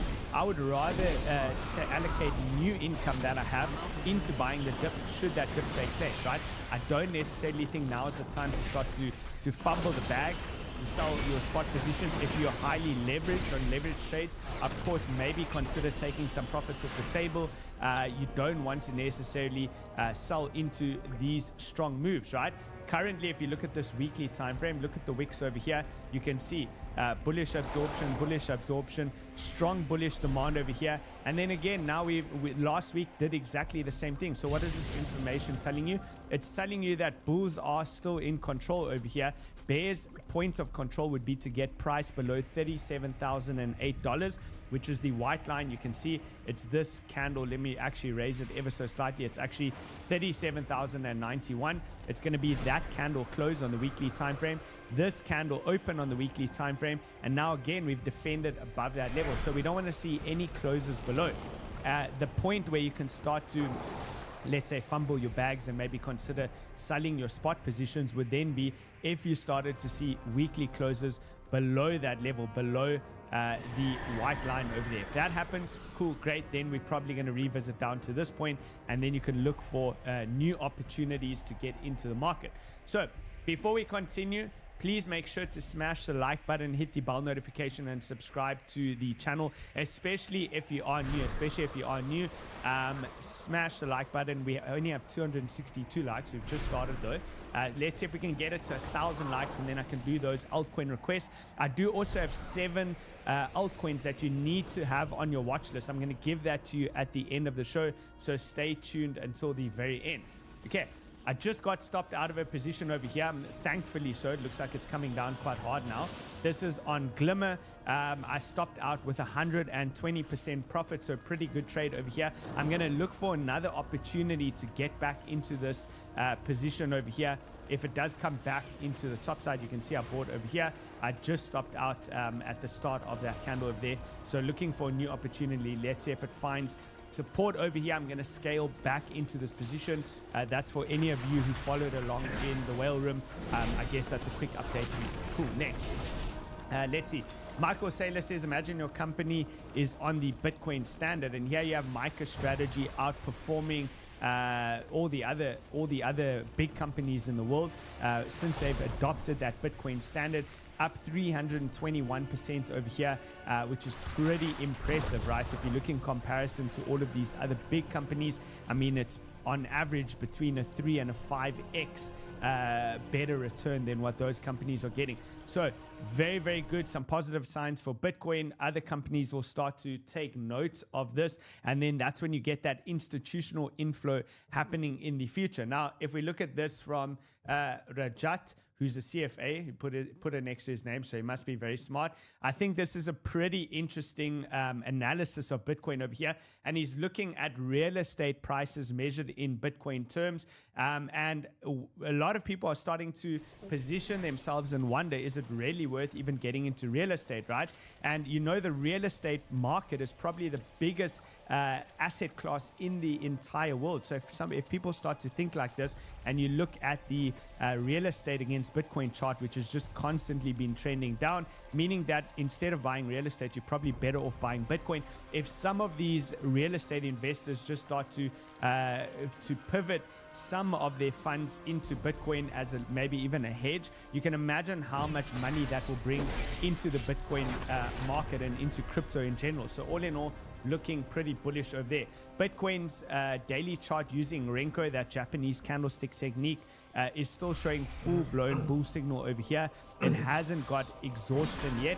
I'm looking for maybe a little bit of exhaustion coming into this $38,000 to $42,000 level. That's the level that I'm going to be watching over there. Possible exhaustion over there. What about for Ethereum? If you look at Ethereum, well, even though Ethereum is pulling back ever so slightly right now, remember Renko's job is to remove the noise and give you one very, very easy to use system, which simply means that when it's red, as you can see over here on Ethereum, as soon as it turns red, you're out, and it holds you out for a very, very long period of time. It has a little bit of chop along the way, of course. It gets you back in over here, and immediately next candle out, gets you back in here, immediately next candle out. So you're taking very small losses along the way, and it ultimately comes down to $1,000, right? Gets you back in over here at $1,100 and holds you in all the way up to almost $2,000, takes you out just under that, and a little bit of chop along the way. So if you're looking at this over here, it's on the verge of a major breakout, which I'm going to show you what that means for in just a moment. You can see the clear levels over here that it needs to get above.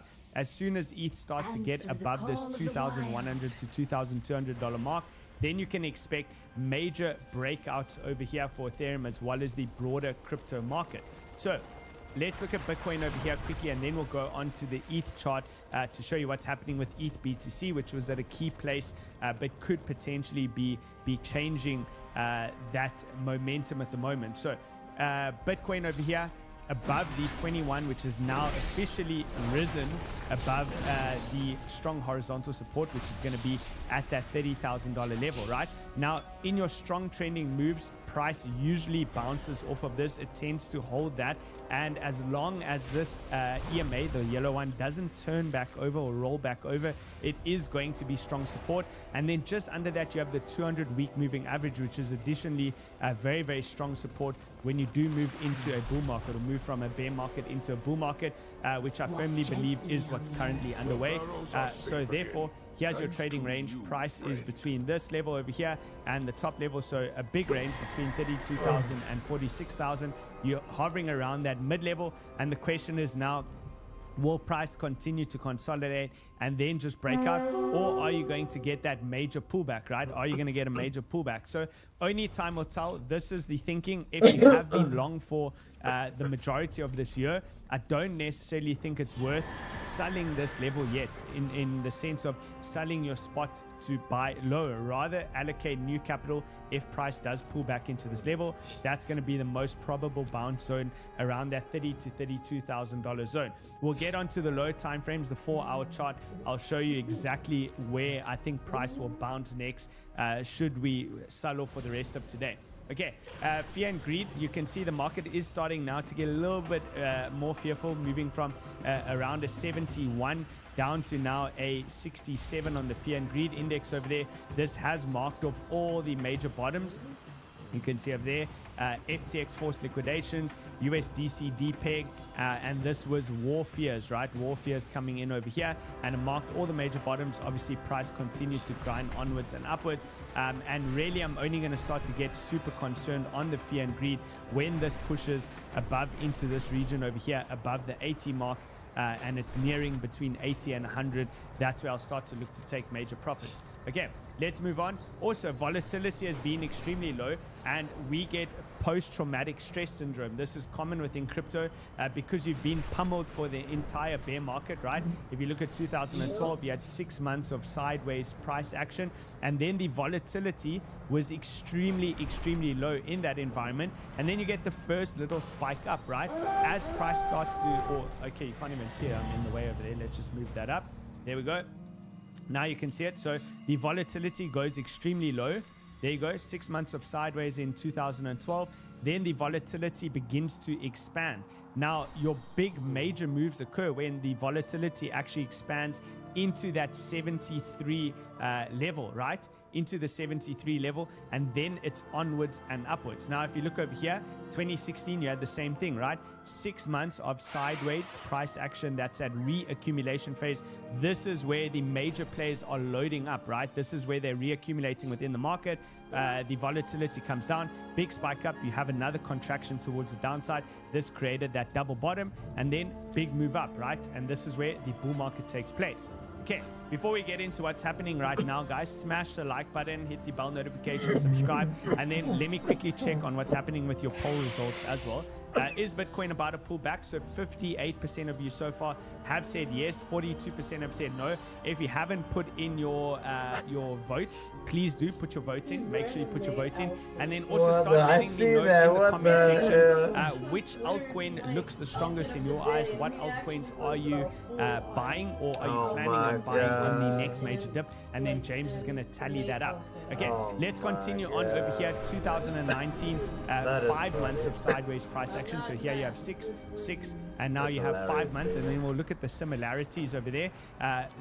Volatility extremely low, starts to expand on the 4th of March 2019, and ultimately just leads continuing onwards and upwards, and that leads into the bull run, right? Of course, we had the pandemic over here. Again, as mentioned, you could probably argue that this, if there was not a pandemic, then the natural price action would have just been sideways and reaccumulation onwards and upwards.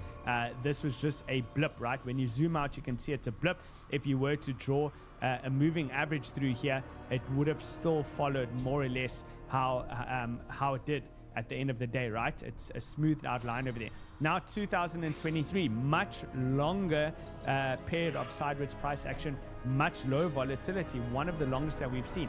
8 months of sideways price action.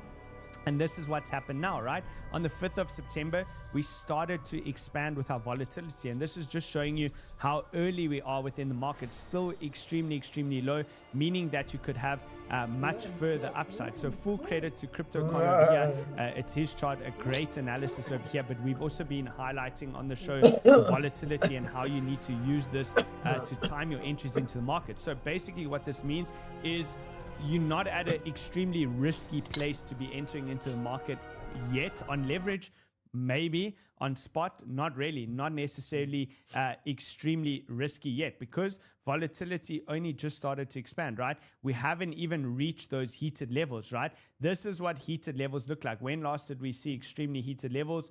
Was can you believe that in 2017, even in 2021, we never really printed extreme expansion on the volatility. It didn't get to these heated red levels where we printed the $20,000 all-time high.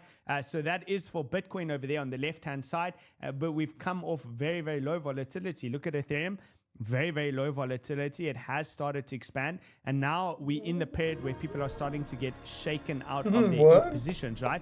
If you look over here, last time we had extreme expansion was 2016. So it's just showing you very, very low volatility. The longer the reaccumulation phase, the longer the consolidation, and the lower the volatility, the bigger the actual breakout will eventually be. So all in all, it's looking pretty good, but your patience will be tested. You have ETH BTC on the left-hand side, which on Friday looked to be breaking out. This candle at the time on Friday was all the way back above the 0.055 level, reclaiming that level. And if it did close above there, I think you would have seen altcoins explode over the course of the weekend. That has not happened, but at the end of the day, you still have your trend intact. You have lows, high lows, all on a closing basis, and now I think this could be a bit of a shakeout period. You can see over here, the first attempted breakout is usually a false one, right? There's the first attempted breakout, false one comes all the way back down. Second time, oftentimes that's also a bit of a fake out. If it does revert all the way back down,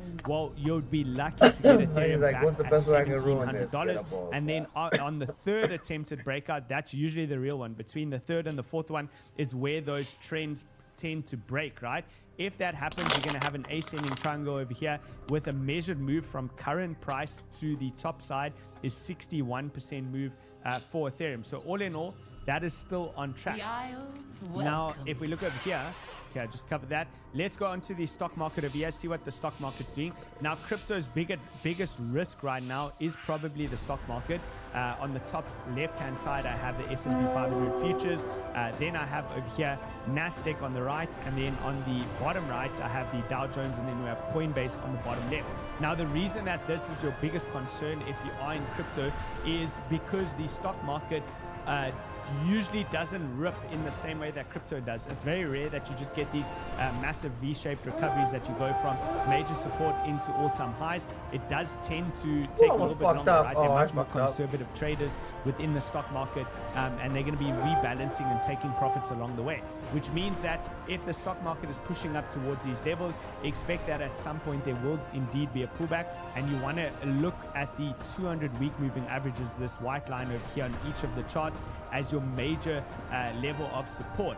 It's at this point, I think, very, very probable that within the next couple of months, you're going to see all these stock markets, the S&P 500, the NASDAQ, and the Dow Jones breaking out to all-time highs. That is probably where retail fully return into the crypto market because they start to hear on the news, right? All markets are making all-time highs, and then they think that now it's safe to start to come back into crypto, and that's usually where you're entering in at the later phase, right? The final phase of crypto. Coinbase over here is also starting to break its ascending triangle. You have touch point 1, 2, 3. Could this be the start of the real breakout? It is possible. It's definitely possible. If you get a weekly close outside the top level over here, which is above 114.22 on the Coinbase chart, then you can say the breakout is most likely real. And it's pretty interesting when you do look at Coinbase, right? He says over here, McKenna, there are two things that I've been watching to gauge the Bitcoin spot ETF approvals. One is Coinbase stock price, which is now, as I've just shown you, going up and possibly even about to break out. And technically also when the Coinbase price breaks out, you'd expect that altcoins are going to rally alongside it, right? Typically they move together in unison. And number two is the GBTC discount to net asset value. And currently that is also pushing towards the upside, right? That's currently moving from that extreme discount of around 48% all the way now to negative 8%. So the theory is that obviously once it approaches zero, that's probably more or less where you're going to start to hear whether the ETF is approved. And he says over here, the Bitcoin spot ETF approval will happen in December. So pretty bold statement. He's saying it literally will happen, he says right over there in December. To me, there's no point in de-risking prior to this, as all dumps will get immediately bid long and strong. And I do subscribe to that. I've shown you, right? If you're looking at maybe on a pullback on average about 15% downside before you hit that $30,000 to $32,000 support, which is going to lead to, at least in the short term, a bounce. And whether that bounce is a low high or not, that we can reestablish. But when you look at all of this, right, is it really worth selling? Is it really worth selling right now when you have all of this going on? I think that when the news does come out, maybe it's a sell the news event, but leading up to the news event, in anticipation to the news event, as he says over here, dips and dumps are probably going to get immediately eaten up and bid. So keep that in the back of your mind's eye as you go about with your decision-making process. Also, stablecoins, very, very important. Will Clemente says, update from 2 weeks later, stablecoin supplies are now up another $2.2 million, and that's 2.8% over the last 90 days. So the very, very start or little inkling etching of a trend that's forming over here. I know it's not that clear on this chart over here, but you have your MACD, which went from extremely positive. This is your entire bull run, right? This is where the stablecoin supply would be in a bull run. Stablecoins are growing massively, and then you go into the bear market, right? Stablecoins are crashing. USDC, DPEG, Tether FUD, Binance is going to crash. There's a lot of things like this, and now we've taken out a lot of those risk factors, right? The FTX forced liquidations is out the way. We have the Binance is out the way. Binance FUD is out the way. They under heavy watch from US regulators. You have all of these major risk factors out the way, and you're seeing the histogram just slowly tick towards the upside. So it's like Johan Scott says over there, big money is on its way. Big money is on its way. Retail, unfortunately, will mostly come right at the end of the cycle. Fortunately for you guys, even if you are new to the channel, which we know the views have jumped massively, so a lot of you are new and coming back. But the good news is you're still pretty early, right? You're definitely not too late to the party. I'll let you guys know. I'm going to be vocal about it. People are probably going to hate me for it the same way that they hate me when the market's bottoming and I say that, well, it's bottoming and I'm buying. And they also hated me the last time when I said that the market's topping and we're going sub 20K. It's going to be the same story. I'm going to tell you guys exactly when I think that now it's getting too late. Okay. Also, in line with that stablecoin analysis, you have Emperor Osmo. Weekly DEX volumes are now showing signs of recovery, indicating ongoing market interest. So people are back degening, right? They're back and they're buying coins on MetaMask through DEXs, things like that. And that volume has upticked massively. This, along with the sustained growth observed in the stablecoin market, which I just mentioned, is further support that there's a continued market recovery. And again, he says the same thing, right? We are still early. We are still early. Very, very important for you to understand that. You don't want to be too scared to find positions, right? Look for opportunities to get into the market. There is ways that you can time the market. Remember, if you want to learn more, you're someone that's new, I do have a free school, right? A free trading course, Whale School. The link is in the description below. Make sure that you check it out. Actually, we begin on Wednesday. So sign up before Wednesday. If you do want to join in that, that is happening by Wednesday. Where is it? Over here. Let's see. Just go through to... Where is Whale Room? Whale Room. Here we go. There we go. Whale School. Whale School's over there. Check out Whale School. That's where it is. Everything is below, James. You just have to adjust that. It's not really in order there. And then let's continue on over here. Okay. Also, now we've gone through the stable coins as well. What's going on with USDT dominance? Now, remember, USDT dominance is declining. If USDT dominance is declining and breaks down, that means that Bitcoin and ETH dominance will probably go up because it's the USDT that's flowing into crypto. So, Rec Capital, he says it over here, investors are becoming more risk-seeking, eager to move away from stablecoins and move into Bitcoin and altcoins. Tolerance to risk is growing. Rotational behavior is clear. Lose the blue as support, then you have a descending triangle, right? And this psychological trend will continue. So I can see descending triangle. This is high time for a monthly chart. So it's very, very significant. And you keep knocking into that level. Once it starts to break down, you're looking at the USDT dominance moving from 6.33%, which is where it's currently, all the way down to around this 4% mark. That is going to be very, very substantial for the crypto market. You have that in combination with the stablecoin flow increasing, meaning new market participants are coming into the market, and that probably leads to Bitcoin dominance continuing up. So a little bit boring on Bitcoin dominance, but it's the same plan. I outlined yesterday to the Whale Room community. We did a live session on Sunday, and I showed them over here how it's between 4 and 5 weeks on average for each of these high lows to get set. So you're looking at that, that's 4 bars over there. You can say this high low over here before it started to take off, 4 bars. And where are we currently on this one over here? We're currently on the 4th bar. So could it be that within the next week or so, we could see Bitcoin dominance starting to uptick towards the upside? Well, hopefully that is the case, right? Hopefully that is the case, but hopefully it doesn't occur off a dump, because Bitcoin dominance can go up in 2 ways, right? It can go up because price is going up aggressively, or because price is going down. So Bitcoin dominance can go up like this if Bitcoin sells off, but altcoins sell off a lot more than Bitcoin dominance goes up, right? The alternative is that if Bitcoin goes up aggressively and much more so than altcoins, then Bitcoin dominance goes up. So this is Bitcoin going up more than altcoins, then Bitcoin dominance goes up. So those are the options. We'll see, we'll monitor that. Total 3 over here. Really hanging on by a knife's edge. Very, very key level right now, which is why there's such a battle going on between bulls and bears at this $410 billion mark. A super, super key level. We want to see this hold the bubble. That's if you're bullish. If you're bearish, you want to see it break down. You want to take out this low at 389. Then you're going to revisit all the way back down to this trend line probably for a retest, which lines up with your mid-range. That's at about 355 billion for the total 3 market cap. So we'll watch that level very, very carefully. And then let's look at Bitcoin over here. Bitcoin's pivot level, it is still below the pivot level. That's as per the RSI. So as long as price holds below this $38,000 mark, then ultimately the RSI is trending towards the downside, and it's actually a very, very healthy reset for the market. We just don't want to see any major breakdown. So what is considered a healthy pullback? A healthy pullback would mean that if price were to come down towards $35,000, then you're going to take out the liquidity over here.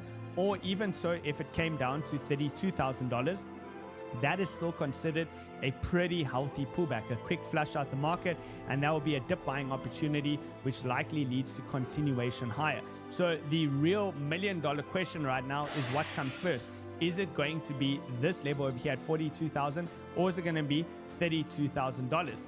If you're a smart trader, the answer would be, who cares? It doesn't matter, right? We trade it level to level, we trade the range, and that is ultimately your massive trading range, which is currently going to form, is going to be a $10,000 range between here and here, right? So you can look for long opportunities if it does get here, longer towards the top side, and if it does get to the top side first, which we are already currently long, so what's the point of selling? Then we can start to look for short opportunities back down to this section in the event of a profit-taking opportunity, right? So those are the key levels. We're going to get onto altcoins in just a moment, guys. Make sure that you're dropping your altcoins. We need to get to the altcoins soon. Also, smash the like button. We just need 300 more likes, right? Or 276 likes to get to 1,000. So smash the like button. It takes 1 second out of your day, and then let's cover the low time frames, and then we'll very quickly go into the altcoins. And I'm really running out of time. This is crazy. I'm going to have to go fast over here because we're about to start the meeting. Okay, very, very quickly. There is a possibility that price is going to bounce from this level. We could potentially set in a high low right over here. I want you to have that as part of your plan, right? Because we still have a strong trend towards the upside. You have since the 50 and the 200 EMA cross towards the upside over here, which led to this mammoth move. There actually hasn't been any retest of the 200. If we don't set in the higher low over here, at some point we will revisit this. So if you're somebody that's been left behind within the market, just kind of trail your orders along here around that 200 EMA that's coming in at $35,000. You have resistance, breaks above, comes back, support. It's probably going to hold the support for at the very, very least for a little bit of a bounce. Stochastic RSI is potentially starting to reset over here, but you are technically wrestling to hold that 50 EMA, which is what you expect in those strong trending moves. What I highlighted yesterday to the whale room community is that if you look over here, you got touch point 1, 2, 3, we lost it. 4, we lost it. 5, we lost it. Now we're coming in for the 6th time. So there is a good chance that you come down. Just have a plan, right? Have a plan. If it does hold here, you can pretty much establish on a low time frame. This is how I do it. I'm going to show you very, very quickly. This is the kind of stuff I also cover in Whale School. That's my intended area. It's my area of interest. I'm expecting price could potentially bounce from there. So what I do, I look at it on different time frames. Move on to an hourly. What's going on over here on the hourly? Okay, look at that. Look at that wick over there. It is showing potential signs of reversal. Maybe that's already going to be the low for the day, and price is going to start to rally from here. If it is, you can look for long opportunities with stops below. You can also get a bit more granular. Let's move on to the 15-minute time frame and see what we're seeing over here. Possibility, right? It's still looking like, yes, that could be a reversal candle, but I would monitor it very, very carefully. If it does reverse from here and get to the 200 EMA, fail to hold that level, well, then I'd raise my stops to break even if I entered right over here, and then I would cut because it's probably going to go lower, right? So you need to get more granular when you're looking at the price chart. Let's go even lower. We'll look at the 5-minute chart. Okay, 5-minute chart, you can see still in a clear downtrend, but in line with what we're seeing on the 1 hour and the 15-minute chart. This is a decent wick over here coming from a key level. Why is it a key level? Well, I just showed you on the 4-hour chart, this level that we're at right now is the 50 EMA. In strong trending moves, you expect that to hold. If we do lose that level, then remember you're going down probably to 35k, which is where your strong horizontal support is, and your 200 EMA. So I'll give a more in-depth analysis in the whale room. I'll do some sort of a write-up there because otherwise we are going to run out of time. I am actually already technically out of time, but I'm going to be late today. I think that I want to cover the rest, so it is what it is. Late for RAM. It's not for you guys. Late for RAM. Okay. ETH 1740, there's your 200, same story. Get more granular, see if it's going to hold the 50. If it is, that's a long opportunity. Cut underneath those wicks.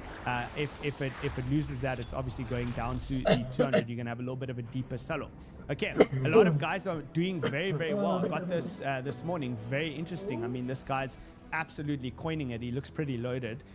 He's not promoting anything, so that's why I'm sharing it. I think that it's actually real. $300,000 in profit. He messaged me on Instagram in 6 weeks with a 36% win rate. This is what I covered as one in the whale room. You don't have to have a 70 to 80% win rate to succeed. You can have a 36%, around a 30% is probably as low as I'd go to say you can still succeed in trading if only 30% of your ideas are right. What that means is if you take 1,000 trades and you win 300, but you stop out very quickly on the other 700, and your other 300, which are winning trades, run for a 6 to 7 R return, well, you're going to be a highly profitable trader. So he says here, no business meetings. Let's see what this is about. No marketing, no clients, no sales. Only a psychological warfare after challenging myself to grow sub $15,000 account. And then he said, find people like us. Very kind. I don't know who Gray BTC is, but must be a cool guy. So guys, also go through to my Instagram. Follow me over there. Follow me on Instagram. There is a link in the description below, or just search KyleDupes_official. I am going to give away some free entries into Whale Room. I'll make the announcement over there on my Instagram. So Whale Room, I'll give away some free entries for those who have missed out on Black Friday. There is still Cyber Monday. It's the last day to get in if you want to.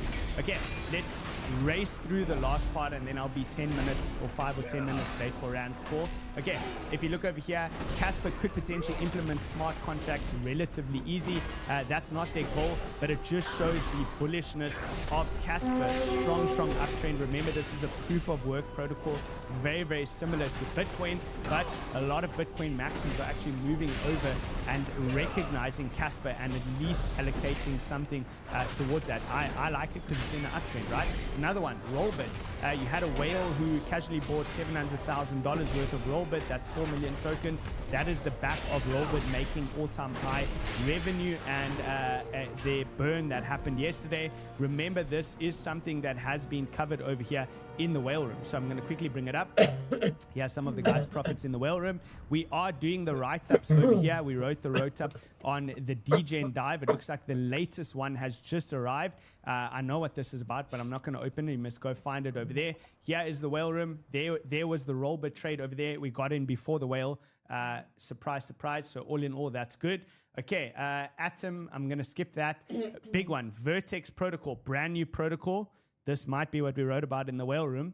Vertex Protocol. Market is beginning to recognize this, it seems, and that is Jose, who's a very, very, very savvy investor over here. And if you look at it over here, he has Vertex, right? Brand new to the market. If you want an in-depth, detailed analysis on what this is, what it means, and whether now's a good time to get in, it has been dropped in the whale room. Remember, guys, the whale room, we have the final day for the whale rooms, Cyber Monday. Click over here. Go through into the link over there, sign up. You are getting 75% off.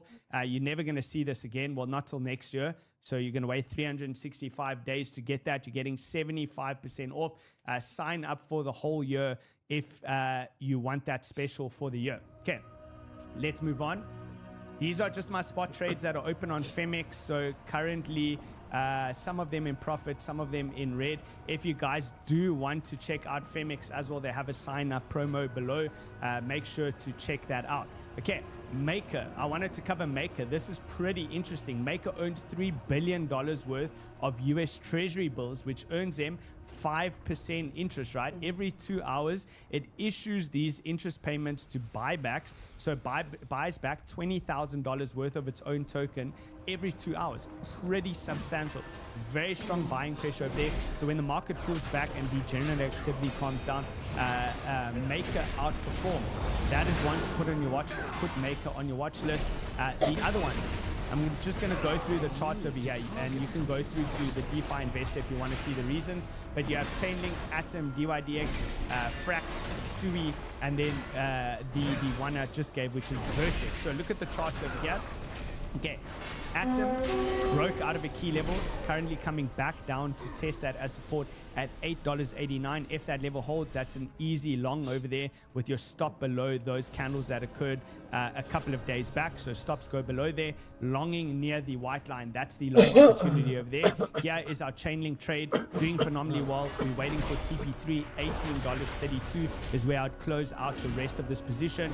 We took TP1, TP2, the final 33%. We're closing out over there for Chainlink, and then we'll wait for a deeper correction to re-establish some new positions. DYDX broke out of a long time range, very, very high time frame range, broke out, came back to back test at just under $3 over there, and you're currently pulling back. I would look for long opportunities pretty much anywhere around this white line, so long as DYDX holds above the range high, which is at 260. Break below 260, and it's probably going a lot lower.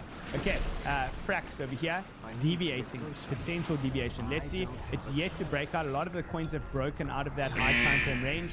Just watch this one carefully. I wouldn't be buying it over here. You're buying into resistance based off what could be a deviation. We play at level to level, right? Which means technically looking for shorts back down to the bottom. Okay, Sui. Also attempting to reclaim its range level over here. You have higher highs and higher lows as I've shown. Watch for the next high low to form. Similar to Atom, you're looking at those prior daily candle lows as your invalidation. If price starts to come back below there, it's going much, much lower. At that point, I would say Bitcoin's probably pulling back for that to occur. Okay, that is Sui. Let's see over here quickly. Liquidation levels. We have a lot of liquidity at 25,000. That is rock solid support. That is really the bad case scenario if we were to come back down to that level. The worst case scenario would be that you lose 25k on a closing basis and you go under that level. That will start to look very bad, and then we can all tweet that Capo was right. If we'll do it together, we'll hashtag it together. Okay, funding rates have just flipped negative right now as we're on the show. You can see over here, funding rates have just flipped negative. Market participants are starting to short. So shorting in an uptrend is usually not a great idea. It's fine to do it as a hedge, right? Hedge your positions, but don't max short the market when we're in a very, very strong uptrend. Okay, what else? What else have we got? Okay, last reminders. The Whale Room, check it out below. Whale School's free. Sign up to Whale School. Whale Room comes at a premium. but you're unlocking a whole lot of value over there. Go check it out, guys. Final day. It's the last day. Take advantage of it. I will see all of you guys on the next one. So have a stellar day and cheers for now.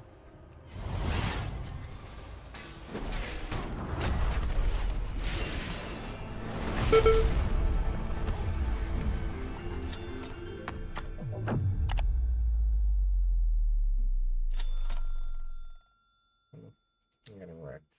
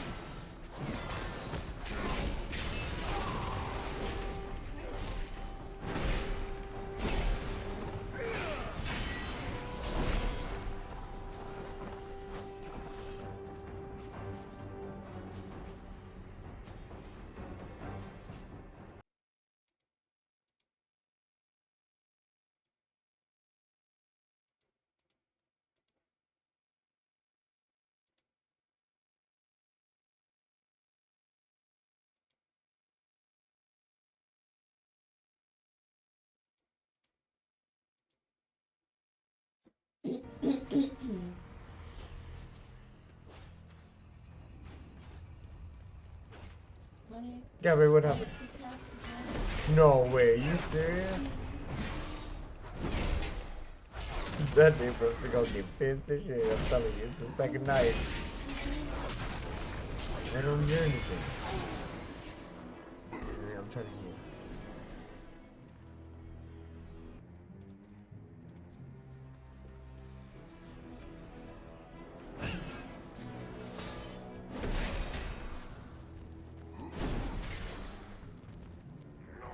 I heard it. I was like, what the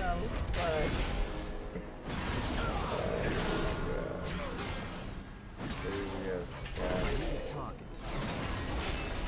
Fuck, go to horny jail. Go to horny jail. Crazy ass horny cats. That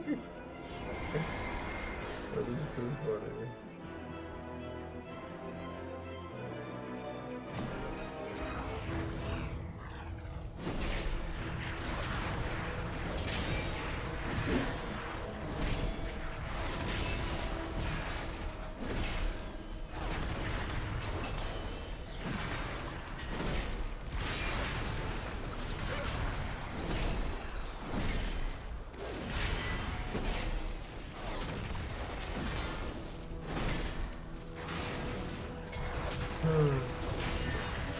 Are these still?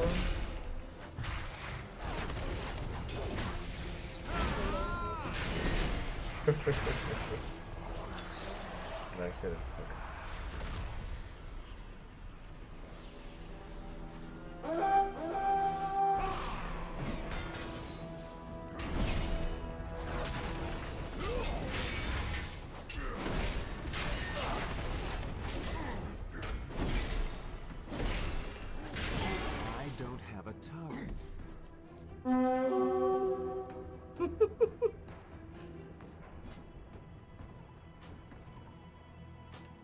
Oh my goodness.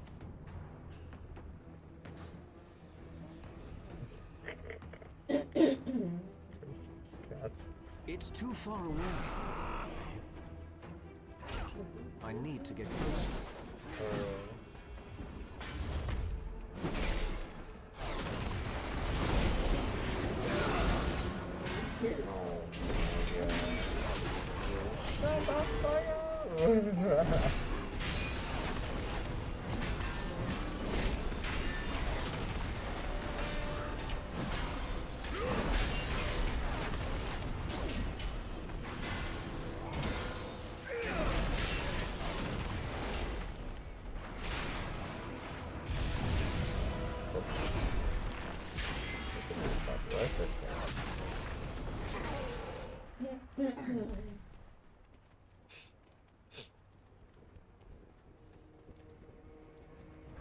I'm out of range.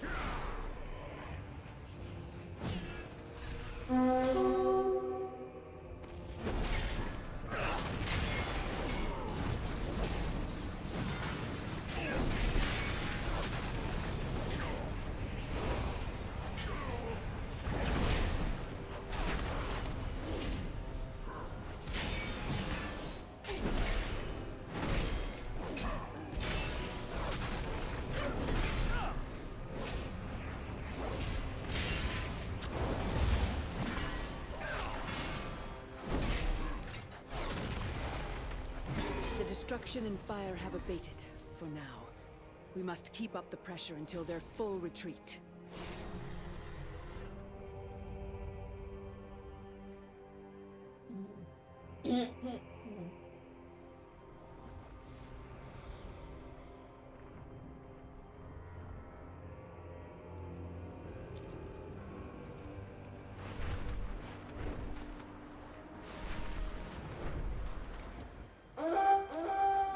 The rock's primalists are terrorizing the local wildlife. Show them the error of their ways.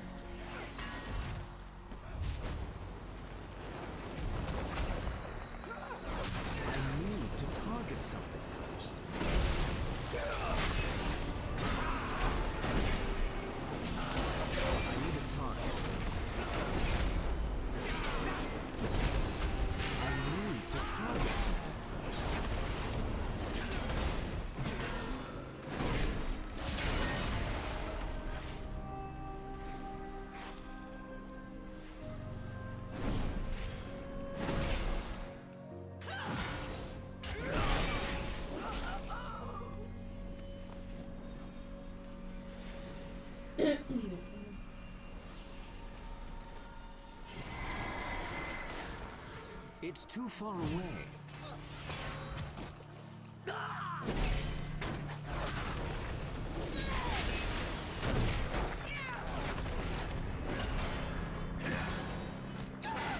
I need a target. I don't have a target.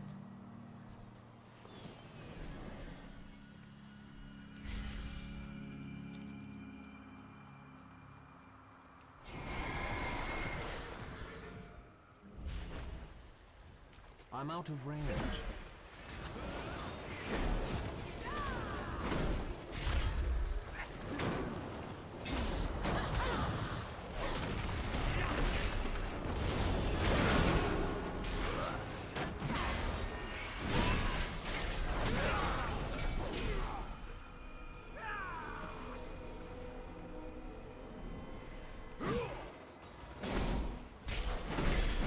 Well done, champion.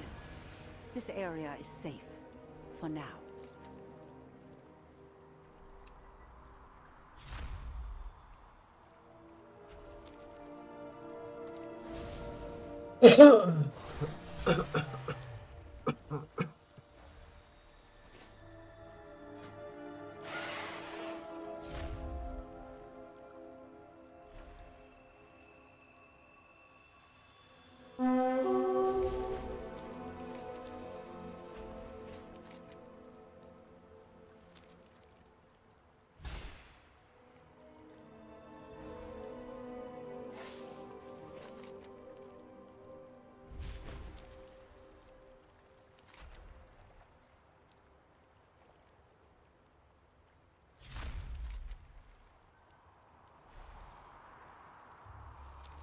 I need a target.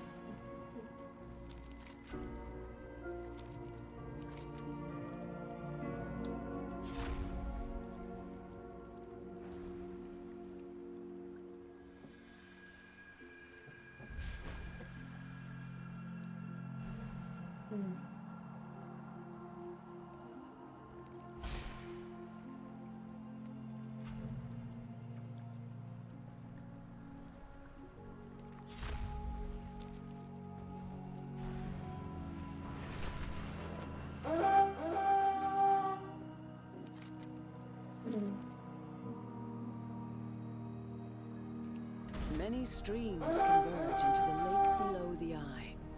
See what treasures they have carried into the depths.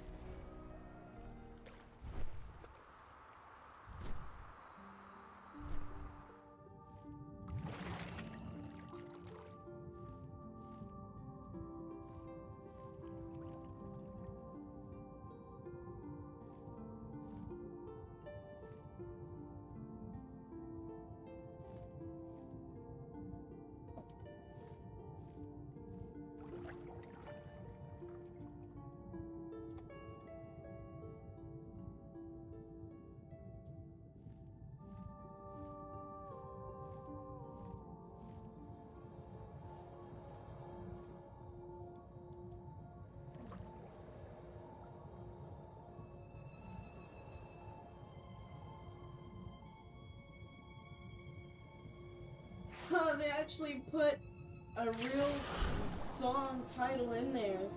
My Chemical Romance. That's funny. That is so cool. That is funny. That is so cute. That is cute.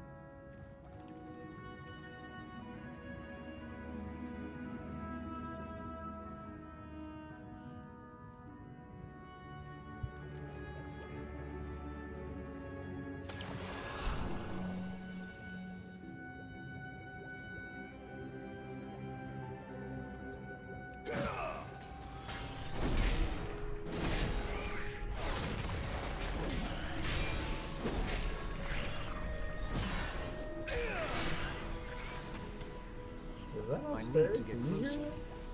The thumping? I was like, what the hell?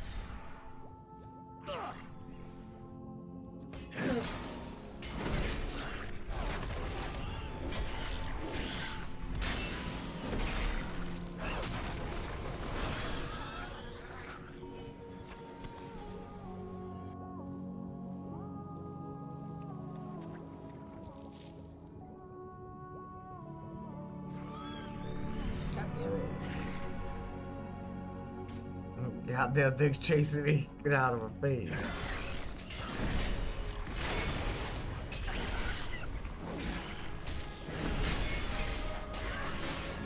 I need to target something first.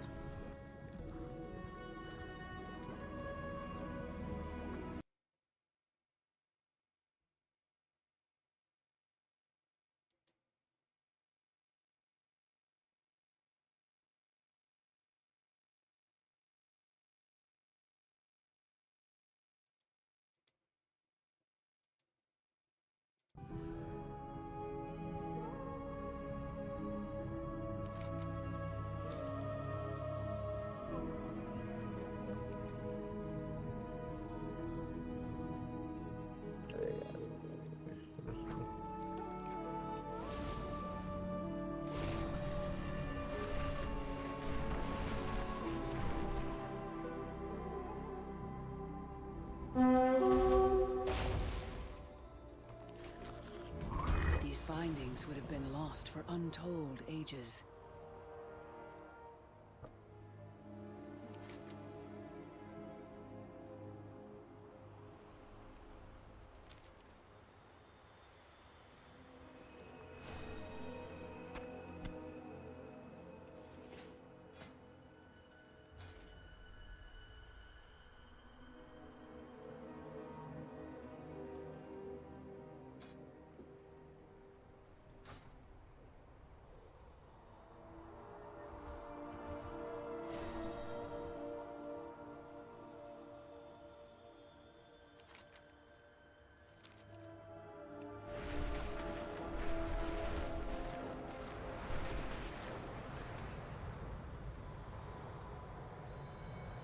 Even denizens of the dream sometimes have trouble sleeping.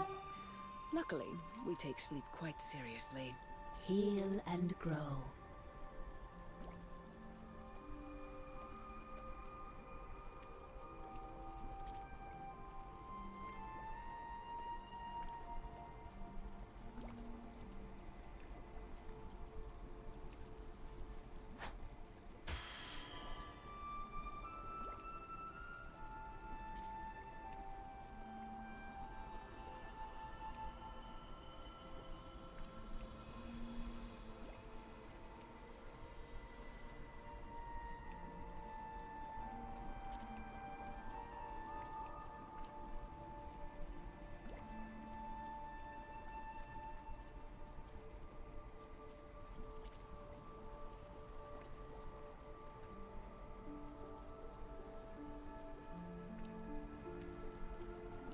Hi.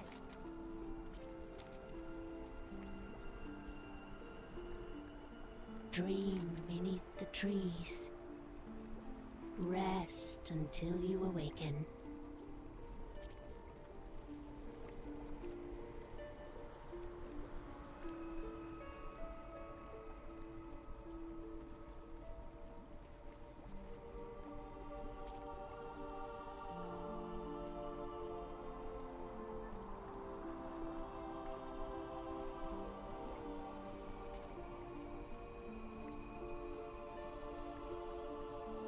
Walk gently on the earth.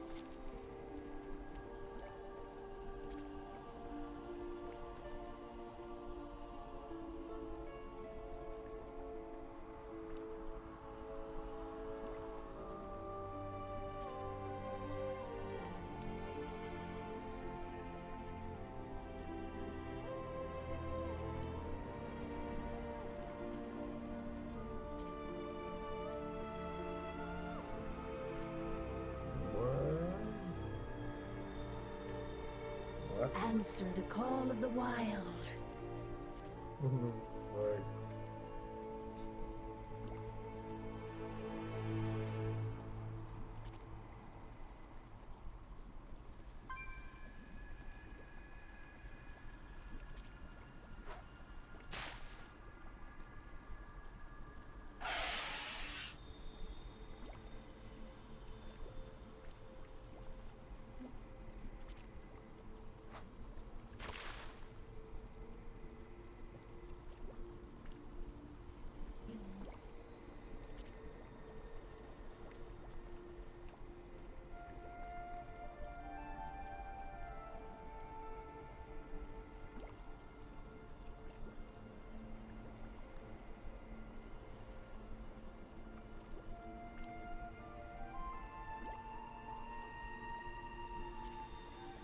What the?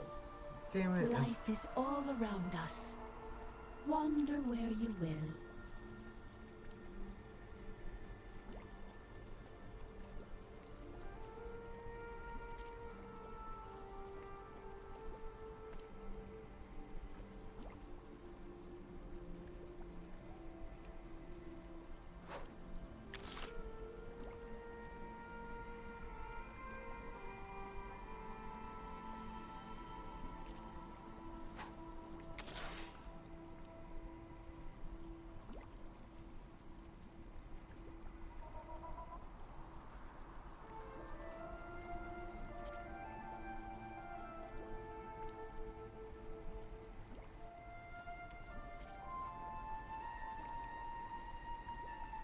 Yo, I was just getting to it. Beneath the trees. Damn it.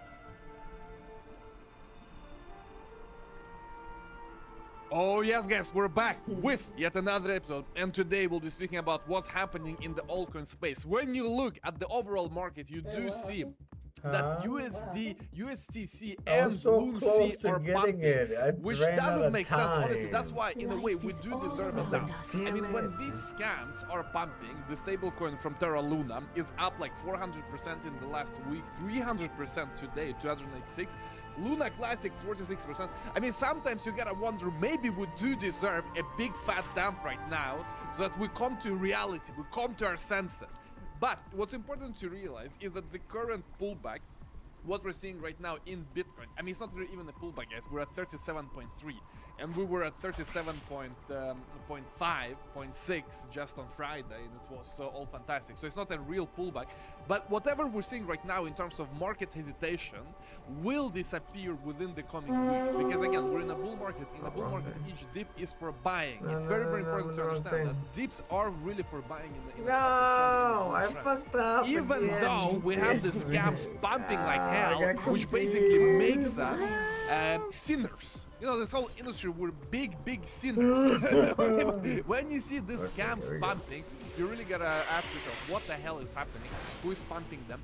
And it wouldn't surprise me if we have a bit of a pullback still, but it will all disappear within the coming week, 2 weeks. The pullbacks are not here forever. Why? Because we are in a bull market. So given this fact, we have to discuss what's ahead. As we are exiting the existing so-called pullback, but it's just $100 pullback, like it's not even a real pullback. But I know many people think of it as a pullback because we do have a bit down. We have a bit down on the chart. Like the chart is not only green, it's actually red on this new week. It's actually a bit in the red. So many people see it as a pullback, but I don't really see it as a pullback. Anyway, it's gonna end, and we have to prepare for it. What's next for this industry, and how will it evolve? You know that we are getting more and more into the altcoin space. We've been extremely careful. We've had a very good strategy this entire year. We've been mostly in Can I get another ingredient? also lately, as we did see the early breakouts of Solana, we were in Come Solana. on, So do it fast. we've been I'm playing trying to this year fuck up. fantastically well. Alright, And we all got of you it. guys Come have been on, asking, what hey, else we what got? about the microcaps? When are microcaps coming? When will we Earth's get another biggest nice diffuser. content with microcaps, just like we had in the last bull market? You remember we had so much Oh success my with god, I altcoins finally in the last finished bull it. market. Everything from finding Polygon at a few cents to a lot of Mwah. other ones. And the That thing was is, tough. we need to take it slowly. And now we do see the first fruit of the labor. The so first fruit of our labor, stupid. finding altcoins, looking for altcoins. Oh my And God, on that this was channel, we're very ridiculous. good at that. I mean, normally we're way ahead of the herd. And I think we got proof of it yesterday. When was it? It was Friday or something. I mean, look here. We did discover GameSwift already months and months. I mean, if you watch this channel, you know about GameSwift. And right now, we are seeing already Altcoin Daily, we're seeing Coin Bureau, like the biggest channels in crypto already catching it up. And for us, it's just been a few months since we found it in the summer. I mean, listen to this. And then, like a sector that I'm really, a niche, if you like, that I'm really bullish on and really interested in is GameFi. I think GameFi has the potential to be absolutely huge. Now, there are tons and tons of GameFi projects out there. But one in particular that sort of caught my eye is one called GameSwift. This is a bit of a lower cap one. I'm kind of looking at this at the moment. So this is a sort of GameFi infrastructure project. It's a modular blockchain that uses ZK EVM tech. And I think, you know, Oh, yes, guys. So, as you understand, whenever you do something that is already talk of the town, you're not the earliest. Okay, you're not the earliest. With GameSwift, I feel we really nailed it in being before the herd. We didn't learn it from any other Twitter or any other YouTube. We did our own research. It was original research. You got it firsthand, and you benefited massively. So that's one example. Now, as we look ahead, it's always key to understand what kind of ecosystems will be big, because that's where you can start looking. You get a bit of advantage in your research to see which kind of ecosystems are big, and then you can look at on-chain and see what kind of whales and buyers that ecosystem currently has, and so on and so forth. What's important here is that the more I look into gaming, the more it's pretty clear for me. It's pretty clear for me that it's going to be one of the key driving ecosystems for mass adoption. And there are people like Elliot Trades who've been speaking about this for years and years and years, and he's very active. He's actually building games as well.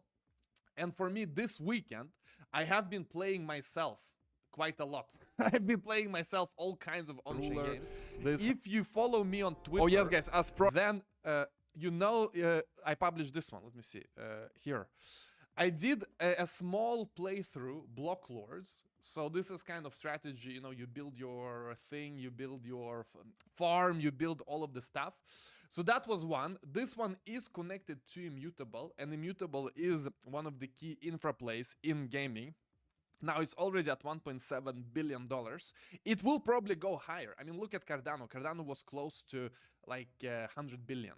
And what's key to understand is that a lot of these gaming infras, they will, in a few years, be bigger than many of the general purpose layer ones.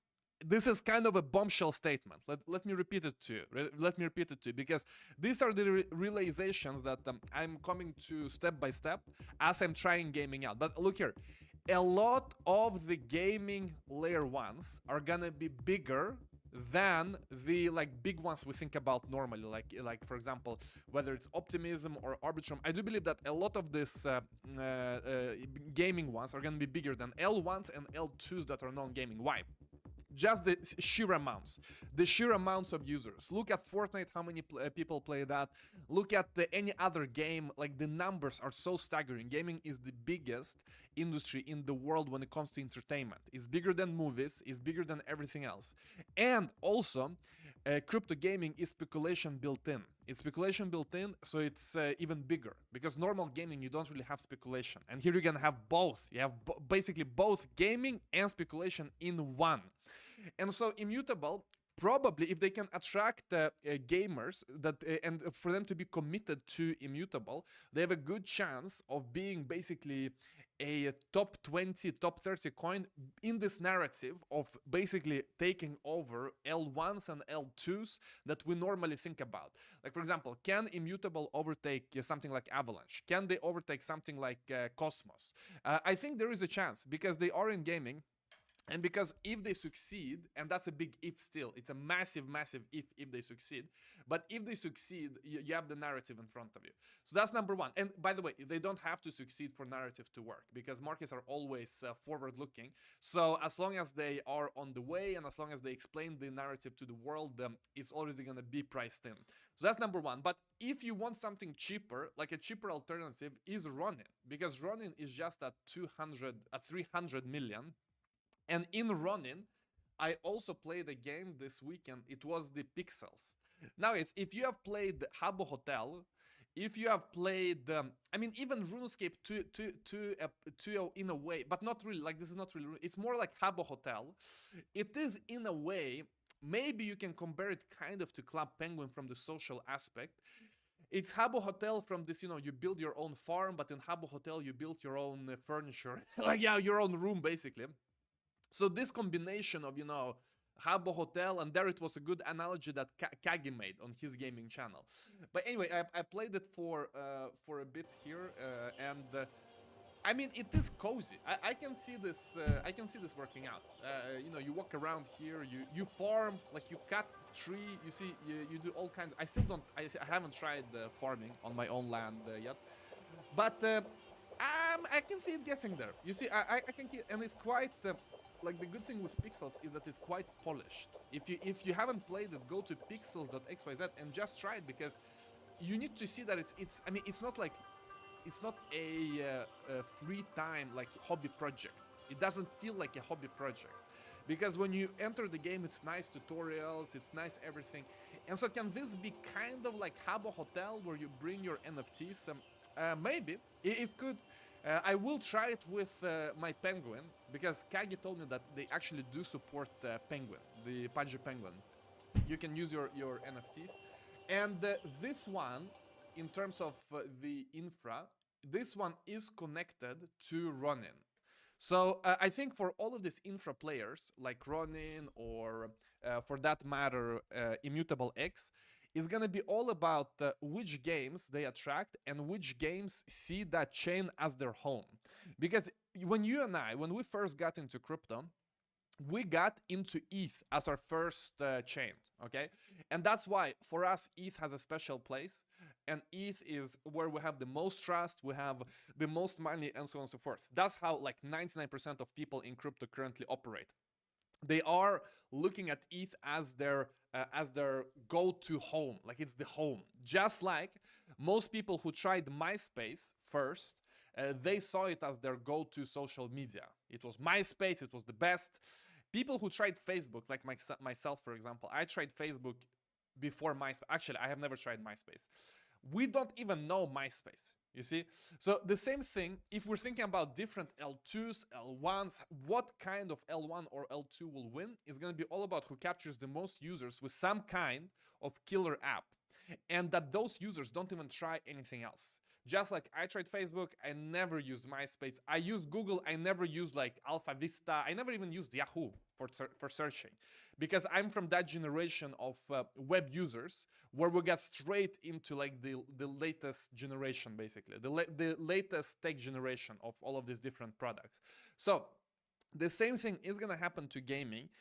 If we are a bit critical about gaming coins, like the ones we discussed, and about the projects, like most Web3 games are not that fun. Most of them are not that fun. With pixels, I can see that this can be fun. This can be, I still need to learn the farming and stuff like that, but it's clear that this recipe of Habu Hotel and like Farmville and a bit of Club Penguin, the recipe is there. The recipe is there. For Blocklord's strategy game is classic. It's classic, and I also can see how that can be fun. And there are a few games like that that are becoming, you know, more interesting, that you can actually see yourself playing, and where it's like my type of game is more that I can do something and then I can come back to it. So like, for example, I don't know how the farming will work in pixels, but it would be nice that, you know, if I can farm and I can come back tomorrow and like harvest it.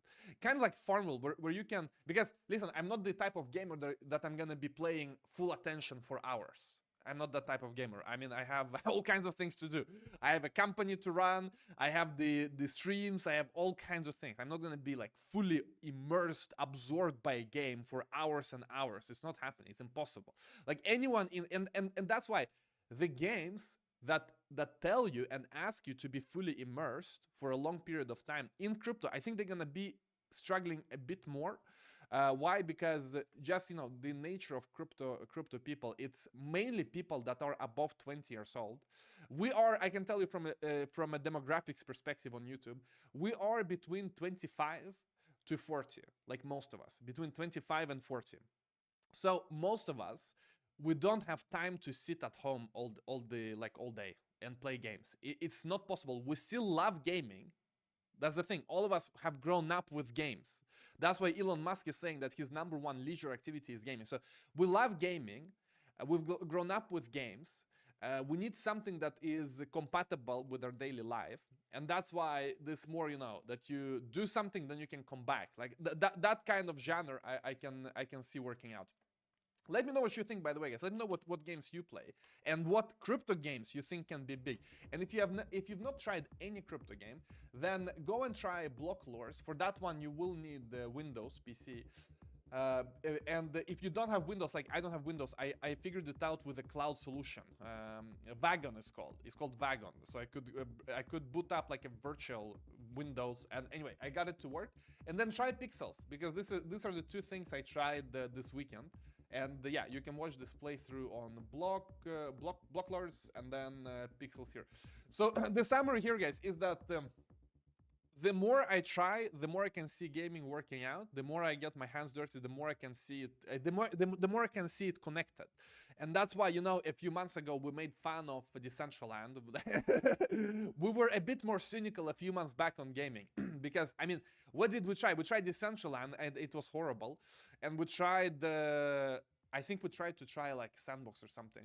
Like, let's see how they work out. Sandbox, they have the Roblox path they could take. It's a massive project though. Let's see, Sandbox. Sandbox is market cap right now. Which one? 800. Okay, so not too massive. Personally, looking at all of them, GameSwift right now from a risk-reward perspective, to me at least, is still the best. Although it has pumped quite a bit, look at the market cap. It's still so small, like it's still tiny. And it has pumped quite nicely. Very nicely actually during the last 30 days, but again, I mean, look at it. It can do like what is it, like 40x and still be below $1 billion. Okay, from the market cap. Fully diluted is bigger, fully diluted, but again, in the first cycle. For all coins that are in their first cycle, I don't look at fully diluted. Why? Because it's the first cycle. Like my time horizon here is until 2025. I'm telling you, 2025 and including 2025. When I'm looking at that time horizon, the situation changes a lot because it's all about how many coins are in circulation, what is the buy pressure, what is the narrative, and if the circulating supply is low, it's gonna pump. It's gonna pump, and whenever we're looking at the potential sell pressure, always keeping in mind the cycles. It's key. That's why I'm telling you, many of the last cycle coins, they will have trouble coming back. That's why personally, I'm not that much into the old ones. I have a few that I still follow and I still like. But from just tokenomics perspective, it's a big problem with this multi-cycle ones. Like one multi-cycle one which is good is Origin Trail. As you can see, their market cap and fully diluted is very close. Like it's super close. So they've done all of their emission. All of this effect of emission already happened here, for example. So that one is a good one from a multi-cycle perspective. But normally, when you look at the coins that have been through multiple cycles, it's just too much unlocking, too many coins getting onto the market, too many bag holders, and so on and so forth. So the biggest opportunities are in new coins. A lot of these projects that we just discussed today with the specific games, they don't even have coins. Yet. Well, Pixels have Berry, but Berry, I'm not sure it's gonna pump because it's inflationary. I need to learn more from the team. I think that Berry you basically get from in-game, and you get it by playing the game. And I need to learn more about the pumpamentals of it, whether it can pump or not. But they actually have Berry. And for Blocklords, they have no coin right now at all. And so the opportunity now is to be part of this early projects, talk to them, be in Telegram, be in the early adopters. If you're into this, of course, it's a lot of work as well. If you're into this, of course, and if you want to get like an early adopter advantage, because there's always such an advantage. What is the early adopter advantage? You can be part of airdrop. You can maybe get hired by the team if you want to go full time, and it's very easy. You can start by just managing the Telegram, helping them with Telegram management, maybe level up to community management later on. As the bull market comes back, guys, like all of the different projects who have something going for them, they will be begging for great people to join them that love their project. So I'm telling you, you can now sow the seeds. Like I hate this word sow because it's S-O-W, like you can sow. I don't know how to pronounce it. What's the difference between saw and saw, like S-A-W? What is it? That's why English, by the way. It's so weird language, guys. Man, it's crazy weird. But anyway, you can sow the seeds of success for your bull market. Anyway, guys, that will be, by the way, one of the like unfair advantages you can get in this industry by being active. I want to say also welcome to the chat. We've been already like most of the stream without welcoming. Guys, welcome. Big shout out to Guzman for timestamping like a maniac every day, and I know that you have to go in 10 minutes. So, but we will end approximately in 10 minutes also. Big shout out as well to Matt for protecting the chat against the spammers and scammers. Also, if you haven't yet, check out the link below for Bybit. As you know, we are sponsored by Bybit. Use the link below, you get a big fat juicy sign-up bonus, and you can go long, you can go short, you can make money when crypto pumps or dumps. So for example, now if this dump continues, you can short it on Bybit easily. If Bitcoin goes down to like low 37s, you can short it, and it may do that. Or if you think we're gonna pump, you can long it. You can use leverage if that's within your risk profile, or you can use spot if that's within your risk profile. Most coins, most layer 1s, most layer 2s are there. So use the link below, check it out. And let's go through some of the other news. But to summarize what we just discussed, look at gaming, guys, because the games are becoming good. Like they are. For the longest time, they've been so bad. For the longest time, they have been like not even trying. Like they've just been copying. They've just been, copying stuff from Unity store, asset store, and now they're putting things together that make sense. Not too many of them, but there are more and more, and you can basically grasp it, and it makes sense. So go and try. Now let me play you something from Elon Musk. Man, this was brilliant. I could really sort of wax on about the nature of money for hours because I played a significant role in creating PayPal. Right. And so my understanding of the money system at a fundamental level of how it actually works, the detailed mechanics of it, is, I think, there are very few people that understand it better than me. Bitcoin is an interesting example, obviously the prime mover on this, but the transaction volume of Bitcoin is low, and the cost per transaction is high. It is, at least at its base level, suitable for maybe an exchange, a store of value. But fundamentally, Bitcoin is not a good substitute for transactional currency. Right. Even though it was created as a silly joke, DogeCoin is better suited for transactions. Why is that? The total transaction flow that you can do with DogeCoin is substantially more than, like, transactions per day is much higher than, has much higher potential than Bitcoin. It is slightly inflationary, but that inflationary number is a fixed number as opposed to a percentage. Right. So that means over time, its percentage inflation actually decreases. And that's actually good because it encourages people to spend and rather than sort of hoard it as a store of value. Guys, what's the signal here? The signal is that Elon is gonna be back. We're gonna have another bull market with Elon. He hasn't tweeted a lot about crypto, but as you can see, he's coming out speaking more and more about crypto. And it's gonna be another nice bull market with Elon by our side. I've missed Elon. He's been doing all kinds of things, but now he's back with Doge pumping. And hope he continues. Like, it's fantastic. Whenever he is bullish on crypto, I myself get even more bullish. Like most people, they think that he's he's just commenting without really any kind of work behind. But I can tell you, Elon is not the kind of person that would just say something for the sake of it and just comment on something for the sake of it, especially over and over and over again, which he's done already for years. So as we are seeing Twitter transforming into a finance app, it's gonna be Doge and maybe Bitcoin for savings. But I'm quite certain they're gonna have Doge. Like he just said himself. He said Bitcoin and Doge, those are the only two things he spoke about, and then Doge for transactions. And he's making Twitter into a financial app, super app for finance. And he loves the tokenomics of Doge. He just said that it's inflationary, but it's fixed inflation in token amounts and not percent. So in percent-wise, it's gonna go down as Doge goes up in value. So as we are looking at the future of Twitter, I cannot see it without Doge. And we get more and more confirmations. Let me know what you think. Let me know if he's manipulating something he's manipulating. I don't think he's ever manipulated. I don't think, I mean, why would he manipulate, guys? He's the richest man on earth. Why would he manipulate? To make what? Like $1 million more on the Doge manipulation? Why would he manipulate? Doesn't make sense. That doesn't at all make sense. There's no reason to manipulate outside of, there's one reason he would manipulate, I can tell you.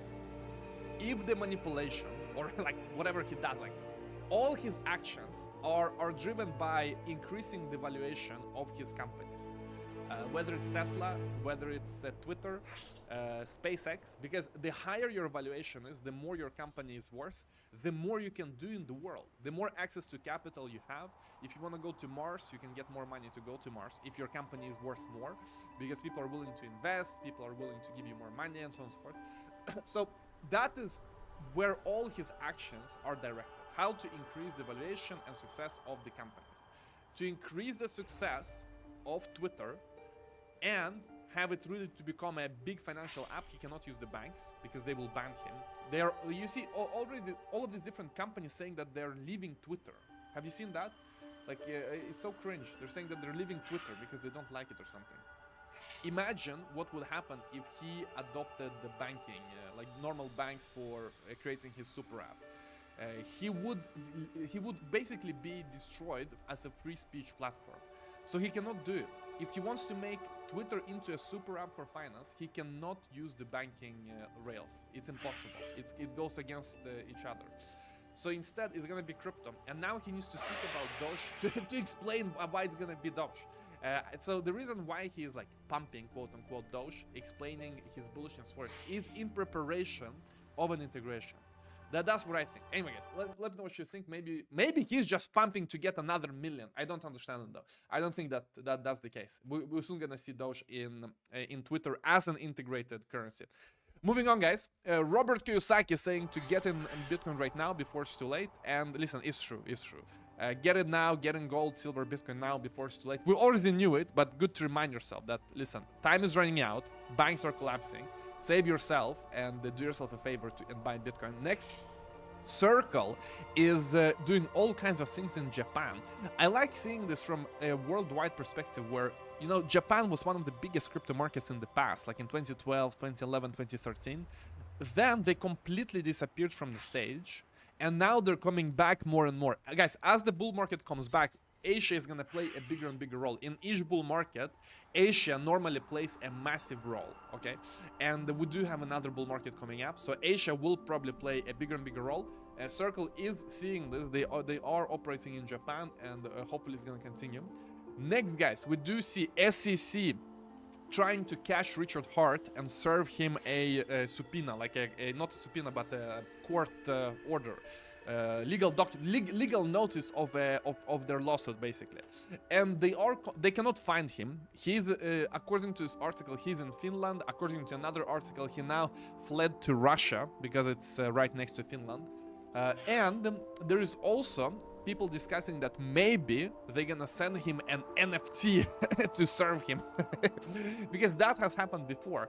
So in 2022 there was a British court that basically allowed lawyers to airdrop an NFT as a way to serve a lawsuit. So you don't have to be in person, you can get served via an NFT.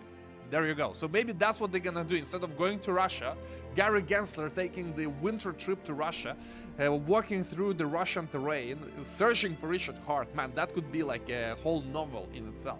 Just like Moses looking for the promised land, Gary Gensler like in the middle of Siberia, plowing through snow, looking for Richard Hart. Man, someone should make that movie. Someone should make that movie. He and Elizabeth Warren in the middle of Russia trying to dig out Richard Hart. That would be insane. Anyway, they cannot find him. They will probably drop an NFT, or maybe they're gonna go themselves to Siberia together with Gary. That would be very, very good. In terms of North Korea, so apparently North Korean hackers are scamming people in South Korea. They're pretending to be the government, they're pretending to be like the police or something, and they're scamming in South Korea. So guys, if you are watching this from South Korea, beware, because North Koreans are pretending to be journalists, officials, and they're gonna try to scam you out of your crypto. Moving on, Lightning, guys. So it feels that Lightning right now is finally dead in terms of being this, you know, gospel that everyone loves Lightning. And you know, we've been part of the gospel until probably 2020. I remember in 2018 saying Lightning is gonna be great, it's gonna be amazing, we're almost there. In 2017 I was saying Lightning is gonna be great, Lightning is coming.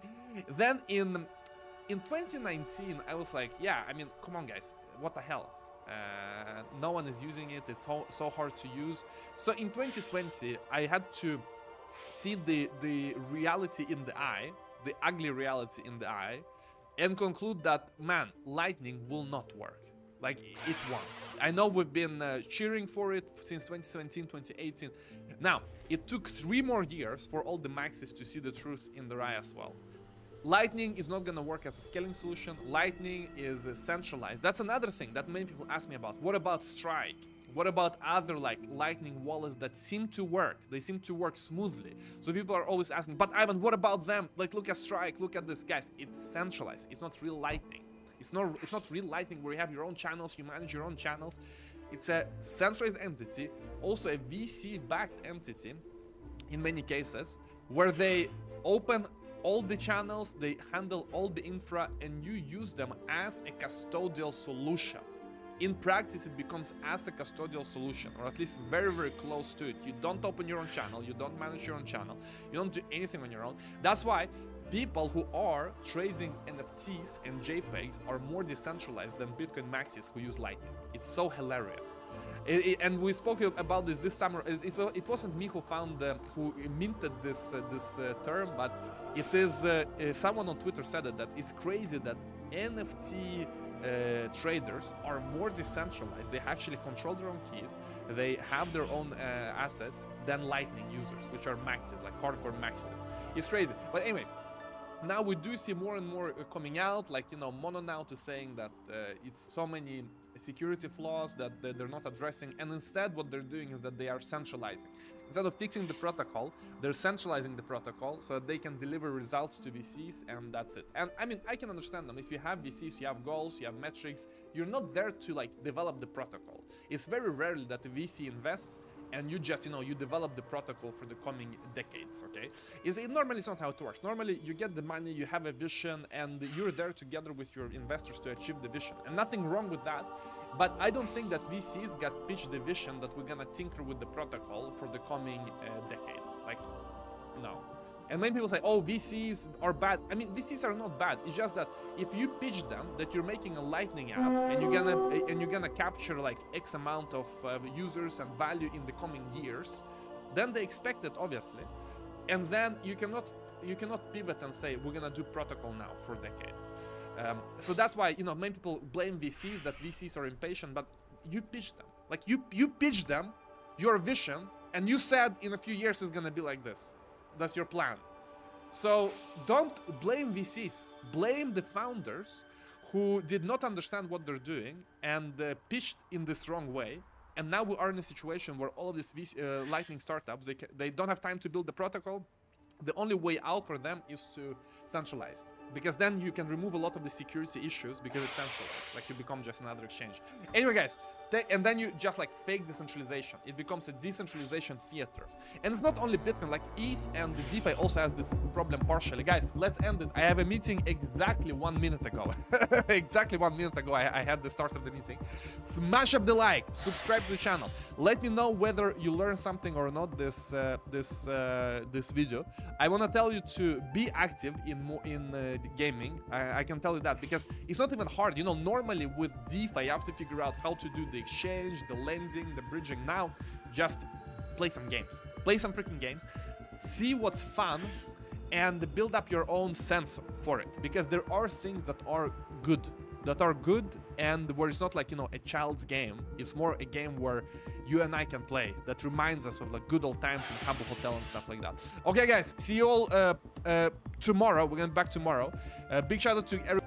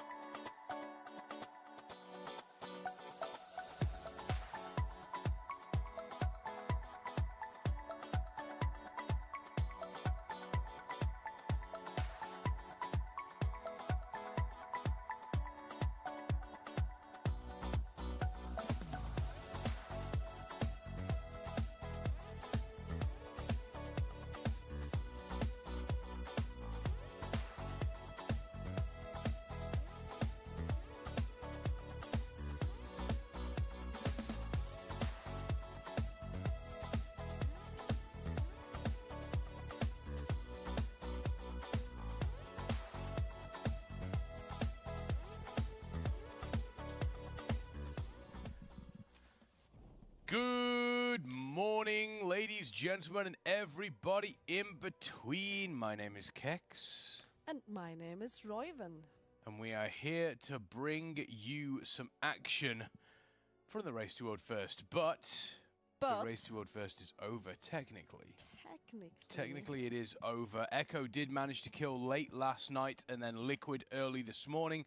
Huge, massive congratulations to both of those guilds playing out of their skins. But there is still the fact of Farak is a life method. Yep. And they want to kill it before resets. That is right. And we still want to get like the third place, right? Yeah. That's not the bad thing. Obviously, Echo and Liquid, I think, both played out of their minds. Yes. It was insane. I think the closest race that we've ever seen. Both the guilds had tries that were like 1.7% wipes. Mm-hmm. And I find it kind of interesting. I just saw a tweet from Max that wrote, technically, I saw this. Echo has killed the boss on the 27th because they killed it after midnight, and we have killed the boss on the 26th. So tie-wise, we have won. Yeah, Echo had to go into the future to kill it. Yeah, exactly. But it was an amazing show yesterday. Oh. I think we all enjoyed watching it. Yes, I agree. It was amazing, like you said. Now we hope that we are killing. There's no hope. It's going to happen. It will happen. It will happen. The question is when. Do we think it's going to happen today? First pull. Ooh. First pull. All right. Big sleep buff has happened. But yes, good morning, chat. Please say it back. Please say it back. Or else. Yeah, or else. I got nothing.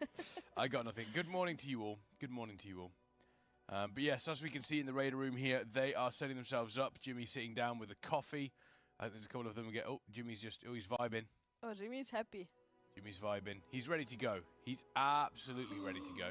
We're first-time chatters saying good morning. First-time chatters. Ooh. You are Roybin's favorite. First-time chatters. You are, and returning chatters, and regular chatters. We love them all, but especially first-time chatters. Yes. They're good. They are good. If you're a first-time chatter and you've never spoken before, come and say good morning. Come and say good morning. I'd be remiss if I didn't give, by the way, a huge shout-out to the fantastic sponsors that have helped us throughout this event. Kingston, Action, Bedlam, Aniba, Metafy, Human Scale, Fateless, Nifter, Visit Malta, the fantastic folks here at Elite Camp. Warcraft Rumble, of course. Warcraft Rumble. The Method store with the new Method jersey. And a huge shout-out to Raider.io and Warcraft Logs. Incredible people. Incredible people. And we don't want to forget about our charity. We did fill our charity goal. We did. $5,115. We saw Sko shave off his beard yesterday. We did. I really want to see him. I haven't seen him since Dan. He's left. Oh, he left? Yeah, they had an early ferry. They had an early ferry this morning. Well, they have a late ferry this morning, tonight, but they've got to drive from here to Amsterdam. Oh no! So all right, I'm sure he's gonna keep posting pictures. He's not gonna hide. He's just got a mustache now. All right, that's interesting. So, well, even though we reached our charity goal, you can still donate. It's for a good cause. It's for Movember, organization that's caring about men's health. Physical and mental. Physical and mental health. A topic that's not being talked about enough. So even if the goals are done and we casters won't do any more stupid things, yep, it's still a good cause. It really, really is. And also, our giveaway still ongoing at the moment. 60 Metafy memberships, all including $120 in credit for coaching sessions. The 4 exclusive Race to World First Nifter mouse pads, truly incredible. 3 Bedlam War Within Epic Editions, and the Kingston Fury Renegade 500GB M.2 SSD, and the 32GB Kingston Fury RAM package from Kingston Fury. And to patch it all off, from the fantastic folks at Fateless, the RTX 4070 Ti Gaming PC. Huge. I don't know what these numbers mean, but I know it's an Alienware PC, and I've had one of these. Well, no, Alienware is Action. Oh. I don't know whether the Well, Fateless we have ones so many specifically- things to give away. Oh, we have so many things. So many things. Why did I not win anything yet? Don't blame me.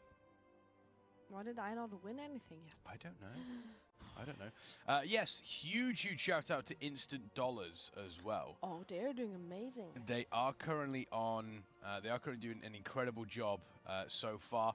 They've managed to beat Tindril. They are now on to Farak. They're at 68.7%, so that means they are on the intermission, which is a very, very difficult crossover. We also have Hot Pot Heroes, who are in 5th. They technically did kill Tindril Sage Swift first. True. But yes, I don't think they have their Warcraft logs available for Farak, which means that we can't pull it for our leaderboard. That so is they correct. might be ahead. We don't know. We can't 100% confirm.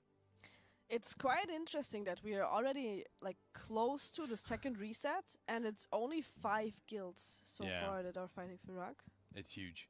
I want to give a shout. Did you see that first time chatter? Please put some pants on. No, I refuse. Actually, I do have shorts on. I do have shorts on, team. I just like showing off my legs. That's all it is. So yeah, I mean, predictions for today. It's going to be a big old grindy day. Yeah. A big old grindy day. What are your how was Shella last night going to bed? Focused? Or a bit Tired, drained? just tired. I think now that And I also look tired. I am tired. I think these last almost 2 weeks now were just super exhausted. It's actually been 2 weeks since we came here, I think. Yes. So Over we've been 2 here weeks for 2 now. weeks, and it's not like just just chill a bit here, chill a bit there. It's been a lot going on for the raiders. They're just super focused every single day, 24/7, and once they're done raiding, they go to bed, and then they wake up after like 6 to 7 hours of sleep, sometimes even less, and just repeat the same. It was also stressful for me with my casting shifts. I'm raiding myself. I obviously try to get as much gear and preparation as possible.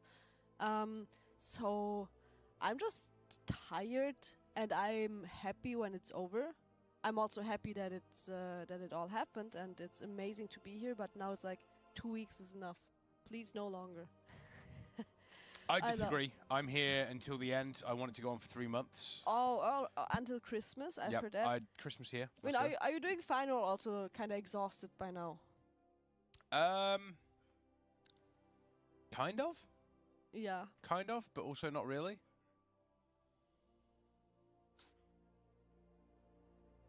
Fiber? Yeah. Wait, no. What is fiber? Yeah. What is fiber in German? What is fiber in German, guys? There we go. Love the Warrior dominance at the Crocker game. Oh.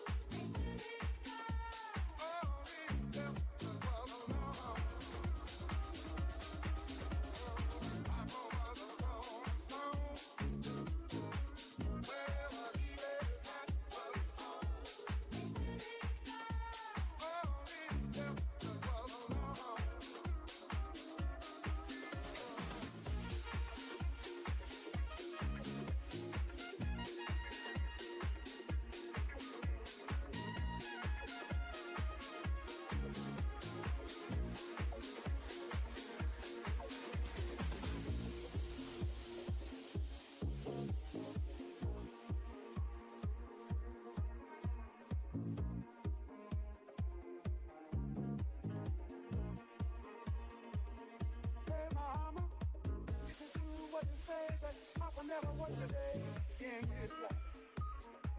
And mama, man, talk going around town saying I'm ahead to get my children and another wife.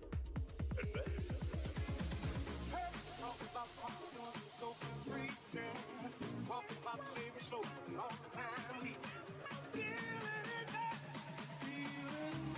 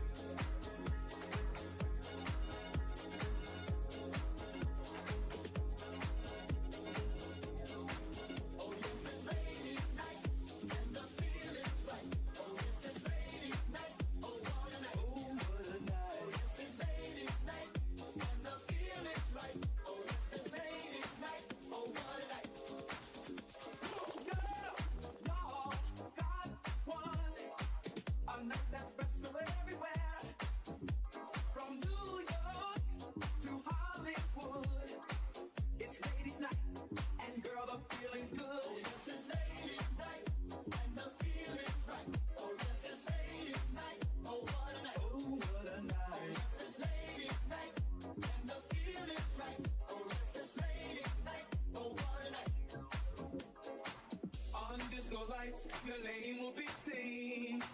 You can fulfill all your dreams. Party here, party there, everywhere. This is your night, baby. You got to be there.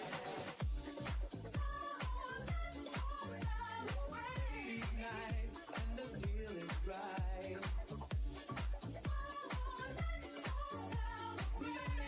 Lady, I love you.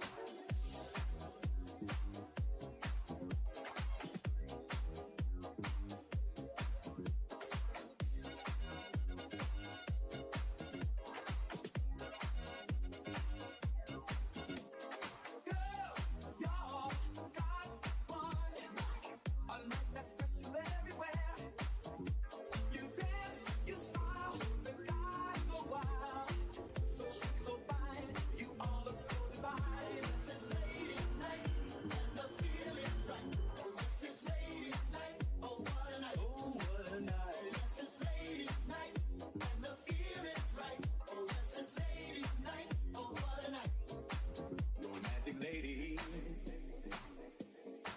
single baby, sophisticated mama. Come on, you disco lady, yeah, stay with me tonight, mom. Yeah. You hear any noise? It's the boys and ladies now. Gonna save our ladies' night, stepping our ladies' night. Gonna save our ladies' night, stepping our ladies' night. This is ladies' night, and the feeling's right. Oh yes, it's ladies' night. Oh what a night, oh what a night. Oh yes, it's ladies' night, and the feeling's right. Oh yes, it's ladies' night. Oh what a night.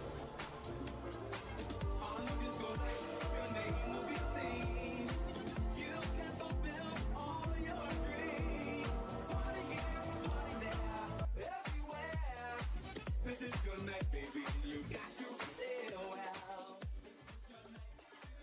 Everything's gonna be alright. This is your night tonight. Everything's gonna be alright. This is your night tonight. Everything's gonna be alright. This is your night tonight. Everything's gonna be alright. This is your night tonight. Right.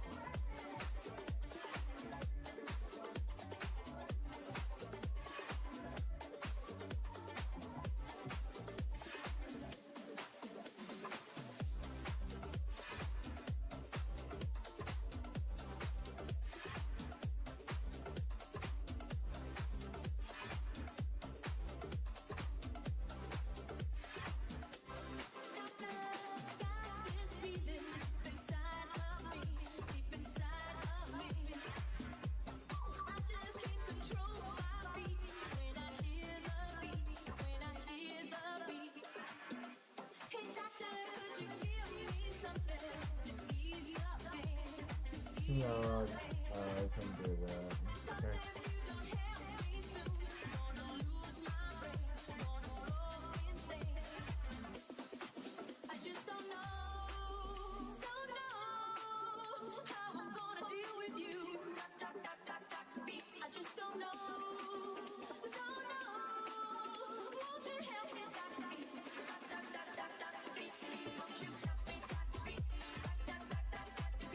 Won't you help me, Dr. B?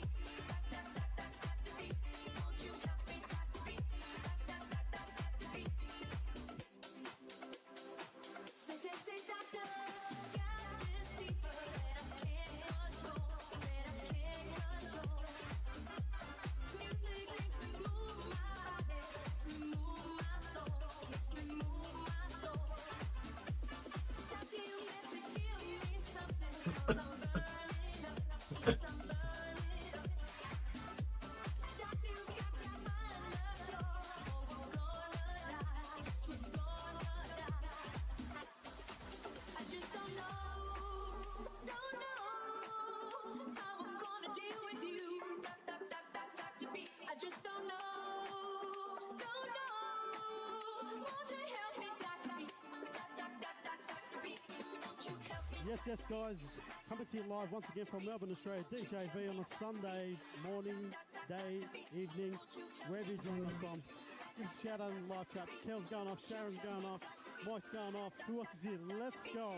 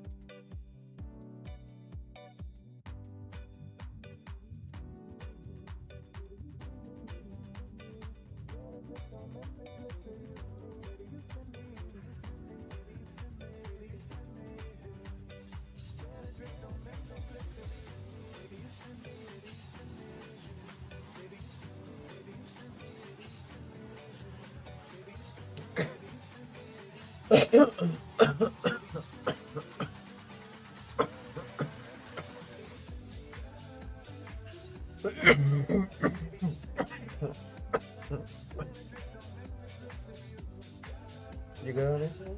Okay.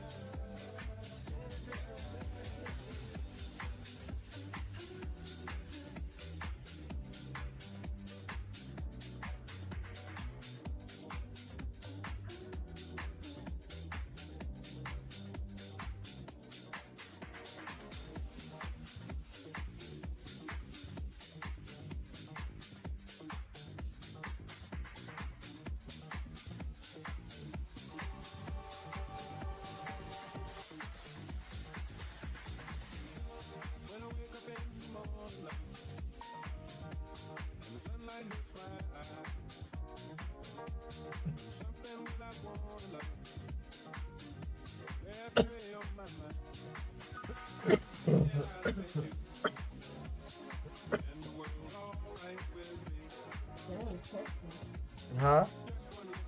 Holy shit! Now that's a big ass sandwich. That's a big ass burger compared to that $50 burger, honey. Now that's a burger. Maybe that would be $50, you know, but still, you know, that's way bigger than the other one. Yeah. That shit ridiculous. We should go to jail for that one patty little thing. Trying to rip people off. That's crazy.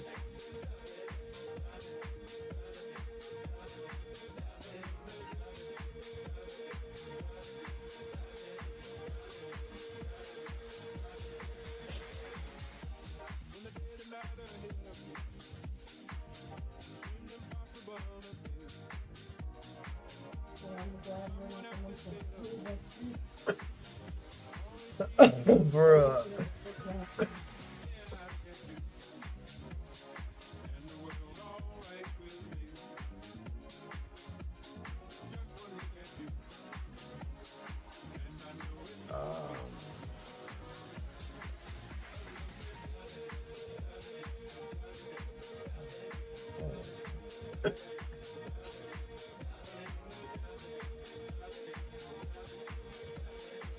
Damn, he really did. Yo, that's kind of crazy.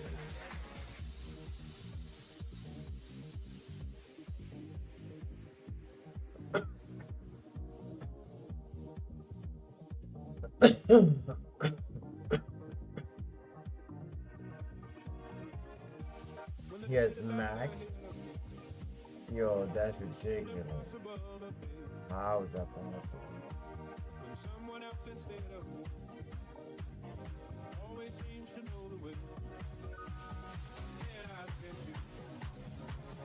Let's try to focus.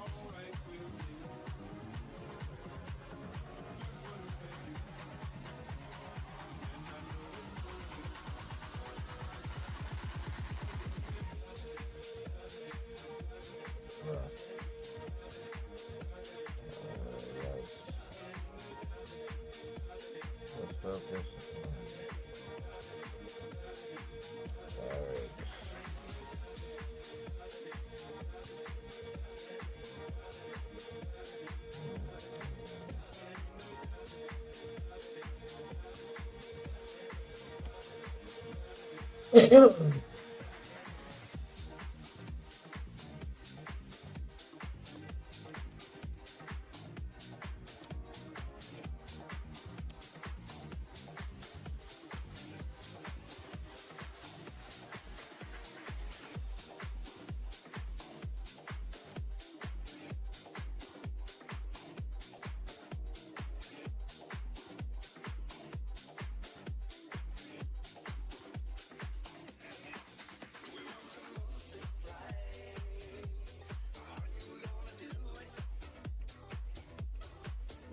Oh my gosh.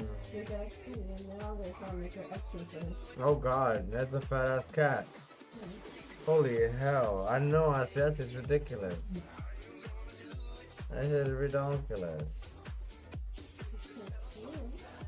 Cutely fat.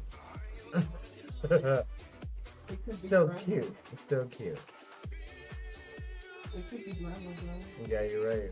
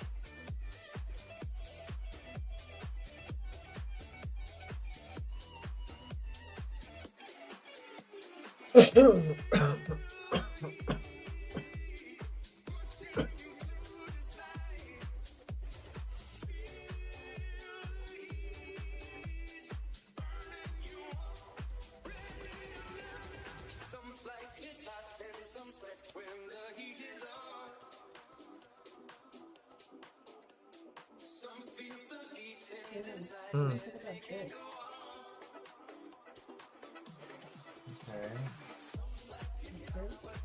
Huh? Say that one more time. The shirt. What happened after February 9? Okay. Yeah, that's good. Where's the shirt? The shirt is interesting. Yeah. It's better than time you better.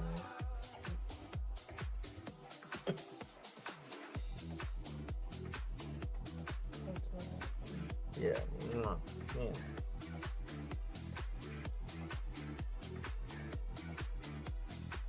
You're amazing, honey. Mwah.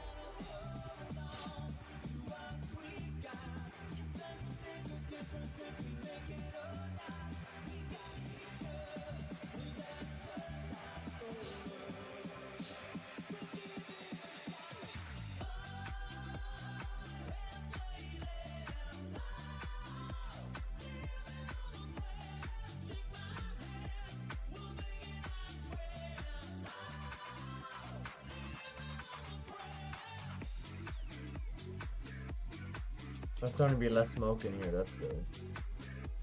How much time is left on the summer, baby?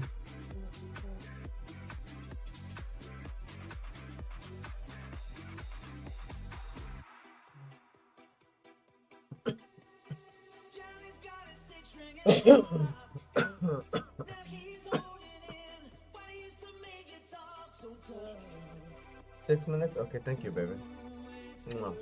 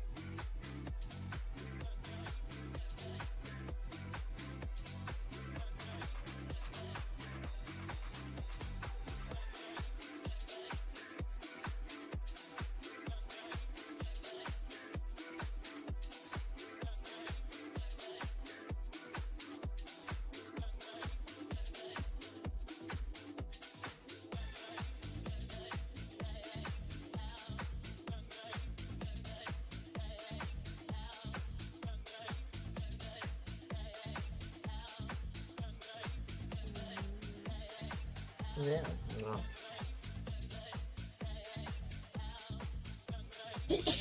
Bless you, baby. You're welcome. Mwah.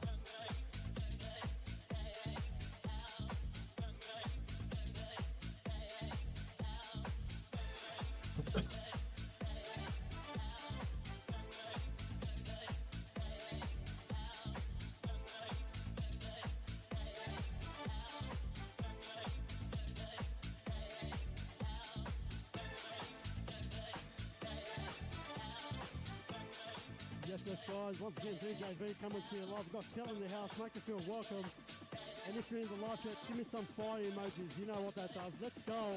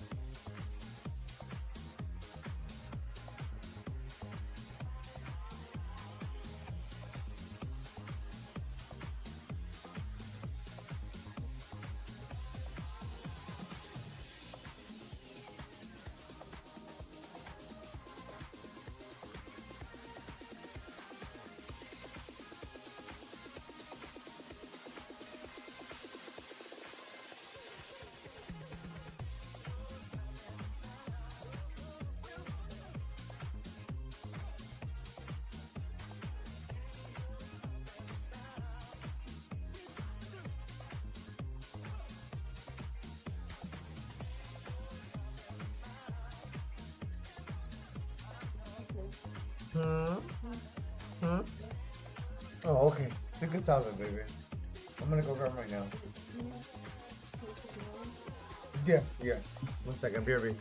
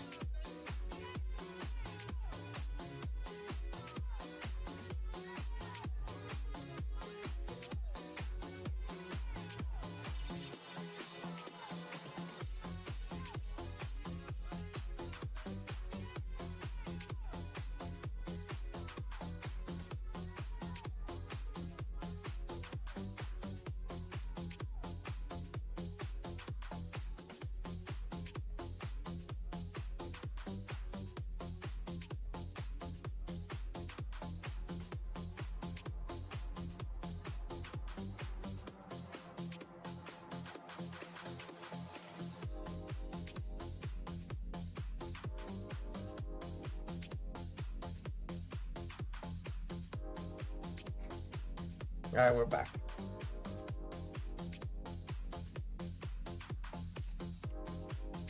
Okay, give that a try. See how that is.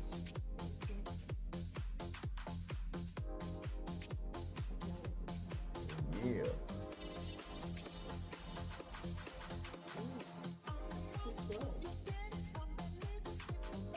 Oh, yeah. It's hot. Yeah. Okay, I get. How about the towel? Yeah, you gotta be Yeah. Halting at this major level, and you can see here again, we're waiting Can I get for a the paper week towel, to see baby? which direction are we going. Are we going to 48,000? Are we coming for Thank the you, thank you, retest? baby. And that's why, again, we are zoomed in over here and are paying attention to where we are right now and starting to prepare for the week. Now, what's exciting at the moment is even though we have a slow Bitcoin and it's starting to go sideways, we know we're at an important level, we are still getting narratives that are exploding. And today we want to pay attention a lot to the narrative that gaming and what we still think is going to happen in gaming, and how we think that this is just a start within some of the gaming projects. Now, a lot of them have run, and today I'm going to be here to keep you level-headed, to make sure you don't chase the ones that have already done crazy gains. But then we also got to go back and look, where are these tokens on the high time frames and how much growth have they actually got? Because you got to remember something. The moment that Bitcoin went above 32,000, everything changed. And what that means is you don't always need a pumping Bitcoin in order to have a market that pumps or a specific narrative that pumps. As long as we're in the phase where we understand that money is now entering the market and we have a lot more money in the market than what we had a couple of weeks ago, you are going to have money start to shift around. So we haven't had the next explosion and brought in a whole bunch of new cash, but what you do have is over the last couple of weeks, there has been a lot more money entering, and now it's starting to circulate. It's starting to go from this narrative to this narrative to this narrative. And that's why we want to pay very much attention to gaming today, to see what opportunities we have there for our investment portfolios. And as you can see very clearly right now, it is definitely the top performing right now. So while you're waiting for Bitcoin to do its thing, it's time to be where the bees are at. And you can see Illuvium pumping, Gala pumping, Axie pumping. All of a sudden, Axie's coming to life. We have Sandbox, we have Rollbit, we have Mana, we've got many different tokens. As you can see over the last week, they are starting to wake up. So while we wait for the next decisions, I'm going to be speaking about quickly what's happening with Bitcoin, the weekly close, why I think that the candle close on Bitcoin is a little bit bearish, and we're going to speak about that so we can prepare for that and see what's happening. We are slowing down quite a bit, so I'm going to put my concerns in what I do think if there is the pullback scenario, where are we getting, and obviously, you know, look at what is the next major big narrative. No more wasting time. Let's get into the show.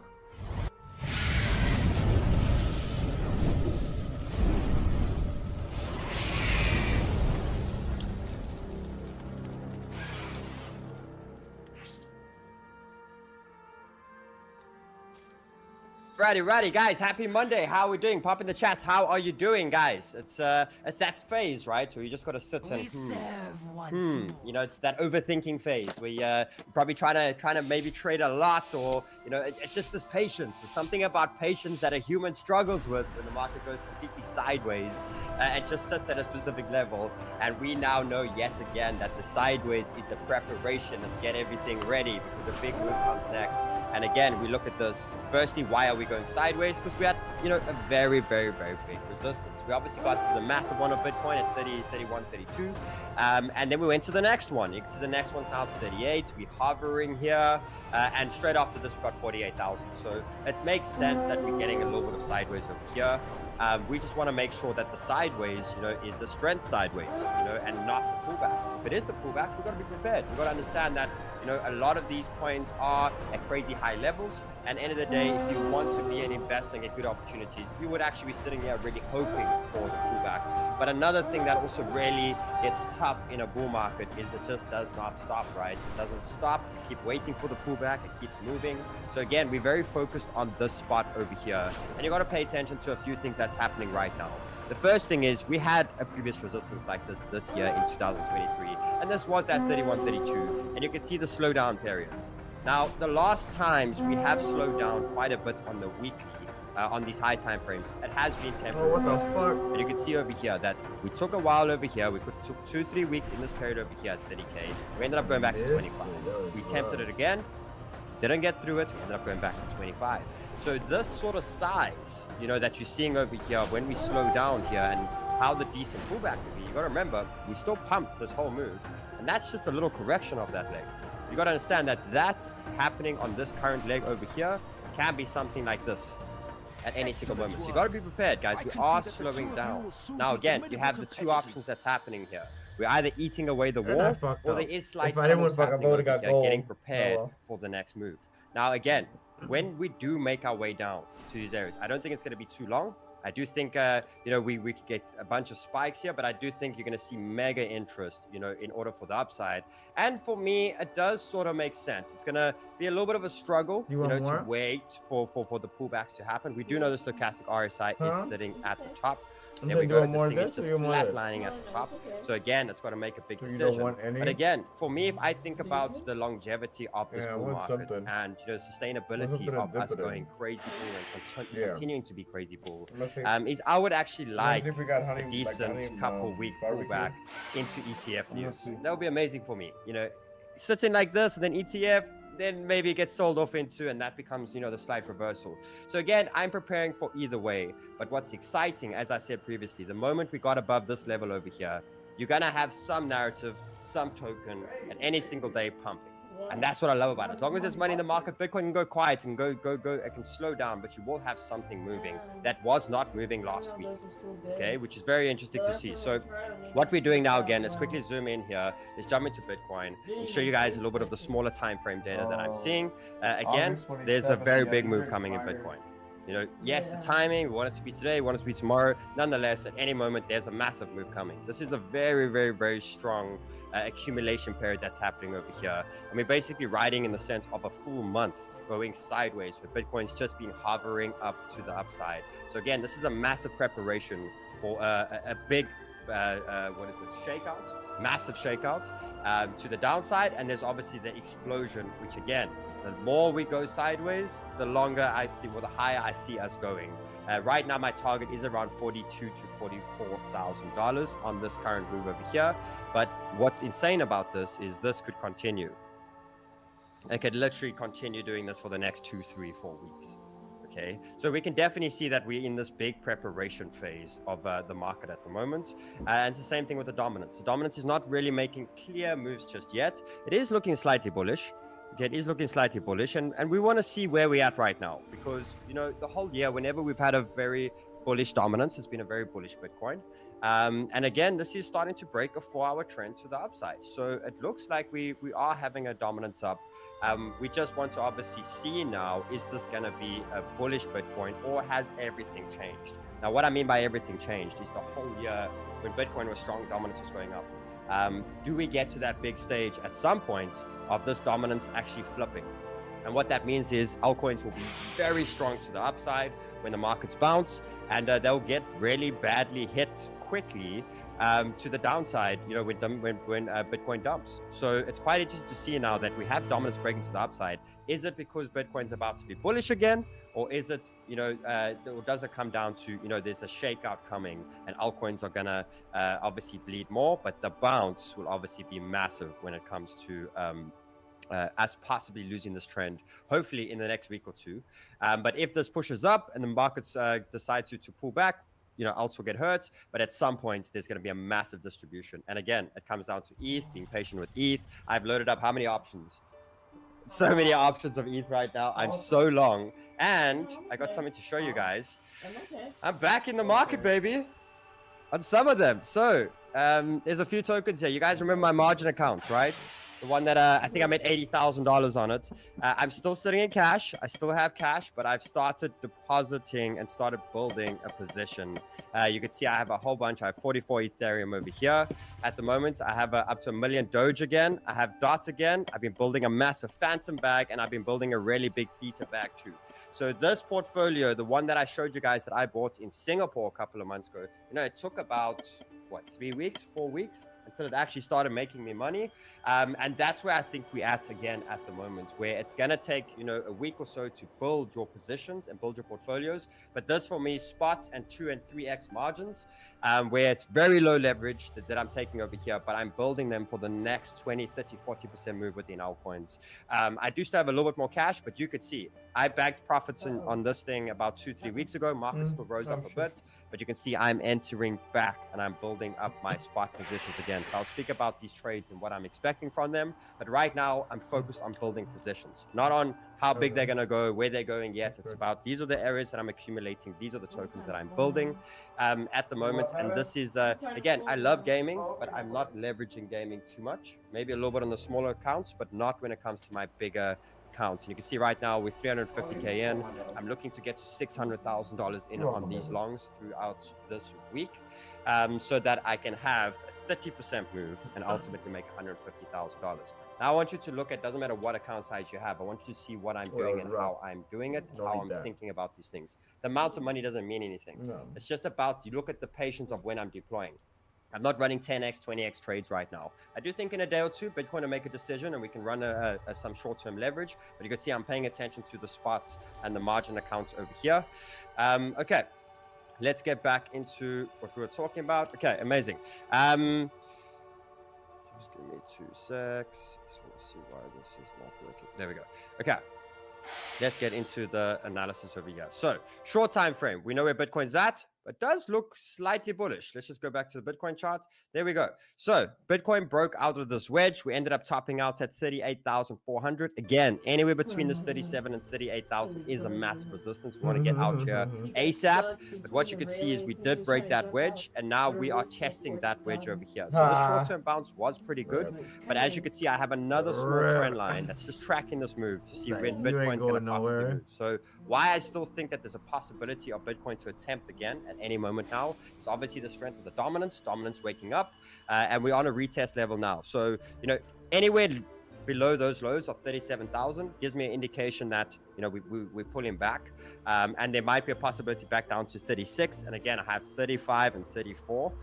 But now, for now, we are still holding this, and I want to see the breakout level here. Now, why I always track Bitcoin is because, yes, I know in the weekly it's very important. Secondly, we saw that it did make a higher high, and it was the highest point we've been in 2023. Now I'm paying attention to where we're at, and the question is, was that a little shakeout for a big pullback? And in order to do that, you have to zoom in. So right now, it's still holding this trend here, and you basically got 2 ways that this can go in the next 24 hours, 48 hours. We lose the 37. It's very likely it was a big, rejection, and it does mean that prepare for the possible bigger pullback that can take us down. So what that means is, you're going to sit and be like, okay, I got a bit more cash for my long term, things like that. As soon as we start to lose this, prepare. Start to set some limit orders 10, 20% down from where we are now, and then we're going to have to wait for that trend line to track where we go and where we're going to bounce. But that's at level of 37. Then you have the breakout level, and the breakout is the 37,800. If we break this trend, guys, this is still a very bullish move that we've made over the last couple of days. That's a strong retracement, and therefore this could go for the big one after that. So you basically got an emergency line over here. Again, you're going to have the tokens, and I'll show you another one as an example. UBC, I've been building a Doge. I've been building one for a very long time. But again, I'm looking at zooming in on Bitcoin, and I know if Bitcoin breaks out and Doge breaks this very big weekly trend over here, I need to be in because I may not get an entry. This may be the explosion point. And we know at some point, Doge, I'm still looking to get back to the 20 to 30 cent marks. Like I'm seeing a very big push in Doge at any single moment. So why I'm zooming in on Bitcoin is because some coins I may not get another entry right now. It's only breaking the weeklies right now. And that's what you want to pay attention to. So let's go back to Bitcoin over here. There we go. Okay, so 37,700 on a 4-hour. Close outside the trend is the breakout to the upside, and I'm expecting a higher high to come from there. And I don't really want to lose 37,000. Otherwise, we are starting the bigger pullback. Now, a lot of the coins are still hovering here. We got things like Ethereum. Still holding support as things stand. Plus, if you go and you take your Fibonacci points, you want to see the strength of where we're at. We still have 618 all the way at 2,000. So 2,000, this whole level from here to 2,000 is a big bounce point that we're wanting from Ethereum for the markets to be bullish from here. Again, we are eating away this wall slowly but surely, which is this area of that 2100 mark. And at some point, there's the trend. You can see there's still a bit of time over here. At some point, I want to see the break over here and push through. If we start to come here, we start to go below the 1950, again, brace yourself for that 1700, which I would not miss the entries on Ethereum if that does happen. I don't think it's going to happen, but if it does happen, I would be prepared for that. But again, Ethereum is still one of the big ones that I'm paying attention to. I am building the long of XRP in this area right now, and there might be some short-term leverage longs that I'm building here. This is a beautiful retest for me on a great level of the fibs now. And this is one of the trades that I have given in Sniper Club, guys. Remember, today is Cyber Monday. Last specials today on Sniper Club, where you have coaches, and we've actually like customized it quite a bit. I had a jump on with the team, the whole community on Friday, and we spoke about how we're making this for you guys. I want to know, it's all anonymous, but I want to know what account sizes you're trading, what do you want out of crypto, so we can assign you to the right coaches and we can have you at this point. If you're only 2 months in crypto, you should be trading leverage. We can get you there, but you're not ready for it yet. So where do you go? What do you train? Who's your coach? How does this work? That is all there for you guys. So go below if you want to join Sniper Club. Today is the last special, and there's no specials for the rest of the year. As we're just going to focus fully internal there and get that to the most incredible place, which I believe it is. Okay, so we got XRP in the push right over there. Now let's speak about a few of these coins. The one that I want you to pay attention to, especially if Bitcoin gets going, is we've got to pay attention to gaming. And the gaming one you don't want to miss is Gala Games. So Gala Games right now is right at this weekly resistance, okay? And the next push from this, I am seeing a gains of up to 150% of a weekly move come from Gala once we are through this trend over here. Now you got to remember that this is to get to the top of the range and nowhere near the long-term targets. The long-term targets are insane.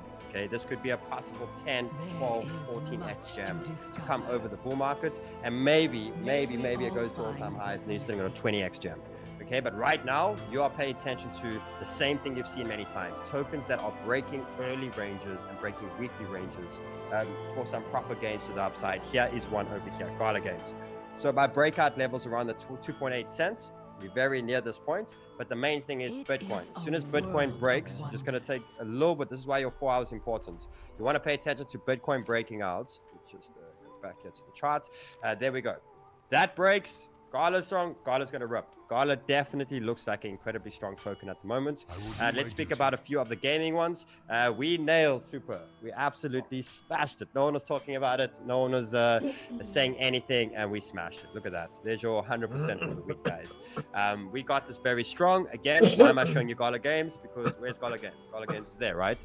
Very nice and early, but this thing has shot up. So, guys, the way it works is you always want to get your initial positions in here. It is at a little bit of a TP point. You want to take some profits and let's say shift some to Gala. Makes sense to take from a winning and getting to something else that can win next. But it has hit a little TP here. I do think, however, it will have a small pullback. We'll hit a good fib level, and I do think we're on our way to 60. So we'll pay attention. There's no entries now, but for everyone that got the entries, hold on strong. You could always TP a little bit now if you want, because you've done incredibly well, but I do think this is just the start for Super. Ronin's another one that Elio's been speaking about. So on the weekly, now guys, you've got to remember, this is not short-term leverage tokens. This is you're accumulating here over a day or two in these areas, and you're giving it time. That's what you're doing, okay? Gaming needs time, and it needs to look at this. Let me just show you an example of it. Fair skies and strong. Let me just show you an example. Okay, so it takes a little bit of time, right? And then that's what happens. That's what happens, right? This is what happens with many of these tokens. Again, I want you to go look at your portfolio and just make sure that probably all gaming, if I must be honest, let's just scroll up over here and see if it's here. All gaming for me is in the very high risk. Very high risk, maybe one or two of them in the high risk. Just have your percentages right, okay? So 15% of your cash in these tokens. Don't be surprised. I was actually explaining to the guys just now that I had a token, and I'll speak about it now in a sec, that was probably in around the 5 to 6% of my portfolio. Not of my whole portfolio, but in that category, okay? If this token goes another 10%, and this was last November, if this token goes another 10% to the upside now, it becomes my biggest bag in my entire portfolio. Insane. From something that was there, and I only put a little bit of cash, considering my portfolio amount, now has the potential to be my #1 entire bag. Okay, which does mean yes, some TP times. I agree. But that's where you're looking at with a lot. So you don't have to put tons of money in. Eventually they grow up. And remember that time with Rand showing his Luna portfolio. I want to bring it up, but end of the day, you know, he had his thing, and Luna was literally 70% of his entire portfolio. It only started off as being 5% or 3% of his portfolio, ended up being 90% of his entire portfolio. And that's what you can see throughout these gaming. So you want to be hot on the narratives that are in place. So Ronin is one of them. Again, I'm looking at this get to around 2.5. So some target points for us on this move. Is you take a fib from your bottom to your top, and your 618 is giving you 2.5 to 2.6. Okay, this would be a okay pump. Not a crazy, but an okay pump to these areas. If it decides to obviously really get going, we'll have a look. But right now, there is a little bit of a bigger range. So know this range is 85 cents to $1.50. So you are playing in a 20% range over here to accumulate. But this is one of the tokens that we've heard is incredibly strong. And me personally, I'm aping into quite a bit of gaming tokens for the bull with profits. Okay, next one over here, obviously Naka. This is the token I was speaking about. So we got in here November. A lot of people throughout this year have been getting in, and it just decided all of a sudden in the last 3 days to go again. And we have this token now sitting at 20. So those who ever got in with us at this time over here, where was it in November? What are we sitting at now? Just look at the percentages. Say again. 26x. We are 26x, guys. 26x. Again, I do have my higher targets. I'm probably saying my whole bag at 4 in those areas. I'm still holding strong. I might start, I will let you guys know, but above 2, I'll probably start DCing out of this token as it's done incredible things. You know, that ends up turning, you know, $1,000, $2,000 to, you know, crazy amounts of $50,000. So Naka, definitely one of the biggest ones. Guys, please put gaming tokens in the chat for me. I'm going to have a look from you guys. Another one that I think is good. Speaking about? Again, I've been in this token for a long time. I didn't start a single one. Oh no, I'm not speaking. It's I'm listening to a crypto YouTuber because I invest as well. They're going to be incredible. This one is a dollar talking costing about zone. Link right now. Uncaged. Hope you're doing good. It used to be Monkey Balls, but now it's Uncaged. So this one as well, we still have it. We still think there's a lot going on here, and there's still a lot more cash made, and it's at the bottom of the cycle. Guys, to be honest, you know, you're all going to have your different token opinions. These are ones that we are holding. The main thing that I just want to show you is it's doing what a lot of these tokens do when they're out of the bottom range here. They break areas, they pop their first highs, they get a retest. So it doesn't matter what it is, like you can see how they're all following the same sequence and the same style. So I always want you to keep opinion of that. You can have your own opinion on what token it is. I'm chilling, we're chilling. Be more, but chilling, doing pretty good. This one has broken out a trend and is in our retest zone. So for me, it looks incredibly good. We have something called Illuvium, which I gave you guys, I think 2 weeks ago or 3 weeks ago, which is pumped quite a bit, but there might be a quick retest here. Now, I don't think this token's going to retest for long, but I think there might be a quick retest here around, you know, the early $100 mark, and I do think this is going to move. Now, this thing has literally been, we know Illuvium is one of the biggest in the game, but look at this thing. Looks crazy. You know, this thing's been at $1,800 before. So back to these areas, there is a 6x, just that slow climb back to these areas of there. 4.5x to a 6x target over there. So Illuvium looks thank you so much good. for the follow. I would probably be looking around, you know, I'd set two zones here. With 50%. Yo, hope you're doing good. And the other 50 will wait. Let's turn this down, maybe. Hopefully he doesn't overtalk me. Our head slightly below that we can get it a little bit cheaper. So that's looking really good. I obviously spoke about Doge. I think the time is limited on Doge to accumulate in these areas. At some point, there is going to be a massive push. We've got something called Axie Infinity coming back. We actually spoke about Axie the other day, and Rand told me, "Oh, the old school coins." Remember? He's like, "You playing what CDs?" I'm still on the CDs, and everyone's on YouTube at the moment. But here we go. So this has now broken out and in the retest box. So if you like it, 6.5 to 7. I do think that this is going to start making its way up pretty strong. I don't think it goes back to all-time highs, but I do think there's money to be made. So there's the big weekly break of trend. And I'm looking at this push its way to the higher bands of the 14, if not the $18 mark. Okay, so I'm not in this for long term. I'm in this to make money. But it's one of the tokens that have just popped their first higher highs in a very long time, retesting right now. and looking strong.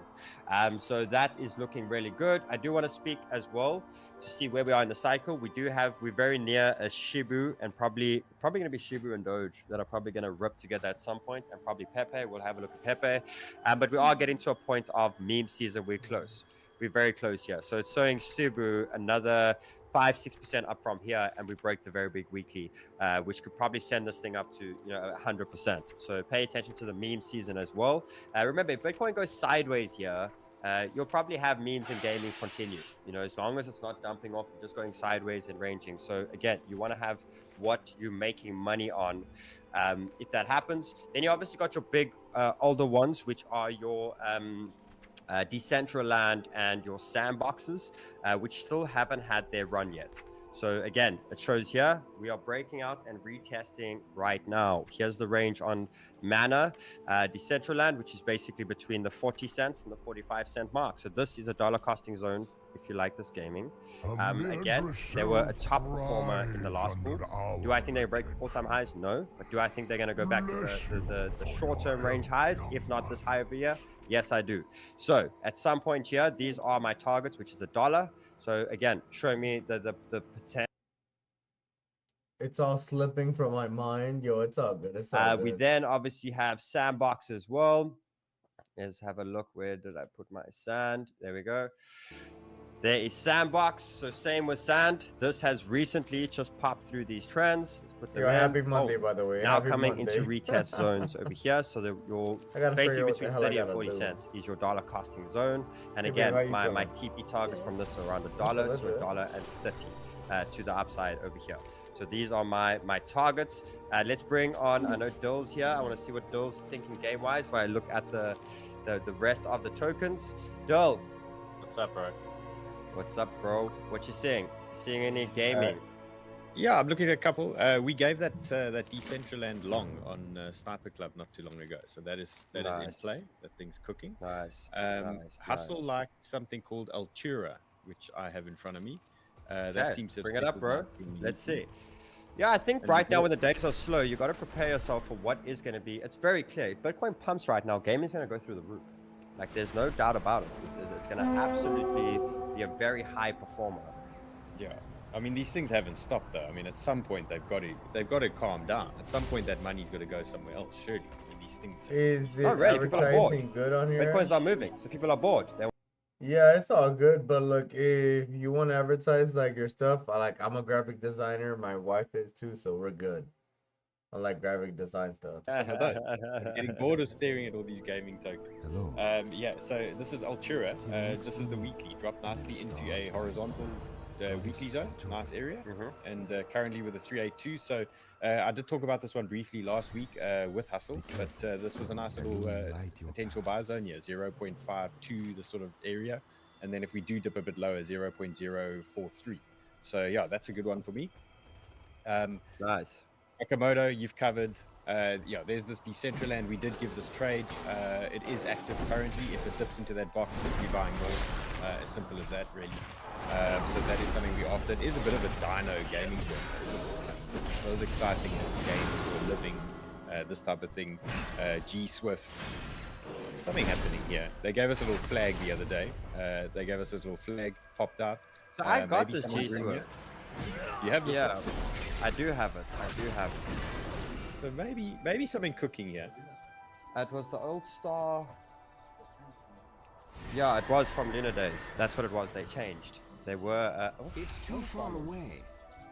It was one of them. It was one of them. Yeah, that actually rings a bell. I think there's this micro cap lift game. Yeah, this thing be flying. I know Craig loves this one. What happened? But this is micro cap. This thing big swings. 50% each way. We had. I think we had 300%. So yeah, what was that? 280%. So just be a little bit careful. It has moved a bit, but that is potentially something to start accumulating. Where they're already gonna fuck. Amazing. Yeah, some of these things are so volatile. This grok. This thing grew. This was my trade of the weekend. Tell me about it, bro. No, I didn't. And people It would be like, was just ridiculous. It didn't because stop. you have people I was like that waving my doesn't mean P&L at my you wife, and she was Yes, like, I will. "Close it, I close it, need close it." And I My said no, and I choice. went to sleep, and I wake up the next day and it doubled. This thing didn't stop. I am petty. Fuck you. So yeah, I don't know when the end is, but this is a Hey, little I'm bit sitting high on at the the thing, moment. I honey, mean, we are look, hitting I this got to resistance sit zone, down. so careful up there. I'm I think sitting on leverage little should be out Bambi of the over question now here. for something that's run this high. You see little Be Bambi over super careful. here. The moves, yeah, I mean, I'm just watching this today on the 15 How the fuck minutes. do I get out of this thing? Up, Oh, down it is swings, so 10, cute. 15% moves. I So they'll just smacked completely you. flush you out if you try and leverage here, so be very careful. I don't know when this It's not my fault, baby. That's the one that was It was Star Terror. saying. Sorry, I don't know when this move ends though. It's got something to do with Elon, something to do with Twitter. I don't know, bro. But Sell the yeah. news, It was bro. It's looking coming yummy. up in like It's 2 days. over, like, Sell the something. news. Okay. Amazing, amazing, amazing. Anything else there, bro? That's all I'm watching now, and then yeah, maybe some AI stuff on the cards. But again, render. I'm trading some of these boring ones. Phantom, Soul. They're kind of just drifting down. We're waiting for opportunities. Looking at these AI guys, we have had some moves from AGIX, but still waiting for maybe a support by year 28. And Fetch as well. Also potential support by coming here for Fetch. At about 49. So yeah, just playing that, watching trends, looking for some supports. We'll see how we go. But gaming's where it's at the moment, and it's getting quite frustrating. I must say. I'm trying to trade Soul and Phantom, and it's just getting irritating. So they need to bring the money back. They must. That's why I like the margin accounts, because you just slowly accumulate them and just be Very patient. scared. It sucks, but you gotta have that understanding. You can't be excited where the every market's at. Yes, It can't be. It's got to flush people out. It's got to flush people out. So one thing I've learned: going down doesn't flush people out. Going sideways flushes people out. That's one thing I've learned. But I always thought it was the big collapses that brings people. No, it doesn't. It's the boringness in the sideways that does it. Sweet, dope. I'll see you later, bro. Later, man. Cool. Ciao, ciao. Yeah, Doge's got a show later, guys. Go catch it up. Another thing I'm also having a look at, which helps a lot, is popping on Lux. So we've got Lux Algo, and I just want to show you guys what this is saying at the moment. It's saying there's not much buying up here on Bitcoin at the moment, but there is quite a bit of walls at 35, 34, and 33. And they're quite decent percentage walls here too. We've got 14%, 21% to 19%. So it's cool how you can pop on with your different time frames. You can pop on your different order blocks of what you're seeing. You can see here on Ethereum, very high. 22% wall here at that the $1,900 mark. So this is a really great thing. You can jump through the different time frames. Depends on your analysis.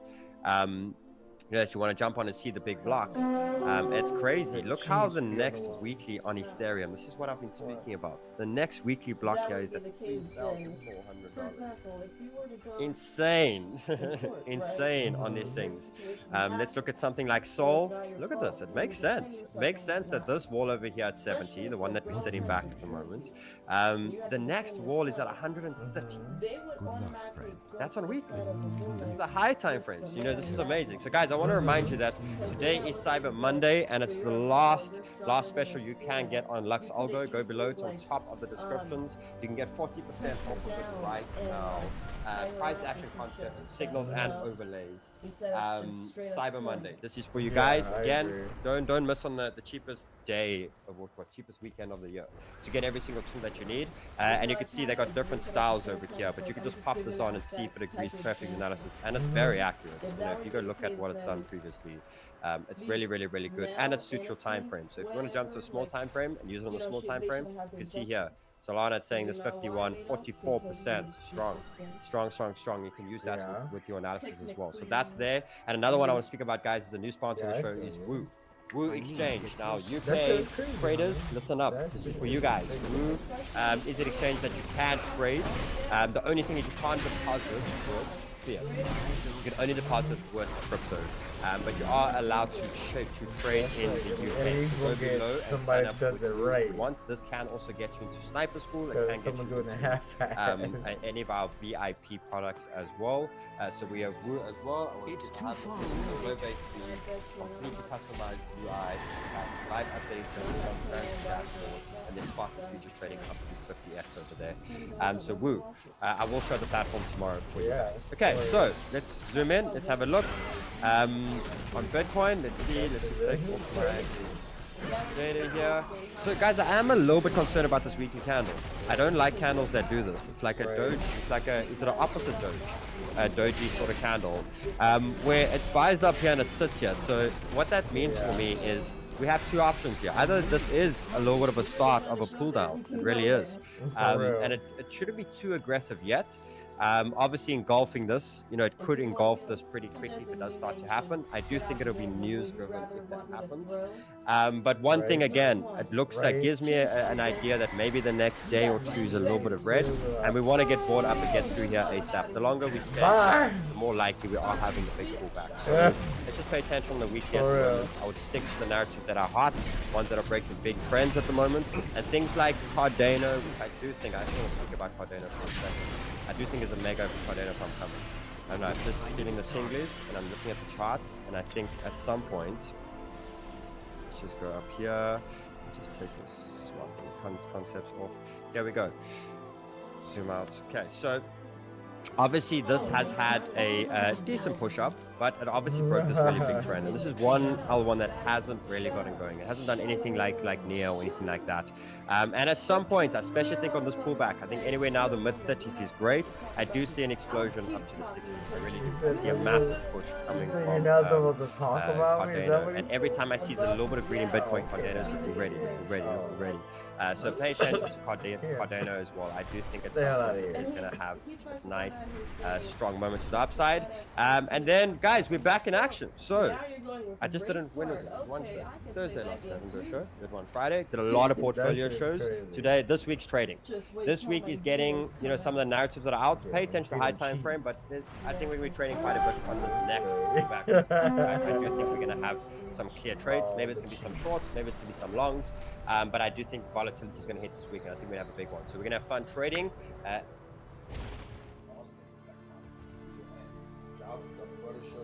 Okay, cool. Last Black Friday for Sniper Club. We got a video for you. If you're watching this video, you probably missed the biggest opportunity to change your life in the last bull market. Now, as you might have noticed, the next bull market has already begun and people are already making insane profits. Now, on this Black Friday, if you want to be part of thousands of people that are already changing their lives through crypto, I have the right thing for you. Sniper Club. This is your passport to a community of like-minded traders, daily trade alerts, chart setups, and live trading sessions. We'll be your partners of success that will help you along your trading journey. It's not just about trading, it's about trading smarter together. And on this Black Friday, you can join the Sniper Club with a 75% discount. This is a limited time offer and you don't want to miss out on the opportunity. I'm Sheldon the Sniper and I managed to turn $400 into $1 million in less than 2 years. And my work has already transformed thousands of people's lives. Join Sniper Club now and let's conquer this bull market together. Aha! $25. Go below if you want to join Sniper Club, guys. I think it's the best product in the world. You've got family, you've got community, and we're building something that's incredibly strong. Have a fantastic day, and I'll see you tomorrow. Get the fuck out of here. What the Yeah, saying dumb shit like that. Goodbye. And hello, as always. But I'm just like, I bet you these guys that talk a lot of shit about women, talking about saying they're fat and whatnot, I bet your ass 100% that they're fucking fat too in real life. I just know it. Most likely, yeah. They're fat, stinky breath, and they probably live in their mom's basement. I always have you on time. I always do good shit. Always. I always do good shit. That's too funny. Hi and welcome back to Cheeky Crypto. My name is Nick and today guys we are jumping down into the world of Bitcoin, taking a look at the most recent price action and what I think is likely to happen next. As I get into today's video, if you do find it useful and informative, smash that like button. It really does help the channel out, pushes the content out to more like-minded individuals. And if you are new to the channel, subscribe, tap the bell, select all the notifications and you will not miss another video update. Right, let's get right down into today's video. We'll kick things off with the 1 hour time frames. So here we have Bitcoin paired up with USDT, and we are using Binance as the data source. As you can see, this correction is quite an interesting one. It does look like it has broken down quite nicely here. So let's go ahead and just check a few things. You can kind of see that we were kind of tagging out quite a few of these areas. It looks like it's kind of breaking down quite nicely. Very limited amount of touch points on any trend lines here. If we were in a parallel channel, it broke down very, very nicely from here. Taking a look at our structures here, let's go ahead and just pull in here just a tad further. We're going to take this entire measurement from down here, okay, to that high that we had. We're going to pull this over onto here, and we can see that we've come down right into that expected range between 1 and 1.236. Could still come down a little bit more if it needed to. Just to kind of put that into kind of context, we could see a low around 36,894 to 37,092. So right here, you can see that we tapped into it. We've got some real good buying pressure here. You can see how we're holding that line at the 200 EMA, so it's possible that we are just complete at this point. I'll show you what that looks like here from a wave count point of view. It's just like this. Okay, so for the most part, it looks like it is kind of complete in here as well. I would say that there's still possibly a little bit of a move to the downside, but it's looking okay. It's looking strong. If it does, it does. But for now, it looks like it's holding that 200 EMA nicely. We obviously will be battling the 50 EMA, the 50 SMA, but for the most part, looking pretty good here for the next move upwards, which will be that kind of move up towards, in my opinion, that kind of 39. 180 to 39,714. Okay, so that's kind of what we're looking for there. Now, from our stochastic RSI on the hourly, it's still got some progression downwards for sure, but that doesn't necessarily mean that price has to go down. We are oversold on the 4-hour, oversold on the 8-hour, and obviously we're still progressing upwards on the daily, which we'll talk about in a moment. So that's looking good. Divergence indicator, nothing major, but we have got a lift on that RSI, so that's all okay. No problems there. And the volume profiles started to just spike up here to get some buying pressure in.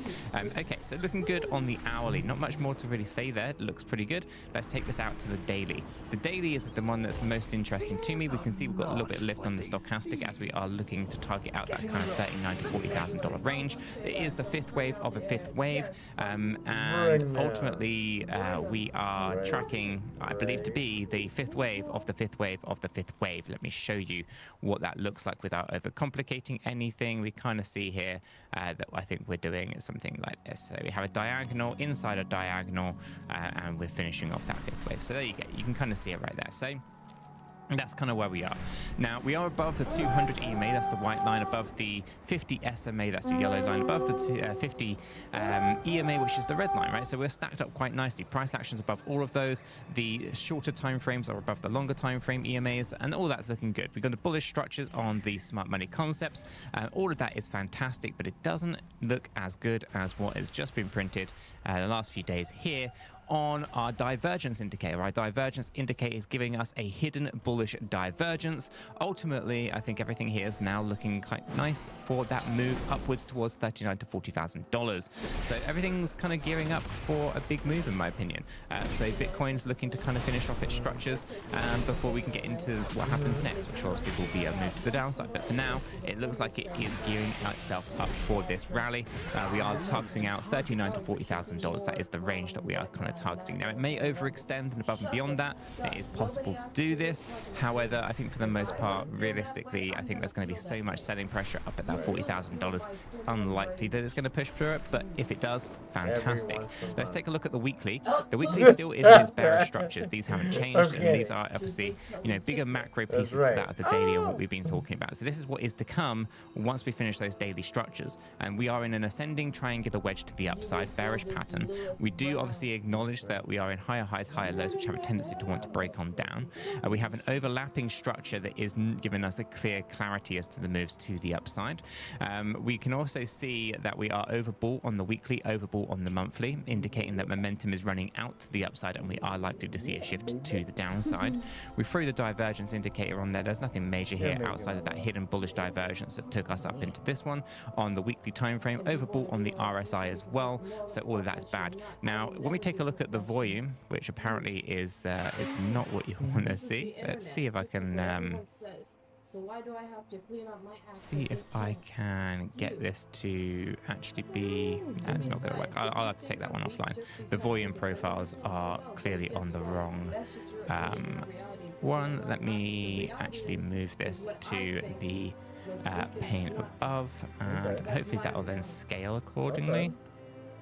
Not really scaling accordingly. I'll have to sort out the scale on that one. But yeah, for the most part, everything here is actually looking quite nice. Let me just put this back to regular. There we go.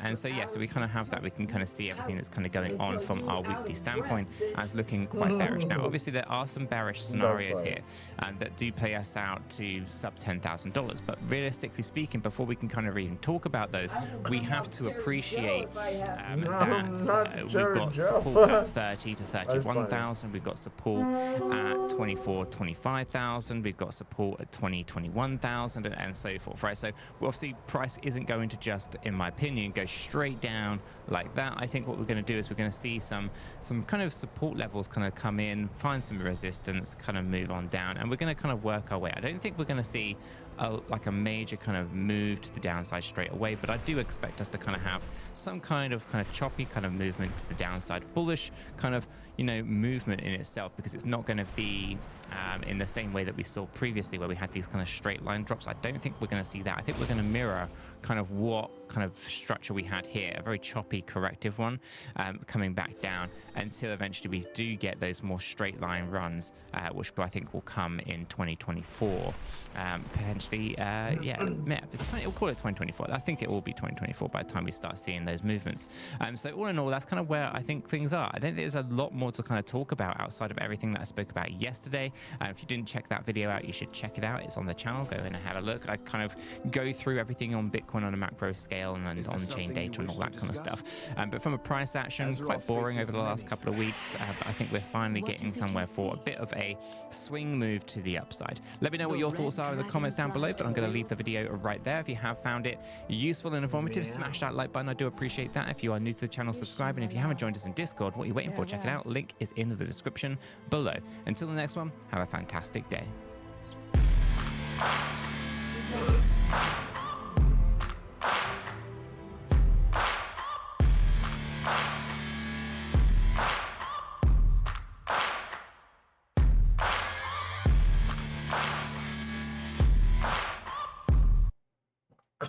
Baby dolls, I think you've been neglecting watermelons lately. Did you know there are two types of people in crypto?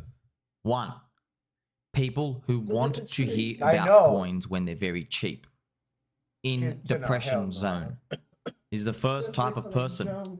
I'm this person. I am a squirrel. I have a great elder beard. Very magical, very fluffy. I'm also a duck. Are you a duck? It's like, I think my meat trying to tenderize in the depression. People are sad. People are crying. Only 5 to 10% of people believe at this point. 90% of people don't. You've seen this before. What about the FTX collapse? What about him? Oh you God, saw what happened, friends. No one wanted to buy. It was game over. It was literally game over. That's the first type of person, though. For real. The second type of person is not a real person. They're a cuck. Cucks want to hear about coins after they've gone up. The coin is now already expensive. They see the coin, they see the green candle, they go, well, it's down at 200% in the past month. I wonder how high it's going to go in the next month. These types of people are cucks. They are too scared to buy low. They want to follow everybody else. Unfortunately, the win rate is like 1%. That's the hard part. When you go back and you look at these, that's why I have monthly candles, friends. Monthly green candles. Look at how tough it is. Oh my God. Oh, just buy when it's going up. Just buy when it's going up. What about here? Huh? What about this part? Just buy when it's going up, right? No. Bear market starts in your face. Now you have no conviction at all. Just buy when it's going up. No, it comes back down. Buy when it's going up. Look at this rectangle. You can't buy when it's going up. You're paying premium prices every time. You can only pay premium prices if there are a lot of emotional money waiting on sidelines ready to buy. Now, there are a lot of emotional money out there in crypto. Unfortunately, they're not always ready to buy. That's why you're going to get some laser beat cranks. You deserve a laser beat crank. Which one are you? Which one are you, friends? I like buying low. I don't care what the crowd tells me. I've been accused of having a hunchback. I've been accused of not wearing fluffy slippers. Let me tell you right now, I am wearing Pikachu shorts. And I enjoy them. You understand? There is so much more to uncover in the land of crypto.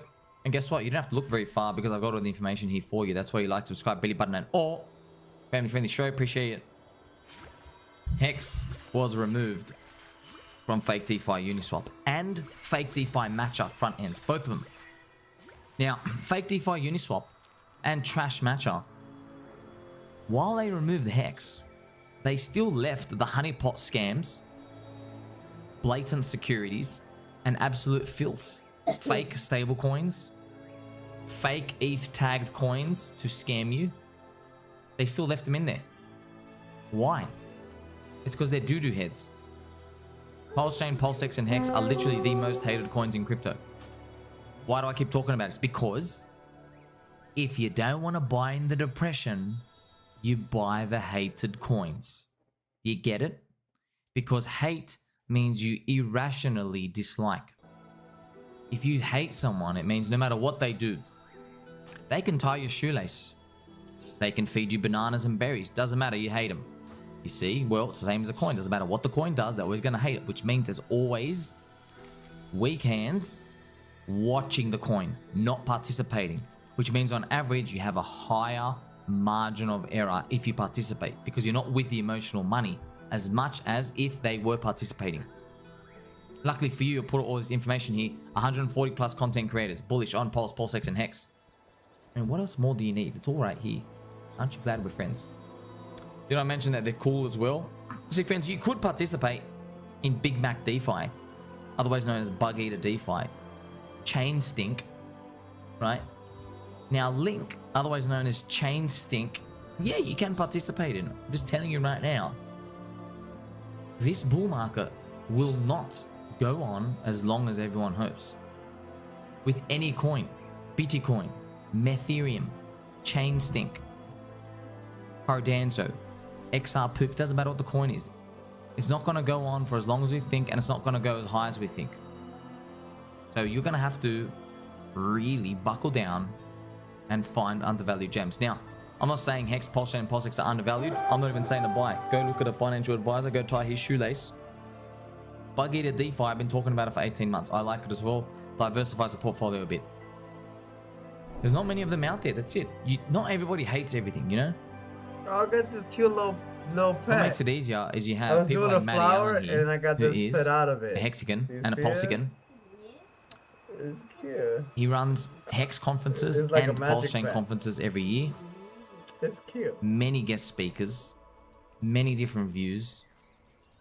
People who love poop coins or who are maxis. It doesn't matter, man. Everyone's in the community. It doesn't really matter. Friends. A lot of people say to me, what do you think about the toxic maxis? There are no toxic maxis. You understand? They're not toxic. They're doing their job. Bitcoin maxis. Some people say they're toxic. No. They're defending the sanctity of the Bitcoin temple. Hex maxis, same thing. Pulse Chain maxis, same thing. PulseX maxis. It's pretty much just me, Mr. Westcott Crypto, at the strip club. And we're wearing bibs. We need a lot of mouthwash. That's it. You need us there to defend the temple. If we're not there, everything crumbles. Now you just have a meme coin where everyone flips on to the next sexiest thing next week. Is your back straight right now? I hope it is. These world tours, they add to the conviction. They have in-person meetups. There's even a movie out. We all know, like, hey, what happened to that movie? Yeah, it went out. It came out, friends. We saw it. Look at these Hex conferences. They're multiple days. Day 1, 2, 3, 4. They can't fit everybody on one day. This is the 2023 one. How wonderful is that? Also, the community members, they make cool applications that don't need middlemen. They remove middlemen wherever they can. Now, of course, it's a scale. For example, there might be applications out in the real world in banking that they have like 30 middlemen where JP Mosquito just basically steals all customers' money. If you can invent one where you only need like maybe one middleman, that's better than 30. Then eventually we can solve for that too. Matty Allen also made a great application, Time Pays Me. You can time lock funds for yourself. Now, of course, you don't pay any yield. It's just time locking. But there's an appropriate coin to do it for called PulseX, because PulseX doesn't have any yield. It's deflationary, and the protocol buy and burns. Every time PulseX ends up on the supermarket shelf, the protocol buys it off the market, throws it away through the trading. He also has a cool feature in there. He can literally stop a hack, and it will give you time to relocate your funds in case your wallet is compromised. I think there was an Ethereum developer. One of the main Ethereum developers followed Maddie. So he's basically looking at how it works. Now, I won't be surprised if they go take this feature and use it somewhere else. It doesn't matter. Let him do that. He'll probably end up being a secret Pulse Chain, PulseX, or Hex owner himself. But he's not allowed to go back to the Ethereum temple and say, hey, I like Pulse Chain. No way. You're not allowed to say that. You're not meant to. And if I was holding Ethereum, I don't want them saying it too. You understand? For example, in crypto, we're all crypto maxis. I don't want any of us to go to a bank and say, you know what, crypto's trash, dude. Let's go use the bank, dude. You don't want us to say that. I'm not fighting for the team. Don't forget, PulseX and Hex. Liquidity bonded. Psychologically bonded. All of these, okay? All of these. Not your keys, not your coins. Don't forget that. Beautiful. You know Hex given for free to Bitcoin holders. For free. And then it went up a 10,000x from that low. I'm out of range. You can't say the same with many other coins out there, can you? Top 10 market cap ranking. So when you see this, you might say, well, that was then and this is now. Yeah, but here's the thing. There are 140 content creators now. We have a very loud megaphone. Megaphone's very loud. And what are we yelling about? We're yelling about real DeFi. Real DeFi is better than fake DeFi. Real DeFi. Pulse Chain. PulseX. Hex. Trustless native yield. They're yelling about it. I'm just telling you, friends, you don't have to believe any of it, man. You don't have to. Now, I believe in it because actually it works. But I'm just telling you, you can think, well, maybe you're a secret bankster. Maybe you go to those weird fetish parties where you bang each other's wives, put the keys in the middle of the ashtray. Right? Maybe you go to those sick swinger parties. That's fine. All right? Invite me. I'll bring my mannequin doll. When you're looking at these, I want you to just have the perspective of this. You're looking at a megaphone that's yelling into the cyberspace, and there are 140 voices. It's too far away. I'm not going to speak too loud, but Litecoin. Okay, now Litecoin, how many voices are there for Litecoin? You don't know any. Now, I promise you, go to YouTube right now, type in, I love Litecoin. Look at this. I'm going to search, I love Litecoin. Look at the video that comes up from Mr. Crypto Love. When was his date, friends? 4 years ago. 4 years ago. Litecoin, 3 years ago. Litecoin crash alert. Absolute garbage. There's nothing going on out here. It's poop. Type in I love Hex crypto. Look at this. All the Hex things. 3 days, 22 hours. Mr. Furu, he's back. Look at this zoom up, sir. Just the reflection in his eyes. He looks like a divorced young Furu. He's been on a boat, partying, probably the Pacific, come back. Doesn't know where he landed, in another island. See these, friends, this is a completely different picture. Look at this, 6 hours ago, Mr. Money Gang. 6 hours ago from Mr. RH Maxi as well. Corey, streaming. Aliens on Pulse Chain. You see this, friends? All of these. Look at Mr. Funding Gym 1 day ago. You're not getting this with Litecoin. Even if you type in I love Litecoin crypto, there's nothing here, man. This is still like 4 years ago. My thoughts on Litecoin. What is going on here? This is what you have to do, man. Here you have a Bitcoin Maxi. All right? Matthew Crowder. Is Litecoin better than Bitcoin? There's nothing here 2 years ago, 2 years ago. See, this is meant to be a staple of the industry. It's nothing, man. There's nothing there. They're dying, friends. You got to use this as an example. You think, wait a minute. If that can happen to Litecoin, then what's going to happen to all these other coins who we think are going to be around forever, but there's just the community's not rolling over each other to try to promote it. You have all of this to Hex and Pulse Chain's advantage, and then coin market crap owned by Binance. Binance are a friend of the channel, so is CZ, but coin market crap, they shadow banned Hex. And Pulse Chain's probably going to be shadow banned, who knows? Hex even made Uniswap popular, 10,000x. These advantages, you can't get them again, friends. That's why I'm telling you, there's two types of people, right? I've got the fundamentals and the prices are cheap. Yes, I want the prices to go up immediately as soon as I click. It doesn't work like that.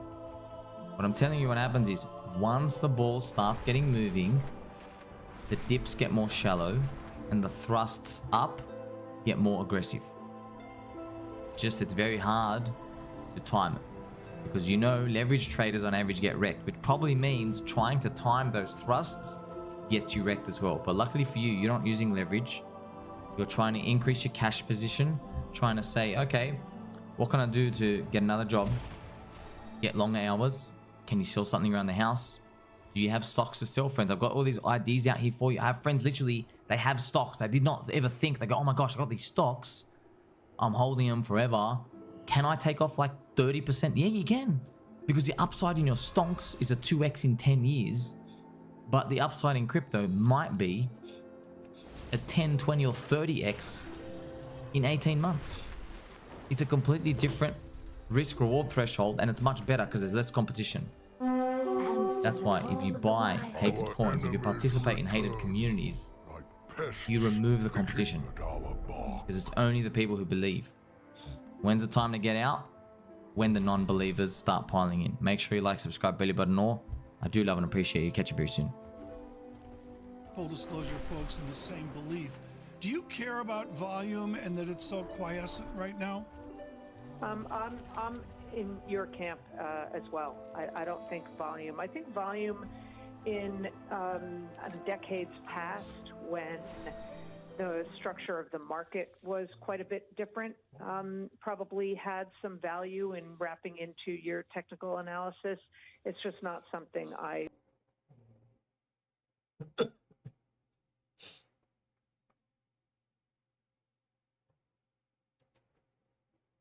Bitcoin and crypto edges lower to start the week as November rally cools. Yes, guys, if you look at the price action of Bitcoin right now, it does look like the price of Bitcoin might be exhausted after this rally which we had for this month of November. And now the question here is, will the price of Bitcoin show some temporary retracement, or will the price get attracted towards this most important line of support which you have in between 33,000 before deciding the trend duration? Because if you look at the price action of Bitcoin in a daily time frame using this bearish divergence, things are looking very, very serious right now. I mean, in the past price action, whenever the price of Bitcoin was in an uptrend following this SNE channel, at the same time, whenever we witnessed a bearish divergence in RSI, that resulted in a corrective move. Yes, guys, if you look at this here from past price action, when the price of Bitcoin was following this SNE channel, but the RSI was flashing as a bearish divergence, what happened after that? The price of Bitcoin, after losing the support from this lower trend line from the SNE channel, got attracted here to the downside. Each and every time whenever the price of Bitcoin was in an uptrend, or whenever the price of Bitcoin was following this SNE channel, when we were flashed with this bearish divergence in RSI, what happened after that? The price of Bitcoin showed corrective move. And right now, if we look in our case, you know, guys, this is another bearish divergence, and I have been showing this chart since a couple of days. So if this exact scenario is going to play out, then according to this rising channel, according to this bearish divergence, what are we expecting the price of Bitcoin to do? We are expecting the price of Bitcoin to get attracted in between 30,000, 33,000. That would be our worst case target for now, before starting with another impulsive movement, because we know parallelly the price is still facing resistance from this monthly R1 line. I mean, this monthly resistance line was placed on the 1st of November. I mean, this leading indicator already gave us information that for this month of November,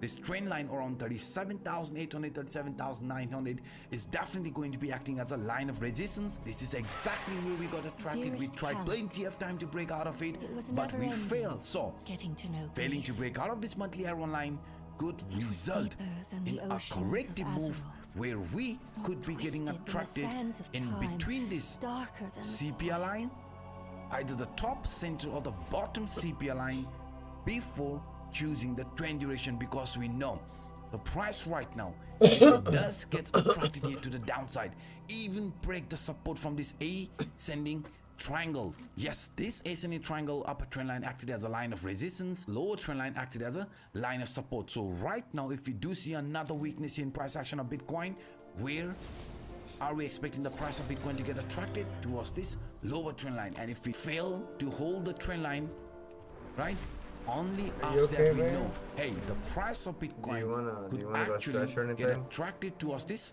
CPI line. The top CPI line sits around 33,400, 33,500 range before finding bottom, before starting a new impulsive movement like this. Yes guys, even if the price in the medium short term shows weakness, gets attracted to the downside first, nothing is going to change in bigger picture. I mean, in bigger picture, if we do see another continuation, price coming back to test the support from this lower trend line, but failing to hold it, right, and show another corrective move like this, let it be, because that will be looked as a temporary pullback, because we know this is a VCPR. Price before closing the month gets attracted towards the CPI line, and only after that chooses a trend duration. So in our case, if this bearish scenario, this ascending broadening wedge scenario is going to play out, this ascending triangle, a bullish continuation, but in our case losing the support could result in a bearish continuation, is going to play out, or even this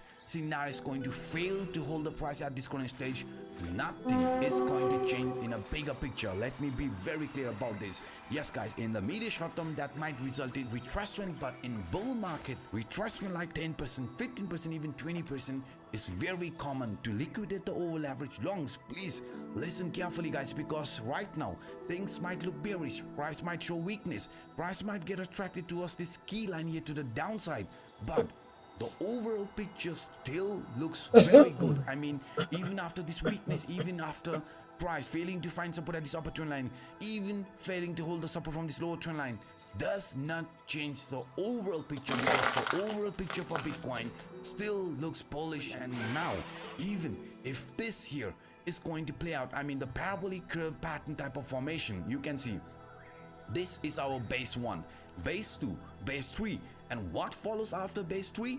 Another massive move to form base 4, and then only we are going to head towards this sell point. But until then, you can see we do have plenty of room to grow here to the upside. So that's why guys, I have been shouting on top of my lungs, even if the price in the medium short term is going to show weakness, it is going to be just a temporary weakness before we see another continuation here to the upside. Because if you follow this ascending channel, you can see the upper trend line acted as a line of resistance, lower trend line acted as a line of support. So in our case, if the price of Bitcoin does get attracted to the downside to test the support from the CPI line, right, this thing drops and in we that can go. case, we will be got a minute for that finding support at this ascending channel upper trend line. Yes guys, this same line which previously acted as a line of resistance will be acting as a line of support in our case, and we are expecting the price of Bitcoin after that to show another continuation here to the upside. And now, even if we look in a very, very simple way, I mean, according to this inverted valley, 3 valley and a river pattern, the price opportunity is still open, which is over 40,000. So right now, if we do see another continuation, price failing to find support at this lower trend line, even getting attracted towards this 30,000 range, please do not panic, because we are expecting the price of Bitcoin right after this to continue our rally. Price opportunity from this inverted 3 valley and a river pattern before choosing an actual trend direction. And if this does plays out, right, price after some weakness showing another continuation here to the upside, then our final price opportunity for this cycle will play out perfectly. I mean, in the past price action, we have found out price after these 364 days of downtrend in 2017, 2018 showed a rally of around 0.5, 0.618, right, more than 50% before showing corrective move here. No problem. I'm gonna go into the outro real quick. I said I'm gonna do the outro real quick. Oh, we're gonna turn off our computers? I'm gonna stretch. Huh? Yeah, I'm gonna stretch. Wait, we are? I thought you said we're gonna stretch. Yeah, yeah, but are we gonna turn off our computer? It's already 5 in the morning. Oh, okay.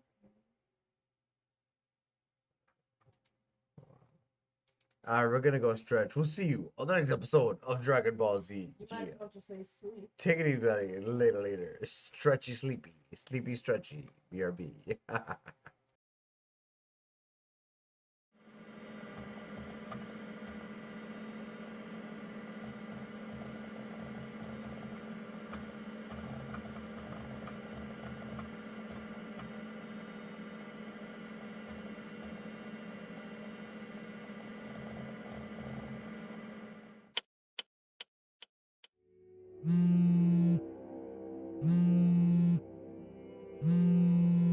De style holding, où le canot est à nid longé. Flip the switch. Übers Mühlort, it's Halbedone. 10, 9, ignition sequence start. 6, 5, 4, 3, 2, 1, 0. Liftoff. We have a liftoff. Don't you know, pump it up. You got to pump it up. Don't you know, pump it up. You got to pump it up. Don't you know, pump it up. You got to pump it up. Don't you know, pump it up. You got to pump it up. Don't you know, pump it up. You got to pump it up. Don't you know, pump it up. You got to pump it up. Don't you know, pump it up. You got to pump it up. Don't you know, pump it up. You got to pump it up. Don't you know, pump it up. You got to pump it up. Don't you know, pump it up. You got to pump it up. Don't you know, pump it up. You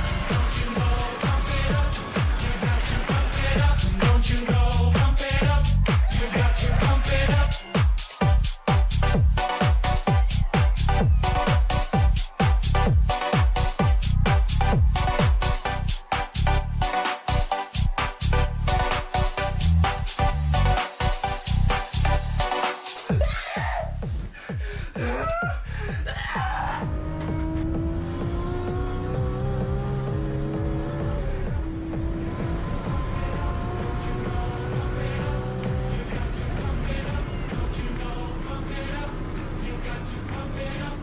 Point 9.999% of the people that own Bitcoin are fucking morons, retarded, imbeciles. Pump it up. Don't you know, pump it up.